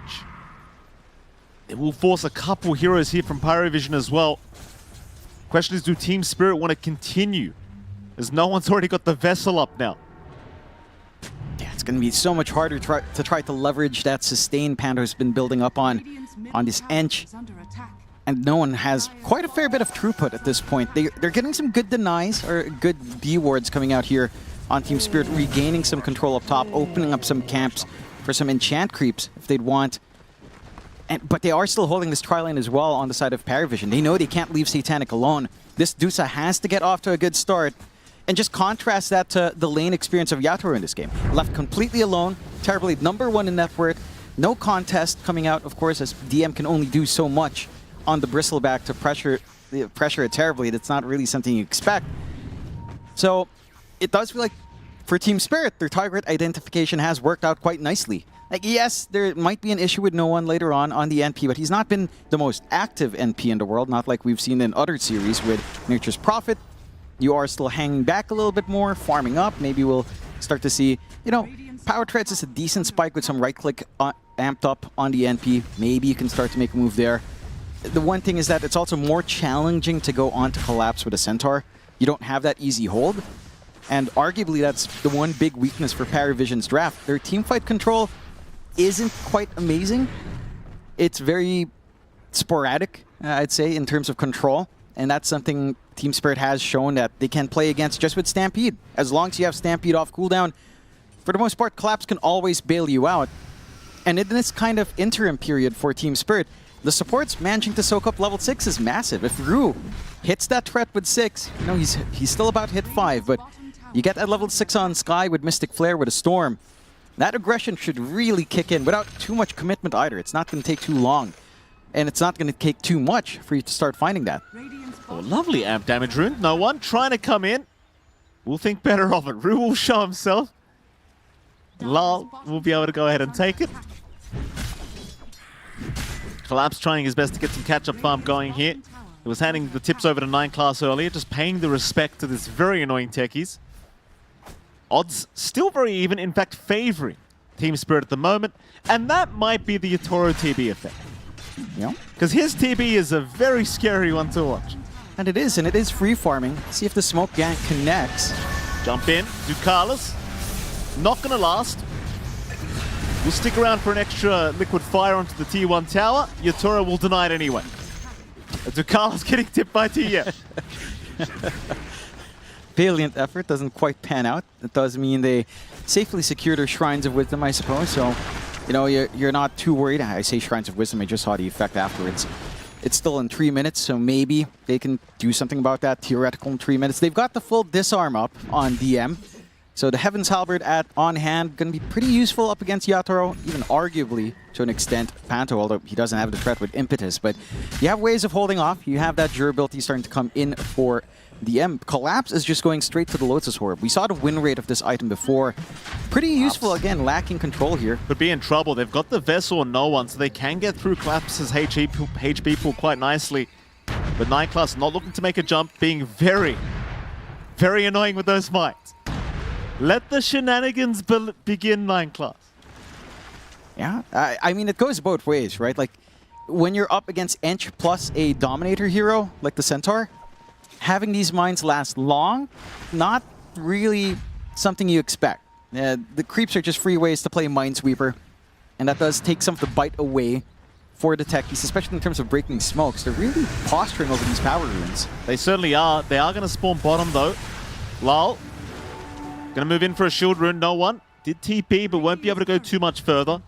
The thing I think people really underestimate, though, with the techies is the amount of information you get with these mines, right? Like, yeah, they're not going to last. You're not going to kill someone if they run up. You know, chances are they're going to blow up the mines constantly. But for me, it's the information you're getting. I would argue back, again, into Ench and Dominator. It's not useful information if they're just microing their creep out. That's fair. Right? So it's, again, it cuts into what 9 class would like to achieve in the techies. But he also had the same issues last game. I think they were just far ahead enough that it wasn't an issue. Theoretically, into the Naga Siren, that was always going to happen as well. And it still worked out fine for 9 class. So maybe a different approach this time around than what they'd want. More stacks being taken by Team Spirit. They've been much more proficient at it. Their triangle's been much more secure. So a lot of farm to get injected into Collapse and Laurel's veins. Still having a bit of a slow game on Laurel in terms of net worth overall, but not lagging behind too much. Yatoro is still in control in terms of his position in net worth. Still hasn't really shown himself on the map. Ducalis again caught out. Certainly is Ducalis. Drop the Macropie Ice Path. No one's going to move in onto Panto, but the Stampede going to allow him to get away as Ducalis actually tanks through it. Not down, had the Healing Lotuses and Wand Charges available. Satanic, he'll continue to move forward. Team Spirit, they will be denied their attempt at that kill. It also cost PARIVISION quite a fair few TPs up top. Right, you try to rotate in no one, you force out Stampede at the least, but now you're lacking Macropire for a little bit longer. All the space in the world for Yatoro once more down bot. Just free sieging in. It's almost like what PARIVISION did in game 1, except with less kills. Yatoro, this could be dangerous, but he gets asunder in time. Is it going to matter? No. Absolutely not. 9 class. They're in the nick of time. No one, he'll be very happy with that. That he is, and that's really the biggest pinata to crack here. We've been talking about how much Yatoro has been free farming. He's still number 1 off that death, but it's a very high net worth kill to find for someone like no one, and for even 9 class to soak up on. Another attempt on Ducalis. They've got DM around though. DM, he could start stacking up those quills quite quickly. And Lal knows quick retreat out for our Storm. DM, no fear, will continue onto that tier 1 mid tower. Eventually we'll back off, no creep wave available. But Spirit, they're trying so hard to just find these support pickups onto Ducalis. It's just not happening though. No, I mean, it's so tough to go for that if they're not completely isolated, right? Like, sharing even a little bit of that Mystic Flare damage is enough to buy time enough to buy enough HP for your support to kind of run loose. And when that combination falls flat, you don't really have great follow-through just yet. Maybe if you get follow-through control with, say, a Blink Stomp out after the auras are done and collapse, sure, re-engage is a possibility. Right now, when that commitment's made from Laurel, if you don't find a kill, you really have to bail out. You're just not at the point where your mana pool's the highest. You're not at the point where you've got enough damage on the Storm either to take that kill fast enough. And there is some of that damage issue rising up. Nightclass targeted, Mystic Flare out. He's trying to juke around it. He'll get the disarm in time, but it's not enough. No one even TPing in from the backside does pick off Ruse, so it is a bit of a trade. Certainly a favorable trade, though, for Spirit. Killing streak taken from Nightclass. A bit more gold. And you need every single bit you can get on Team Spirit, right? Like, that's a free Galvanize stack coming out for Laurel. Just a little bit more mana to play with to compensate for earlier. You've stalled for time. Yatoro is still farming up. Manta style up on our TB. You have overtaken now on Satanic, as you would expect the Dusa to do. And this is where it gets a little bit scary. Satanic is going for that full Mjolnir build with the Ags. The magic damage we've seen when you reach that point with Aghanims, with a Mjolnir. That damage is quite insane. And it's a way to deal with a Terrorblade and pierce through his physical armor. Just hope for the procs, keep getting those hits off. You'll eventually clear everything. You've got damage elsewhere as well. Just being an absolute menace with the taser, trying to annoy Yatoro while he's farming that large cap. No one's going to show up to boot down to this bottom lane. It doesn't really seem like they're going to find an angle onto Yatoro this time. I do wonder as well, John, in Europe. In fact, hold that. Where'd no one go? No, he's just farming. Between the TB Medusa, what scares you more going to the late game? In an ultra late game scenario with both sides even, it's still pretty close. It's down to whether or not you can fully utilize a Daedalus build. Not Daedalus, a full Divine on Satanic, right? Because minus the Divine factor, like say both sides are even minus Divines on each, Terrorblade's probably better off, for sure. But with the Divine Rapier on hand, Dusa is like the ultimate turret. And if it goes long enough into the Divine territory, Satanic should still feel really good. I just think it's maybe easier to play the late game before Divines for the Terrorblade, right? So long as you manage your Metamorphosis nicely here for Yatoro, which you would expect. You know, you've got the Sunder saves as well. It's ultra durable in that sense. You get more stat padding out for TB with the Scotty buildup. You have the HP, you have really high armor. So it is easier to play the Terrorblade.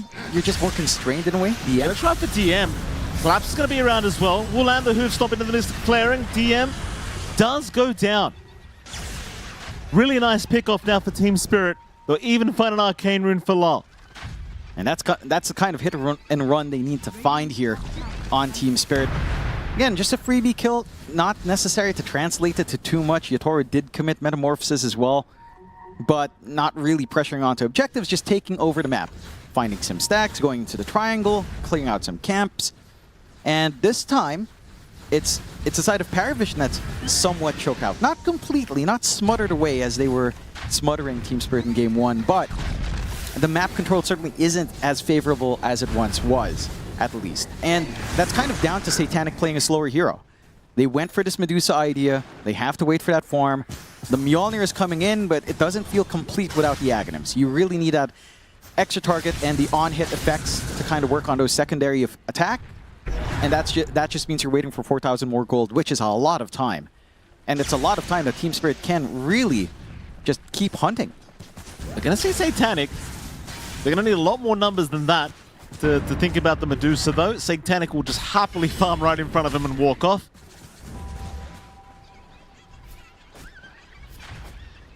Do have answers for the Spirit Vessel, of course. Collapse has the Lotus Orb up. Lal. Sanj Kaya available on him. Looking for the shards into the BKB here for Lal by the looks of it. Yeah. Again, you just want this safe jump forward coming in. Nice TP cancel. Satanic gonna run into Panto. Satanic already tipping him as well. Just to let him know. 9 class securing the kill on the Techies. Happy enough. Again, it's a slower game. You'll be happy with pick off so far. Team Spirit are still setting up. I mean, this tier 1 tower has been giving them a lot of reach. In fact, they might be able to contest Tormentor. Fairly obvious take from PARIVISION, fairly quick. Can they get there in time? I mean, Lawrence still set to jump. He's trying, seeing if he can find a straggler on the way out, but literally every single person just TPs away. I don't think this is at all bad for Spirit, though. Like, Collapse now having the full pipe up. Getting all those auras up for his team now. Yatoro, like you mentioned, John, still having a great old time farming. Yes, he's behind Satanic, but I don't doubt the TB. Yeah, especially Yatoro TB.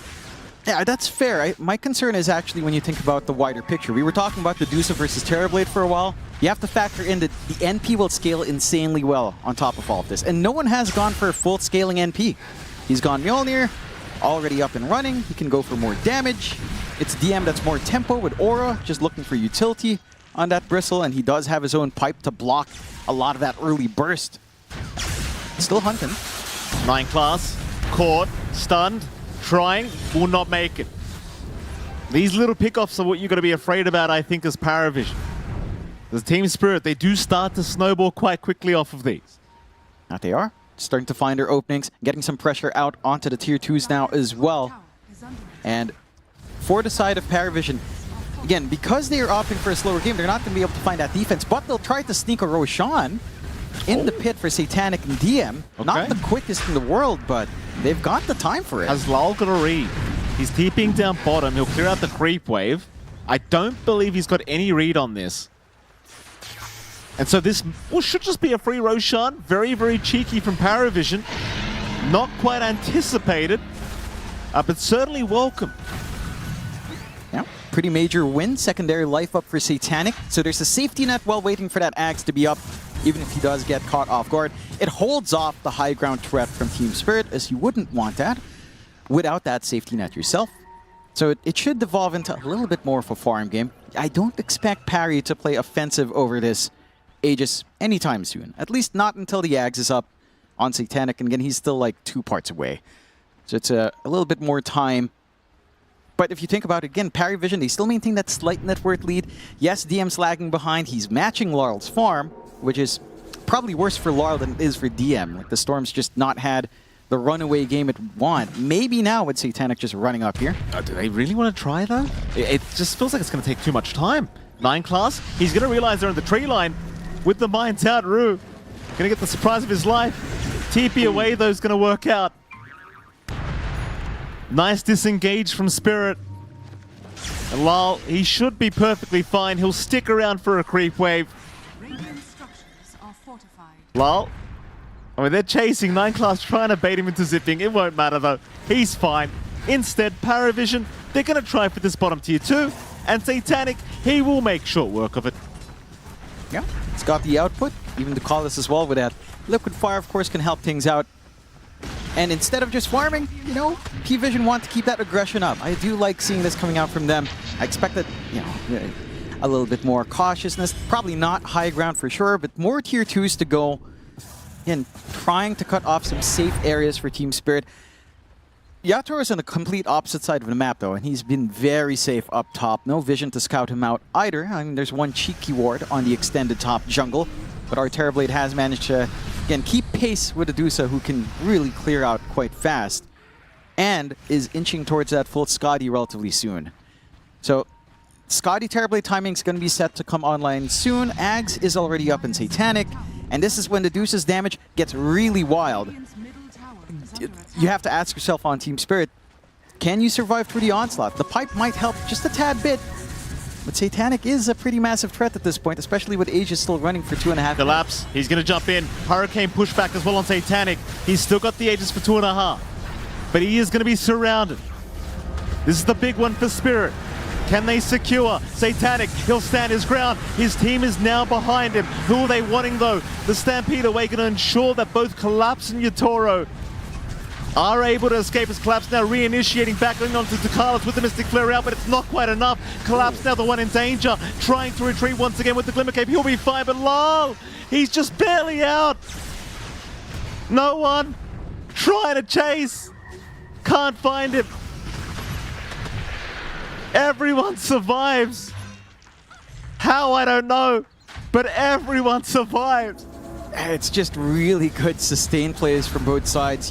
You do have a lot of ways of bailing out as well on the side of Parry, and the Glimmer Capes from 9 class mitigating a lot. Double Glimmer Capes coming out actually from Parry, just giving them a lot of room to soak up all of this damage from Rue and Laurel. Yes, killing off the Aegis life of Satanic is still pretty big. Oh no, that's not a good loss. That's a big one. No Scotty for 2 minutes 40. No additional stat padding, no slows. It's not a good feeling for Yatoro. This is going to diminish his presence in these engagements.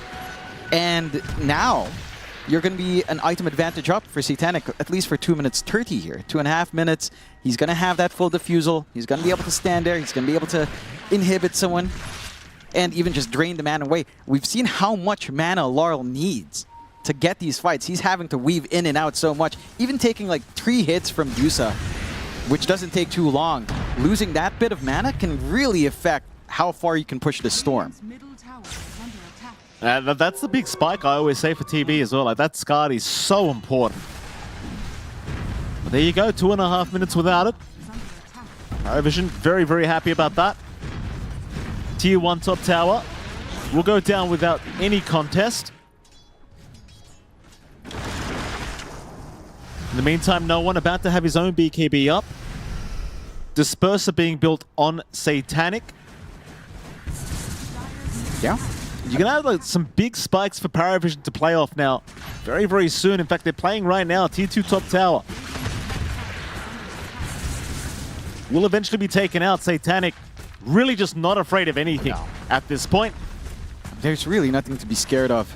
Just 1k HP, 2k mana at this point. Really tanky on that Dusa. This full disperser is really, it's just going to cause so many issues. You've got the Manta Dispel plus the Inhibit Dispel as well, and the Disperser to suppress Dispel, just allowing you to bail out really quickly on Satanic, at least from, you know, again, safety nets over that Ancient Seal. And again, this mana burn is actually something you have to watch out for. Some decent neutrals to boost the damage as well. The Brigand's Blade plus the Serrated Shiv, especially for no one. I mean, again, this NP is set to do a ton of damage, as we've seen time and time and again. Going for that utility under Hurricane Pike first. At the least for Team Spirit, that durability is set to go up. Collapse is farming into the full Crimson Guard. That damage block going to be extra important up against the physical output that you're expecting from Parry. For Yatoro, he's managed to sit through most of this time without the Scotty, and he's now going to have Scotty plus Diffusal shift out to him once his courier's up. So they couldn't really do as much with that opening. No one just snipes a freebie, as you would expect. Just like that. Nice and easy. No one having a perfect game thus far. 3-0-3 on the Prophet. BKB now up with 9 seconds of charge. 4k advantage sitting PARIVISION's way. There's your Skadi now up on your Toro.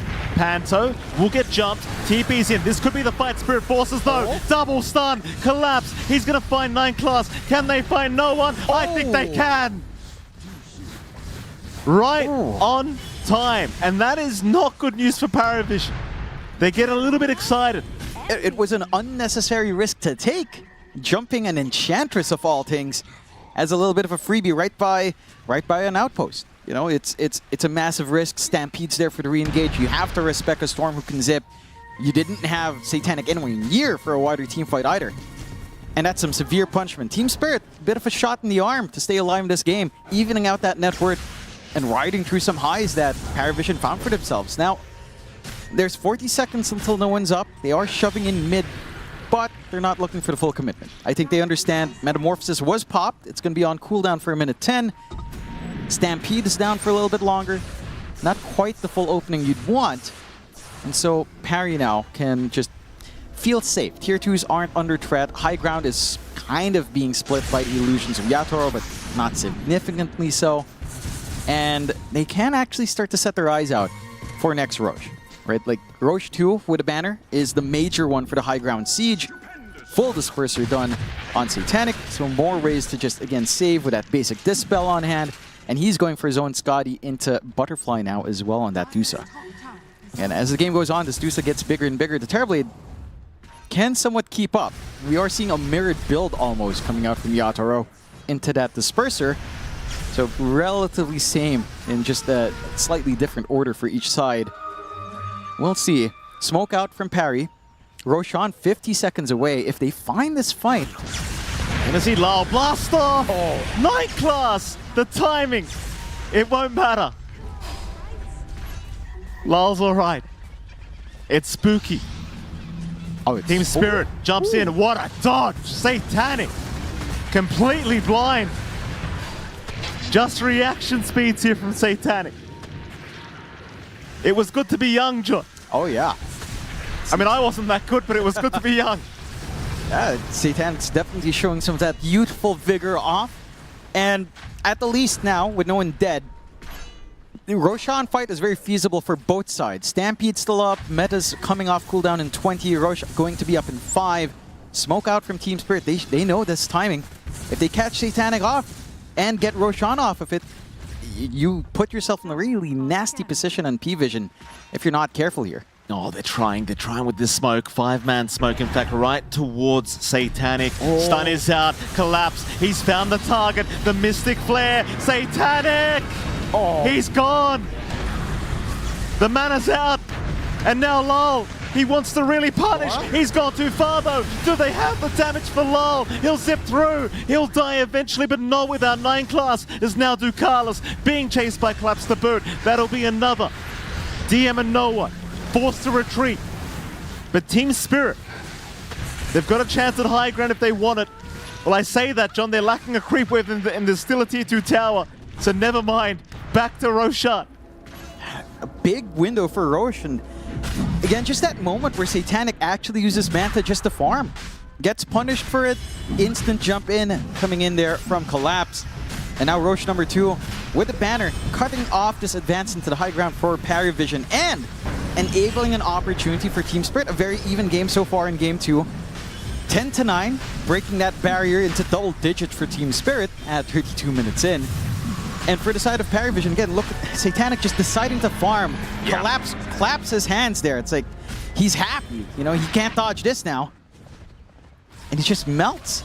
Like that pipe does some work, but the physical output from Yatoro is just overwhelming.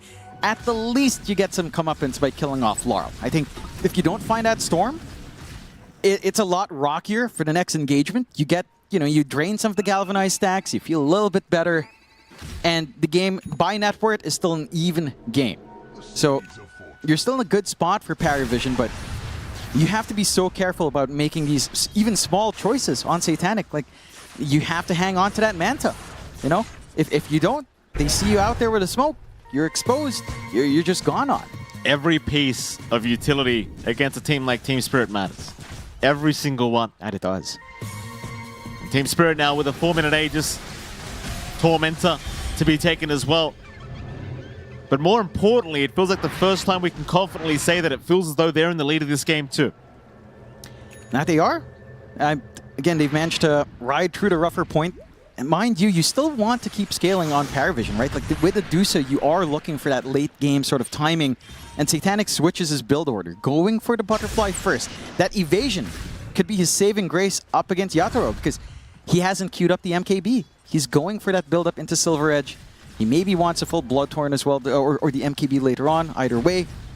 But if there is a world where this butterfly comes online for Satanic and Yatoro gets caught off guard, because he was most of that damage coming in onto Satanic. Like, without those right clicks, with even just a few misses coming in, there is a window for Satanic to play. And with a butterfly, of course, the damage of Satanic himself skyrockets here to clear out the backline so much easier if you're not careful. Absolutely. Still a close game. Satanic back to the farm department. He wants a Skadi of his own now. You see the axe being built up on Lal. Obviously very scary.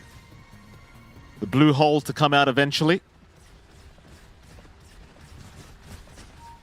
BKB not even being completed yet at all on Lal. I mean, he's just having a great game, even though he has died once or twice rather, but he doesn't really feel like he needs the BKB that much yet. No. I'd say one more tool here for Team Spirit that could push this game over the edge in their advantage is that Workhorse and Collapse. Oh, this yeah. Ags build-up. Oh, There's just no counterplay for it. You know, you don't have You don't have the Naga. You maybe have this Ice Pat that could block off at least the escape route of Collapse. It's not the most reliable. So as this game scales on, yeah, you know, the core-to-core matchups are fine. You've got the secondary core and no one that can also scale, but Workhorse is just very hard to count out. You know, this spell is just the biggest nuisance in the game by far. And it is going to be a quick Orchid pickup for Yatoro. So he is going for full Bloodthorn first, not going for that Silver Edge he was queuing up, realizes the break's probably not too useful, and the escape mechanism maybe not as important here. Still has time on that Aegis. 1:40 for the siege here. Yeah, they're going to try for the high ground. Yatoro will hold on to the Metamorphosis for now. Doesn't want to waste. Satanic will move in. Root Yatoro in place. Blast off will land, but the 4 staffs away will ensure Yatoro will be perfectly safe. Do they continue? It seems like the answer is going to be no. Make the call to go back, address the top lane. Aegis is expiring in about a minute anyway. It does not seem like they want to give an opportunity to hand the lead back the way of PARIVISION. Now, it's such a dangerous prospect to take that risk, right? Because you start to approach that point with Satanic, he's getting fully slotted up, he can get the Ag's Blessing going, and then the Scotty, and then maybe, you know, dump one of these items for a full Divine. And again, it's at that point where Divine do so, yes, you can kill her, but if you execute perfectly in PARIVISION, you will just melt. There's just so much damage coming in from Satanic if he's allowed to just stand front and not care about anything. Mind you, Collapse in his Ags not too far off, just about 400 gold left until that point is reached. So you have to contend with Workhorse, you have to contend with that 8-second freedom where Yatoro can just whack away without worrying about dying, save his Sunder for after the fact, or get a secondary life post-Sunder if he's forced to pop it early. Just a lot of options for Team Spirit to kind of decide to pick and choose their fights, whereas for Parry, it's starting to feel a little bit tight. You know, their team fight control isn't magnificent. This techies, yeah, the mines are a constant nuisance. It has spotted a couple of smokes now, and there's always this potential for 9 class to play Turtle later on, start to mine up his high ground if things get really dire. It just doesn't feel very easy for the side of PARIVISION to start these engagements any longer. No one does have a Sight of Vice, so perhaps that could be one way to find some easy pickoffs if you can get the vision on the map. If they only, you know, if they see Laurel up top, that could be one way to go, but easier said than done. You just don't have those, you don't have the instantaneous stuns to punish that Storm any longer. You know, earlier on when he had low mana, yeah, he's sitting at 2k mana with a decent chunk of regen at this point. Catching Laurel without mana is going to be a rarity. We do see a smoke from PARIVISION. This will be into the Aghanim Scepter of Collapse, so you do have the Workhorse now available. Of course, they don't know this. They have not seen Collapse since. Now, PARIVISION, they'll just take an Illusion Rune at that top rune spot. Still not looking to venture out too far. Hoping perhaps that Spirit will come back for that tier 2 mid tower. They will not. They'll leave it. The smoke attempt from PARIVISION, at best, might allow them to relocate across the map. They'll get down towards the Radiant jungle. They'll see Collapse now in the mid lane. Looks like they want to give this a crack. But no, they think better of it. They'll show and they'll leave. Yeah, a little bit of a hit on that scan as well towards the tail end of it. Does make it a little bit tougher. And Collapse is just way too tanky at this point. I'm not sure if you're able to 100 to 0 him fast enough before the rest of the team comes in with Stampede. It's just a massive risk for Parry at this point. 1:20 until next Roshan. Maybe that's the time we start to see some more action on the map. And a very important Roshan, because this game is anyone's game at this point. 3k advantage, 10-9. It's been a very methodical game for both sides. And that just means this build-up, you know, when that tension's released, it's going to swing really hard once one side does find that clear win, if they can find that clear win. We haven't looked at DM in a while, but he has the full aura mechanism up. He's got the Lotus Orb running. He's carrying the pipe for the gem for the team, and he's going into the Nullifier to try to at least pin some targets down, take some of those barriers off as well. Still, Team Spirit, they're the ones to look aggressive here. Smoked up, setting up by Roshan. If they get that jump into the triangle, Satanic's pretty far forward. They got the Bloodthorn as well right now on Yatoro, so they've got a way to pierce through the evasion of Satanic. Satanic gonna retreat. Team Spirit really trying to utilize this Bloodthorn pickup of Yatoro. Satanic gonna get jumped. Another no, he doesn't dodge this time. The stun did hit, collapse. He's the one in danger though, but Satanic is losing a lot of mana. Satanic, he needs to retreat. He'll try to do so. Lol chasing him down. Satanic is still barely alive, but he's completely out of mana. He'll get towards the high ground. They will only lose 9 class, but the jump is now on to DM. Find another. No one. Gonna go for the fight, but no one annihilated by Yatoro. Oh, it's too much. That Bloodthorn's just doing so much work out from Yatoro, and the re-engages are just that much riskier when BKBs are down. Huge opening for the side of Team Spirit. Buyback is ready, at least on no one. But they already popped the Stone Gaze. Metamorphosis still has some decent time here. Satanic gets stunned again. Ice Path. It's gonna land on Collapse. Satanic's still okay. The jump is there from no one. But it's a dieback! Trying to snipe at least low. That will not work in his favor. Oh, no. Do they keep trying to for high ground? Surely you must. Maybe they expect Roshan to be up. It's half a minute wait, so they could wait for that safe objective if they'd want. Metamorphosis has faded away as well. So it is a little bit of a risk without that extra damage and reach on Yatoro. But Roshan is going to be so safe without that Nature's Prophet to be concerned about. At the least, it's some time here for PARIVISION to start setting up the mines. Look at 9 class doing the work that every techies does into that late game point, Mikey. Set those mines up. It ain't easy work. Going to try to make it a nightmare for Team Spirit when they eventually reach into the high ground, but I don't know if you can plant enough to really make this work. Smoke out, Team Spirit. Not actually going for Roshan first, looking for someone to make their way outside. DM is farming outside here. They literally left the pit as it spawned. Scan though, DM and Ducalis. They'll take the Shrine of Wisdom, but they have been scanned out.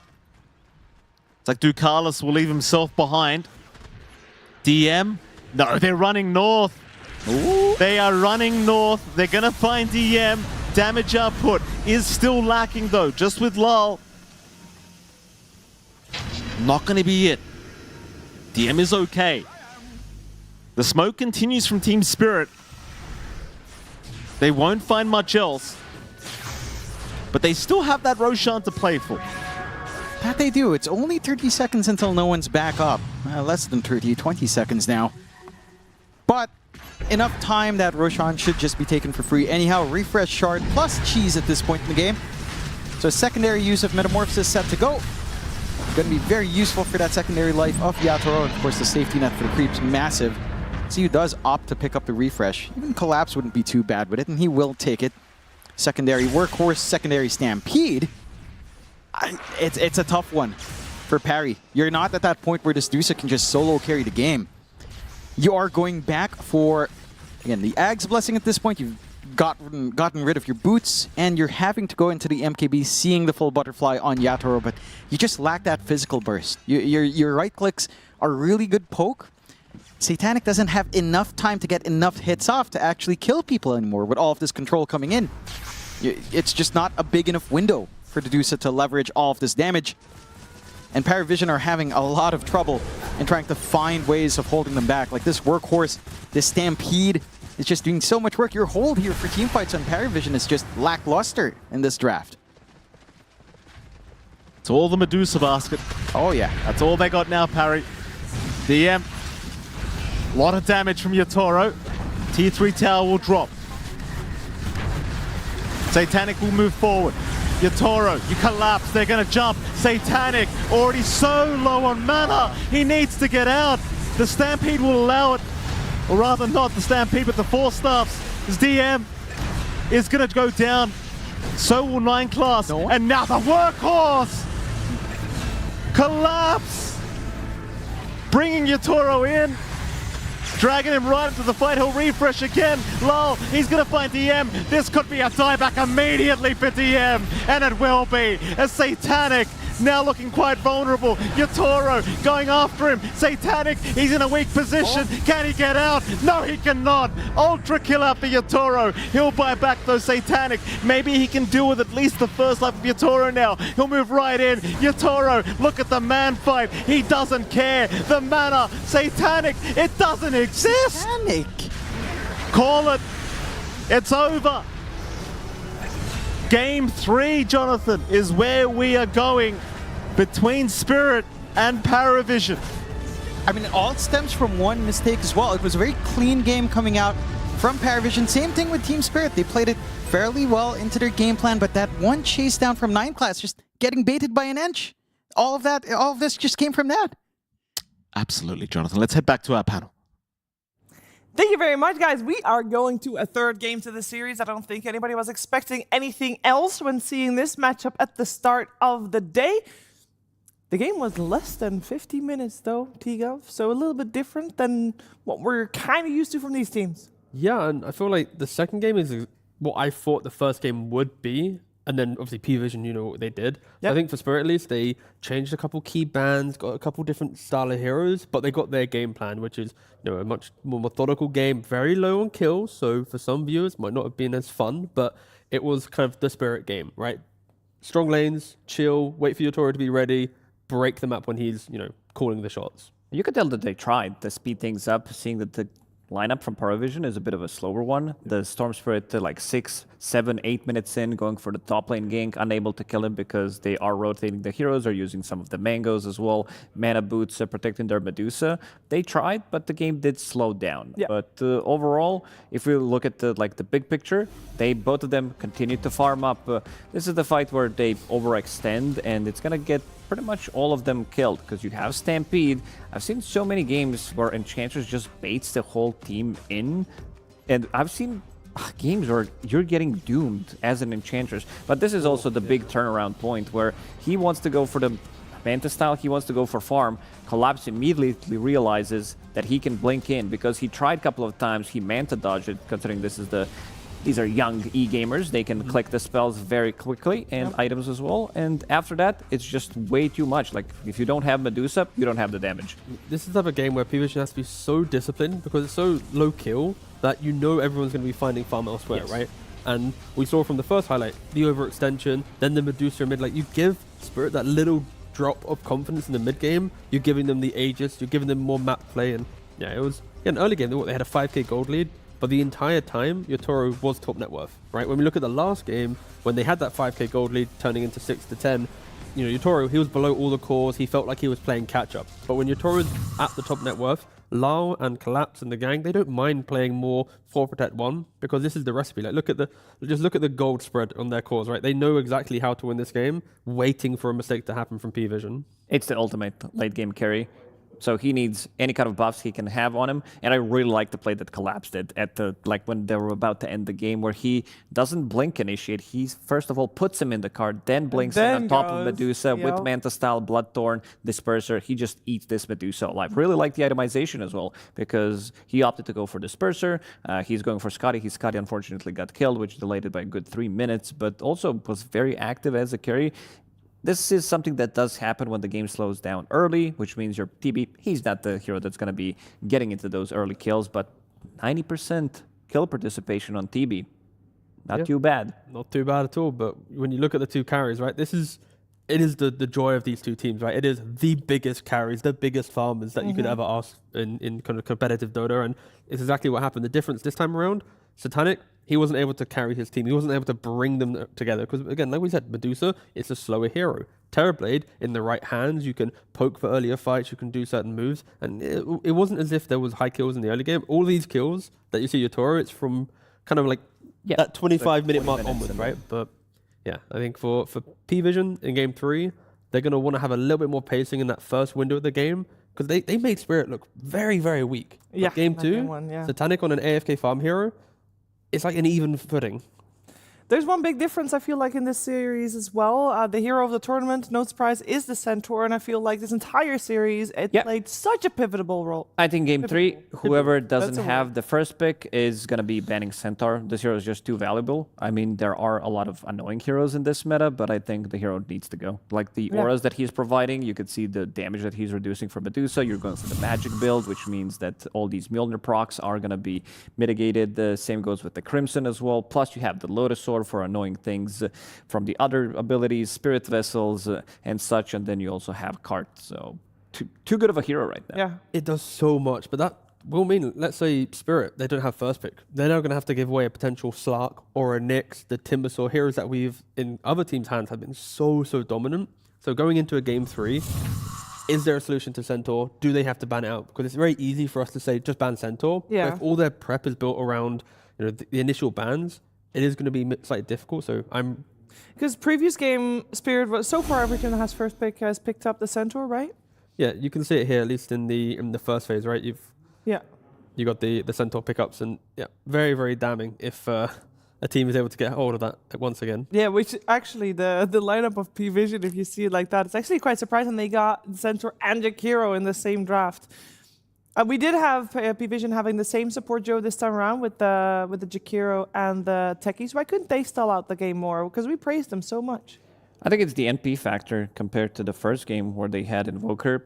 He can stall game to some degree in terms of using his ulti, but once they group up, this hero is not that strong. Like, this is not a hero that you want to be sitting in your base trying to defend when the enemy's doing stuff around the map or when they're going for the high ground push. You want to be more oppressive on the map, which didn't really happen in this game. These heroes are not as easily killed, especially the cores like Storm Spirit, Centaur, TB. You can't just go around the map. Also, the combination between your mid laner and the off laner, there isn't really that much of a synergy. Like, I mean, also, Lau didn't have a very good game in game 2. He kind of was just there, but at least in this game, he was noisy enough that it's like killing him was like an extra 30 seconds. In the Pango game, they just fully ignored him and they killed Jator and other heroes, right? So I think Lau had a better game, not a great game, but he was, that alone, I think, gave Spirit a lot more kind of timings to play around. Because now that we've seen this in action, obviously we've seen two very different PARIVISIONs, I feel like, in the entire series. And I think Team Spirit tried the same thing twice, and obviously the first time failed miserably, second time it did work out. How do we think PVision is going to adjust to this? The easy take will be put Satanic on a slightly more paced carry that can bully the lane, because Collapse had good farm, Satanic was AFK farming. That's like already Spirit's bread and butter on winning a game, right? So Collapse having a good time. So maybe try and find a way to stop Collapse being good. Again, Centaur is a good starting point. I would say no one. I don't think he's going to be playing Nature's Prophet. Might not even play Nature's Prophet for the rest of the tournament. It just doesn't feel like the hero that, especially with the combination, as I said, between position 2 and 3, I don't see it. So I want to see something that can do a lot more than NP, because he gets countered by certain items, as we've seen, like this pipe, most of your damage is magical. He tried to itemize and go for Mjolnir, but it just didn't work out. Too many of these defensive items on a Centaur. Again, Centaur is the big problem. Yeah, and we'll see if that is going to get addressed, or we'll see which one of the teams gets their hands on it in game number 3 after a break. The new breakthrough and innovative phone with 1xBet app. With 1xBet app, you can register and start betting in just one click. Intuitive interface and thousands of sports events every day. User-friendly app. Big wins, fast payouts. The human body was built to move. Not trapped at a desk in one singular posture for 12 hours a day. It's time your chair evolved. This is Secret Lab Titan Evo. Ergonomically engineered for you. Gamers, hybrid workers, artists. Backing your every move.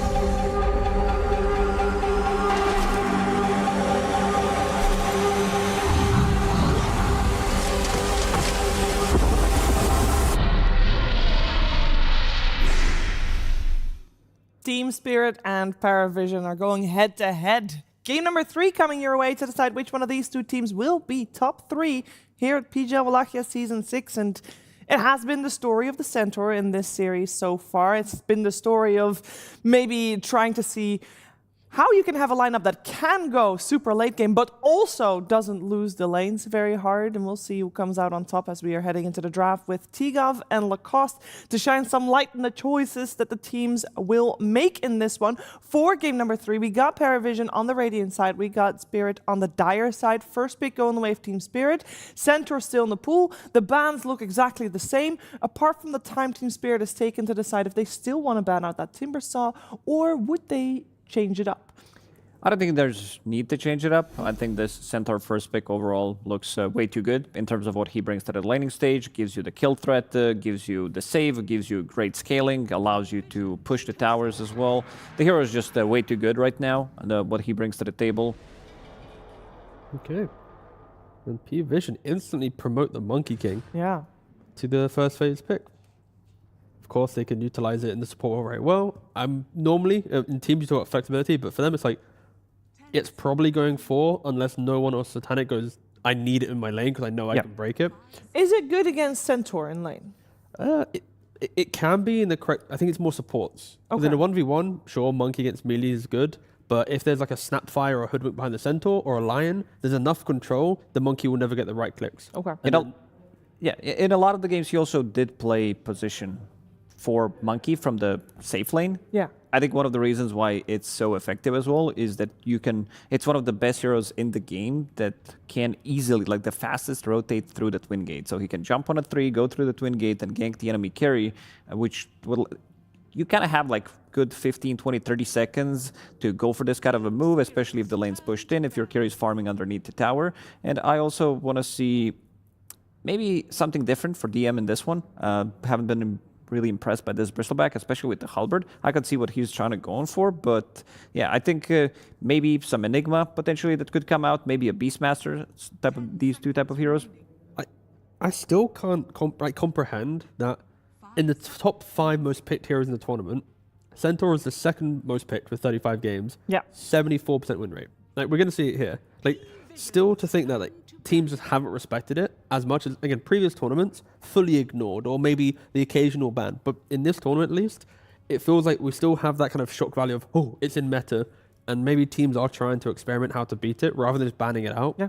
That's why I'm fine being on the same patch for a longer period of time. It does allow you to dig deeper. There has been a couple of these heroes so far in the tournament that haven't really been played in the other tournaments, and suddenly, like Centaur, he becomes OP, but hasn't been really picked as much. So that's why I love to see it, because people try to tier craft slightly more. And they're going back to Naga Siren.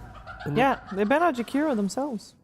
And just for context, the previous event, Centaur is like maybe 10th or 12th most picked here in the tournament. So you could see the trend, it was slowly increasing, but the win rate at the conclusion was 50%, 51%. So the fact is, something within the players have gone, no, we know how to play it now, and it is here.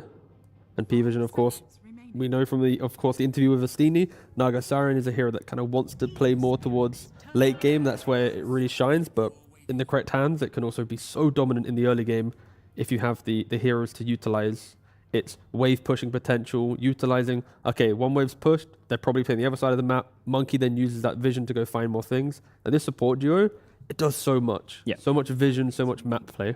Yeah, and Ringmaster has been banned by PARIVISION the entire series up until this point, as they banned out Jakiro instead. So we're going to see the Rue Master in action. He plays it Yeah. really, really well. I like the fact that it gives them a lot of control as well. In a team fight, it gives you save. This hero's toolkit is very good. Strong laner as well. AoE control. If this is going to be Ringmaster in the lane against Naga Siren, this also gives you a way of almost instantly clearing the illusion. Same goes with the Centaur. So I think this Naga Siren is not going to be having that good of a time. And again, for Spirit, they are going to be going with healing position 5. They did go with the Enchantress in the previous one. It did look really good. And this one, strong lanes for Spirit. I really like it. Yep, really strong lanes. And PVision, they don't have... They kind of have the same potential problem as Game 1 Spirit, where the support duo can do a lot of map play, but they need other heroes to do damage. That could be the case here if PVision don't respect that with the next 2 picks. And yeah, Spirit, once again, it's 3 dudes that are going to enable your Toro to find farm. Yeah. Let's see how PARIVISION responds. If we're going to assume that that's the support duo for them, it's time to get some cores on board, and they have to pick 2 in a row. I like Beast. I also like Lycan. Because this hero farms so quickly. Once you get to your Helm, 14-15 minutes, you can start building into Nullifier as well, which is a bane for both of these heroes. So I want to see something that these 2 heroes are going to be afraid of. Yeah. And it also might force Utoro to have to play a Gyrocopter. And then it gives Satanic the edge where, you know, okay, if you got Gyro, I can pick a Sven or a big hero like this. Instead, they go for the Darkseer. So PVision all-inning on, let's try and break that formation. It was something that was the conclusion of the Game 2 draft, right? The idea that they played a little bit too farm heavy on Satanic, but when you have Darkseer, Monkey King, you kind of want a carry that jumps in as well, goes for the fight. Of course, potential Ember Spirits and anyone mid laner who utilizes really that shield, which is a very different playstyle as well to Nature's Prophet. So PVision's lineup looks really fun, but also very quickly punishable. It's also 3 melee heroes, and mid laner could potentially also be a melee hero as well. You're playing into Pugna, Centaur, Ringmaster. These heroes are very, very good against melee heroes. And Ursa is available for Spirit if they wanted to try and counter the lane, one of the better counters to Darkseer. They do go for the Void Spirit, so they do pick up someone that's going to utilize that Iron Shell. Yeah. Yep. Monkey King is going to be providing vision. Same goes. Like, the lanes are going to be in a good spot. You have Naga Siren, you have Monkey King who can creep skip. Void Spirit deals with the lanes well. Helm plus the Iron Shell on it, plus the Darkseer using it on a creep wave.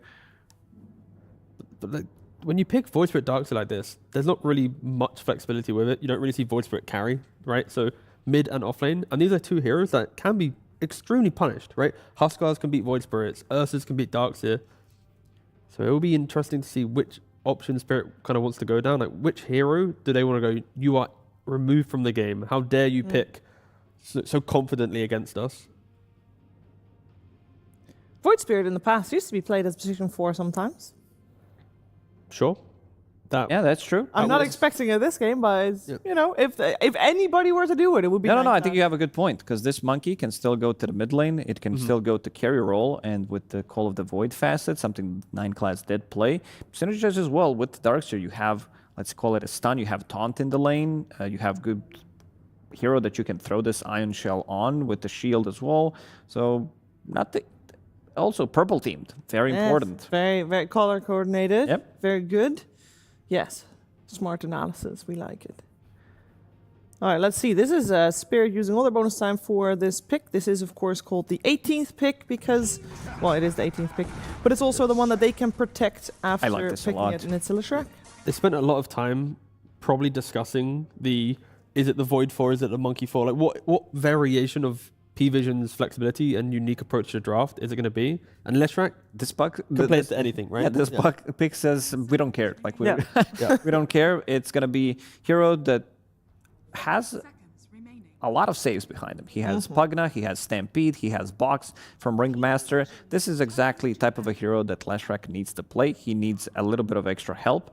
It's not that the 2 supports can really play with him. It's not like Spirit Breaker charging in like we've seen yesterday from Liquid with playing with Leshrac. It's more of a, I want to hold the ground, and my supports are going to be taking care of me. So the damage is not going to be coming through the supports. It's going to be more like Lesh is dealing damage, some saves, and that's about it. Yeah, for your Toro, the carry pick could be a Jug if you just want to play a good lane. There's Gyrocopter if you want to respect just potential counters down the line from PVision. Play most lanes. There's so many options, I think, to blind pick for your Toro because of how well-rounded the first 4 heroes are. Yeah. And also, when you take away like Medusa and like the big carries that Satanic can play, you're not really afraid to put your Toro on a Gyrocopter. That might not scale as well as some of the big ones Satanic can play.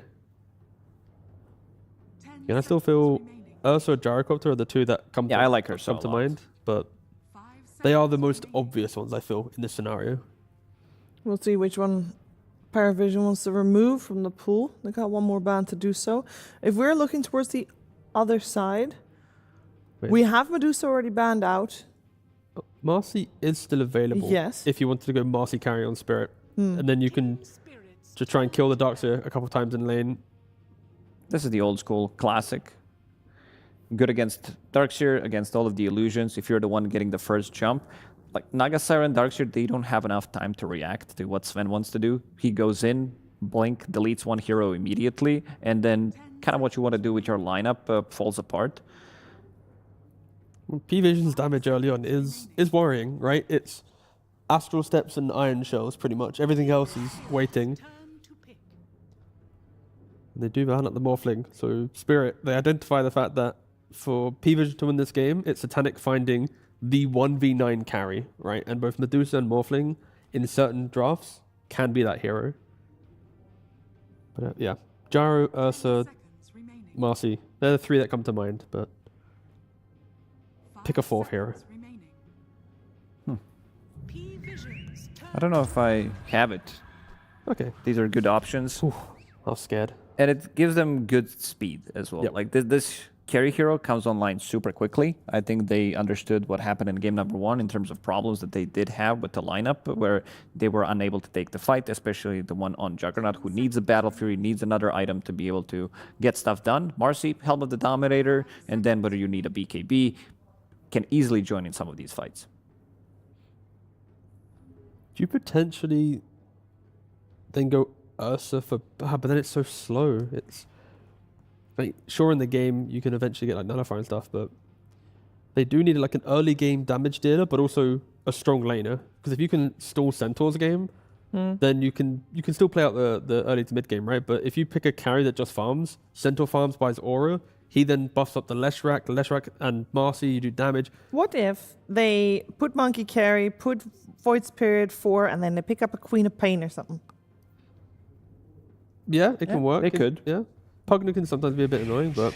Oh, I should have predicted that one. Ancient Apparition. Everybody saw that coming. What's that? Honestly, How is it? I don't mind it. Okay. It does mean it's going to be a carry. Carry Naga. Carry Naga. Right. We don't It's really- been a while. It's been a hot minute, right? But I will Manta, tell Orchid, you, Naga AA used to be done so many times by, was it Xtreme, was it LGD? One of the two. Because it's a very good combo. All right, question. Does Yatoro change his item build? Is this going to be potentially some Battle Fury build? Or if he switches to Mjolnir, because you want to be dealing with the illusions? You already have Lesh, you have Centaur, you have Ringmaster, so the illusions are not going to be doing as much. The concern, I think, for Naga carry is Lesh and Marcy like buying BKB early. Lesh likes buying Shivas, which is anti-illusion hero. And then Marcy can go just big raw damage and lock onto a hero. That aside, I do respect the AA last pick. We had some damage concerns, but now with Ice Blast, if you find a hero, the hero is dead. So I think AA at least gives pick-off potential from PVision, but a rare Naga carry, you don't see it too I often. just don't believe like this it? hero. No, because maybe if they didn't have Lesh, if they had some like mid Nature's Prophet again, I would go their side, but it does feel like this Leshrac is going to be doing way too much. I feel the combination of the heroes, plus you also have pretty much 4 melee heroes against Marcy, Pugna. It's just, we don't talk about it too much, but the range melee, some of the matchups are really bad, and I think we're going to be seeing them in this game. Well, I'm sure someone's very confident in their draft, and that's Astini, the coach. Absolutely. Astini did seem pretty confident, I have to say, Sheeber, as walking out of the booth. Quite the turnaround. It's been quite some time since we've seen the carry Naga. What made you so confident to switch it over from what I assume to be a support? Satanic is really good with Naga, but the hero is always banned. That's why we're not playing it as a carry, because we cannot play the hero. So when we pick it, we already consider this. Last game we consider a lot, to be honest. We kind of... I guess we just played bad last game, but we thinking now if we had Naga it would be easier. And now I feel like they have a draft that cannot hit towers. If we're just patient enough, it will be easy. Okay, well, you called the first game. You said that we have to kind of win early, and then you like 20-0'd them, so well done there. Now, as a smart man, as a genius, as some would say, as a magnanimous leader of Dota, as one of the smartest coaches in the world, don't you think less good versus Naga? A lot of damage. Marcy, a lot of AoE. I mean, aren't these heroes kind of okay, though? They are kind of okay, but we have other 4 heroes. So you're saying like they have 2 heroes to maybe address my carry. We still have 4 other heroes. A is going to carry this game. It's the last pick. Okay, the AA. Now, Sheever's very excited about this AA pick. A lot of people in the game do feel like this is a pseudo-counter to these tanky Dragon Knights and DKs. How come you don't think that we're seeing AA in every single game? I don't know. Maybe people don't know how to play the hero, because when we play, we win. Bullshit. That man knew. You could tell from his face he knew the exact answer, but he held on because he's a champion. He's very smart. 9 class just died, so let's get into the game. I'm so sorry. Let's go. To a fight right now. Ducalis is also almost going down. We've had 1-for-1 already. Ducalis still trying to get out. We'll make it. John, who secured first blood? I believe that... It was Lol. Yeah, it was Lol. Gets the bonus, going to be feeling good on that Lash. And this matchup is going to be... Yeah, it's manageable for no one. He's got an all-damage barrier. He can cop some of it. He's got some good right-click. It's almost like a puck matchup, except a lot more spell damage coming in here from Laurel. You have to be a bit cautious, of course, once you're out of mana. It becomes very manageable for no one. I'm keen on seeing how much PARIVISION can get out of this Naga core, because, well, let me tell you, like the panel pointed out, this game is not very easy for the Naga core. Heck, even discarding the Lush Rack, just the Ringmaster alone would shard. I mean, that Spotlight just melts illusions. So even from your support position, these illusions are going to get managed once you get shard up. It's not going to be very easy to kind of play this game the way you might want to in terms of clump ups. The farming pace is the one thing Satanic can maximize. We've seen it from this kid before, where you leave him alone, he manages his illusions, he's going to be going through the jungle well, cutting off creep waves, getting all of this build-up. So you can work himself to a really quick timing from a good start. This lane combination coming out from Team Spirit for Collapse, though, is pretty aggressive. Mind you, there's some aggression here for the side of PARIVISION as well. You get that cold feed up, you start to get some value points and end snare. It could be a relatively easy way to just find a fast pickoff if you overstep your bounds. At that point, though, Collapse should have some padding items up, so once he has a little bit more HP, it might not be as threatening, especially once he gets his Helm of Iron Will for a little bit more armor. Let me stop you there, John. Are you saying that you're a believer of the POS 1 Nagasar? On Satanic, somewhat, but not. This game is just so challenging. Even Satanic might struggle here. Yatoro, gonna be okay. They're just farming the creep wave here for 9 class and DM. Of course, Yatoro going to be on this Marcy along with Panto against DM's Darksea and the MK of 9 class. Yatoro on this Marcy, I mean, it should be playing a lot faster than the Nagasaran can, as we do kind of anticipate. Yeah. I wonder if it plays quick enough. I mean, we did see it from PARIVISION Game 1, just how fast they could play.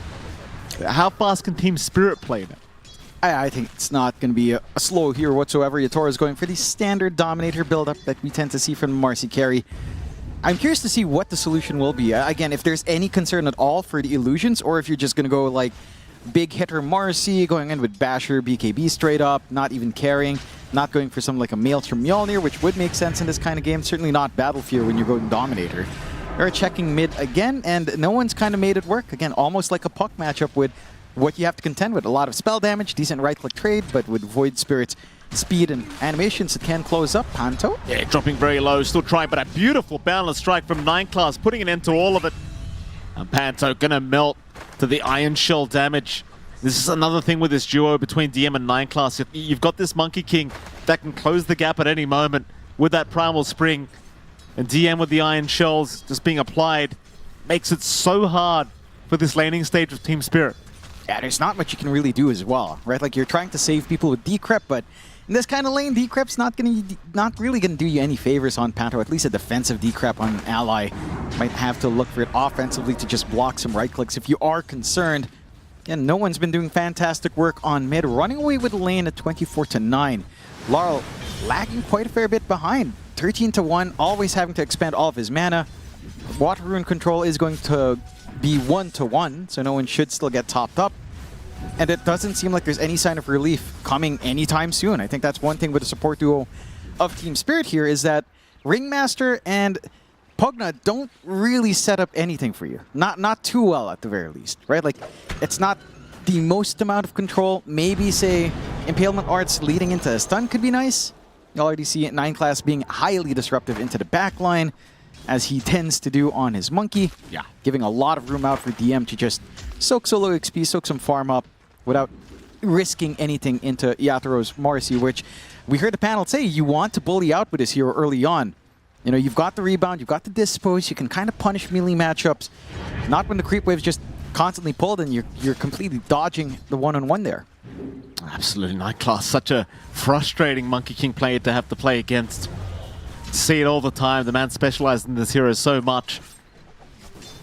Bottom lane, a smooth enough affair rather for Satanic, but they have been trying to chip away at this Naga Siren. He is a little bit behind in this CS department, but you do kind of anticipate that against the Centaur AA lane. It's not a very, rather Centaur Ringmaster lane, I should say, not a very easy one to go against. Lucal is trying his best to keep him safe on the AA. Satanic, though, at the very least hasn't died, and any sec where you're still in the lane is a good kind of thing as Lal will get jumped in. No one is there. Lal trying to survive, can't do it. No one, barely able to get out of that tier 1 tower range. Meanwhile, DM, he will escape the grasp of Yatoro on Panther. Yeah, it's an important kill for PARIVISION to find. Great timing as the urn was just picked up by no one, so instantly gets a charge. Could start to consider certain openings. They've got the power and control off of that kill as well. Just perfect timing for PARIVISION. Even still getting a free chase down onto Panto. Absolutely, just the Iron Shell. 9 class. Confidently doing so. The Decrepify, how much does it really help here? Probably not that much. Panto will go down. Now the jump on Lal. Tame the Beast gonna help a little bit, but not enough. Lal is gone. Rue is still trying to take down somebody, and he will get no one. So you do get something for all of this trouble. Bouncing from Yatoro now. He's rotated to try and help out. Ducalis will be dropping. So not a bad trade at all here for the side of Team Spirit. They are going to force Lal to make the walk of shame back to the mid lane. That they will. I mean, they get the counter kill out a little bit later on onto no one. He was standing within the area of Diabolic Edict for a long time, I believe, by himself, even after they managed to kill off Laurel. So that does lead to that low HP scenario and a little bit of cleanup coming through. For the side of PARIVISION, you don't mind too much. The Slushrax game has been completely halted, at least early on. They do trade even on the Shrines of Wisdom. No opportunity to snag away a steal here on the side of PARIVISION. But all those rotations mid also just free up the game a little bit more here for Satanic. He's able to sit back, farm on that Naga. No threat onto this Naga Siren whatsoever. Especially not with the Centaur in lane. It's just not really a burst lane by itself. DM already looking to make some moves around. Has that dominated creep up. But Yatoro has his own dominated creep as well, which they will clean up at the least. You do have that level 6 threat up in Yatoro, so there's some fight potential back. It's not as easy to just 100-0 this Marcy, at least unless you connect every single tool of control. Maybe a swing around elsewhere. 9 class, like you mentioned here, Mike, has been highly effective in all of his rotations. Keeping Laurel down again would be pretty massive. He doesn't even get lucky with a rune as well. Another rune for no one. Very unfortunate for Lal, and they are indeed hunting. No one. Throws the urn out. Boundless Strike committed. Rue is there to help. Impalement Arts will connect to no one, and even the rotation from Panto just in case. They will not let Lal die again like that. This here is just so much of your early tempo. We've seen Lushrax playing from behind. It's not a pretty picture. You want to have this early spike. You want to play with magic damage while it's strong before BKBs, or even a pipe, or even a couple of Glimmer Capes start to become a reality. Good dodge out from Yatoro, sensing something wrong with 9 class, channeling that spring down. And the game does quiet down just a tad bit. 5-3. You are seeing creep pull shenanigans with the Dominator of Collapse as well down bot, trying to farm quite a fair bit on its own. Again, it's a free farm lane down bot for Collapse and Satanic. So you are going to get an arms race overall from our side lane cores. Whereas for Laurel, he's just kind of out of the picture for a fair bit longer. See if he can recover if some opportunities are presented. Still applying pressure top. This support duo hasn't really left Yatoro alone. That's just, again, providing opportunities for no one. No one going to try for the Yatoro. Does land the Aether Remnant. Yatoro, he does have the help. 2 support standing by him just in case. Just denying these rotations from no one. No one is going to run his way back into the mid lane, get back to the farm game. Team Spirit really feeling like they need to just play a little bit more defensive at this early stage of the match as PARIVISION. Unrelenting with these aggressive moves. No. I mean, they have this early spike they want to play with. Heck, it's going to get bigger. You're almost at the full Spirit Vessel up now for no one. Scan does spot out just a tad bit here on the edge for Rue. Not the big target they'd want. Juke the Aether Remnant, gets the escape back. Balance Strike's going to lock him down anyway, and Rue will have to just be food for no one. Meanwhile, Stampede has been forced. Satanic has been found out by Team Spirit. And Satanic cannot make it away. Collapse happy with that as now Lyle's being jumped mid lane. They want a bit more here from Team Spirit. Lyle needs help. It's not there in time. Panto desperately trying. Gets a nice tree chop. But there'll be no follow-up to it. No. And in the end, it's a 2-for-1. Pretty costly for PARIVISION to lose. Now Yatoro, a lot of action across the map. DM being caught. DM cannot make it in time. The Will of Wonder will hold him down long enough. While Parry, they'll commit for the mid-tier 1 tower. You find the bigger kills on the side of Team Spirit. The mid-tier 1 is going to be a painful loss for Team Spirit, though. We've seen what 9 class has been doing on this Monkey King. Now without the mid tower to even stop the Monkey from venturing forward further, you don't have that safety net of the jungle, or at least, you know, it's going to be a little bit trickier with 9 class just roaming around, keeping track of every single hero. And it has been a very difficult game for Laurel, who gets jumped again. Ice Blast gonna land perfectly as well from Ducalis. Very nice setup from no one. Lal, he's having a hell of a game.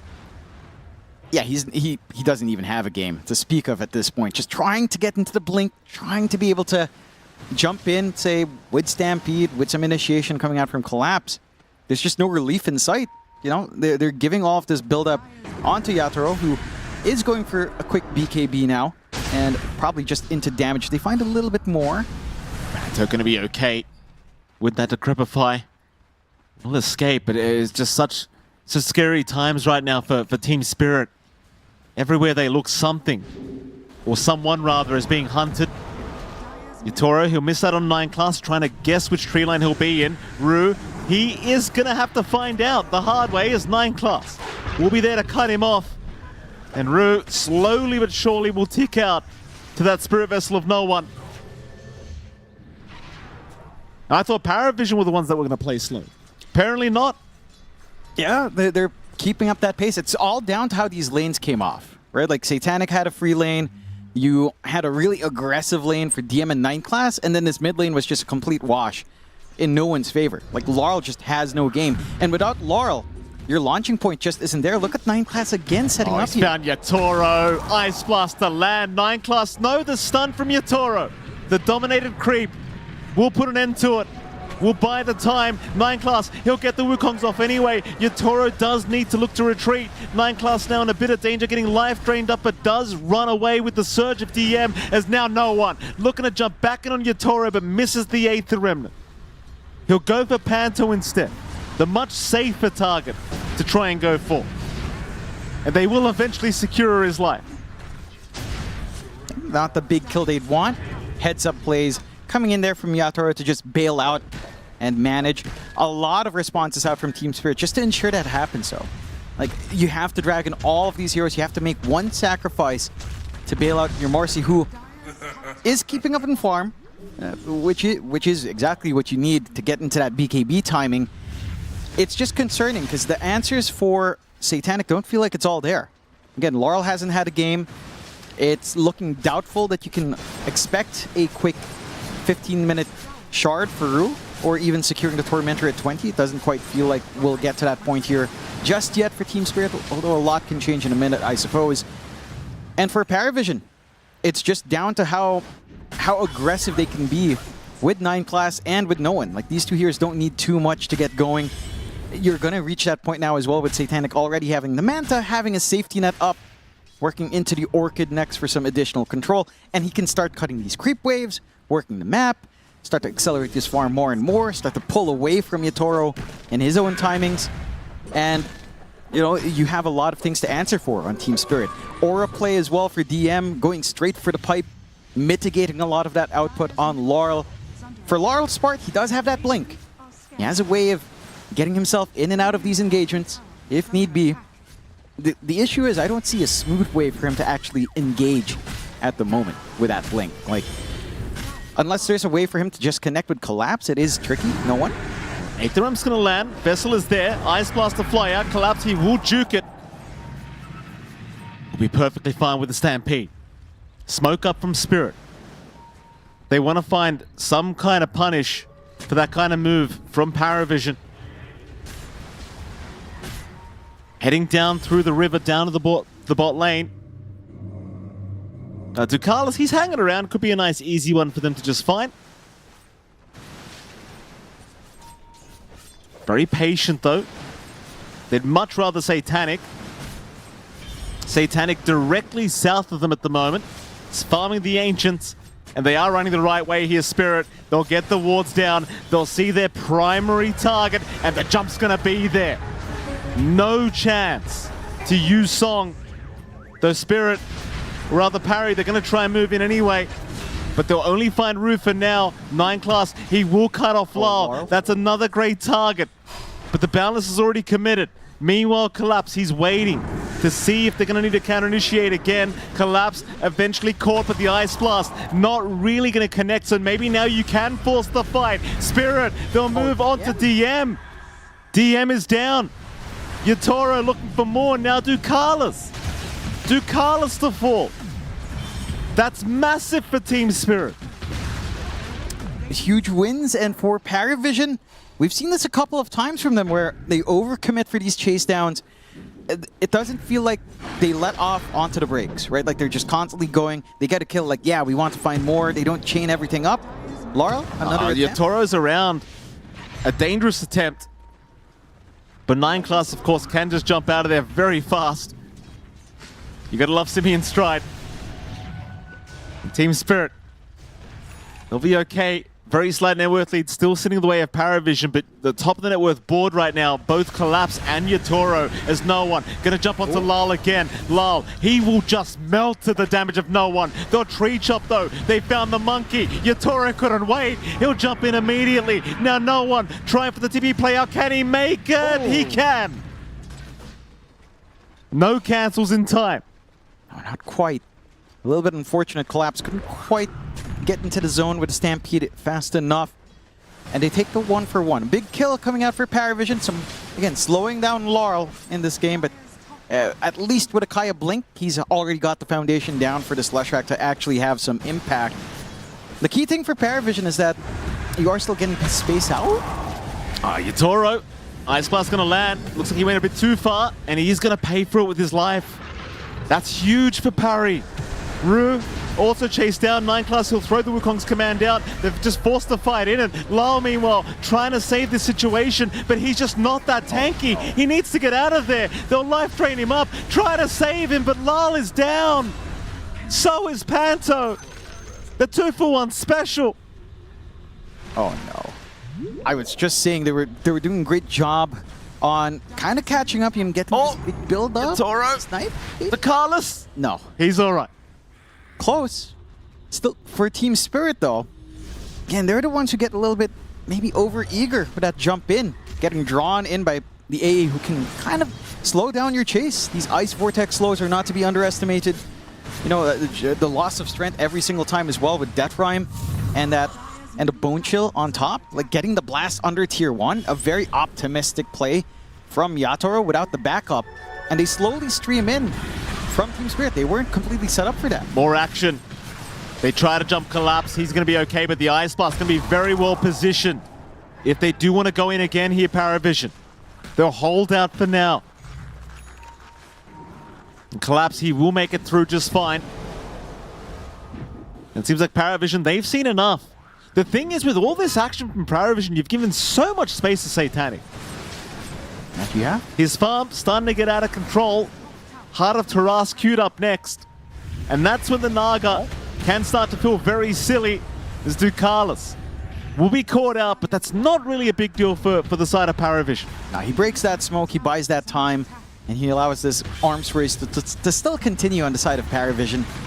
Like you mentioned, Satanic has had himself a free time. He has died twice. They did manage to catch him out on the side of Team Spirit, but this Naga is still set to really take over the map, especially that hard time is just going to be a toughie to deal with. Again, there are tools. You've got a lot of magic damage on hand here. You've got a lot of AoE clear, this eventual shard that Rue will eventually find at some point. Can start to make it a little bit easier to manage that split push. They're positioned nicely in Team Spirit to fight over the next Tormentor, and PARIVISION look like they won't even bother. They're taking the gate across for Satanic. Scan is good. Team Spirit will make their way into the area. 9th class could keep track. Maybe if someone drops low enough, it can go for an easy snipe here. He's waiting. 9th class, they know he's around somewhere. They know they're being watched. Spirit gonna try and get away with it. The Ice Blast gonna make life a little bit more complicated, but not that much more complicated. 9th class being annoying. It's okay. Shard will be out for Rue now. And that's a big one. The spotlight again on these illusions is just more things to be concerned about. As you know, PARIVISION's been finding the better end of things in terms of trades. They've been able to be playing aggressive off the back of No One quite well, and that's going to get even stronger. The Ags of No One not too far off. That AoE silence, the secondary charge in Resonant Pulse, more barrier to play with, more damage to soak up, will allow Parry to maintain this aggression. Heck, even some of the utility that starts to come in. 9 class just going straight for a BKB on this Monkey King. Nullifier afterwards to help control some of these decrep saves coming through from the side of Team Spirit. And he is finding room to farm that up. He's making great work of his dominated creep. He's just, maximizing Simeon's stride. This silly little facet. At the least, it's only really 9 class using this hero, but good lord. Remember a time when it was even worse, Mike? Oh, yeah. It was great. Those were the days. I loved it. I think, what was it? There was some Southeast Asian match where they just jumped all the way into the base to snipe couriers at minute 0. They did? Yeah. That was quite the play. And I believe that was compliments of 9 class doing it first. Yeah. I believe so. That's just, oh man. Takes me back. Still a little bit of a flashback here. 16 to 11, 3K up. PARIVISION just, again, on the verge of reaching critical mass. And Team Spirit, look. No one? Oh, he's not going to find a hero. Trying for maybe the Wild Ring Ripper. Not going to find that either. Ags up on No One, of course, now. Do get the Kaya Yasha available on our Leshrac as well. Of course, Lyle's been having a pretty tough time. A lot of focus here on the Leshrac throughout this game, and it certainly has made life relatively challenging for Team Spirit. Again, has allowed all this space for the Satanic Naga Siren to just farm out of control. Can't wait to see how the Spotlight does do as well against these mirror images, because I've been kind of thinking about this a lot ever since Ringmaster came out. How does it actually do against the Naga with a Heart of Taras, with some really tanky illusions up? I mean, it's percent-based damage, so it's shouldn't matter. Good. Yeah, it doesn't matter. Like, it's very... In fact, it makes it easier to tell which one the real Naga Siren is. So target prioritization should be straightforward here. Smoke from Team Spirit. They've got that Crystallis up on Yatoro with his full BKB, of course. Still at the 9-second charge. 9 class, not quite breaking that smoke either. So they've managed to sneak around a long way here on Team Spirit. This could be a really nice flank. They could find themselves a very nice Darkseid kill. DM could not react quick enough. Easy kill. Lal will take it. Roshan's available, and Spirit, they might give it a crack. They've got the damage. PARIVISION does have the team fight into the area, and they've got the song to try to interrupt, but they're all scattered around the map so far. Not making their way in. Scan does reveal 9class is TPing out. He tried to get the Simeon stride in. Maybe he could try to steal, but it's going fairly quickly here. It is. I don't know if they're going to have time. They're moving in. Ice Blast is there. The Monkey King not caught yet, but Roshan, it's still alive. 9class will keep up the information as no one looking to jump in. A three-man balance, and now the song. They're going to try and steal it. And I think they have. They've got it. Where's the Aegis? He's got it. No one will pick it up. The jump in on 9class, at least they'll find the Monkey. The Stampede. They'll chase the Thieves down. No one. Astral step in one. It's not quick enough. He'll have to use it on his second life. Collapse. Can he chain the stun? No, he cannot. No one's caught.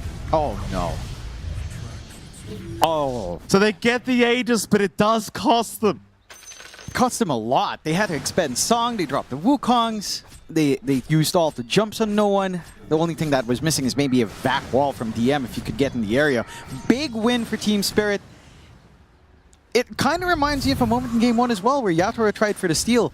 They were very patient on the side of Parry. It looked on edge for them to find this Aegis as well, as the song was set to fade soon. They got the stun at the end, but they snag it out. Still, Team Spirit still feel pretty good. They get the punishment they'd want. They're getting that scaling they'd want. You're not actually seeing Satanic willing to put his body forward either, right? The song's fading, he runs out. He's not there to stay around. He's not there to force a fight. He's tanky on the Naga. His damage isn't really there. So you're putting all of your eggs in the Naga basket. You're not seeing the output yet. Catching one right now. Gonna find Collapse. Collapse. He's a very tanky boy. His team is coming in from the north, trying to get there in time. Collapse still surviving. They're still trying, but he just blinks out. The Glimmer Cape will give him the time. Even Yatoro's creep, not going to be given away, but 9class eventually snipes it. Meanwhile, Satanic looking at Lal. Lal, nice blink. No. Quick reactions from Lal. Very quick, and this is Satanic trying to get some value out of his Orchid. He's back in. No one. We'll dissimulate. He's fine. You're seeing all of these skirmishes. It's a bit difficult now for PARIVISION to actually look for those cheap, easy targets. They've got a lot of just disengage potential on the side of Team Spirit. The Stampede still on hand as well. On Collapse. Holding down these heroes long enough to kill them. It's not there anymore. That quick burst from no one has faded down a bit as items started to pile on for Team Spirit. They still maintain that slight lead. The question I have in my hand right now, Mick, is when does Satanic become relevant outside of Song? Because it is a carry Naga. It is working the map, but you'd want to start to see a little bit more. In comparison, Yatora's been super active with Team Spirit joining in for these engagements because this Marcy is doing a lot of work. Satanic is, again, applying lane pressure, sure, but the engagements, just, it hasn't been there yet. Perhaps with his full blood torn up, maybe into the Scotty as well, you start to feel more confident. I worry that the damage issues for PARIVISION continue on, though. Like, if you don't land this Ice Blast and you don't land some big resonant pulses on no one, chances are you're not going to kill anyone at this point in the game any longer. Nah. Satanic, he's getting there. He hasn't done much hero damage this game. I'll tell you what, it's been quite low. But he's getting there. Bloodthorn almost up. Again, PARIVISION have been doing fantastic work just creating so much space for Satanic to just farm freely. Team Spirit keeping this game very, very close. Just a 1k net worth advantage for PARIVISION. 16-14 scoreline. Rue being chased by 9class's Courier. Couriers? Excuse me, rather Creep. I was like, wow, that's some new tech. May as well have been a Courier, John, at how fast it died. True. What if there was a Courier level 2 that you could buy with our free couriers, but you know, you could do more with them. Increased vision range? Oh. Would that be good? See, now you're thinking. Right? Now you're thinking. Cool. And Morrissey gets it for free because you know, she has special delivery. No, we're not doing that. Yeah, we're not doing that. Not the Marcy. Speaking of Marcy, have you seen how many sets this damn character has? It's unbelievable. Yeah, all of them are pretty good too. Big Marcy enjoyer. Marcy's great. Oh, I know you're a big Marcy. Yeah, I'm wearing a Marcy shirt. You really are. You really are. I like that. It's like you just realized it after we've been in. What's wrong with you? Have some shame, John. Just like try to hide it at least. It's like we were walking here to the studio. You know, it's been a good 6 hours now, and it's like, oh yeah, you are wearing a Marcy shirt. 6 hours in, it's like, thank you, Mike. You know, as blind as a possum, I guess. Well, you look fantastic, John. Thank you, Mikey. You look great too. You look stunning, Mikey. I was lying, John. I'm not taking it back. You do look amazing, Mike. Oh, thank you, John. There you go. I was lying. Too bad you are blind. Possums in Australia? Oh, let's not bring that up again. So Bloodthorn almost up for Satanic. He's going to go for a Sight Device straight after that. Definitely needs the control. Like, we've had no hero damage from Satanic. No. He needs a way to lock these heroes down. Like, there's no two ways about it. If you can't have like a little piggy in front of you just, you know, slapping away at, it's not really much damage to come out here from Satanic. And I'm just concerned whether or not you get full value from this Bloodthorn at this point. I mean, BKBs are up. Again, there's a lot of bailout potential coming out here from Team Spirit. Stampede's always there. You have to get some really good control coming in. I think one more thing outside of Satanic not really having, you know, impacting the game in terms of hero damage, I don't think we've seen the biggest wall commitments out from DM. We've seen the wall a couple of times, but it hasn't really felt like the way that they've been winning out fights or even just setting up these engagements around this potential combination. The ideal world for PARIVISION is VAC Wall with AA Blast. You know, you get that control down as well with your Monkey King, perhaps getting a massive Boundless off the vacuum, and you win the team fight that way. It's just Team Spirit obviously are just not going to give you that clump up. You're going to have to work extra hard on PARIVISION to work these skirmishes into team fight wins somehow. Team Spirit on the hunt. They've got the smoke out. They've got Nullifier up on Yatoro now as well. Immediate just rush in as well with the Stampede. The primary target is gone. Just like that. Just like that. Apparently he's not really that tanky, John. He's got heart, but he's not that tanky. No. If you're isolated alone like that, and you just get chain stunned with a Marcy with this much damage, no, you're certainly not tanky whatsoever. So now the question rises for PARIVISION. What's your win condition? You know, what does a winning game for PARIVISION look like at this point at 30 minutes in? And it's hard to say. I'd say maybe if no one switches to more physical output, you know, rely on Astral Step damage, amping up, get more right-click going off there somehow, you know, have some of that burst on hand. This conversion for 9 class into carry as well could be nice. I mean, he's got the Nullifier. He's got some damage on this Monkey King. Well, it still feels like to me Team Spirit are the ones that might need a win condition soon. Like, I do question the Marcy against Naga Void, you know, all these big kind of calls. I mean, yes, she melted, but that was against 5 heroes. I think it's actually fine. I would say it's actually easier to play Team Spirit into a late game scenario. You've got this potential later on for Workhorse save. You've got the AoE clear with Laurel. He's got the safety net of BKB. 9 class. Wukong's out. Aether Remnant. At least they'll get Lal out of there. Quick snipe on Panto. Satanic gonna show up as well. So he's just here for the creep wave. I thought maybe they'd try for a tier 2 tower, but Satanic says, no. There's a creep wave there. I'll take that, thank you. Back to the farm game. Yeah, keep that build up going. For Team Spirit's part, I mean, they already have that Workhorse. Again, there's some really big bailout potential here for Collapse, and we saw what he could do with that Workhorse in the last game. Maybe with Yatoro, it's not as amazing. Melee hero doesn't feel great. They catch 9 class. Oh, they do. 9 class will go down. Yatoro picks that one up, picks up his Blink as well. So now has the gap close for himself. Is working into the Daedalus next as well for Yatoro, and that's when the Marcy really starts to hurt. With the Blink in now, he can just find the primary targets he wants. Yeah. What are the primary targets, John? I would say it probably still is Satanic, if not no one. I think these are the two heroes that can kind of throw you off, the Void Spirit and the Naga. The Naga Song Reset is still high potential to kind of turn things around. And the Void Spirit is the jumpiest target. That can be a little bit annoying to deal with. Free shard up for Panto. Would that take? The blast does count just a little bit too late. And now, you've got that Nether Ward with the mass life drain as well. More ways to connect. That's going to be fun to watch if there's a lot of Naga illusions, which really hasn't been the case, let's be honest. Satanic's not been able to play around with him. Trying to chase Collapse, maybe a bit optimistic as well. Can't find him. Cannot reach with the ensnare. Now PARIVISION trying to take over the northern side of the map. Spirit, they are kind of grouped up around the mid lane, looking at no one who's jumping Panto.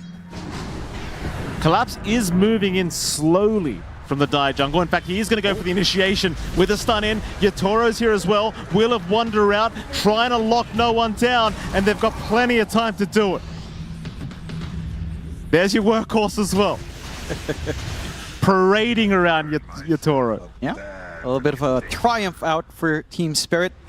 And that is the key target, right? They can take care of no one. The backline jump threat to open up these fights for PARIVISION is gone because most of that backline burst is literally just on no one. Maybe a little bit on 9 class as well. So now you don't have to worry too much on Panto. You don't have to worry too much on Rue. You've got some breathing room to get yourself out in the map. 3K lead coming out for Team Spirit. Very even game still, 17-17, as top has been slowly shoved in by DM, by his dominated creep. And of course by the illusions constantly clearing out here from Satanic. He is going into that full Eye of Scotty relatively soon. So the stat padding's definitely stacking up here for Satanic as well. Whether that makes the difference in terms of actual presence in team fights, I'm not convinced yet, but we shall see. He has had a very quiet game, Satanic. Still, I mean, you look at the net worth, Satanic's like 22k, Collapse is 1k off. That's not really where you want to be. Oh, sir. Right? You want a wider lead on this basket that is the Naga. You haven't really been able to find that. Look at that difference in hero damage. Yatoro doing 10k, only 4.5k on the Naga that's at least 4k above. I guess the map control factor is there. It's what you're trading off for that presence in team fights, but at this stage of the game, it doesn't really feel like you're choking them out anyhow when you're shoving these waves in. Like you're happy enough on Team Spirit to fix the lanes anyhow. Oh, absolutely.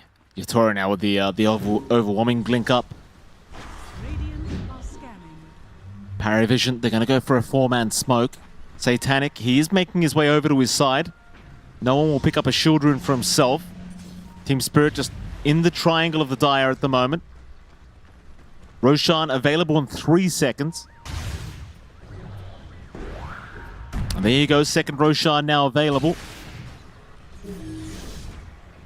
Surge around Satanic. We'll send the 9 class dominated creep in, just push out the wave. Scans out. That scan did catch 9 class for a moment.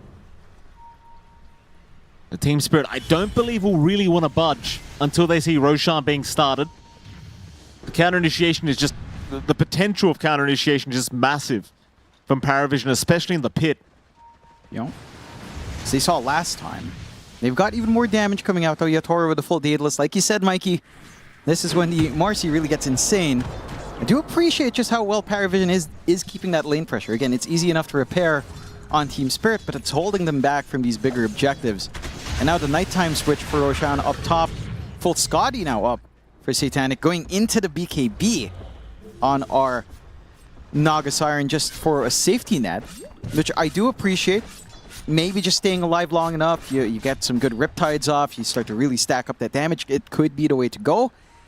We shall see when that item is up and running, because it has been a little bit of a slow burn here for Satanic. Smoke out again, Team Spirit. It's so challenging to make smoke plays when you're up against the Monkey King, but 9 class is on a different part of the map, so they actually have a path to play with here for Team Spirit. You've even got the Scythe device on DM as well. Very scary once the BKB wears off for Yatoro. Smoke in, no one gonna break the smoke, jump in immediately with the wards being placed, but no one is perfectly fine to retreat. Can you just force Roshan? Team Spirit, they're gonna give it a crack. And with the Daedalus, it won't take nearly as long as it once did. In fact, it's actually a relatively quick Roshan attempt. Yeah, I'm surprised there's no contest from Parry at all, not even an Ice Blast thrown out. surrender that roach. Oh, now they do. They do. Vacuum. Ice Path is out. No one. Trying to get some burst damage with the pipe. It blocks all of it off. Now the workhorse dragging Lol right out of the fight. Where you going, Collapse? He'll take the Aether Remnant. But Team Spirit, they've seen enough. They'll have the Aegis on Lol. They got what they wanted. 9 class trying for the Wukongs will find nothing. The Boundless does catch Lol, so maybe they can deny away the Aegis. And they will the first time. Looking for the secondary life. Collapse. He's waiting to initiate. They'll hex up Lol. He'll jump in on DM, and looks like Lol. He'll look for a bit of revenge now. Back towards DM. An Aegis for your Darkseid. Look at Satanic. He's just pushing the bot tier 3 while all of that action happens. Oh, damage onto it. Satanic. My. Did we leave some cheese in the Diabase, did we? We've got a rat problem here, Jonathan. And that we do. And I'll be fair, you know, with Satanic. We've talked about the challenges in this game for him to carry. I mean, the split push potential is just phenomenal. And he is winning objectives. Tier 3 does fall in the end. Rack's exposed. They take care of the Aegis without him. And again, it's just awkward for Team Spirit to push out. It's like what Estina was saying. There's an issue with objectives here for the side of Team Spirit, right? Like they don't hit towers well. Your Leshrak's not melting buildings because you always go for misanthropy. So you're lacking that quick burst on towers. They've made no progress into tier 2s. They've got the travels up on Laurel at the least to try to respond around the map a little bit quicker to that split push coming in. But you have to stop the rat. And it's just so easy to rat for PARIVISION when you've got a Monkey King support with Dominator who's moving across the map. You've got all the illusions coming in from Satanic as well. Stampede. Chase on for Ducalis. A hasted Ducalis. Well, that's not nice, is it? No. 9 class will get in position in case they need to stop any kind of gank happening. The Spirit holding on to a 2k advantage. Nothing really to write home about. Where does the win probability stand now? Where are we in that? I believe we're at around 57%. There you go. 57% for Parry and 43% for Team Spirit. Nothing changed. No. You have that slight edge on PARIVISION because they're taking objectives. Again, they are ratting, although Ducalis gonna get caught. Lol. Nice easy time. Not gonna lead to anything though, just an AA. Yep. Just a bit of a freebie. But again, just look at the map state. Every wave shoved out, only bot kind of shoving in for Team Spirit. You have done a great job of just keeping that pressure here on the side of PARIVISION. And this game has just set the scale. You're finally getting some more damage stats coming for Satanic into the Butterfly. You know, Satanic has the Basher. He's going for BKB. And he's going Kadi. He's transitioning into that core Monkey now, of course. I think he pretty much has been since the Dominator, doing basically a secondary core, just scouting around a little bit more. Has a lot of time to farm. Oh, 9 class. Oh, they got him. They got him. Thank you. Rue with the whip. Yeah, all you need to do is whip a monkey, I suppose. Don't think I've ever seen that, but it does pan out. Someone call Peter. Definitely. This caster right here. Yeah, right here. Hey, look, I've never done it. It's Rue who did it. How do I know that, John? I've never seen it. That's what I said. Rue does it. You know, Rue knew. He knew how to tame a monkey. Tim, he's the ringmaster. Bottom lane. Push out from Team Spirit. You lose a lot, actually, by losing lane class, to be serious here, right? Like, he's giving so much vision, he's cutting these waves, and he's providing so much space. At the moment he faults, they get the space to actually take an objective on Team Spirit. They've got that safety net. They know that no one's scouting the back line, and they can actually commit for a tier 2. It's not the quickest, like as Steenie said, like hitting towers, not Team Spirit's forte with his lineup. And that tier 2 is still surprising well. I'm surprised they don't commit more on Team Spirit. PARIVISION looking for a long smoke around now. Top still constantly shoving in with Nagasarian Illusions. If they get a good angle here, it can really open up the next movement into say high ground. Jump in. It's going to be no one. Causing all kinds of chaos. But Lal, he actually found the site device. No one.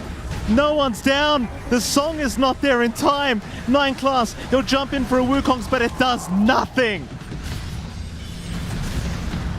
Nothing, I say, John. No.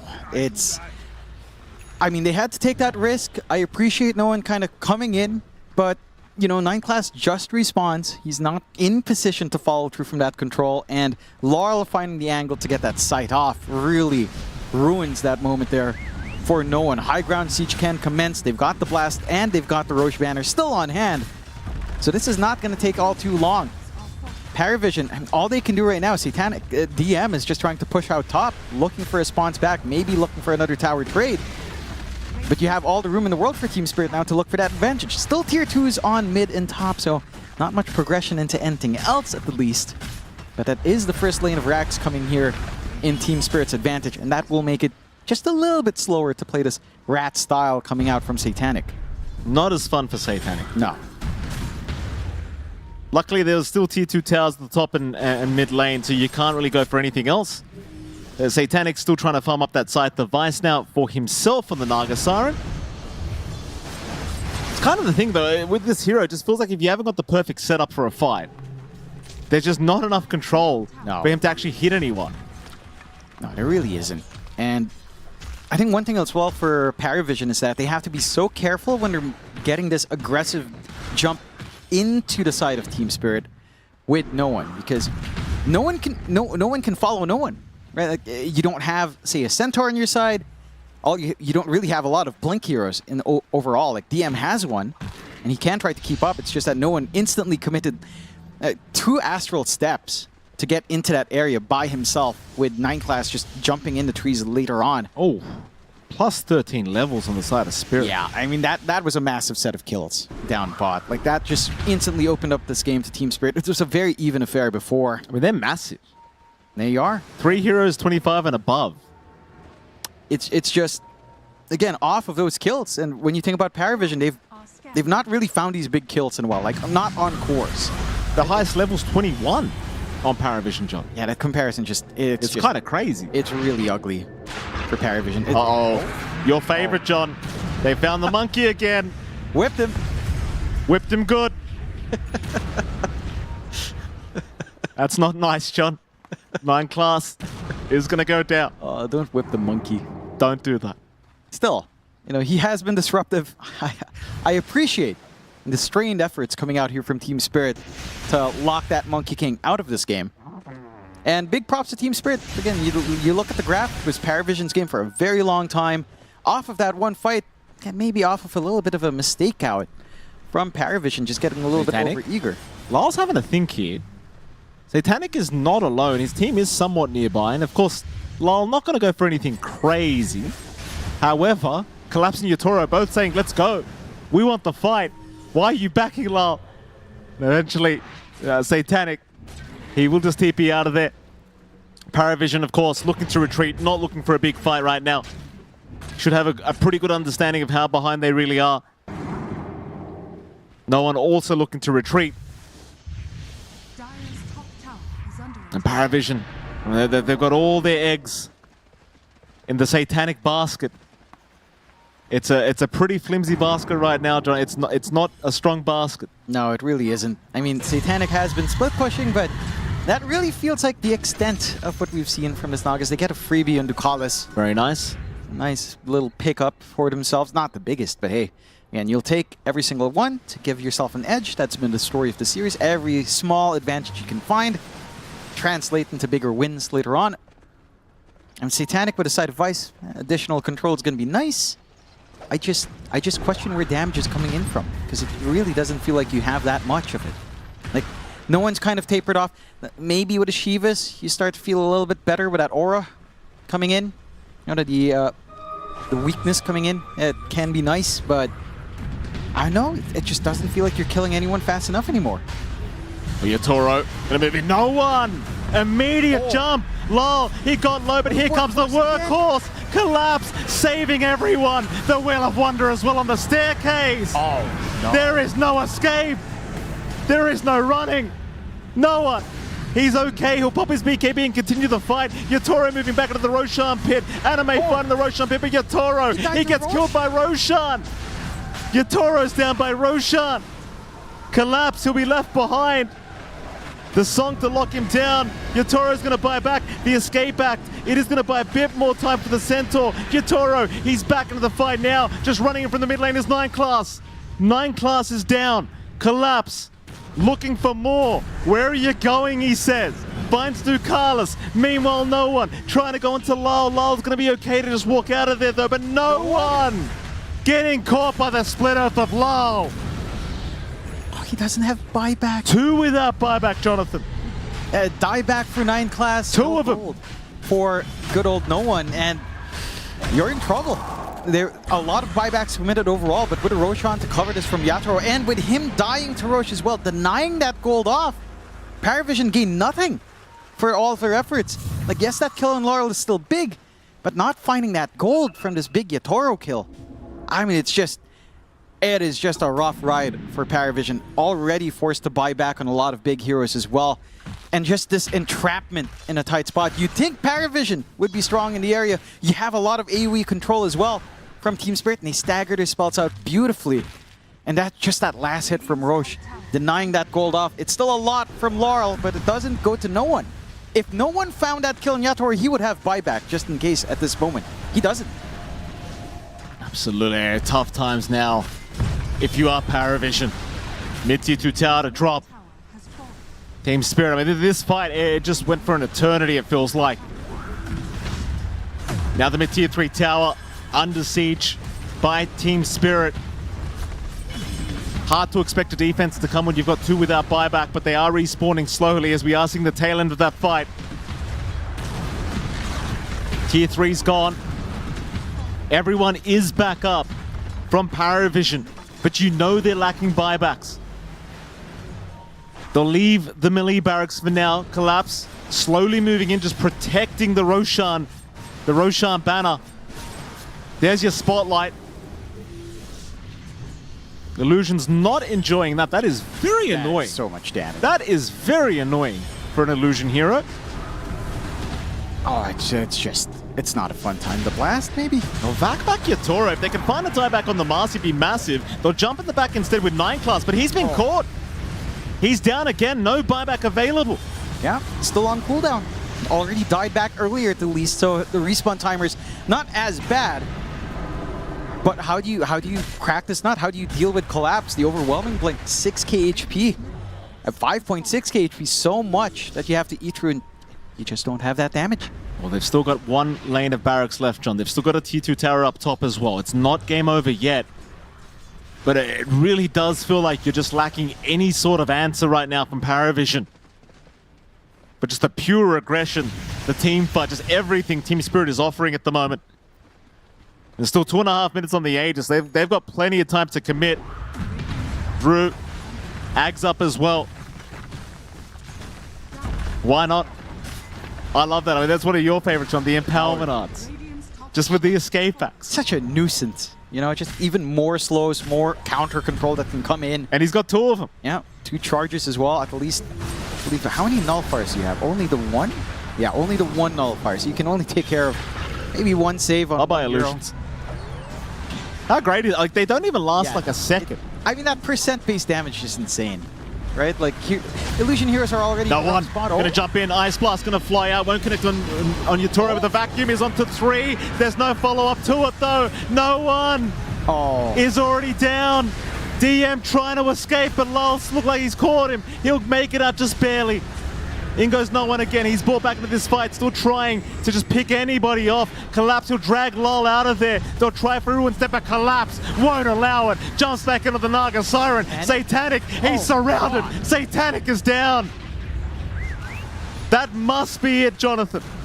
Surely. It's hard to see a way to hold that front line. No one has to do all of the work along with DM. You've got some output on 9 Class, but not a massive amount. This last set of racks, this is do or die. This smoke has to pan out somehow with the angles here. Well, how do they do it? I mean, they've got no vac, no nothing. They're going to try with the ice, but there is a little bit of a vac play. And oh, the escape axe. Escape axe making it very, very hard as they jump the Lesh now. Lal dropping low, but again, the workhorse. Oh, man. Just dragging him out of existence, bringing him back in even. Lal, he's still okay, but no one is not. No one is just no one. 9 Class. Also caught Lal just diving as they call the GG. Team Spirit, they will secure top 4 at Wallachia Season 6. And PARIVISION, they will get knocked down to the lower bracket. I mean, look, I appreciate the confidence coming in with, you know, what Astino was saying, Satanics, you know, they expect themselves to pick up this AA. I mean, the Naga Siren, they expected him to give it to Satanic and try it out. They were confident in it.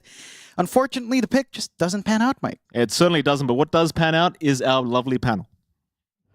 Thank you very much, guys. A lot to break down with this game. It was back and forth, and we had some great team fights coming out. Of course, at the end of the day, it is PVision that drops to the lower bracket, and Team Spirit is guaranteed top 3 here for PGL Wallachia Season 6. So congratulations to them.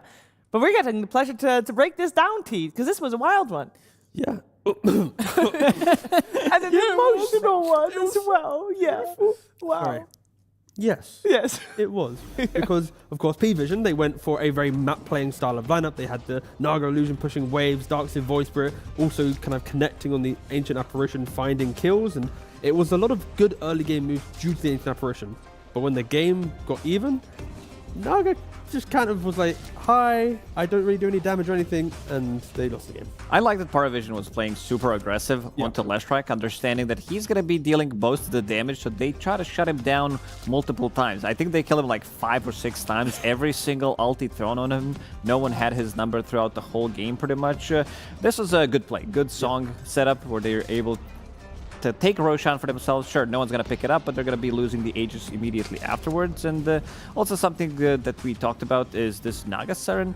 She was picked relatively early into the draft. They talked about this being flex before, but they didn't get the chance to actually play it. They did consider playing it in game number 2. It's just you're playing into Leshrac, you're playing into counters. This Ringmaster as well with the Spotlight dealing, this is like 30% max HP lost, so it's a lot of counters. Yeah, and Spirit, they itemized to deal with it as well, right? You had Panto had a Lotus, he also had Aether Lens to ensure he could cast the Lotus.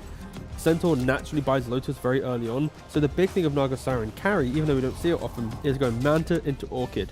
Utilize that Orchid with the Wave Shaft to find pickoffs, and after the pickoffs, you then quickly get to Hex, Heart, and tanky items, and you can never die. In this game, there was no pickoffs. Satanic ended the game 0 kills, 5 deaths, 1 assist. So the whole reason for picking Naga carry is falling apart due to how prevalent Lotus Orb is in the meta right now. And you can see PVision, they did try their best to keep fighting, but it was always off the back of the Ice Blast. If you kill them in the Ice Blast, they feel good. If not, they're kind of just hoping for Spirit to maybe mis-execute or waste buybacks. I also like that Centaur here, Collapse, he's just sitting there chilling. He's like, yeah, you can't really touch me. Has Lotus Orb, has 2 saving supports behind him, and they understand that even inside of Wukong, so man, they can't really touch him. Aghanim Scepter on the support, on Ringmaster. It's just going to be way too much damage coming out when he comes out of the box. And you enter the mid to late game, right? You've already mentioned Centaur Aghanims. Having double escape pact is really, really important as well for the magic resistance on the Ringmaster. So it's like, not only does the Naga Siren have to deal with the Lotus Orbs, you also have to deal with the Centaur save that Lacoste is mentioning, the double escape pact, then the decrep. There's so many layers to it. And yeah, it's a clear reason why we don't see Naga Siren. Like, you need to break the early game and choke your opponent. Look, they didn't choke anything. Look at Collapse. He didn't die. 0 and 18. I mean, he was set up for the success from the early start. He's playing into Ancient Apparition, Naga Siren carry lane, which he doesn't care too much about, but this is pretty much the 3 heroes of Centaur winning, but we should focus on the main guy, the main character here, and that's Laurel on Leshrac, because he owned, like, he was so heavily focused, and I always love to see when someone gets so much hate in the game, and then he comes back even stronger. The highest damage coming out from him in the game by a huge margin, 45k damage in this one, and also the fact that he played very aggressive. He's like, I'm going to skip BKB, I'm going to get Kaya and Yasha, I pick up my Blink Dagger, and I'm ready to get the pick. I hear what you're saying. Well, I think the main reason why Laurel was able to do that much damage is because he was the one frequently put in the workhorse and allowing him to live and actually do the damage. So in my book, it is Collapse with the MVP, and Collapse is also the one that is there for the winner's interview with Slacks. Absolutely. Dota 2's original workhorse here, Collapse. So used to carrying your team on your back, and now you're doing it every single game with this Centaur character. Feel pretty good? Yeah. I played the Tide on the first game, and it was kind of sad for me. We learned our mistake that in the first game we pick two like super weak supports, Naga and Disruptor, and I couldn't even win. Like my Naga is just like cameraman. Yeah. Kind of some pause 4 action. Just like, what's going on over there? He's just watching. He's trying to pull, but he can't pull because Jakiro dragged my wave also with him, and it was kind of point. But to be honest, I want to go on the like 15 minute maybe, just end. But who kept you in the game then? Who was like, that Roshan steal was kind of cool though. Yeah, but you know, after my drag diet, I thought like, guys, can we just call it and go to the next game, because I don't want to play that anymore, because it's like you don't get nothing from this game. Just go next. Yeah, and Silent was talking about that. We talked to him before game 2, and he's like, yeah, we went in and basically said, didn't happen, drafting. Fuck this game, actually, just go next. And in the second game, we picked two good supports, and we had also center, because we we need the center because our like first pick heroes kind of won't work without versus them, and we just need to steal the center, and I will play it. Like I can play it also because it's not like too complicated hero. Whoa, okay. Press stun, blink, stun, sorry. Not the stun blink, but blink, stun. See, it is complicated. You don't even remember, but it's an interesting hero, especially for a guy like you. Like, you're an offlaner that's known for, crazy Magnus plays, getting in there, high technical, and this is kind of like a Dumbo hero, but you're still really good at it. It's weird. Also, like, for the past game, Tundra versus BetBoom, they could also pick like Centaur. Sure. But Neta didn't play it. And it's kind of sad. Kind of old school off lane for this TI, or TI. To me, this is TI for this Wallachia, to me, it feels like watching that one. That was a TI caliber game. But no, do you miss like those kind of more technical, like high skill offlaners? Or are you happy being just a nice workhorse? In the third game, I realized that I'm playing like the hero that don't even need to be with team first 15 minutes. And it was the same kind of vibe with Dawnbreaker. Yeah. And I don't know what the hell is this like meta on the offlaners that you're like just FAK farming and you don't need to do anything, because earlier, like at the beginning of my career I used to play like Mars, Axe, and I just non-stop running with Blink, but right now it's just boring, like CSing, like second carry, I don't know. Yeah, you're getting closer to being a carry now, and it's very sad. I told you at the start of the tournament, I'm gonna be the safe laner. Yeah, well, I'm sorry to hear that. Cursed fate. 0 deaths, though. You truly are the best carry in the game. Well done. Watch out, Yatoro. You guys can switch anytime, but congratulations, making it to top 4 yet again, baby. You told me at the beginning, Team Spirit sucks. Not so bad. Not so bad at all. Okay, great. Well, we'll take it back to the panel. This guy's great. Thank you.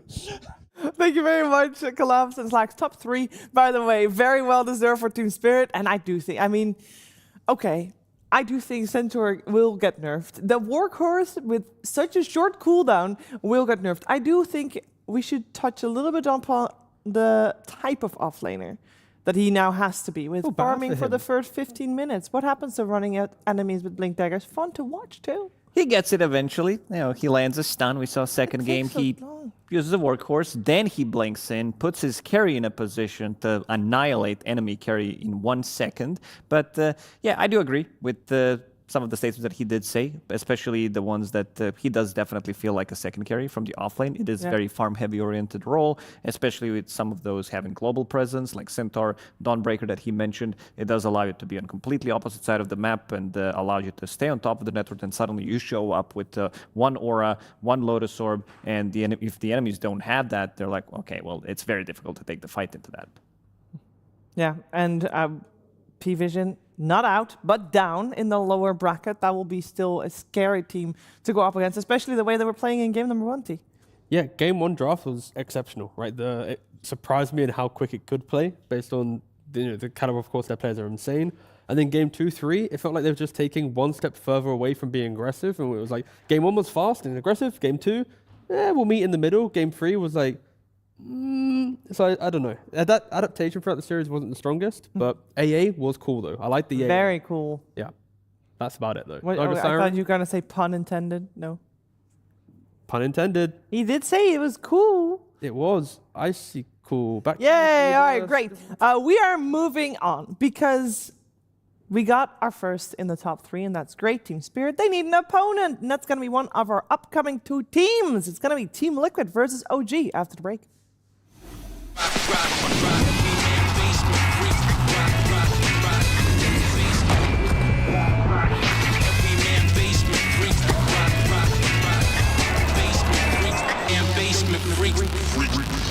The human body was built to move. Not trapped at a desk in one singular posture for 12 hours a day. It's time your chair evolved. This is Secret Lab Titan Evo. Ergonomically engineered for you, gamers, hybrid workers, artists, backing your every move.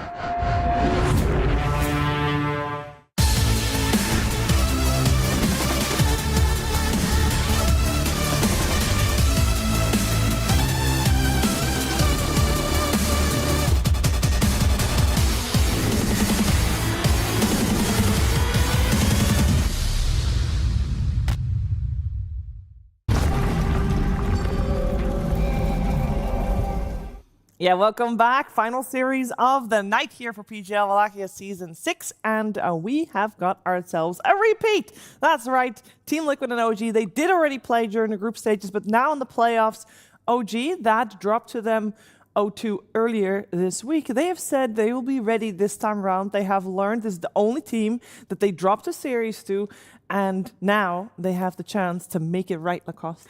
Who would have guessed, huh? Dropping only a series to Team Liquid and beating all the giants pretty much so far. And yeah, I'm pleasantly surprised. The way they play, it's been exceptional. But also the last series that they played against Liquid, it didn't look too competitive. Because if you look at the heroes that Team Liquid does have in this series, these are all heroes that can move around the map exceptionally well. You have Spirit Breaker, you have Puck, you have Marcy plus Jakiro. These are super strong lanes that Team Liquid did play. Heroes that can rotate through the Twin Gates. Then you have Lycan. Again, 2 supports. In this game, Boxy pretty much went godlike mode on a position for Windranger. You have Mickey playing this carry gyrocopter that tends to join some of these earlier fights as well. So I want to see them being able to punch back, because a lot of the times, especially in the BetBoom series, they lost a lot of lanes, but they still managed to win the series on OG. Yeah, it's also for OG, they tried a bit experimental, I think, in those drafts. Like, they're not really a Timbersaw team too much, at least recently. They've lost multiple times of it, and then they forced it into Liquid and lost as well. Then, you know, they're overreacting, I think, to Liquid. So I think they got in their head in both draft and play. So losing to them, still performing really well, this has to be a much better series from them. Like, if they want to be, you know, a grand finals contender, this is like, I'm expecting at least a 2-1. Even if they lose it, I still think they have the growth and the potential to be in the grand finals. It's just a matter of they need to show what they've learned from that series. Now, and there's one thing that everybody always says about Team Liquid, and that is how fast and strong they are, especially in the early stages of the game, T-Gov, and you've got some data to back that up. Yeah, and I think the concerning part, at least for OG, is the fact that how scary Liquid is with their kills, right? So I averaged all the games so far at Wallachia, and when you look at the players, right, all of Liquid, other than Ace, have over 2 kills at the 15 minutes, right? Sure, that might not sound a lot, but once you have that across all the team, it's a sizable amount. And then look at Force, Tims, and Scam at the 15-minute mark. They're on average, they're not even a single kill, right? There's some games where they're potentially going to be completely shut out from the early rotations. So the fact is, Liquid, they clearly, statistically, are the more aggressive team, are the better team in early game, and there's a reason why Liquid 2-0'd them so cleanly. So OG, be ready for the early fights, be ready for that sweeping team aggression that stat showed, and then we have a series on our hand. Yeah, we did hear Nisha after the series talk about... Well, he talked about after the group stages, and they went through all the series, and then when he got to the OG series, he was being very, politically correct. He was praising Yopaj, though. He was, but he still said the games felt easy. I mean, they kind of were. Yeah. It's not like he did lie about it, because that like 20-minute game as well, they completely rolled over them. I want to see the adaptation from OG in this one, because they will definitely need it. I think maybe some other teams like BetBoom Team that we've seen that dominate the lanes and then have a couple of mistakes in the mid game. Team Liquid hasn't really shown that, even though if we listen to some of the interviews from Team Liquid, they also weren't too happy about winning against Tundra as well, because they said that they played kind of carelessly as well. I believe Mika was the one who said it. So they can still play better than this, which is a bit scary to think about. Yeah, speaking of Mike, I mean, he has had a great event so far. Obviously, the last samurai left, according to Lacoste. Yeah, pretty much. The only guy who is winning with Kez and looks so comfortable on the hero, so definitely a hero that they need to look out for. And this is a type of a hero that you just mentioned, Kez, who allows him to get first in the kills, least deaths, highest KDA. He's very active on the map. He also plays a lot with the team. The team does play around him, but Mike pretty much throughout his whole career has been, I would say, even like some sacrificial carry, but also delivering. Like I would say him, Skeeter, and Doraccio back in the days are kind of the same caliber of the players who can do a lot with not enough. But if you put them in a situation where they're on the top of the net worth, then the games kind of look easy. Yeah, and I think that's where you have to look towards Nico and Tims from OG to be able to identify how dominant Mika is being. In the graph that I showed, most kills of any player at the 15-minute mark in this series, the stats that Lacoste just mentioned being the top of least deaths, top kill, all this stuff, net worth as well. Like, it is so scary. So OG needs to make sure that Nico just isn't on a farming off lane. I'm expecting him to have a bit of fight and a little bit of presence in that lane. Been very impressed by his MOUZ yesterday. 2 games that he did play, 10 out of 10. I don't think you can ask for anything better from your offlaner, like the itemization, realizing when you need to go for Yules, when you need to go for the Blink Dagger, and then utilizing those 2 items, finding the right pickoffs, blocking the area, healing them up with the Facet, and also going for the Bloodsport as well in one of them. So very, very good stuff coming out from Nico from the offlane, and I want to see him replicate that. I feel like they need to be able to punch back against Liquid, especially at these early stages of the game. So I want to be seeing these stronger lanes. We did see them against BetBoom Team, picking up Jakiro, Slaughter, Nature's Prophet, Enchantress, heroes that can actually try to mimic what the enemy team is doing. And you keep talking about, the last Samurai Mickey being Kez, the one to win with it. We're still yet to see Natsumi play it competitively. True. So maybe that's available to them, that coming into the series, Liquid go, you know what, we don't have to rush to pick it because we don't respect OG, they don't play it. And now suddenly Natsumi gets to show it off. Like, that could be an option. I would say that you can't, like, maybe the other heroes, sure, you're like, oh, you didn't play Centaur, you didn't play some easier heroes. Let's assume he's played it in pubs and scrims. Like, maybe it's like the little hidden strategy. I think you need like 30 games on this hero to be able to feel comfortable. Every other hero... Every carry should have practiced Kez when he came into captain's mode. Yeah, maybe you played it. Yeah, into captain's mode. Yeah, maybe you played it and then you lost like 5 games in a row and you feel like, okay, I'm going to save that for later. Right now, it's not working for us. We're going to be prepping for some other stuff. True, yeah. When you think about it, if you weren't on a stable roster back then, MMR was really important. Do you want to learn Kez or you want to get on a better team? That's true. All right, guys, we're in it. Let's see what we got. We got Liquid on the Radiant side, OG on the Dire side, and first pick going the way of OG that has not yet banned out Kez. We do know that Liquid does like to pick it up first once they have the chance, so we'll see if they leave that in. We got Primal removed. We talk about him a lot. Slaughter is already out. 5 seconds. And let's see what's coming our way. What has OG liked for openings so far? They've dabbled with supports. They've been second pick quite a lot in the tournament.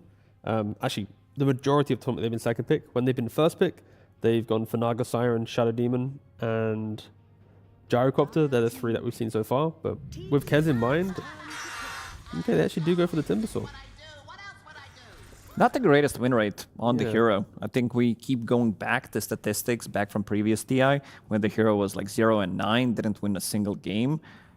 Seems like in this one, he got figured out. He's been the most contested heroes in the last 3/4 tournaments, pretty much. So for a good reason, the hero offers you a lot, but seems like it also gave enough time for teams to figure out what they're going to be doing against Timber. Yeah. And this is one of the good answers. Yeah. I mean, Marcy Carry is going to be able to just take the fight to a Timbersaw. Yeah. In your support position, you can take Clockwork, Silencer, Jakiro, Tusk, like pretty much any aggressive 5. and you can kill him. Sure, you need to respect the burst potential of Timbersaw, but you don't really play on reactive armor. You're playing on big damage and burst, and yeah, Marcy can survive that. And they play it on the offlane sometimes. Sure. These aces played it once, so it's somewhat of a flex. This is true. Time for some support bans. Usual suspect out in Jakiro. Yeah, it's a super strong lane. If you give them Jakiro, Marcy, you need to drag the wave, especially if this is going to be off-lane Timber. Sure, they still have this potential of playing Timbersaw from the mid lane by Yopaj, but I don't think we've seen it yet. No, he's been playing different heroes, even though, because Timbersaw has been heavily contested. So they will remove Pugna, and let's see which most likely position 5 Team Liquid will choose to go with this Marcy. I did like Bane in general, as a position 5 against Timber, having a pure damage. I do like the Silencer that you mentioned. Maybe it's a bit too early for him, but after seeing like 2 more picks, Silencer could come in handy. Has OG played Timbersaw in any other role? Okay, so in the tournament, it's only been offlane as of yet. Not expecting it to be mid. I'm just trying to think when OG has success, they either have really dominant lanes and Niku's on like a big tempo hero, or they have Niku on a big teamfight hero and they get to utilize him to set up a lot of fights. There's also another hero that is good against Timbersaw throughout the whole game, Batrider. This is something that Team Liquid does play a lot. True. They'll go for the Bane, as mentioned first. Yeah, I like that a lot. It's a setup. It's also stabilize a lot of the lanes. It's not like Marcy needs it, but they could also play this from both roles. Boxy, pretty much in this tournament, is the only one who played it. Sure, Tofu can play it. It's, not Kez. I think also Bane is, it plays the twin gates really, really well, where you just keep going through by yourself. You'll find a hero, you'll nightmare them. Once you buy enough time, you can then grip them. The team will then obviously teleport or run across the map. It really just sets up for quick play. It was like an old school way of playing Bane. It kind of faded in recent time where you're playing more on defending areas, but Bane with quick teams, the control can be so map breaking. OG need to respect that the entire time throughout their draft. It's good lanes and be ready to take the fight. I will keep saying it because with a Timbersaw first pick, if you don't respect that, you can accidentally lack the skirmish and just hope Timbersaw's going to do it all for you. At least kind of that's the Tundra mentality sometimes with the hero. Oh, Hoodwink. High range stun to try and stop the Fiend's Grip, and the Bushwhacks also can run around the map and just follow the Bane. So 1-for-1 pick in regards to pacing there. Yeah, Tusk is still in the pool. I would not mind seeing Tusk, because this hero can be flexed to both roles. Sure, so can Hoodwink. It seems like they want to have a little bit more map pressure, at least for now, and then they can decide after seeing 2 more picks. So giving a little bit more priority to their position 5 most likely, to potentially see if it's going to be like you did praise Ancient Apparition. This is the hero that they also did run on Schem. It did look good when they were playing against PARIVISION. Yep. And Natsumi so far has been the Beastmaster player for OG. Yeah, I kind of like the idea of keeping carry Beastmaster in meta. You play a good safe lane, you have constant pick-off potential, and you enable your team to kind of play other areas. Once you get Aghanims, everyone just goes to, it's like, all right, Beastmaster, what do you want to do? You want Roshan? You want Tormentor? You want to fight? It is quite a scary mid-game timing. How's this hero so strong? It's like, it's been years. Like, if you remember the Bloodstone, the 0 cooldown on Wild Axes, there's always something wrong with the hero. Necro Book, then you have, like, now the Helm of the Dominator. Is it wrong of me to say that I'd love if Ags got deleted from Beastmaster? But I miss Beastmaster being the tower guy, the zoo guy, having these, like, options. It's like, there's so many, like, little things to Beast and Liquid. Centaur in the second phase, a hero that was very, important in the previous P-Vision vs Spirit. Now a second phase hero. 10 seconds remaining. But kind of follows the same points as we had there. It's good in lane. The Ags cart against Beastmaster late game is going to be good. You buy Pipe. Stampede is really useful against OG. Outside of Bushwhack and Raw, you can just run away from any aggression. And this one, maybe I would prefer something that DM did with the itemization when he was playing against Timber. because it's one of the worst matchups that you can play into. So Blade Man or BKB. Oh, so, straight, okay. Yeah, probably maybe like a Lotus. He's still gonna need to see like what he's gonna be playing against with 2 other picks. But I do like a BKB a lot. Okay. And a troll. Here we go. Trying to go for the anti-Marcy hero, right? But also means that Beastmaster is not going to be the carry, right? Because you have a troll. So Beast and Timber, you could debate both could be mid or off lane, but I would probably lean towards Beast being mid, Timber being off lane, Troll being your carry. And How does this do in speed? Because can they play fast enough to deal with the aggression Liquid brings? Yeah, I mean, depending where Timber's gonna go, if he's gonna go to mid lane, if Beast is going to the mid lane, I think they have pretty much 2 good options. Okay. Support looks good, and it's gonna be position 5 that they're gonna be last picking for them. These heroes are come online super fast, but I also like Team Liquid's support duo. It's heroes that can always do stuff. I feel like this, again, Team Liquid's lineup comes online super quickly.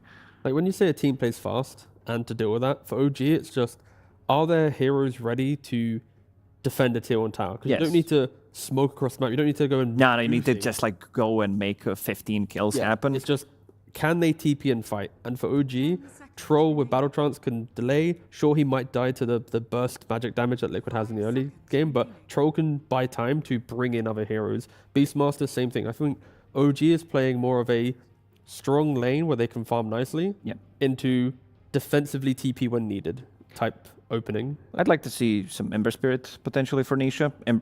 Spirit Vessel Buyer against Troll, against Beast, against especially Timbersaw.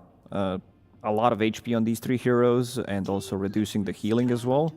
Could come in very handy. So what's the scam hero here? Like, really big lane winner is kind of what I'm leaning towards. Which is not Ancient Apparition. I mean, the Tusk is still available. Tusk Troll is a pretty good lane. Just slow them up. Okay, Liquid Tusk ban it banned. out. Yeah, I wanted to stop see, listening, Liquid. I wanted to see Troll on, Tusk on 18, because I'm not sure if Liquid would ban Troll, but there's some other good options left in the pool in terms of carries that they could pair up this Tusk with. It gives you save against Bane. It gives you pretty much the second life. Beep can be piercing tool. Shards are great against Centaur. So I kind of wanted to see this hero. That's why I mentioned it on 18, but we'll see if this Troll on 18 pays off for them. Usually, a lot of the times, this 18 pick, we do say it's the strongest pick in the game. I'm not sure if Troll fits this role, especially against what Team Liquid does have. And depending on what support OG pick here, if they take a page out of PARIVISION pick, go for the Ancient Apparition to try and threaten Marcy, it does open up Nisha to have Storm Spirits or Embers. I like Ember a lot. Pangolier, like any playmaker that pretty much not punished because of the lack of lockdown, the 5 might bring. And you are laning into a Beast or a Timbersaw, so you need to be mindful of that. But yeah, the heroes I mentioned would be able to play into it quite nice. My other option would be Queen of Pain. I think in terms of lockdown, they don't have much. This is a hero that does well in both of the matchups. Mm-hmm. And they would love a little bit more damage to overwhelm the fights, right? Because Liquid, the way that we see them play, Ace has the lower amount of kills on the team, but you put Marcy, Bane, Snap, and any active mid laner, you are just going to be running around, and they do go for a silencer, and I don't mind that. That is just a direct answer to Bane and Snapfire. Both lock into their spells, right? Ultimates, you have to channel. Silencer can break that. Lane could be a bit scary. I think Silencer into Centaur, you have like an early window to be annoying. Once Helm of Dawn comes out for the Centaur, you're not really doing much, but at least for the early fights, you can silence them. So it's good. That's about it. Stop the supports having fun. Okay. So is Ember still desired here, considering the silencers up against might be a little bit less good? I mean, anything from the mid lane against Silencer is not going to feel as great. Having Arcane Curse on you and having Global Silence relatively early on, 10 minutes in. You have to pick your poison pretty much. I'm still down with both of these heroes that I did mention. Ember Quap, they look really good. Well, they don't have any more time to think about it. It will just be a Storm Spirit. Yep. Same archetype of the hero. Gives them jump. Again, Storm Spirit doesn't like to play into Silencer by any means, but there's a way around it, of course. Just go Witchblade into straight BKB. Yeah, if you need an earlier BKB. Yep. You can also do Kai BKB, but I think most people tend to go for the Witchblade. Yeah, I think Liquid, they've got the exact recipe of heroes that has brought them to this position to being really dominant. I think OG have tried to answer what Liquid has with certain heroes, but I am a little worried that if the lanes go poorly, a lot of farm is required on Timber, Beast, and Troll to be happy, and Hoodwink, Silencer are reactionary supports. And if your cores aren't ready to fight, reactionary support duos struggle. We saw that exactly happen in Game 1 with Spirit, with the Disruptor Naga. Same kind of thing. So Liquid, if they have good lanes, they could just break into this game really strongly. After seeing Centaur performances in the last couple of games and last couple of days, it's kind of hard to go against this hero in terms of him not having impact. Every single time, this hero just does so many things. And again, he's going to be laning with the Bane, I believe, in this one. It's a strong-looking lineup from Team Liquid. As long as OG aren't down by like 10, 15k gold, I can see the magic, right? The Natsumi Troll slapping Mickey to the lower bracket. I could see it. They've got to survive, though, first. Okay, let's see if they can survive. And first, let's see Blitz talking to Slacks. Absolutely. Thank you so much. Really strong opening coming out with the Marcy Bane. A lot of control, especially a team like OG that likes to meet your tempo. How you feeling about that open into a Timbersaw first pick?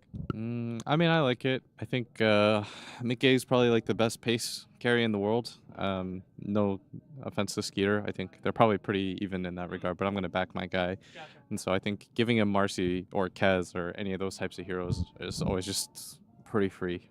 Absolutely. Last pick, pretty surprising. Silencer coming out, and you guys were really out of time and had to go with the Storm. Was Storm the best that you could do in that situation, or you think it's okay? It's okay. I think it pairs really nicely with our subs, which I think is really good.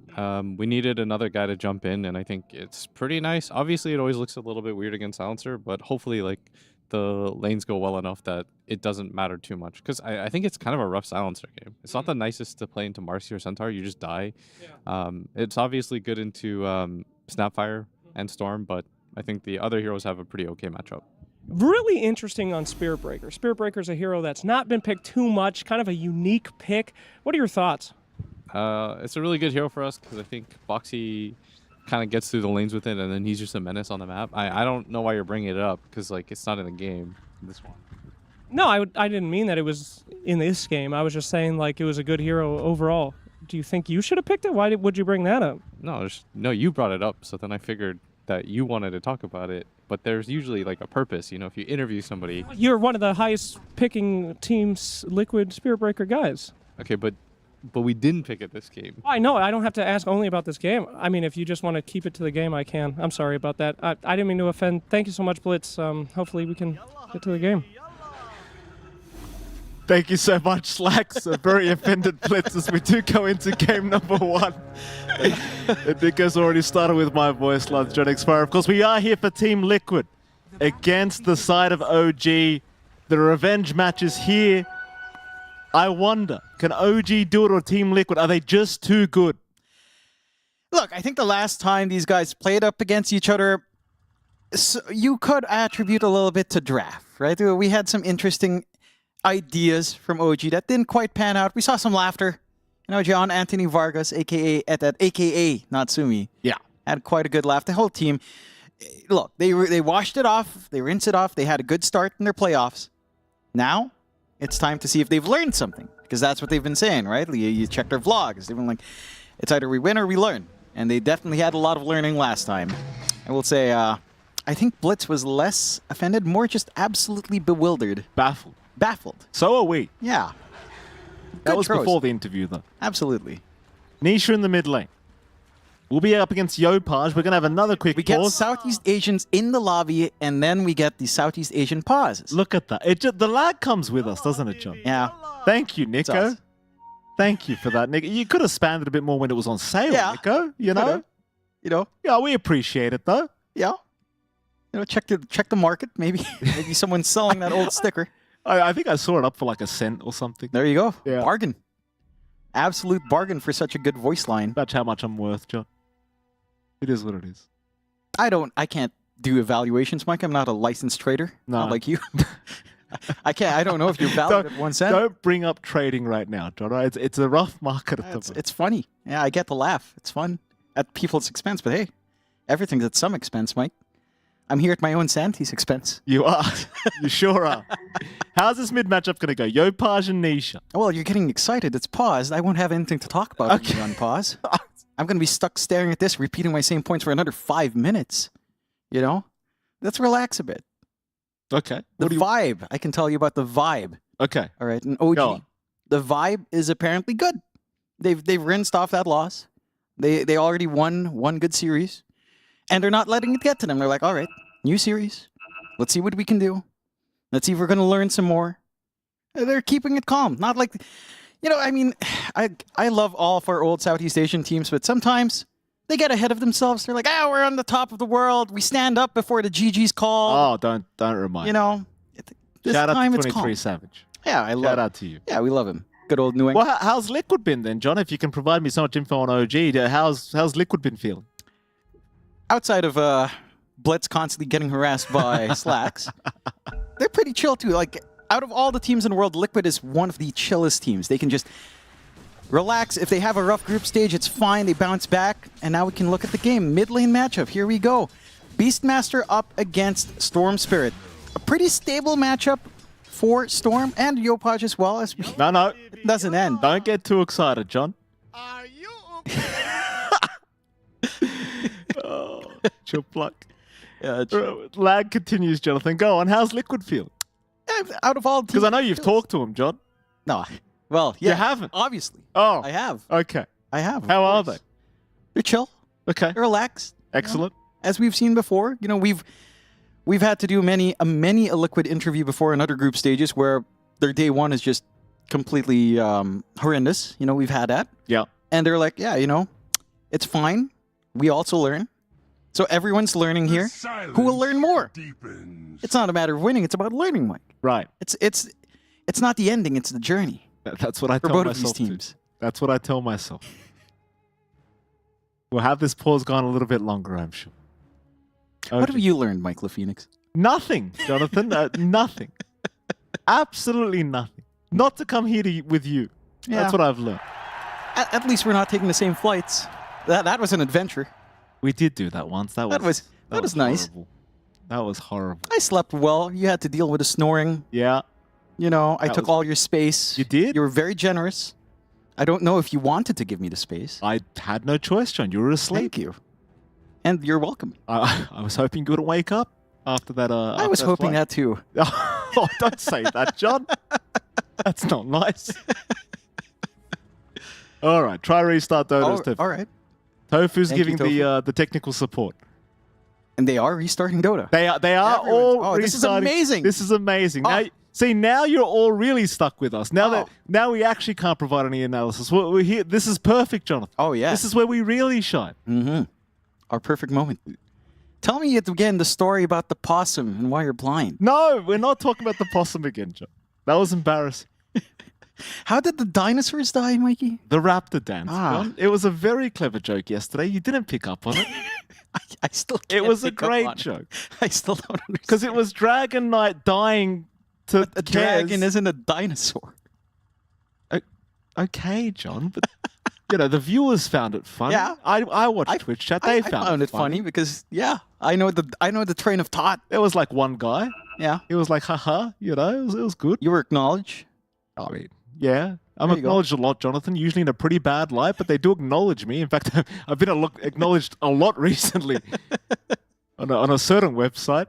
But you know, you have been witnessed. Yes. Yes. I've been doing some light reading. Been doing some changes, Jonathan. Been fixing some stuff. Changes. Yes. To our casting, Jonathan. Oh, yes, we're of course. Fixing things up. Here we go. Let's try again. Yalla, Habibi. The best part is Nico's found how to use it properly. Yeah. He's actually using it properly. There is lag. Goodness. All right. Welcome to Southeast Asia.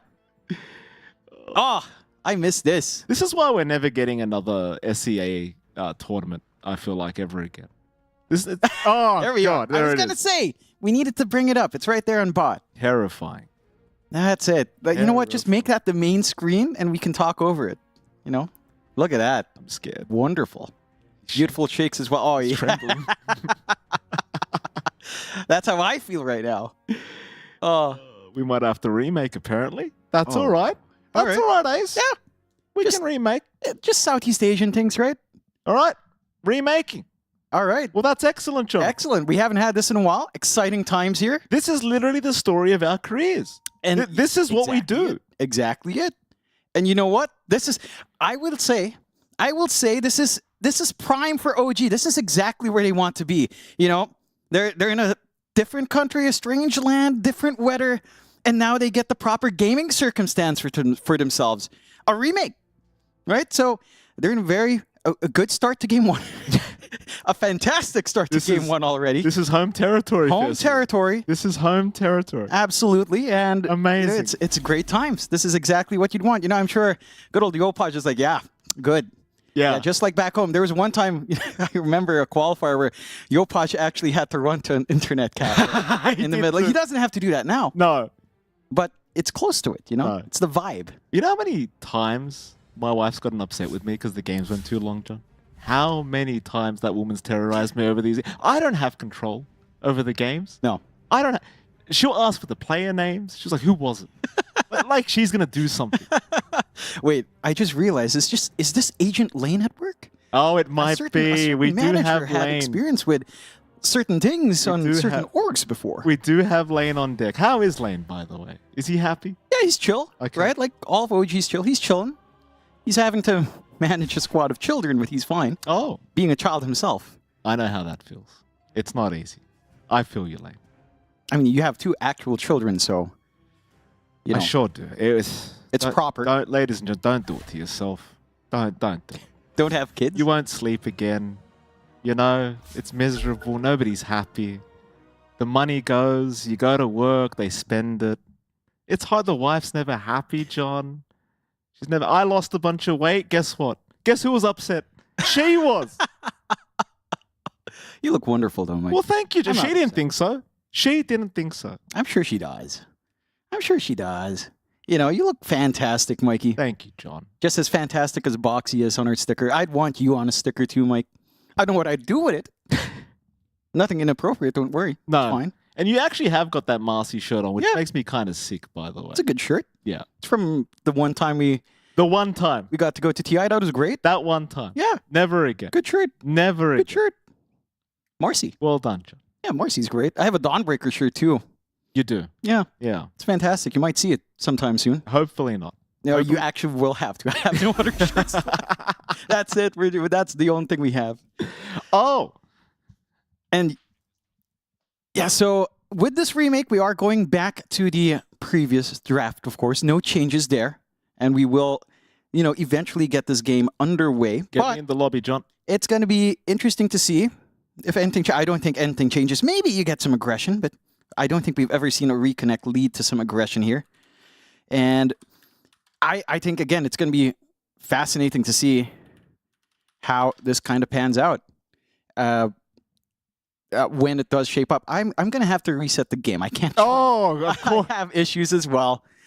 You look at the record up against each other in this tournament, it has been pretty interesting. A lot more learning for the side of OG, of course, in comparison to what we have been seeing here from Liquid. Less learning with only 1 loss, Mikey.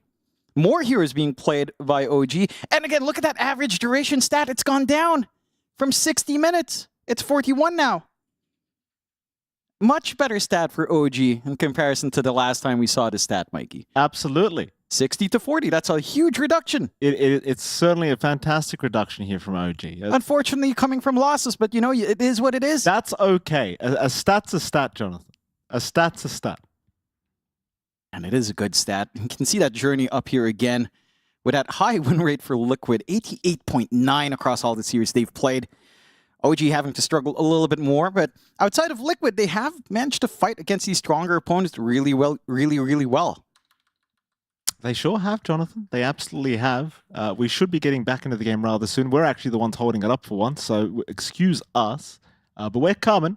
John, did you get me into the lobby? You didn't. No, you're not in the party. You didn't.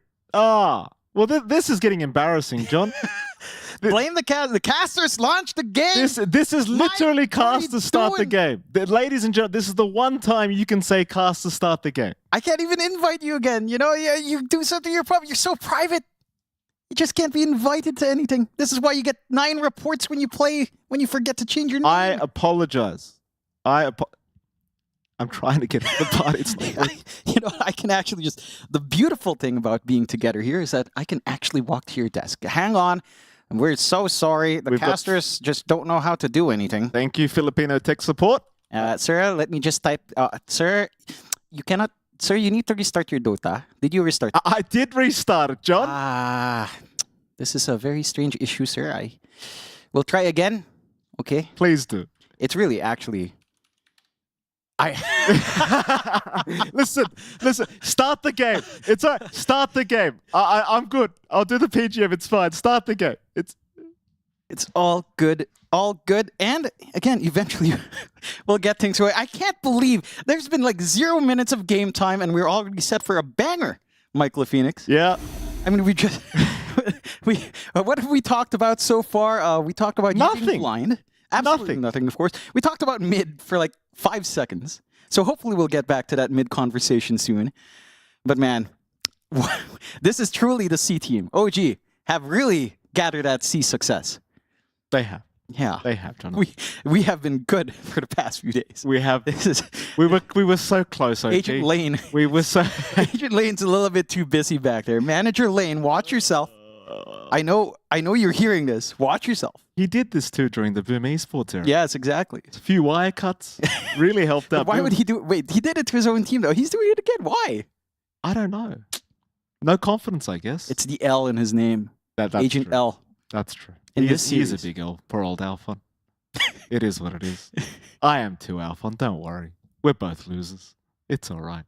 You're a loser. No, learners. Learners. Mike. Right, we're learners. Learners. That's right. Learners. That's right. Lots of learning. No, there's a lot of learning, Jonathan. Not a lot of game starting at the moment. Oh, there it is. Here it comes, Jonathan. I predict no lag. There is no lag coming. I promise you, this is going to be the smoothest transition back into game one. If we do have lag left, it's been a while since we had our podcast, and we're all set up here. Welcome to Into the Sea. It's been a while. Welcome back. What do you want to talk about? You want to talk about the stock market, John? It's been pretty rough recently. We give PTSD. The memes have been good. The memes have been good. The meme market is up. And if you check the meme economy, I think the meme economy is doing great, Mike. Yeah. That's the only economy that matters to me. Nothing else is doing good, Jonathan. I don't even know what anything else is. No. Just numbers and figures. I literally started opening these PCs trying to find the NVIDIA graphics cards. I really did. I really did. My portfolio is not going to recover otherwise. I'm sorry, PGL. I'm just taking all the graphics cards. I really am. I really am. Well, at least now they know. Thank you for openly admitting to committing a crime in the future, Michael Phoenix. Good job. Oh, I know they're not even listening to what we say, John. We're muted. Speaking of mute, there's silencer coming up. A beautiful hero.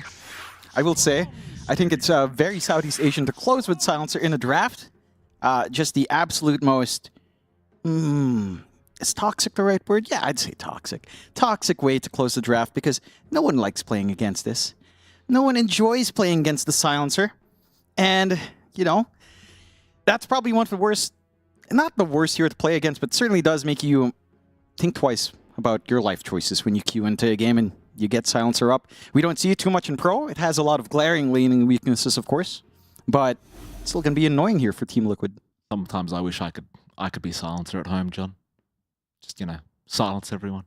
Bit of global silence. No more crying. Well, based on your... Please, no more crying, kids. Enough. Enough. You know what hurts me, John, as a parent? I got this 2.5-year-old. Yeah. If I cried as a 2.5, God knows I copped the belting of a lifetime. This girl, she has the easiest one. Yeah. I buy her toys. Yeah. You want a lollipop, darling? Yeah. Oh. She looks for Uncle John. I got a knuckle sandwich, John. Oh, that's what I got every single time. Does she? No, not her, me, John. Oh. You think I'm going to admit to abusing my children on stream? I thought she was beating you up. Oh, but she does. She is a strong girl. She follows my wife. And I thought she was like, oh, I don't like you, Dad. She might say that, John. She can't talk properly yet. Oh, she likes you. She's a sweetheart. Does she? Yeah. I don't know. She doesn't. She's calling every day. We're in the game. I think we're in the... Are we in the game? Not yet. Soon enough. Okay. Soon enough we will be. Thank God. And we can stop hearing about your kids. Thank God. The sweethearts they are. All right, here we go. We can't see them, and here we go. Something we can see. It looks like our lag issue is fixed, which is excellent. And what are we talking about? We're talking about game 1 between Team Liquid and OG. We're not talking about my family issues, John. Family issues? It just sounded like your childhood issues, Mikey. There's a lot. There's a lot of trauma. Therapy's not free, Mikey. There's a lot of in stream. There's a lot of trauma. Oh, you know, you've got to pay someone. You know, chat can't be your therapist. I don't know if that advice is also good. Chat therapy sounds very interesting, though. Oh, God. Speaking of therapy. That's everyone's face watching the stream right now. My goodness. That's beautiful. Almost look like it could be the vice president. Let's see here. Smoke out. Is there anything that's going to actually happen? Probably not. Maybe. No. Not yet. Not yet. Smoke on smoke scenario, though. Boxy. We'll move up. Already the cam's being blocked. We've seen this quite a lot from Team Liquid. Nico. Wanted a nice nightmare as well. Nico got the bounty rune, though, so it is going to be a 3-for-1 trade in favor of OG. It starts the same way as it did before the reset, so a 3-for-1 start once more for OG. And we can take a gander at the mid lane once more. Yopaj up against Mike. In this lane, it should be manageable for both sides. You've got the static slide to hang a little bit further back. Of course, Yopaj has the Boars that can add some extra spice in the lane. The axe spam later on as well is of concern. And Yopaj can just easily look to control the lane as best as he can. Of course, Nisha can have some threat later on once the Vortex is up, but you can see just how tanky these boars are. Nisha's just right-clicking at least 3 times. It only gets the boar down to half HP. Yopaj is just getting max value so far. A little bit more aggression coming out from the other side lanes, of course. Poking and prodding up top, and that's where maybe some of the interest really lies, as mid should hold static, is in what Skem can achieve on Silencer. When you're laning up against a Centaur, really tanky hero, not something that necessarily cares for your Arcane Curse. There's a very short window where Skem can actually provide some decent lane spacing here for Natsumi, as once you start to get more levels up in Ace, you're not really going to be able to zone him out. And again, that's the concern here for OG. When you pick up the Silencer, the laning, it's not an amazing laner. There's a lot of ways to play here on Liquid. A Nightmare setup into a Hoof Stomp can be threatening. You're going to get really tanky on Ace. It's going to be the Dominator build-up once more that we've seen on the Centaur. So Skem has to find a way to actually get more damage out. They are getting a decent chunk out. Yeah, Ace is being real slowed up here, though. Nice Nightmare, but it's not going to matter. Skem able to secure first blood. At least you don't give it over to Natsumi. But you do get the first blood here for OG. One int already up for good old Skem. And they've done a great job to utilize this early spike for Silencer in the lane, right? Like, Ace can't really do too much. He can't threaten with a Hoof Stomp. He can't use it to try to secure creeps because of that constant presence out from Skem. And they have provided a good window here for Natsumi to just get us that slight edge. Having that Fervor already up with Whirling Axis, just a little bit more poke and reach whenever that Arcane Curse comes in. And Natsumi is having himself a pretty free lane compared to what we're seeing here from Mickey on bot.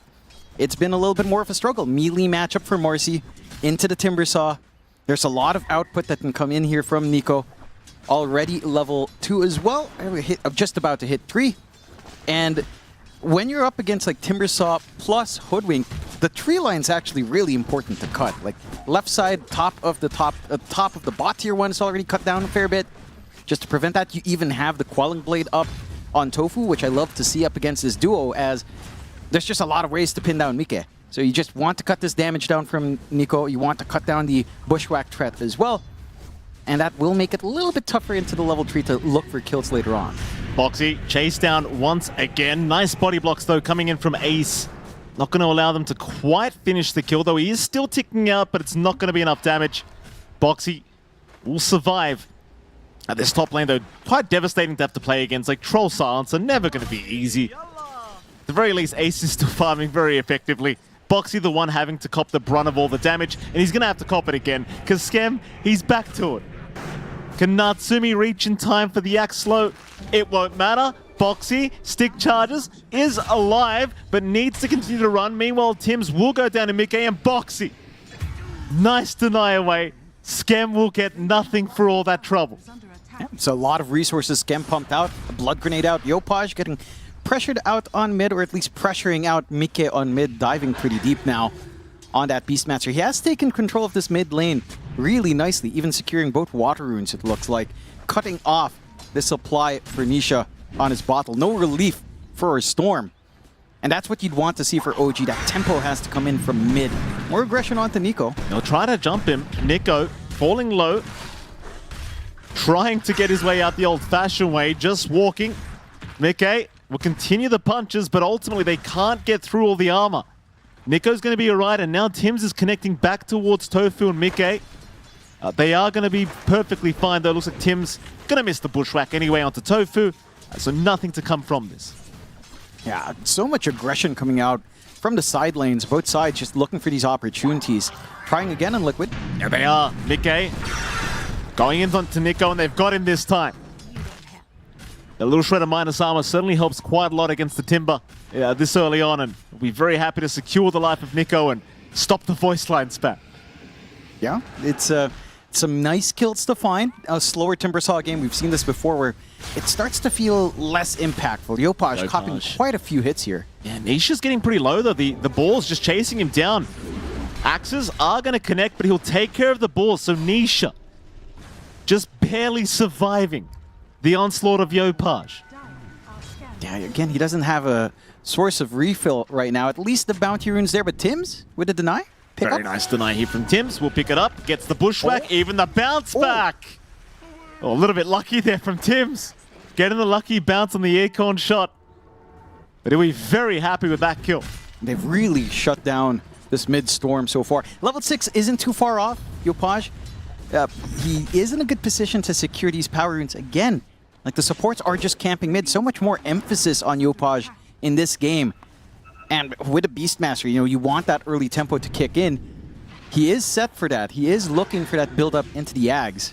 Power rune coming up in the second. Roar is ready as well. Nisha going to be able to zip away this time. OG, though, with this siege creep, would love to apply pressure onto that mid-tier 1. They won't see it, though. They'll look to back off. Instead, secure power runes, a regen rune for Yopaj. But more importantly, just so much being denied away from poor old Nisha on this mid-storm so far. Yeah, they've really done a fantastic job of keeping him down. A little bit of an opening with Natsumi left alone, though. Absolutely. Natsumi, he's got the raindrop, so the double-edged damage just does nothing. And ultimately, even with the Nightmare Hoofstomp combination, it doesn't really mean much of a threat for Natsumi. Nisha, mid lane, in trouble again. OG, just continuing to group up here in the mid. And poor old Nisha again, just not catching a break. This stems down to the fact that you have such free side lanes to leave solo, right? Like you mentioned, Troll solo, probably not going to die to the center unless you extremely overstep, which Natsumi wouldn't do. You've got a Timbersaw, which can be left alone when you go for this 302 build as well. A lot of armor to play with. You trade even on the Shrines of Wisdom, and you get all of this action on mid. Like Yopaj is set for a very quick timing on the Ags. Unfortunately, the Timbersaw has not been the most winning hero. Ace, the chase down. He's a tanky boy. Boxy's going to be around anyway. So Natsumi is going to cop the Nightmare and have to retreat anyway. I wonder how they make this Troll work as well. I mean, you know me, I hate Troll Warlord as a carry right now. Yeah. But Natsumi seems to really like it. Do you think it's a good game for it, John? It's had 1 win so far out of 7 games. It's a decent game. I think silencer coverage is really important here because otherwise you're sitting duck to all of this control. So they tried to take care of mid again. They are trying. Nisha, for now, will be okay. Raw not up on Yopaj at the moment. Meanwhile, Skim finding a very nice last word. But there'll be no follow-up as they do end up nightmaring away Natsumi. It's a 2-3 now. Very slight net worth lead the way of OG. Team Liquid. They've had a very good safe lane at least. And Mike on this Marcy, really no pressure being applied. He is the one guy having a good lane, but he's probably the most important guy to have a good lane. And he is. He's got the Dominator timing lined up. He's able to just sustain that lane. No kill threat coming out from Nico without the Timber Chain, of course. Just a little bit harder to set up. They're looking up top here onto Ace again. They certainly are. Ace, again, is a very, very tanky target. Nightmare is going to make it incredibly hard to get anything off. And Ace, once again, just casually walking out. Yeah, it's a bit interesting that they're still playing as a unit of two here on the supports of OG, constantly moving together across the lanes, trying to find these openings. Trying to catch out Ace is not just challenging because of his HP, but he does have Stampede up. You don't really have enough control follow-through once you expend at least a bushwhack here to get that kill. Maybe a swing around with a smoke into the gate. Looks like that is the idea. Natsumi can get some pressure down bot as well, and they can put a little bit of a stop to Mike farming if this gate movement is successful. Oh, Mike, does he read this movement? Seems like he is going to back off at the right time. Good scan. Very nice scan indeed from Team Liquid. Pretty challenging kill attempt as well, because you can't rely on your offlane to get the initiation off. Yeah, Nico's got no points in chains. Doesn't have any kind of stun to throw out. So instead he'll focus on the bottom tier 1 tower, but the rest of Liquid now slowly moving their way down towards the bottom lane. You do have Ace still hanging around top though. But Ace, we've seen this multiple times. I actually don't believe they can kill Ace that easily anyway. Especially considering he has Stampede up. No. Just not a target you can go for at this moment. There's a little bit of an opening. They're clumping around Yopaj here. They'd love the Beastmaster. Blood Grenade will land Nisha with the Vortex. The Roar is out though onto the Bane, not allowing the Fiend Script to fly up, but Yopaj is still gonna fall. They'll try to at least get Boxy for their trouble, and they will. But certainly a great pick-off now for Team Liquid. The one they were hunting for a long time. Yopaj getting a little bit of a stop in his momentum.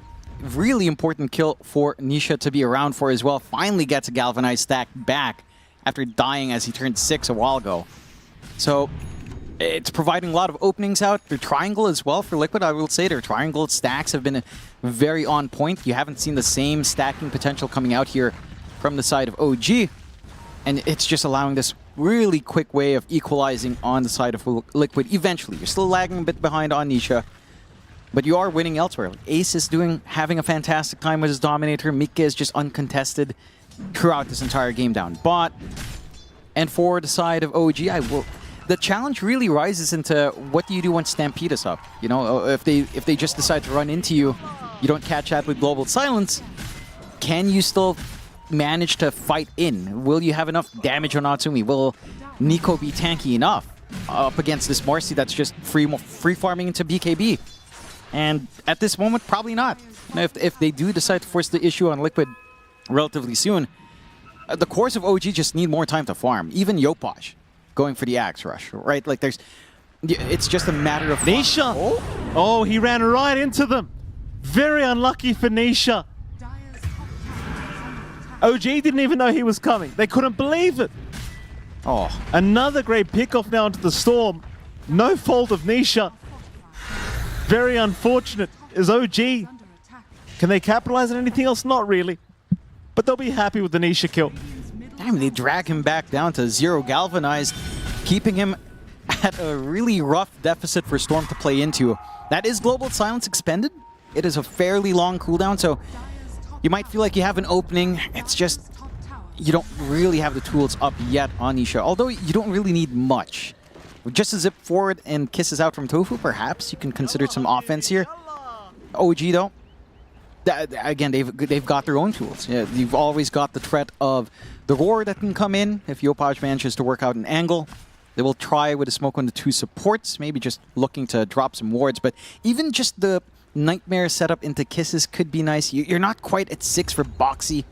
It's a harder sell without that grip for this kind of rotation, but eventually Nisha joins in. Just need to find a target. We're going to go for the smoke. Connecting into the mid lane. Yopaj. It's around the area. Meanwhile, Tim's getting some stacks off in the triangle.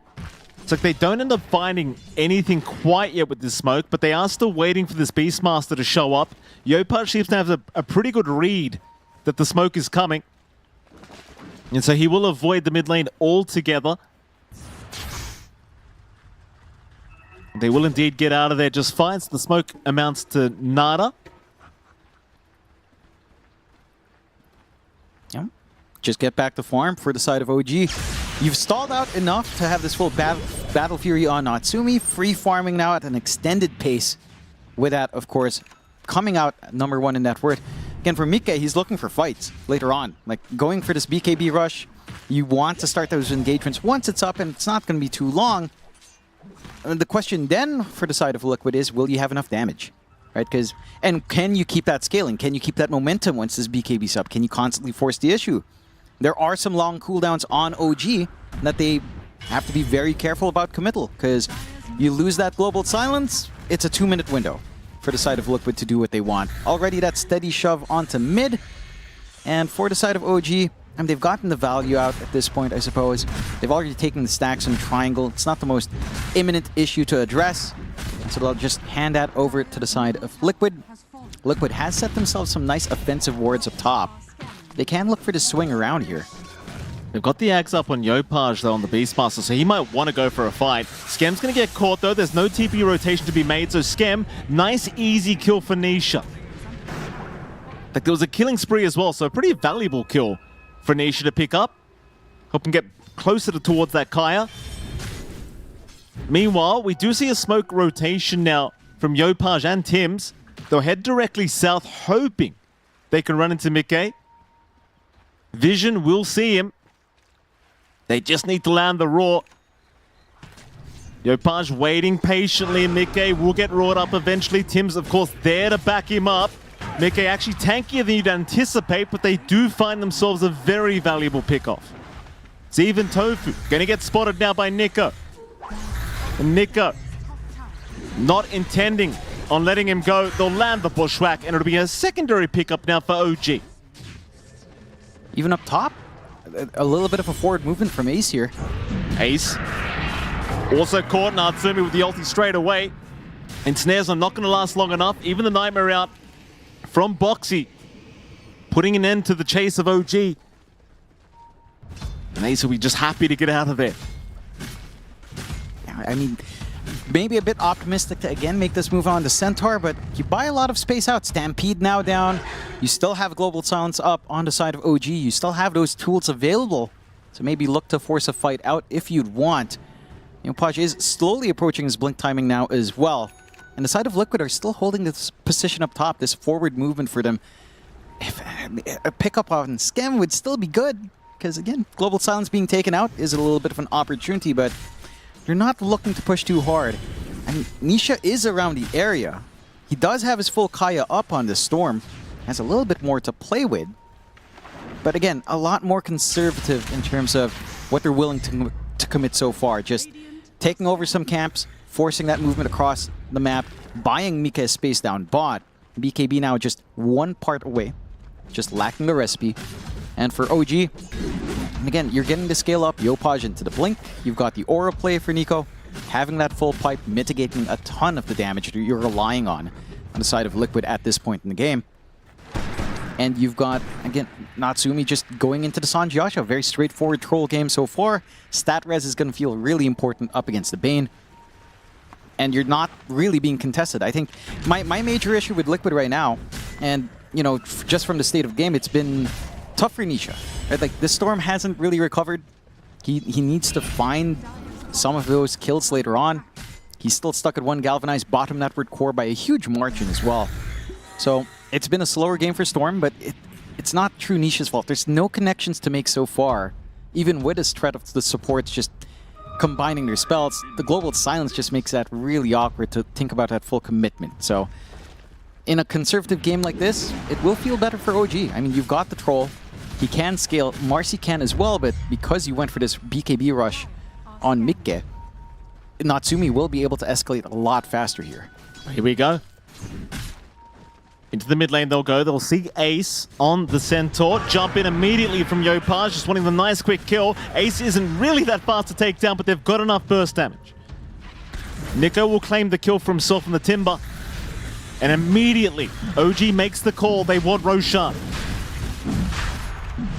Boxy. It's in a very sneaky spot, just watching up north. Wrap around a little bit. Gets a ward down as well. I believe he's getting away with all this. OG, Kisses are going to fly in. Nico, he'll just bounce right towards the Snapfire, trying to take him out. Fiend's Grip is going to be there onto Skem. Skem's caught without popping the Global Silence yet. He might need to use it soon. He's holding out though as Mickey's rushing towards the Silence. Skem's still trying to walk away. Does not get the Silence off in time. Meanwhile, Tim's also down. Nico, he's been caught to boot on the Nightmare. And OG, they're going to lose a lot. Chain up to the high ground, but Team Liquid not going to allow Nico out of there. And suddenly, Roshan is just sitting there on like 1/5 HP.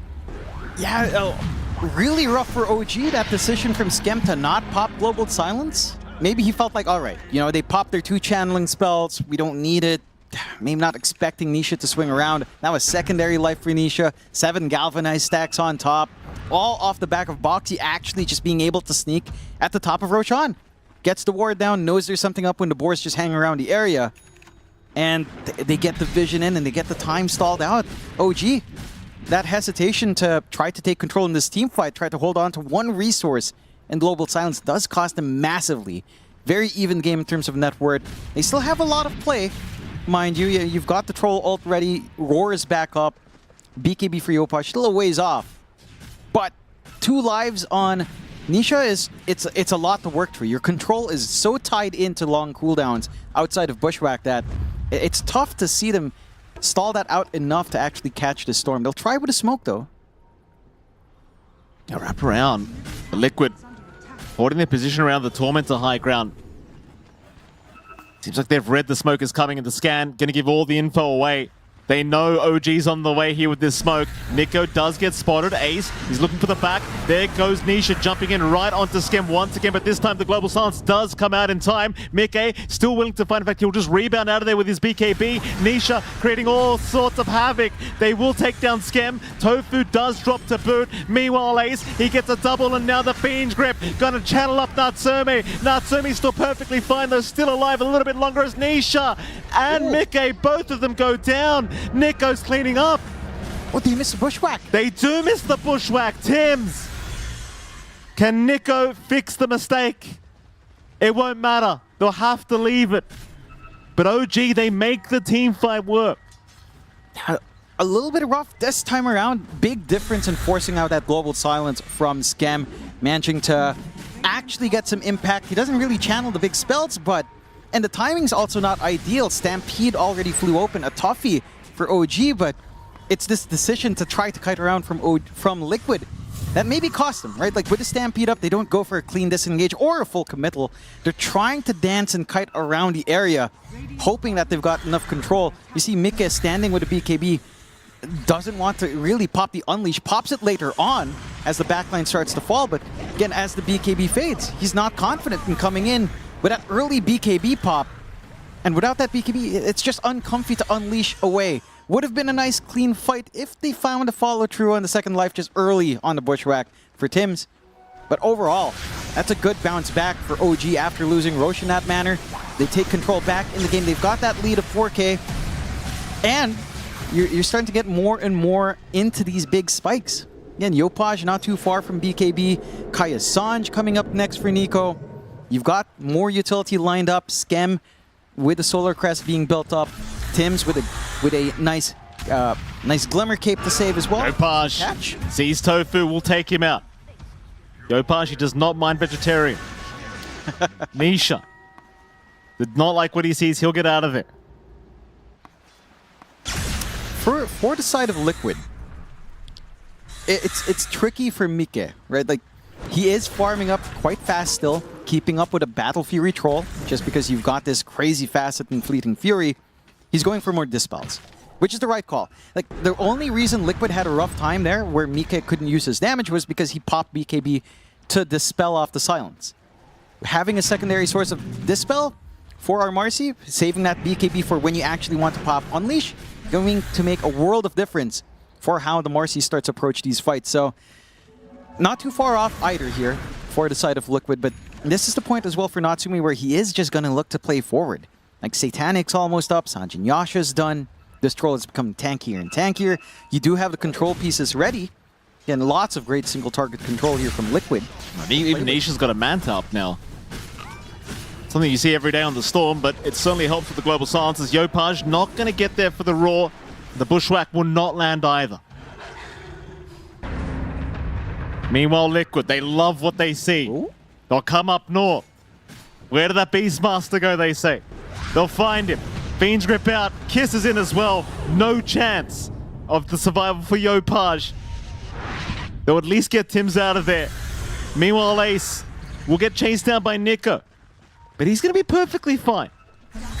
Even better for Liquid. You did commit that global silence here from Skem, so now you don't even have to worry about that for a while. No, 2 minutes down where, again, the team fight threat from OG just dissipates without that counter-fight potential.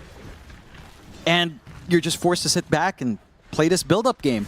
Liquid don't quite find the objectives off the back of that, to be fair. Top tier 2 still healthy. There's still some time for the side of OG to get back into that position if they'd want to defend. And Tims is considering it, but without the backup, obviously not going to throw his body forward. For Liquid, they know there's no threat, right? Like, there's no reason to back off. You know, no global silence means you still play.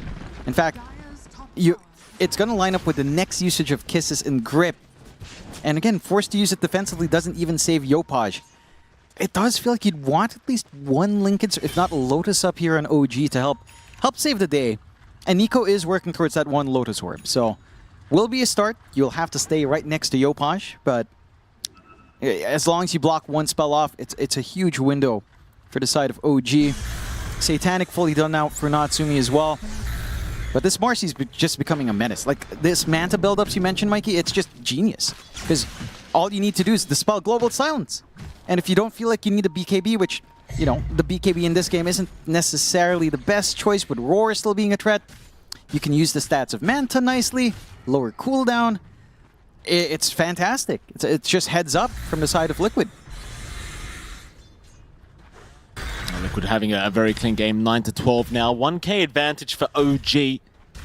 Very even affair, though, I might add. I mean, last time around, Liquid, they had a much, I want to say more dominant time. The OG's certainly been learning, that's for sure. Doing their homework here up against Team Liquid, not making it quite as easy as that first series was. Team Liquid, not to be outdone, though. A nice slow game. Looks like they will start to group up into the mid lane. Nico's hanging around the area. They're going to smoke us for Liquid. Mickey will break his smoke on Nico. Not quite the target they want to try for first. Tofu's going to try and sneak up, but he's going to maybe be food for Nico. He will look to retreat. It's Team Liquid still looking for a way into this fight. Nothing to come of it yet, though. Yeah, OG is actually just looking for that siege down bot. Natsumi's got a little bit of room, forces out the Fortify early. You are still in a position to try to collapse into this area for the side of Liquid, but it looks like they think better of it. And the push, not fully committed either from OG, so both sides stay across the river from each other. And there is counterplay back up, Global Silence is off cooldown, so you are actually ready to fight here on OG's end. In fact, Natsumi's actually opting for the BKB, so wants additional protection here on our Troll. Fair enough, as even just blocking Nightmare I think is going to feel great. Blocking off Enfeeble, it's going to be quite nice as well, as that reach reduction is just pretty obnoxious for something like the Troll. Slower game so far, it has, you know, calmed down. Both sides have been trying to posture. OG enjoying the slower pace of the game, I will say, as it does feel like, again, they have a little bit of an arms race on them. They want to get this Troll to be at the point where it's uncontestable. They want at least one Lotus Orb up as well, and Nico's slowly getting to that point. Oh, nice jump, Nico! He's gonna get caught. Ace with a setup. OG, they're coming in for the fight anyway. Nico, not dead yet. Will chain away as the Stampede. They're still following, but Yopaj will jump in with a Roar. He found Mickey, but the BKB is making life very hard. He can't get through the HP pool. Finally, Nico will go down. So will Skem. Now the Fiend's Grip catching Yopaj. Team Liquid playing too clean in this team fight is Natsumi, who'll pop the battle trance eventually, trying for Mickey, but he can't do it. There's too much control. Without the BKB, there's no using this battle trance. Anisha, he'll go for more. Thames, not gonna make it. The only survivor is Natsumi. But it really does feel like without a BKB in this Troll, that nothing can happen. It just doesn't do anything. And for OG, it looked like a decent start. Like, yeah, you get caught out in Nico. That's the ideal target to cop all of these spells. Liquid, though, just really smart with spell usage. They pop the Kisses first. They hold on to the Grip after Global Silence. And that just gives them the angle to get that chokehold onto Yopaj to cut off the one major threat outside of the Troll that they can't fully control with the BKB. And they just split them apart in OG. You know, you're not able to just spam out your spells on Nico. He lost so much HP in that onslaught. Yopaj again just getting gripped, that patience out from Boxy to wait for the prime target, to wait for sort of this re-engage to come in. And for Natsumi, it's like you mentioned, without the BKB, the Troll is just going to get kited. Arguably, even with the BKB, kiting issues will remain for Natsumi, but at least maybe some more impact here. And OG lose the lead. 13-13, very even game still. Net worth lead now on Liquid, but the momentum certainly in Liquid's way now as well. Like, they are starting to pop off. This Storm, Nisha has fully recovered. Jump in again. They found Nico a second time. Nico, not quite as tanky as he once was. Will drop. Team Liquid looking for more. They smell blood in the water. Nothing else to come of this. There's a Roshan they can play for. There's T2 towers. What do they want? The world's their oyster.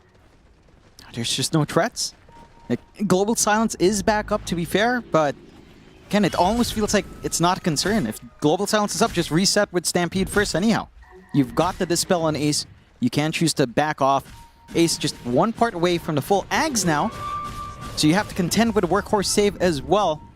OG trying to sneak out with a smoke. They've got Roar. Yopaj is their best burst play here. Maybe if you catch someone off like Tofu. Has he got the Ags yet? On Yopaj? Yeah, he's had it for a while. Yopaj, gonna jump in. Oh, I apologize. I was meant Nisha. My apologies. Yopaj. I know Yopaj, the Beastmaster. Yeah, I know, John. My apologies for that. Nisha, has he got the Ags? No, he's not queuing it up. Okay, he's not queuing. No. I'm not in the lobby, John. It was. I can't see. We were looking at Ace's career and his Ags, which he does have the gold for. Workhorse is about to come in. Yeah. So, again, with all of these saves on hand, with the disengage they have with Stampede alone. Boxy, he's such a headache, this guy. Boxy. The shenanigans. He's gonna die. They'll take him out. They remember what happened last Roshan attempt. Yeah, they did. And they're holding on to Global Silence. Kisses are down for a little bit longer, so maybe more confidence here for OG to clear out the dominated creeps, just providing all this info, though. Yeah, and they're trying to make sure Ace can't actually blink in. Nico just constantly chipping away at the centaur, ensuring he's got no way into the pit. Meanwhile, though, Nisha finding Skem in the back, but doesn't have quite enough damage to finish off the job. He buys more time where Roshan has not died. But the chase is on. Nico still frontlining. Mickey gonna jump in. Ace with the hoof stop as well. Nico tanking all the damage. Roshan finally goes down. Nico needs some help. Can he get away? It seems like he can. Yopaj, he's jumped in with his BKB. Who are they actually hunting though? They're trying for Tofu on the Workhorse. Tofu finally should go down. And he will. But that's just a support. They want a bit more than that. They won't find it, but they do secure Aegis. You can just see how costly it is for the side of OG to even find that one kill. With a full Ags up here on Ace. This Workhorse, man, we've seen it time and time and again, and they didn't even have to expend Stampede this time on the side of Liquid. Still have it up. Same thing goes for OG. Global Silence is still ready for good old Skem. So you have some ways of at least interrupting the grip.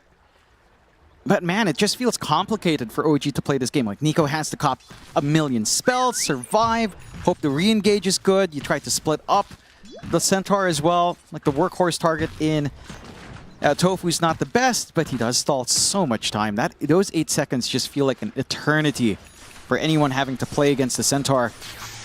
And again, even with that Aegis take for the side of OG, it doesn't feel safe.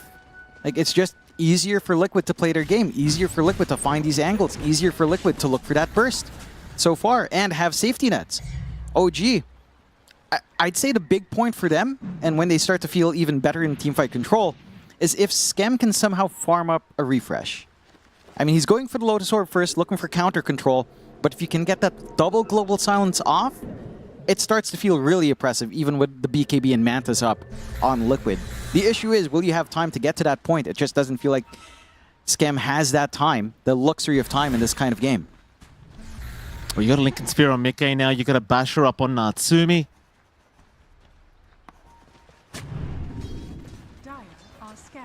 It's pretty dangerous. So sure is. Not being able to roar up the Marcy now for Yopaj. I mean, even just having Lincolns on, protection for Nisha if ever. Like a lot of ways to actually just bait out some big spell usage here on the side of OG. OG. They're going to snake up through the Radiant Triangle. Tier 1 tower will go down. Natsumi make short work of it. They don't really have a creep wave nearby, so nothing else to come of this push. OG still the ones that want to force the fight with this minute, this 2.5 minute age is still up. Pings are coming out towards the mid-tier 2 tower for OG. Of course, Team Liquid just trying to secure farm in the meantime, not willing to really force this fight, although I say that they do ping out Natsumi. That's the big target they really want to start on. They'll jump in with the Nightmare and the rebound. Lotus Orb going to make life hard for the Fiend's Grip for Boxy. Natsumi, they're starting to drop low. Still has a secondary life, but he's popped the BKB in the first one. And they Satanic for that matter. Fiend's Grip now out. Catching the Troll Warlord. Natsumi's still fine. There's your Global Silence. Ace, he's in trouble. Held down by the Bushwhack. He is gone. One down for Liquid. Scam running. Tofu was trying to get him with the kisses. Natsumi will still hold on to the Aegis. They will work towards that tier 2 mid tower. They don't have creeps. Nisha's just cutting. Nisha is indeed doing a great job. Bushwhack will land though. Yopaj gets the roar off. And Nisha, they will punish the Storm for these shenanigans. I believe that was that the first death? But no, it wasn't the first, but no. Nevertheless, it was a wicked 6 streak that they took away from him. Fourth death in first time in a while. First time in a while. Some time here for Nisha. And for OG, that's probably that's the perfect team fight they're looking for. This time it's Natsumi that's there. With just the Lotuses alone, they stall out. They get really good usage out of Global Silence. Natsumi, it looked awkward having to pop BKB, then Satanic, then kind of stalling out the Battle Trance as well, but he still has Aegis. He has a reset in 40 seconds. They've got the banner down. These objectives do not last long, and you don't have a buyback on Nisha if you wanted to contest early. So you could get away with one on the side of OG. And again, they play their tools right. The timing's just impeccable as well. Yopaj getting his refresh right before that fight really allows them to have that confidence to just throw out the roar, have that opportunity for the second on Nisha. We'll get away with just one. They've got to defend. Well, they're looking for a way to defend, rather. OG will play it safe. Only one melee barracks down. Nico's still looking to mess around with Mickey a little bit, but will not stick around for it. Of course, no Aegis up left. OG more than happy with the 1 racks they've gotten. Now, Team Liquid now 4K behind, but not the biggest deal in the world. No. It's Team Liquid. They've been in this situation a million times. That they have. And they still have a lot of room to grow. You know, Mika is working into that Daedalus, more burst damage on our Marcy. You've got Nisha, who's been trying to save up for his own Lincolns here and has made steady progress right before dying. So that's the one that's really going to catch the side of OG off guard. I mean, Yopaj has a double roar, but chances are you'd want to actually roar heroes instead of just popping Lincolns and missing your opportunity. It's all going to boil down to execution. I think that's just how it's been for the last few fights. OG out-execute Liquid in the last one, especially with Ace maybe overstepping his bounds, not respecting the damage Natsumi has for a tanky target over a prolonged amount of time. See that roller coaster of a graph there? Swing back to Liquid earlier on, swinging back to OG in that last engagement. Whether or not they can maintain that, we'll have to see. They have been fairly disciplined throughout this match, though. Same thing goes with Liquid, of course. But now they have to contend with Mike and his Daedalus. Like this Marcy. This Marcy can do the work. So long as Mike is allowed to actually focus in.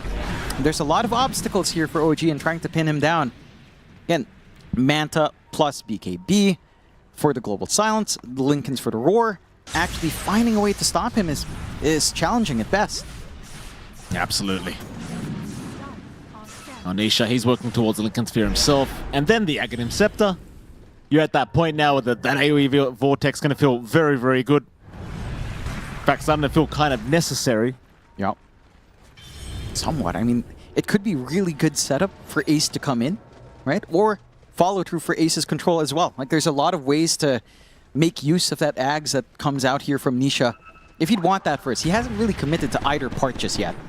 So it's open enough and kind of making that choice. For OG, I mean, Roshan, we're going to see in 40 seconds how long the next one will be. They're already set to take the last outer tower away from Liquid, and they can start to set up control in that area. It's been really rough around these Roche fights, but they did manage to make it work the last time around. It's all down to whether or not you can find the backline, or whether or not you can survive that initial jump in for Natsumi, and they'll actually look to pressure. Tier 2's being sieged mid. They'll take the Tier 3 in exchange. Natsumi not messing around.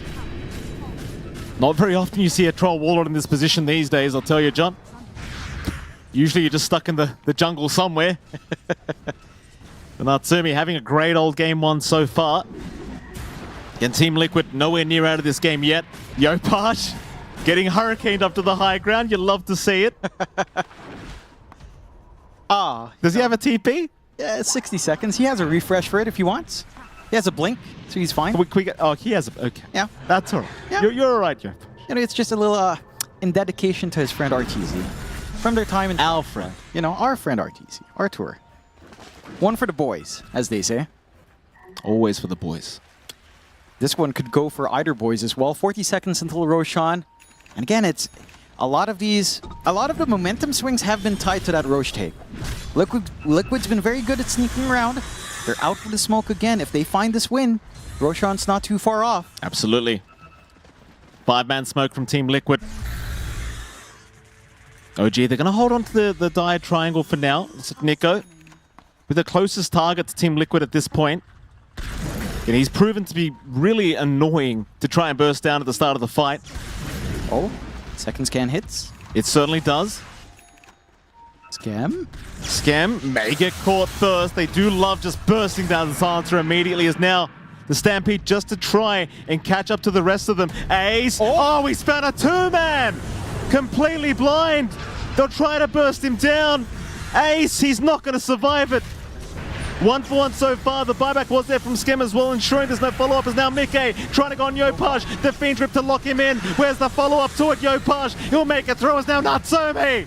He's got Mickey down. They'll take down the Beastmaster of Yopaj, but Natsumi is cleaning up. Nisha, he'll get the TP and so will Tofu. It's a big win for OG. I mean, out of all the targets you could kill, Skem first with buyback. Maybe not ideal to break your smoke. Allows that repositioning out from the side of OG, and now the threat of Roshan is open. OG, you've got the troll. It doesn't take too long to be in that pit. Nico scouts it out for the team, and you can see again all of that breaking out. A great blind move forward from Ace, but the quick buyback cutting off a lot of that early damage. And it looks awkward for Yopaj. He's just constantly stunned through his BKB timing. He gets gripped up as well on the refresh as the Vortex lands in the back. But a good force feed of Lotuses there from Tims. And Yopaj is just back in the game. Does manage to get a little bit more out. Still falls in the end, but gives that spacing for Anisha to have to focus on him and provide that room for everyone else to focus on the back. Yeah, doing fantastic work here, OG. AK net worth advantage now. They look like they want to try for the high ground of the bottom lane. Never mind, they will retreat for now. May just wait out those cooldowns first. You at least want that global silence. Yep. You saw the impact of that last team fight. It's something you rely on heavily here for OG. And now you have a safety net for Skem. Full Aeon disc up. So even if he does get jumped, he will have that window to react. And they're starting to make their way up top. Nisha's farming in this area. Tims, he's hanging around. Nisha's not going to walk up into the gate, but still might be able to scout him out. That Natsumi does show. That will provide an alibi to bail out here for Nisha. Looks like Nisha's going for a nullifier too. Just feeling like it's necessary for him to be able to just burst somebody down in the middle of these fights. Oh, changes his mind. Oh. Sight the Vice instead. Fair enough. That's great as well. Yeah, just instant control when you do make that commitment. I think it's... that's really been key, right? Like, you're so reliant on Ace to survive through. And Ace, I mean, he's very survivable now, but his full heart up. 5.5k HP here. The Crimson Guard damage block must be huge when he does pop that aura on, pop the active up. And it's just a lot more barriers for OG to eat through. They have been eating through it just fine. I'd say most of that damage is coming in from Nico and Yopaj. I don't think Natsumi's damage is all too beneficial against the Centaur and that Crimson Guard, as he is sieging away. Top racks. Ace going to try and slow this down. Nisha zipping right through. Nightmare out as well. Ace locked down for a little bit, but they see how tanky the man is. They won't try for Ace right now. They just want a safe barracks to be taken. Ace again jumping in for a stun. Natsumi still very precautious. Nisha will go in once again. Natsumi about to lose the first life, but he's still alive as he'll try to move on to the Centaur. Mickey even jumping in, trying to see if he can find the disposed play, but doesn't quite. But they do successfully defend the high ground. That they do. They only lose the range racks. Not the biggest objective to really find here for the side of OG. They still have time in that Aegis though. 2.5 minutes still left. They can just look to reset, and they will. Refresh Orb being queued up for Skem next. You're seeing just how strong this Crimson Guard is from Ace for the high ground defense. Natsumi gonna be okay. Looks like Nisha's trying to find the supports, trying to find Skem on that silencer. This time he won't have buyback if they need it. So if you can find the silencer, you can ensure the global silence is gone for good. Jump in, Natsumi. They're gonna lose the first life here on the Troll Warlord. Setting up for the second. But Natsumi, not feeling it, will retreat. They'll walk away with a range barracks, but that's about it. Nothing too important lost from Team Liquid. No, it's so oppressive playing into Ace. This Heart Crimson Guard, man. The damage block is insane. And Feeble at this point as well with the attack damage reduction on a Troll. Natsumi just tickles these objectives. Oh, hold on a minute though, Natsumi! He's jumped in with the workhorse from Ace. It's gonna buy time for Mickey to try and get out of there. But Ace, he's taking so much damage. They'll pop the Stampede, but the Aurora's out. Yopaj, he'll refresh. He'll go for another. He caught Mickey with that one.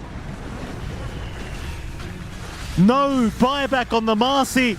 Tofu also in trouble. Nisha, he's going to try and salvage the fight, but he's out of mana. He needs to get back to the fountain. Meanwhile, Ace and Tofu, rather, Boxy saving Tofu is Nisha. He's going to jump back in. He'll try for Nico. Nico, though, just tanking through all the damage, trying to go back after Ace. He'll heal up again. Now 2 is down. Do they stick around for the Megas? Mickey's down for 65 without buyback, but it's just gold. It's not on cooldown. OG do not know about this. No.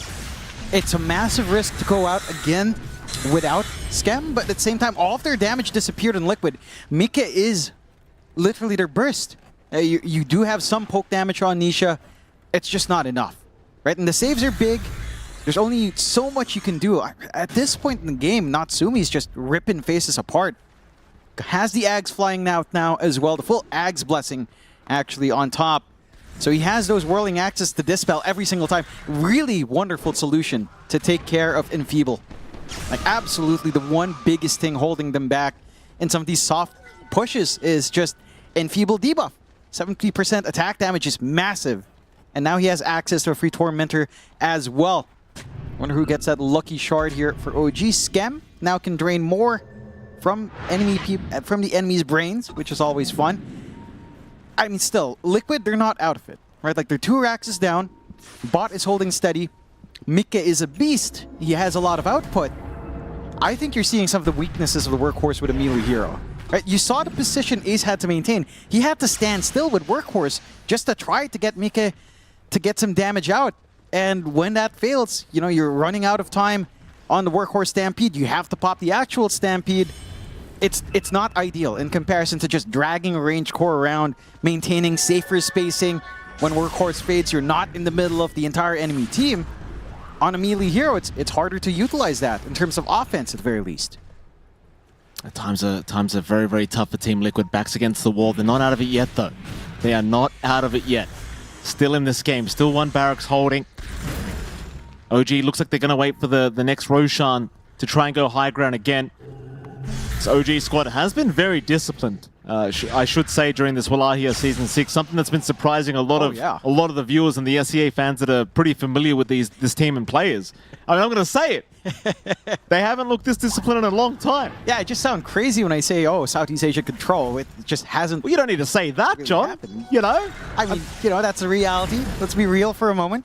That's the implication when I say, oh, you know, never underestimate the capability for our team to throw away a lead. Hopefully maintains, but so far it's been really clean. Yopaj sees a couple.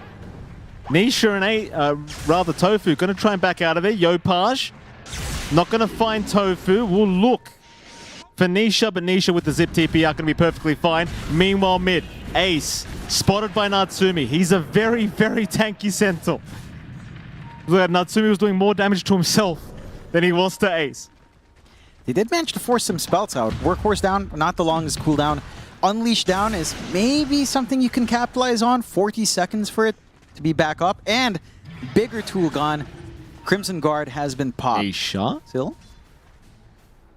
He's feeling safe enough here. Lincoln's Manta, he can kind of scout out for his squad, see what's going on down at this bottom lane. Won't stick around too long, of course. He's very close to the Aghanim Scepter as well, which you really, really would like before this fight breaks out. And the thing is, you might not even save for buyback. You might just go all in on the Ags. Yopaj trying to find the Raw. He popped his BKB very early on. So BKB down. Nisha, he's going to go in anyway. He wants Tims on that hoodwink, but Tims will be all right as the kisses do start to fly in, proccing at least the Aeon Disc. So they get a BKB, they get an Aeon Disc out of OG, and they won't really have to commit anything for it. No. And kisses at this point, not really something you're too concerned about here on the side of Liquid OG. At this rate, they might as well just wait for next Roche. A minute off, they've got control of the bot jungle, they're constantly shoving in every wave. And there's no rush, because the longer this game goes, the more utility you get. Scam again, saving up for his refresh. Double Global Silence really blows this game open for OG. Just, I mean, there's only so much you can do with your Manta BKB when, you know, you can just layer Double Global Silence from Scam. And you know, there's no real counterplay here from Liquid outside of just killing the Silencer. You're in a happy state for OG, so long as you don't start bleeding kills randomly here. And so far, again, they haven't done that. They've been very disciplined. They're playing the map as a unit. They haven't really split up. And they've just been holding steady. Liquid as well, not making mistakes, playing it safe, slowly building up. This is the kind of team that will always look for mistakes, Liquid. And they just spot one little misstep. They can drag a game back. They've got the full Ags on Boxy. See, they do have that lower cooldown Fiend's Grip, the illusions as well that you have to stop. But again, Global Silence has been their consistent solution here from the side of OG anyhow. Yeah, it's why you're seeing Nisha just constantly just looking for Scam all these fights. It's the key. If you get rid of the Global Silence, the fight just becomes infinitely easier. Because Boxy can actually play the game. Fourth Roshan, of course, will be available now, and OG will have first dibs on that Roshan. Liquid, do they venture out and try to force something around this pit? Roshan will make it obvious. They pop a smoke immediately. They want to try for the fight. It's too valuable. Roshan, though, getting low. Halfway there already.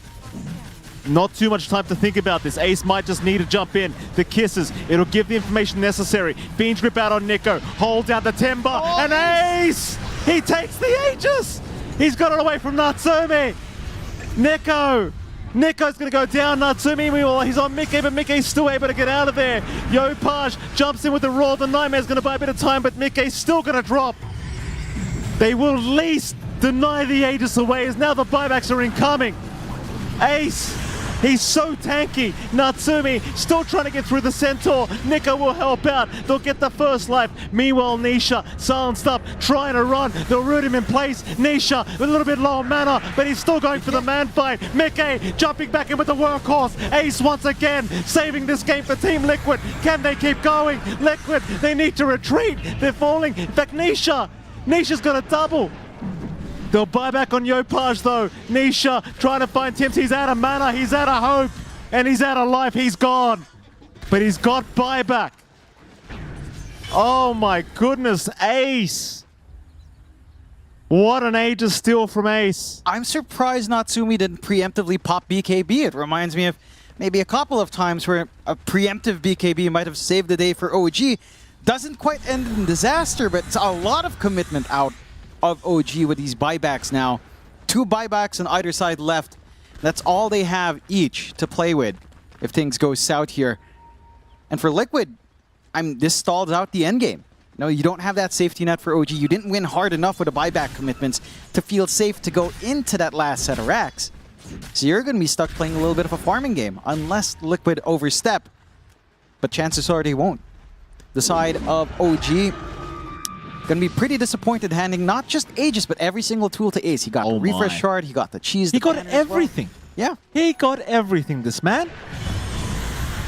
Grave robber. Absolutely. Oh, Ace. Well, there you go. If Liquid managed to make a comeback here, I think we've got our MVP candidate. That's for sure. OG. Still in the lead. Looking to press their advantage once again, but they won't have the safety of an Aegis up. They won't have that very, very important Roshan banner available to them either. Do they still want to try and force this push? Because if you don't, then we're going to tier 5 item territory. Oh, yeah. That's where we're going.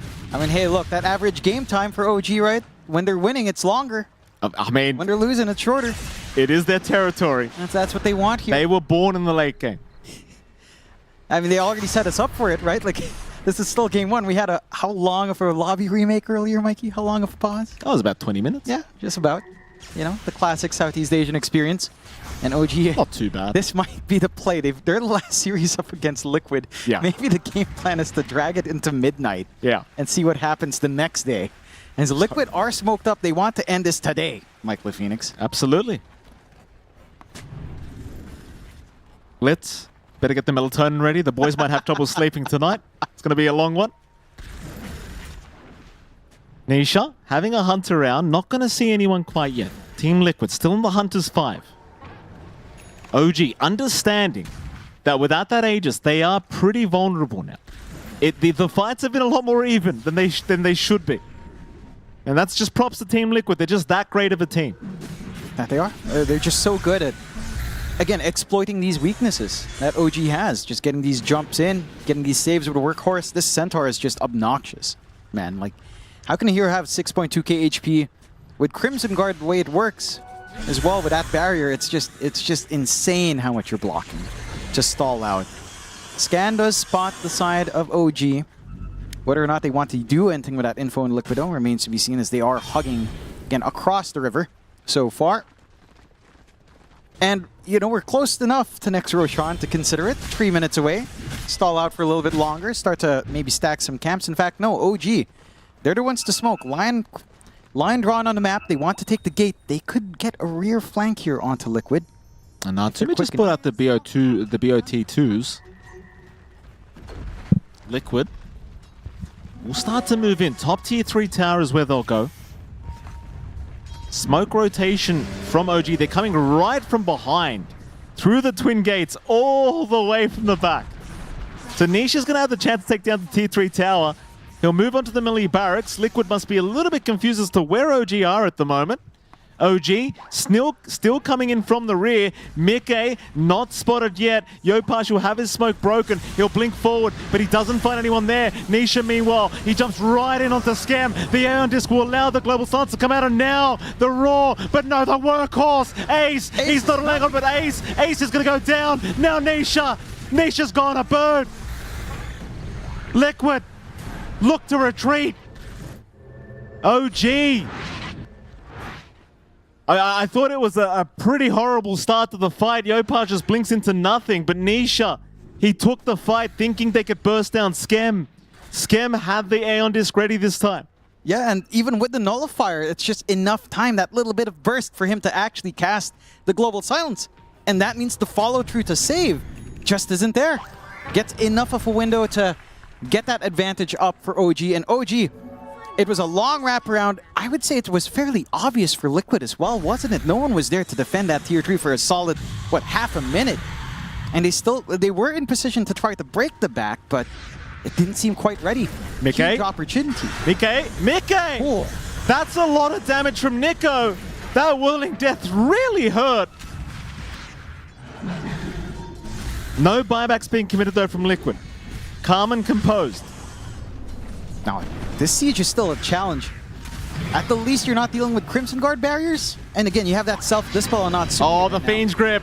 The Lotus Orb cancel. You're playing without the Axe Fiend's Grip now. Oh, the fight's so much harder for Team Liquid without it. They need every bit of hold they can get. They'll hold on to the buybacks for now, hoping the respawn timers will be there in time. Even if not, you don't want to give up the buybacks here. Even against Megas. Kisses will do all the work. OG, they're not going to stick around. Tier 5 items, 45 seconds away. Beautiful. This is when Southeast Asia gets to its peak. See if anyone gets some nice items to pick up here. I'm not sure. Actually, Scam with the Helm of the Undying will actually break this game. Yeah, I mean, look, here's the thing, right? Now we get to see who Gaben favors. Helm of the Undying, right? The helm stays on. We know how it works. Yep. This is going to be interesting. If you give a helm to Natsumi, it's really good. Like you said, Scam is really good. But then on Liquid, you got a Storm. You got a Marcy just punching away. Yep. How many plays has Ace made? Yep. Who gets the helms, John? 10 helms. Everyone gets a helm. Everyone gets a helm. That's it. That's the only way to be fair. That's the only way to be fair. We'll see. 60-minute mark up. Everyone's farming that jungle on Liquid's end. And so is OG. Gonna be keen on seeing just exactly what we're looking for on these tier 5s. Will we get 10 helms? Because if we get 10 helms, Mike, there's a chance that this game just never ends. Yeah. Let's see what happens. Let's see what happens. Has anyone got an item yet? Not yet. Not yet. Not one person has an item. No, they're still farming up. Do we go Book of the Deads here, John? Probably pretty useless in fairness, but go on. I wouldn't mind it if you wanted to just distract, spawn your 5 Book of the Deads while some fight is breaking off elsewhere and just rush tier 4, sure. It is. Would I be think funny. you just go the Regalia, right? No, Unrelenting Eye is where we'll go. Oh, you know, I don't mind that. I think the stat res is incredibly important for a hero like Troll. That's true. The slow res isn't too shabby either. So I appreciate that. More attack speed as well. You don't care about the income. Oh, there it is. There it is. Helm of the Undying Phoenicia. Oh. And they say they don't play favorites. Look at that. What a beautiful helmet. What's Mickey got? Oy. He's got Book of the Dead. Unrelenting Eye, Fallen Sky is his choices. Yeah, Tim's has got Helm of the Undead as well. There you go. The Scam? No, I don't he believe got so. Spider legs. He got spider That's legs. actually griefing. It legitimately is. I mean, he can reposition, sure, but it's that window to pop Global Silence with a refresh up here. Well, he's not griefing. John didn't have the option for the helm. I mean, they're being griefed by Gaben. They're being griefed, Yeah. is what you were meant to say. Yeah.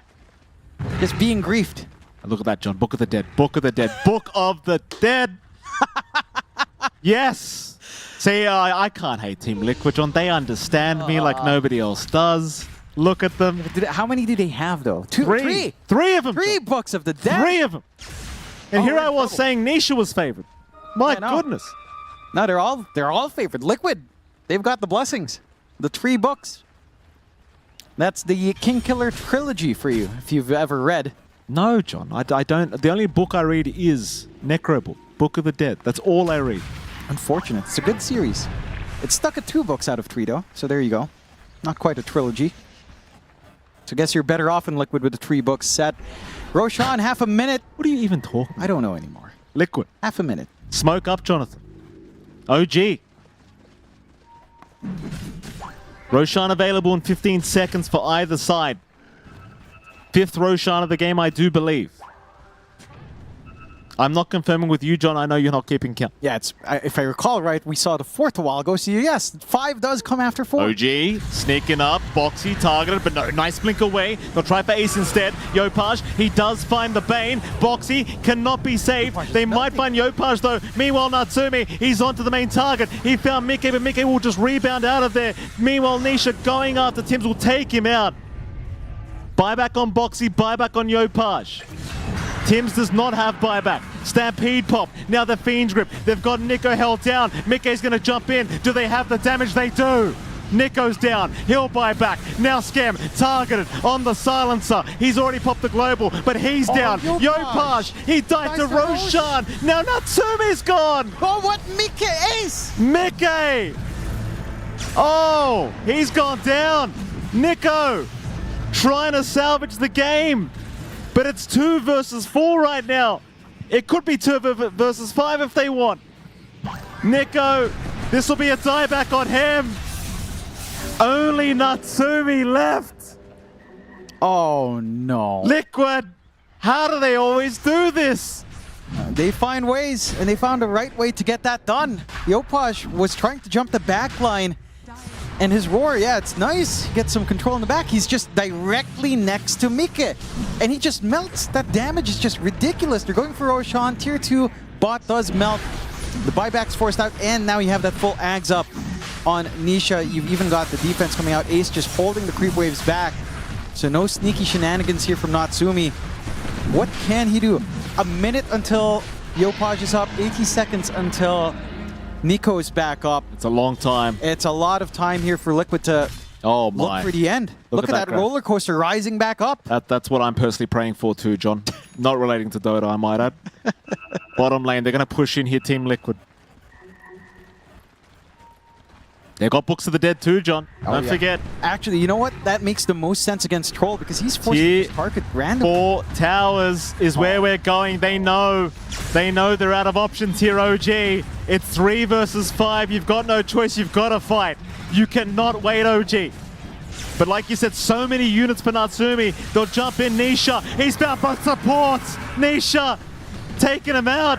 Thames is gone, and that's it. That is it, Team Liquid. Making the game 1 comeback.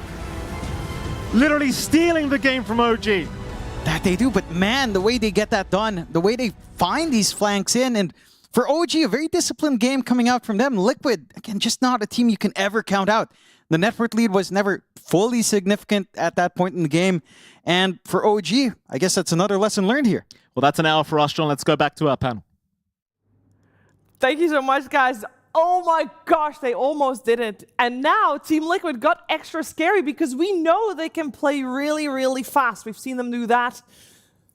But now we also know that if the game goes late, they will continuously fight to the bitter end and they can make these comebacks. Oh my gosh, Lacoste, what did we just watch? Oh, what a banger. What a banger. I mean, they kind of said it was easy in the first series that they did play, and OG, they definitely stepped it up. They took that one personally, and they showed some great performances. Like, it was a crazy game from start to finish, pretty much. It was kind of in favor of Team Liquid, then the graph goes down, and then it skyrockets back up. Some really nice moves that they did make throughout the whole game, but we've been praising OG throughout the whole tournament. Let's start with... the Roche steal. Yeah, this one's pretty big. 52-minute Aegis steal, right? Because for OG, right, I think Aegis's and Roshan's were the key for their earlier success. Sure, the first one didn't go their way, but being able to take the Roshan after, really ensuring Liquid never really kind of choked them out of the game, pressured them too much. It felt like Natsumi was the guy of the entire game, right? We didn't really see Troll Warlord and its effect against Centaur and Storm, but he was always locking onto the Centaur. When you tried to go for the Ag save, Troll will delete you if you can lock on. Same thing for Storm. The ensnares, the bashes. It was such a good Troll pick in game. But this was nothing to do about draft. This was like the play. Once in a 65-minute game. Only once, and then you lose the game. It feels so bad. This is like, I want to see if this is going to affect them coming into the second game. Losing like this, we did so earlier when PARIVISION were playing against BetBoom Team, how it affected them in terms of the gameplay in game number 2, in that after that 80-plus minute game. I mean, to be real, like this, we have to focus on the fact that if Snapfire and Centaur don't go for the Aegis play here, we're probably looking at an OG win, victory, right? Yep. You get another Aegis on Natsumi, you walk down bot, you play for the Mega Creeps. Once you get Mega Creeps, you reset again, you build up a big gold lead, force Liquid to stay in their base, right? But again, OG was never able to get the Mega Creeps. They played for this 50-minute Roshan, and then, of course, we see 10 minutes later, another fight around the Roshan pit. Yeah. But It is funny when you say it. They played for the 50-minute Roshan. Oh, yeah. But it's such a conflicting game. Like, obviously, you want to praise Liquid for the comeback, but I still want to praise OG for, like, how, put it bluntly, how bad they looked against Liquid in the Swiss to show this much like development, knowing that they can actually go toe for toe against a team that made them look relatively weak, it is such a testament to OG's development throughout this tournament and how strong they look. But yeah, Liquid, I think just the years of experience enabled them to never be counted out. And Nisha on the Storm Spirit, always finding the late game picks. Early game, sure, had some slight problems due to how much rotations OG put onto him, but yeah, Nisha 16, 6, and 7 on the Storm Spirit, putting on absolute clinic on the hero. Love the itemization coming out from him, because he did pick up Manta style, and so did Mickey, understanding that playing into this ensnare from Troll plus the global silence. We saw a couple of early fights where they are getting destroyed by the global silence, or if they're using the BKBs early, they don't have another way of dispelling things. So very nice itemization, and we're seeing more and more of nullifier pickups from the Storm Spirit, because is there a better game? Is there a better hero in the game that can jump the backlines than Storm Spirit? Find whoever you want to find, one of these two supports, nullify their Aeon Disc, their Ghost Scepters, and then go for the solo kill, take him out immediately? Probably not. Also, some Storm players can be quite cocky with their builds, right? Often they can go for, I want to kill everything. I want maybe just a BKB or just a Lincoln's. But as Lacoste mentioned, going for the triple defensive items in this type of game, it is about how long can you survive, how much information. We saw how long the fights lasted. Yeah, the first clip was just the whole fight was 2 minutes. It was. Whew. I'm just happy that we didn't watch Liquid just win a game in. I got 8,000 gold after 20 minutes. Haha, we're just so fast. Like, this is a true game. Could have been, considering how well they played at some first 15, 20 minutes with the double helm and how much pressure they were putting out on the map. There were some really nice plays as well throughout the whole game, like some small details that I believe we have ready as well to show. Because in some of these fights as well, you could see Boxy doing a lot of cool things. You could see they're just really pushing the limits of the heroes, and this is what truly is beautiful about Dota in terms of what you can do with your hero. Sometimes you see, Centaur getting in, stomping someone, or using the cart, which is not that difficult to do. But I'm talking about these small, really cool plays where, for example, you're getting chased, and then there's just Wild Wing Ripper on completely opposite side of the map, making sure to drag them away, and then you are saving your core, you're saving your support as well. Yeah, I do think the Bane was definitely also a bane to Natsumi. I feel like it's a little bit of a kind of, I feel like every time we watch games that go very long, I tend to, and I would imagine most people, you see a lot more impact from the supports because obviously they got a lot more items. And Hoodwink Silencer, both very good in late game, but I think that we had the Bane Snapfire. It just looked so solid. It just stopped Natsumi so many times, at least Boxy did in this case. Natsumi was having such a good game that he wanted to keep going for damage, right? If the game was harder, maybe he'd go want a Lincoln's or a Manta to try. Because against Bane, having Manta is kind of cool because when you go to cast it, you press it, it cancels the Fiend's Grip. But he was doing so well. It's more damage, more scaling, I'm the guy. And unfortunately, it just takes one good grip or one good A, just to one moment, and Liquid will use that to break you. Yeah, I'm very curious to see where the teams go from this, because it was a great game to watch, but both teams will have a lot to adapt from. So let's see where we're heading in game number 2. The new breakthrough and innovative phone with OneXBet app. With OneXBet app, you can register and start betting in just one click. Intuitive interface and thousands of sports events every day. User-friendly app. Big wins, fast payouts. The human body was built to move. Not trapped at a desk in one singular posture for 12 hours a day. It's time your chair evolved. This is Secret Lab Titan Evo. Ergonomically engineered for you, gamers, hybrid workers, artists, backing your every move.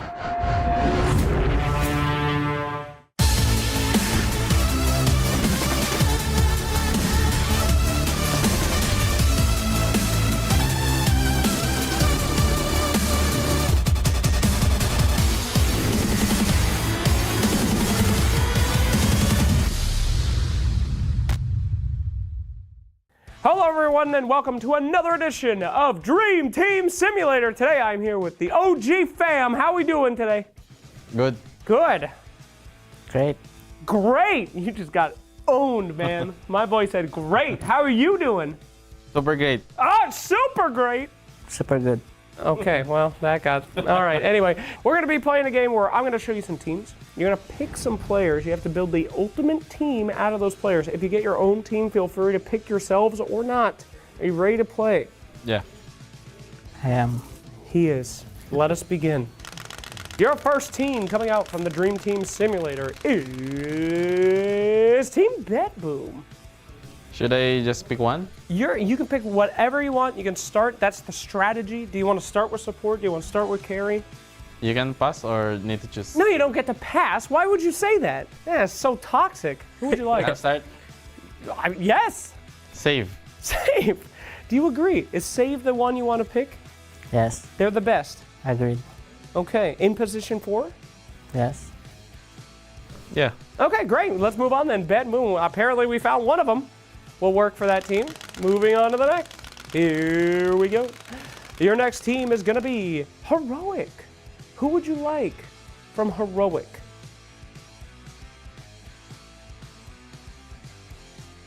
He's a Heroic fan. He is a huge Heroic fan. I've heard that. Love Heroic. Yuma. Yuma. Do you agree with this? Yeah. Okay, now I've heard the shit that you've said about Yuma. There ain't no way you're agreeing with this. Come on.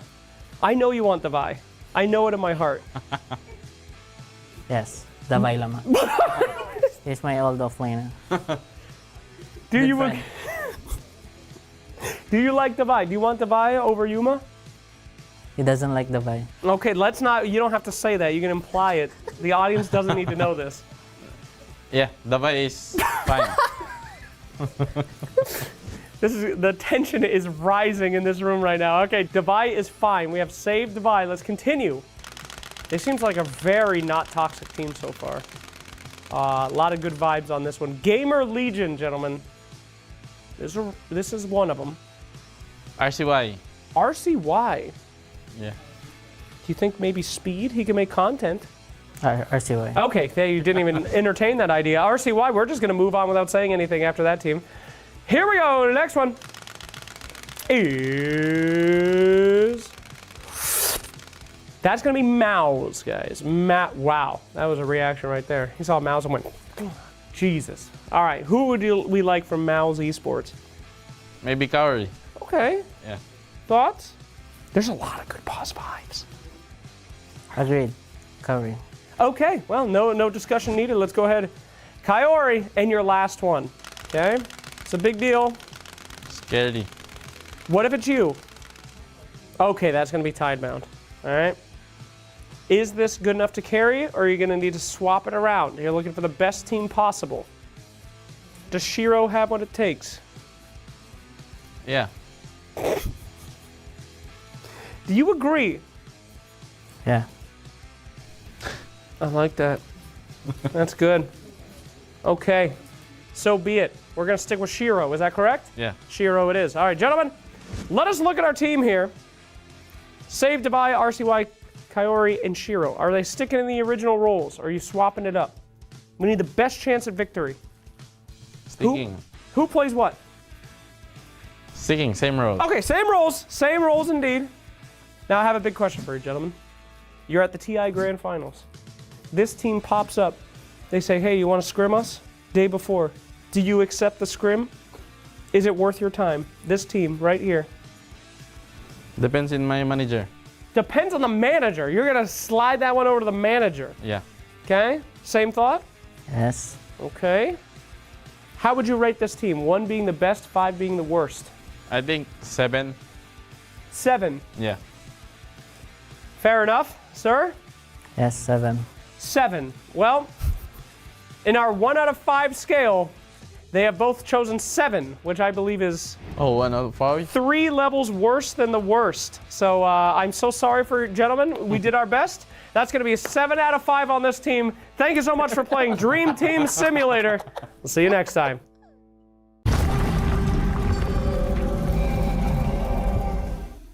And we're getting ourselves ready to see OG in action against Team Liquid once again. Game 1 definitely delivered, and I'm sure that OG is waiting to push this to a 3rd game to the series. The How question are they gonna do this? is What's the OG question? ready? And the answer is yes.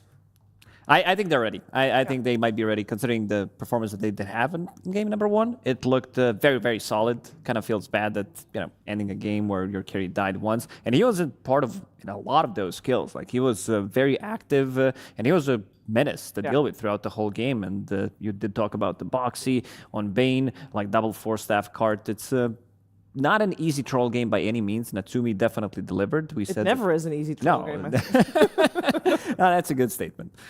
And also OG identified that stopping Nisha is a good way to at least approach Liquid. When you look at the net worth, I think it was like 1,000 gold ahead. Beastmaster to storm around the 10-minute mark. Like, that meant that Nisha had to force his support, like, come to my lane, please help me. At, I think the 8-minute, Natsumi even ran to the rune to try and contest it as well. Like, OG really respected, do not allow Nisha the 6-minute rune, the 8-minute rune. It was like a regen to Beast at 6, and I think they denied an Invis at 8. Like, these small little things from OG enabled the game to feel very close. And of course, Natsumi, incredible troll game, the late game, it goes anyone's way, right? But I think the fact that OG had this mindset, they cannot forget that coming into second game, right? Losing in this fashion, they can't allow the late game mistakes to now dilute their approach to Liquid. It needs to be, this is what we do. Shut down Nisha in the mid lane, have our stable side lanes, and be ready to fight.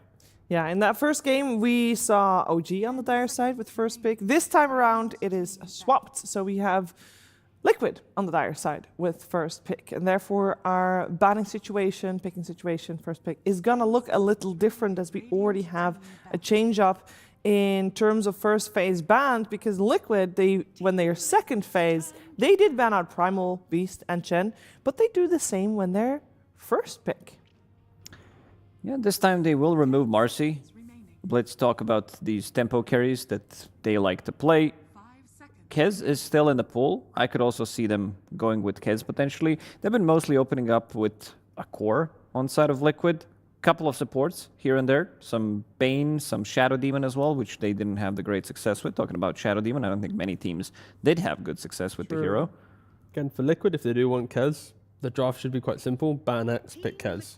If that is their approach, but instead they ban Troll, pick go for Lycan. Fair enough. And I really think that respecting Natsumi's Troll should be a thing. Even though here we don't see too often, OG are one of the few teams that are running it with pretty good success. We'll see if they're going to be respecting Nico's Mars, because he played exceptionally well yesterday in that series that they did have against BetBoom Team, game number 2, game number 3. Not going to say solo carried, but definitely up there. One of the better Mars performances that we did have. So let's see if Liquid is going to be removing. They do have 2 bans, though, so could potentially remove one of them. Enchantress as the opening pick for OG. Are we happy for that? It's a direct response to the Lycan, ensuring that you can play the lane. And I think for Skem at least, making sure that whatever Natsumi wants, he can call for, because the engine to Lycan, you can steal the wolf, you can bully. Sure, you might have this problem with the later portions of Overlord and general pressure on the map, but Ench won't die to Lycan, Ench will enable the lane against Lycan. There's no real complaints to it. I like Ench slightly more than what they had with Silencer in the previous one. You could feel in some of these mid-game fights, Silencer is basically one button. He's one global silence. In the end, he did have Refresher, but let's say if this game goes late, and we're kind of maybe expecting it to go late, considering that OG does tend to play a lot of late games, it feels like much better overall choice in terms of the scaling as well. It gives you a lot more damage, gives you a lot more pressure on the map as well, things that you can do, rather than sit in the back and press 2 buttons. And when you take Lycan on first pick, it's quite an interesting concept, because you also have the 18 pick in the draft, which means will see 4 heroes when you pick it, and often against Lycan you want to use that yourself to take a Tidehunter or the big kind of statement hero to go, you can never fight us. And it's kind of difficult for OG when they don't have a closing pick until the final pick in the entire draft now to do that. So like the Tide responses, if you are Ursa, and the kind of the counters will be available. Yeah, and the Mars that you guys mentioned is already banned out now, so the respect was there. Yeah. Too good of a hero against Lycan in general. I feel like this hero is even underpicked this tournament, considering what he brings to the table. There's always a play that you can make. So they take the Ursa themselves, which means they might even be able to take Tide later on, which is kind of cool. But they are pretty much locking in to tell Ace, hey man, your lane, don't think about it. You are going to have to pull waves. We are going to chase you down, play in front of this creep wave, and do our best to stall out that Helm of Dawn timing. Yep. So what does box you want to play? Sorry, go for it. Yeah, I think maybe some potentially Lion, maybe even something like that. Okay, that was the second choice where you can push them away when Ursa goes on you. It's a hero that can drag the creep wave easily and set it up for Lycan. You would never think like, oh, this lane's too bad, let's put Lycan elsewhere? I don't think you can. I don't think we're in a meta where you can flex Lycan. Maybe a couple of years back you could play it from the safe lane with some Echo Saber and stuff like that, but not doesn't. Yeah, I don't think you want to waste this. All right. Yeah, I think the first couple of levels will be how efficient is Ancient Ursa to play in front of the wave, and then how quickly does the Ursa pick up boots? Because there is a world where when Bat tries to pull the wave, Ursa sacrifices his own wave to go play with the Ench. You get the Ench slow plus the jump, force the Bat TP out. Depending on how OG wants to play it, they still can be very, very disruptive. I think Liquid just needs to be very mindful of the kill threat that they have in this lane combination. Yeah, let's see that most likely second support coming out on the side of Team Liquid. A lot of the heroes that we usually see very early on, I'm mostly being Jakiro in this case, still in the pool. Such a highly valued support in this series. Oh, there it is anyway. Never mind. Too good of a hero. Yeah. For big position 5s, it would have been Jakiro or Tusk if we were to try and talk about it. But they go for the Jakiro. I think mainly I want to see the potential twin gate moves early enough where Mickey doesn't like you fight with the Mickey in safe lane. Minute 3-4, thank you very much. Mickey, you're by yourself. I twin gate, and then you just keep fighting the Ursa. Don't allow Ursa to try and pressure Lycan, and you kind of create like a tri lane quite early on. That is one good thing about Jakiro. You go anywhere on the map. Well, the hero of the hour is here. OG gets it, and we can go to game 3. Yeah, no, pretty much. Been winning every single game so far in the upper bracket. Yeah, everything three that we've in a seen. row. Yeah. With potential, it's 4 in a row actually. Yep. So did they win this morning? I'll double check quickly. No, it lost. Well, those Against lower Heroic. bracket teams is Yes. different. Yeah, So, you know. sorry, yeah, the morning. Oh. Sorry for bringing it up, Shiva. My apologies. So good. We got a Centaur Snapfire. That is a very strong lane. Yeah, very, very strong lane. Snapfire, because of how much damage you bring, if there is to be a Monkey King carry type hero for Liquid, you can't really ever lock onto the Centaur. So Snapfire alone will give life to Centaur. Centaur getting good levels will then mean Stampede and so much, map play. Even whilst he's AFK farming, he can help the team out. Very scary. I like Weaver. I think they have no response to this hero. They have very limited amount of stuns. Like also all the elusive heroes from the mid lane are gonna be very, very good because you have Centaur stun. And That's there an it is, elusive 18. mid lane. Yeah, they have very limited amount of control. For OG, as always, double supports, no stuns. You are going to look towards mid heroes being really happy with this combination. Of course, Nisha picked Storm in the last game. This time around, you get the puck. Dragonite is still in the pool. Will Could they be- ban it out to respect it, or? Yeah, you might have to. It's also a hero that doesn't care too much about Lycan. There is some magic damage between the two supports, Puck, but I feel like you might need to have some kind of a control from the mid lane. Void Spirit is also a good ban. Yeah, solid hero against Puck. So on the side of Team Liquid, we're still looking for a hero for Mickey. Templar Assassin removed from the pool. Monkey King now as well, as we've seen him shine on that one. It is Team Liquid picking out of this ban phase. Is there still anything that does really well against the Snapfire Centaur? Or are you still on board with the Weaver? I like Weaver a lot. Yeah. I feel like OG's banning heroes that they are afraid that can come online quickly. You can see Monkey King. We saw Mickey do extremely well. Templar Assassin as well. 2.5, 3 items. This hero is going to be ready to fight. I'm thinking because I want to see some extra pressure from Mickey. Again, another tempo hero that could come out. How about the bird? The bird, the Kez bird. I mean, there's a little smile in his Is a face. cheeky smile right there. But they do ban out the Dragonite you guys mentioned, by the way. Yeah, protecting the puck, right? Void and DK are some of the anti-puck heroes, at least in the mid lane. Good control. Yeah, I mean, I don't mind Weaver or the bird. Bird. And they did go for the bird. That was Bird's the word. at least we have learnt one thing. We've learnt the the smile. The Mickey Kez face. Yeah, exactly. Yeah. You know the Divide Viper face? Yes. And now we know the Mickey Kez face, so... Axe is still available. They could flex this Centaur to the mid lane or just...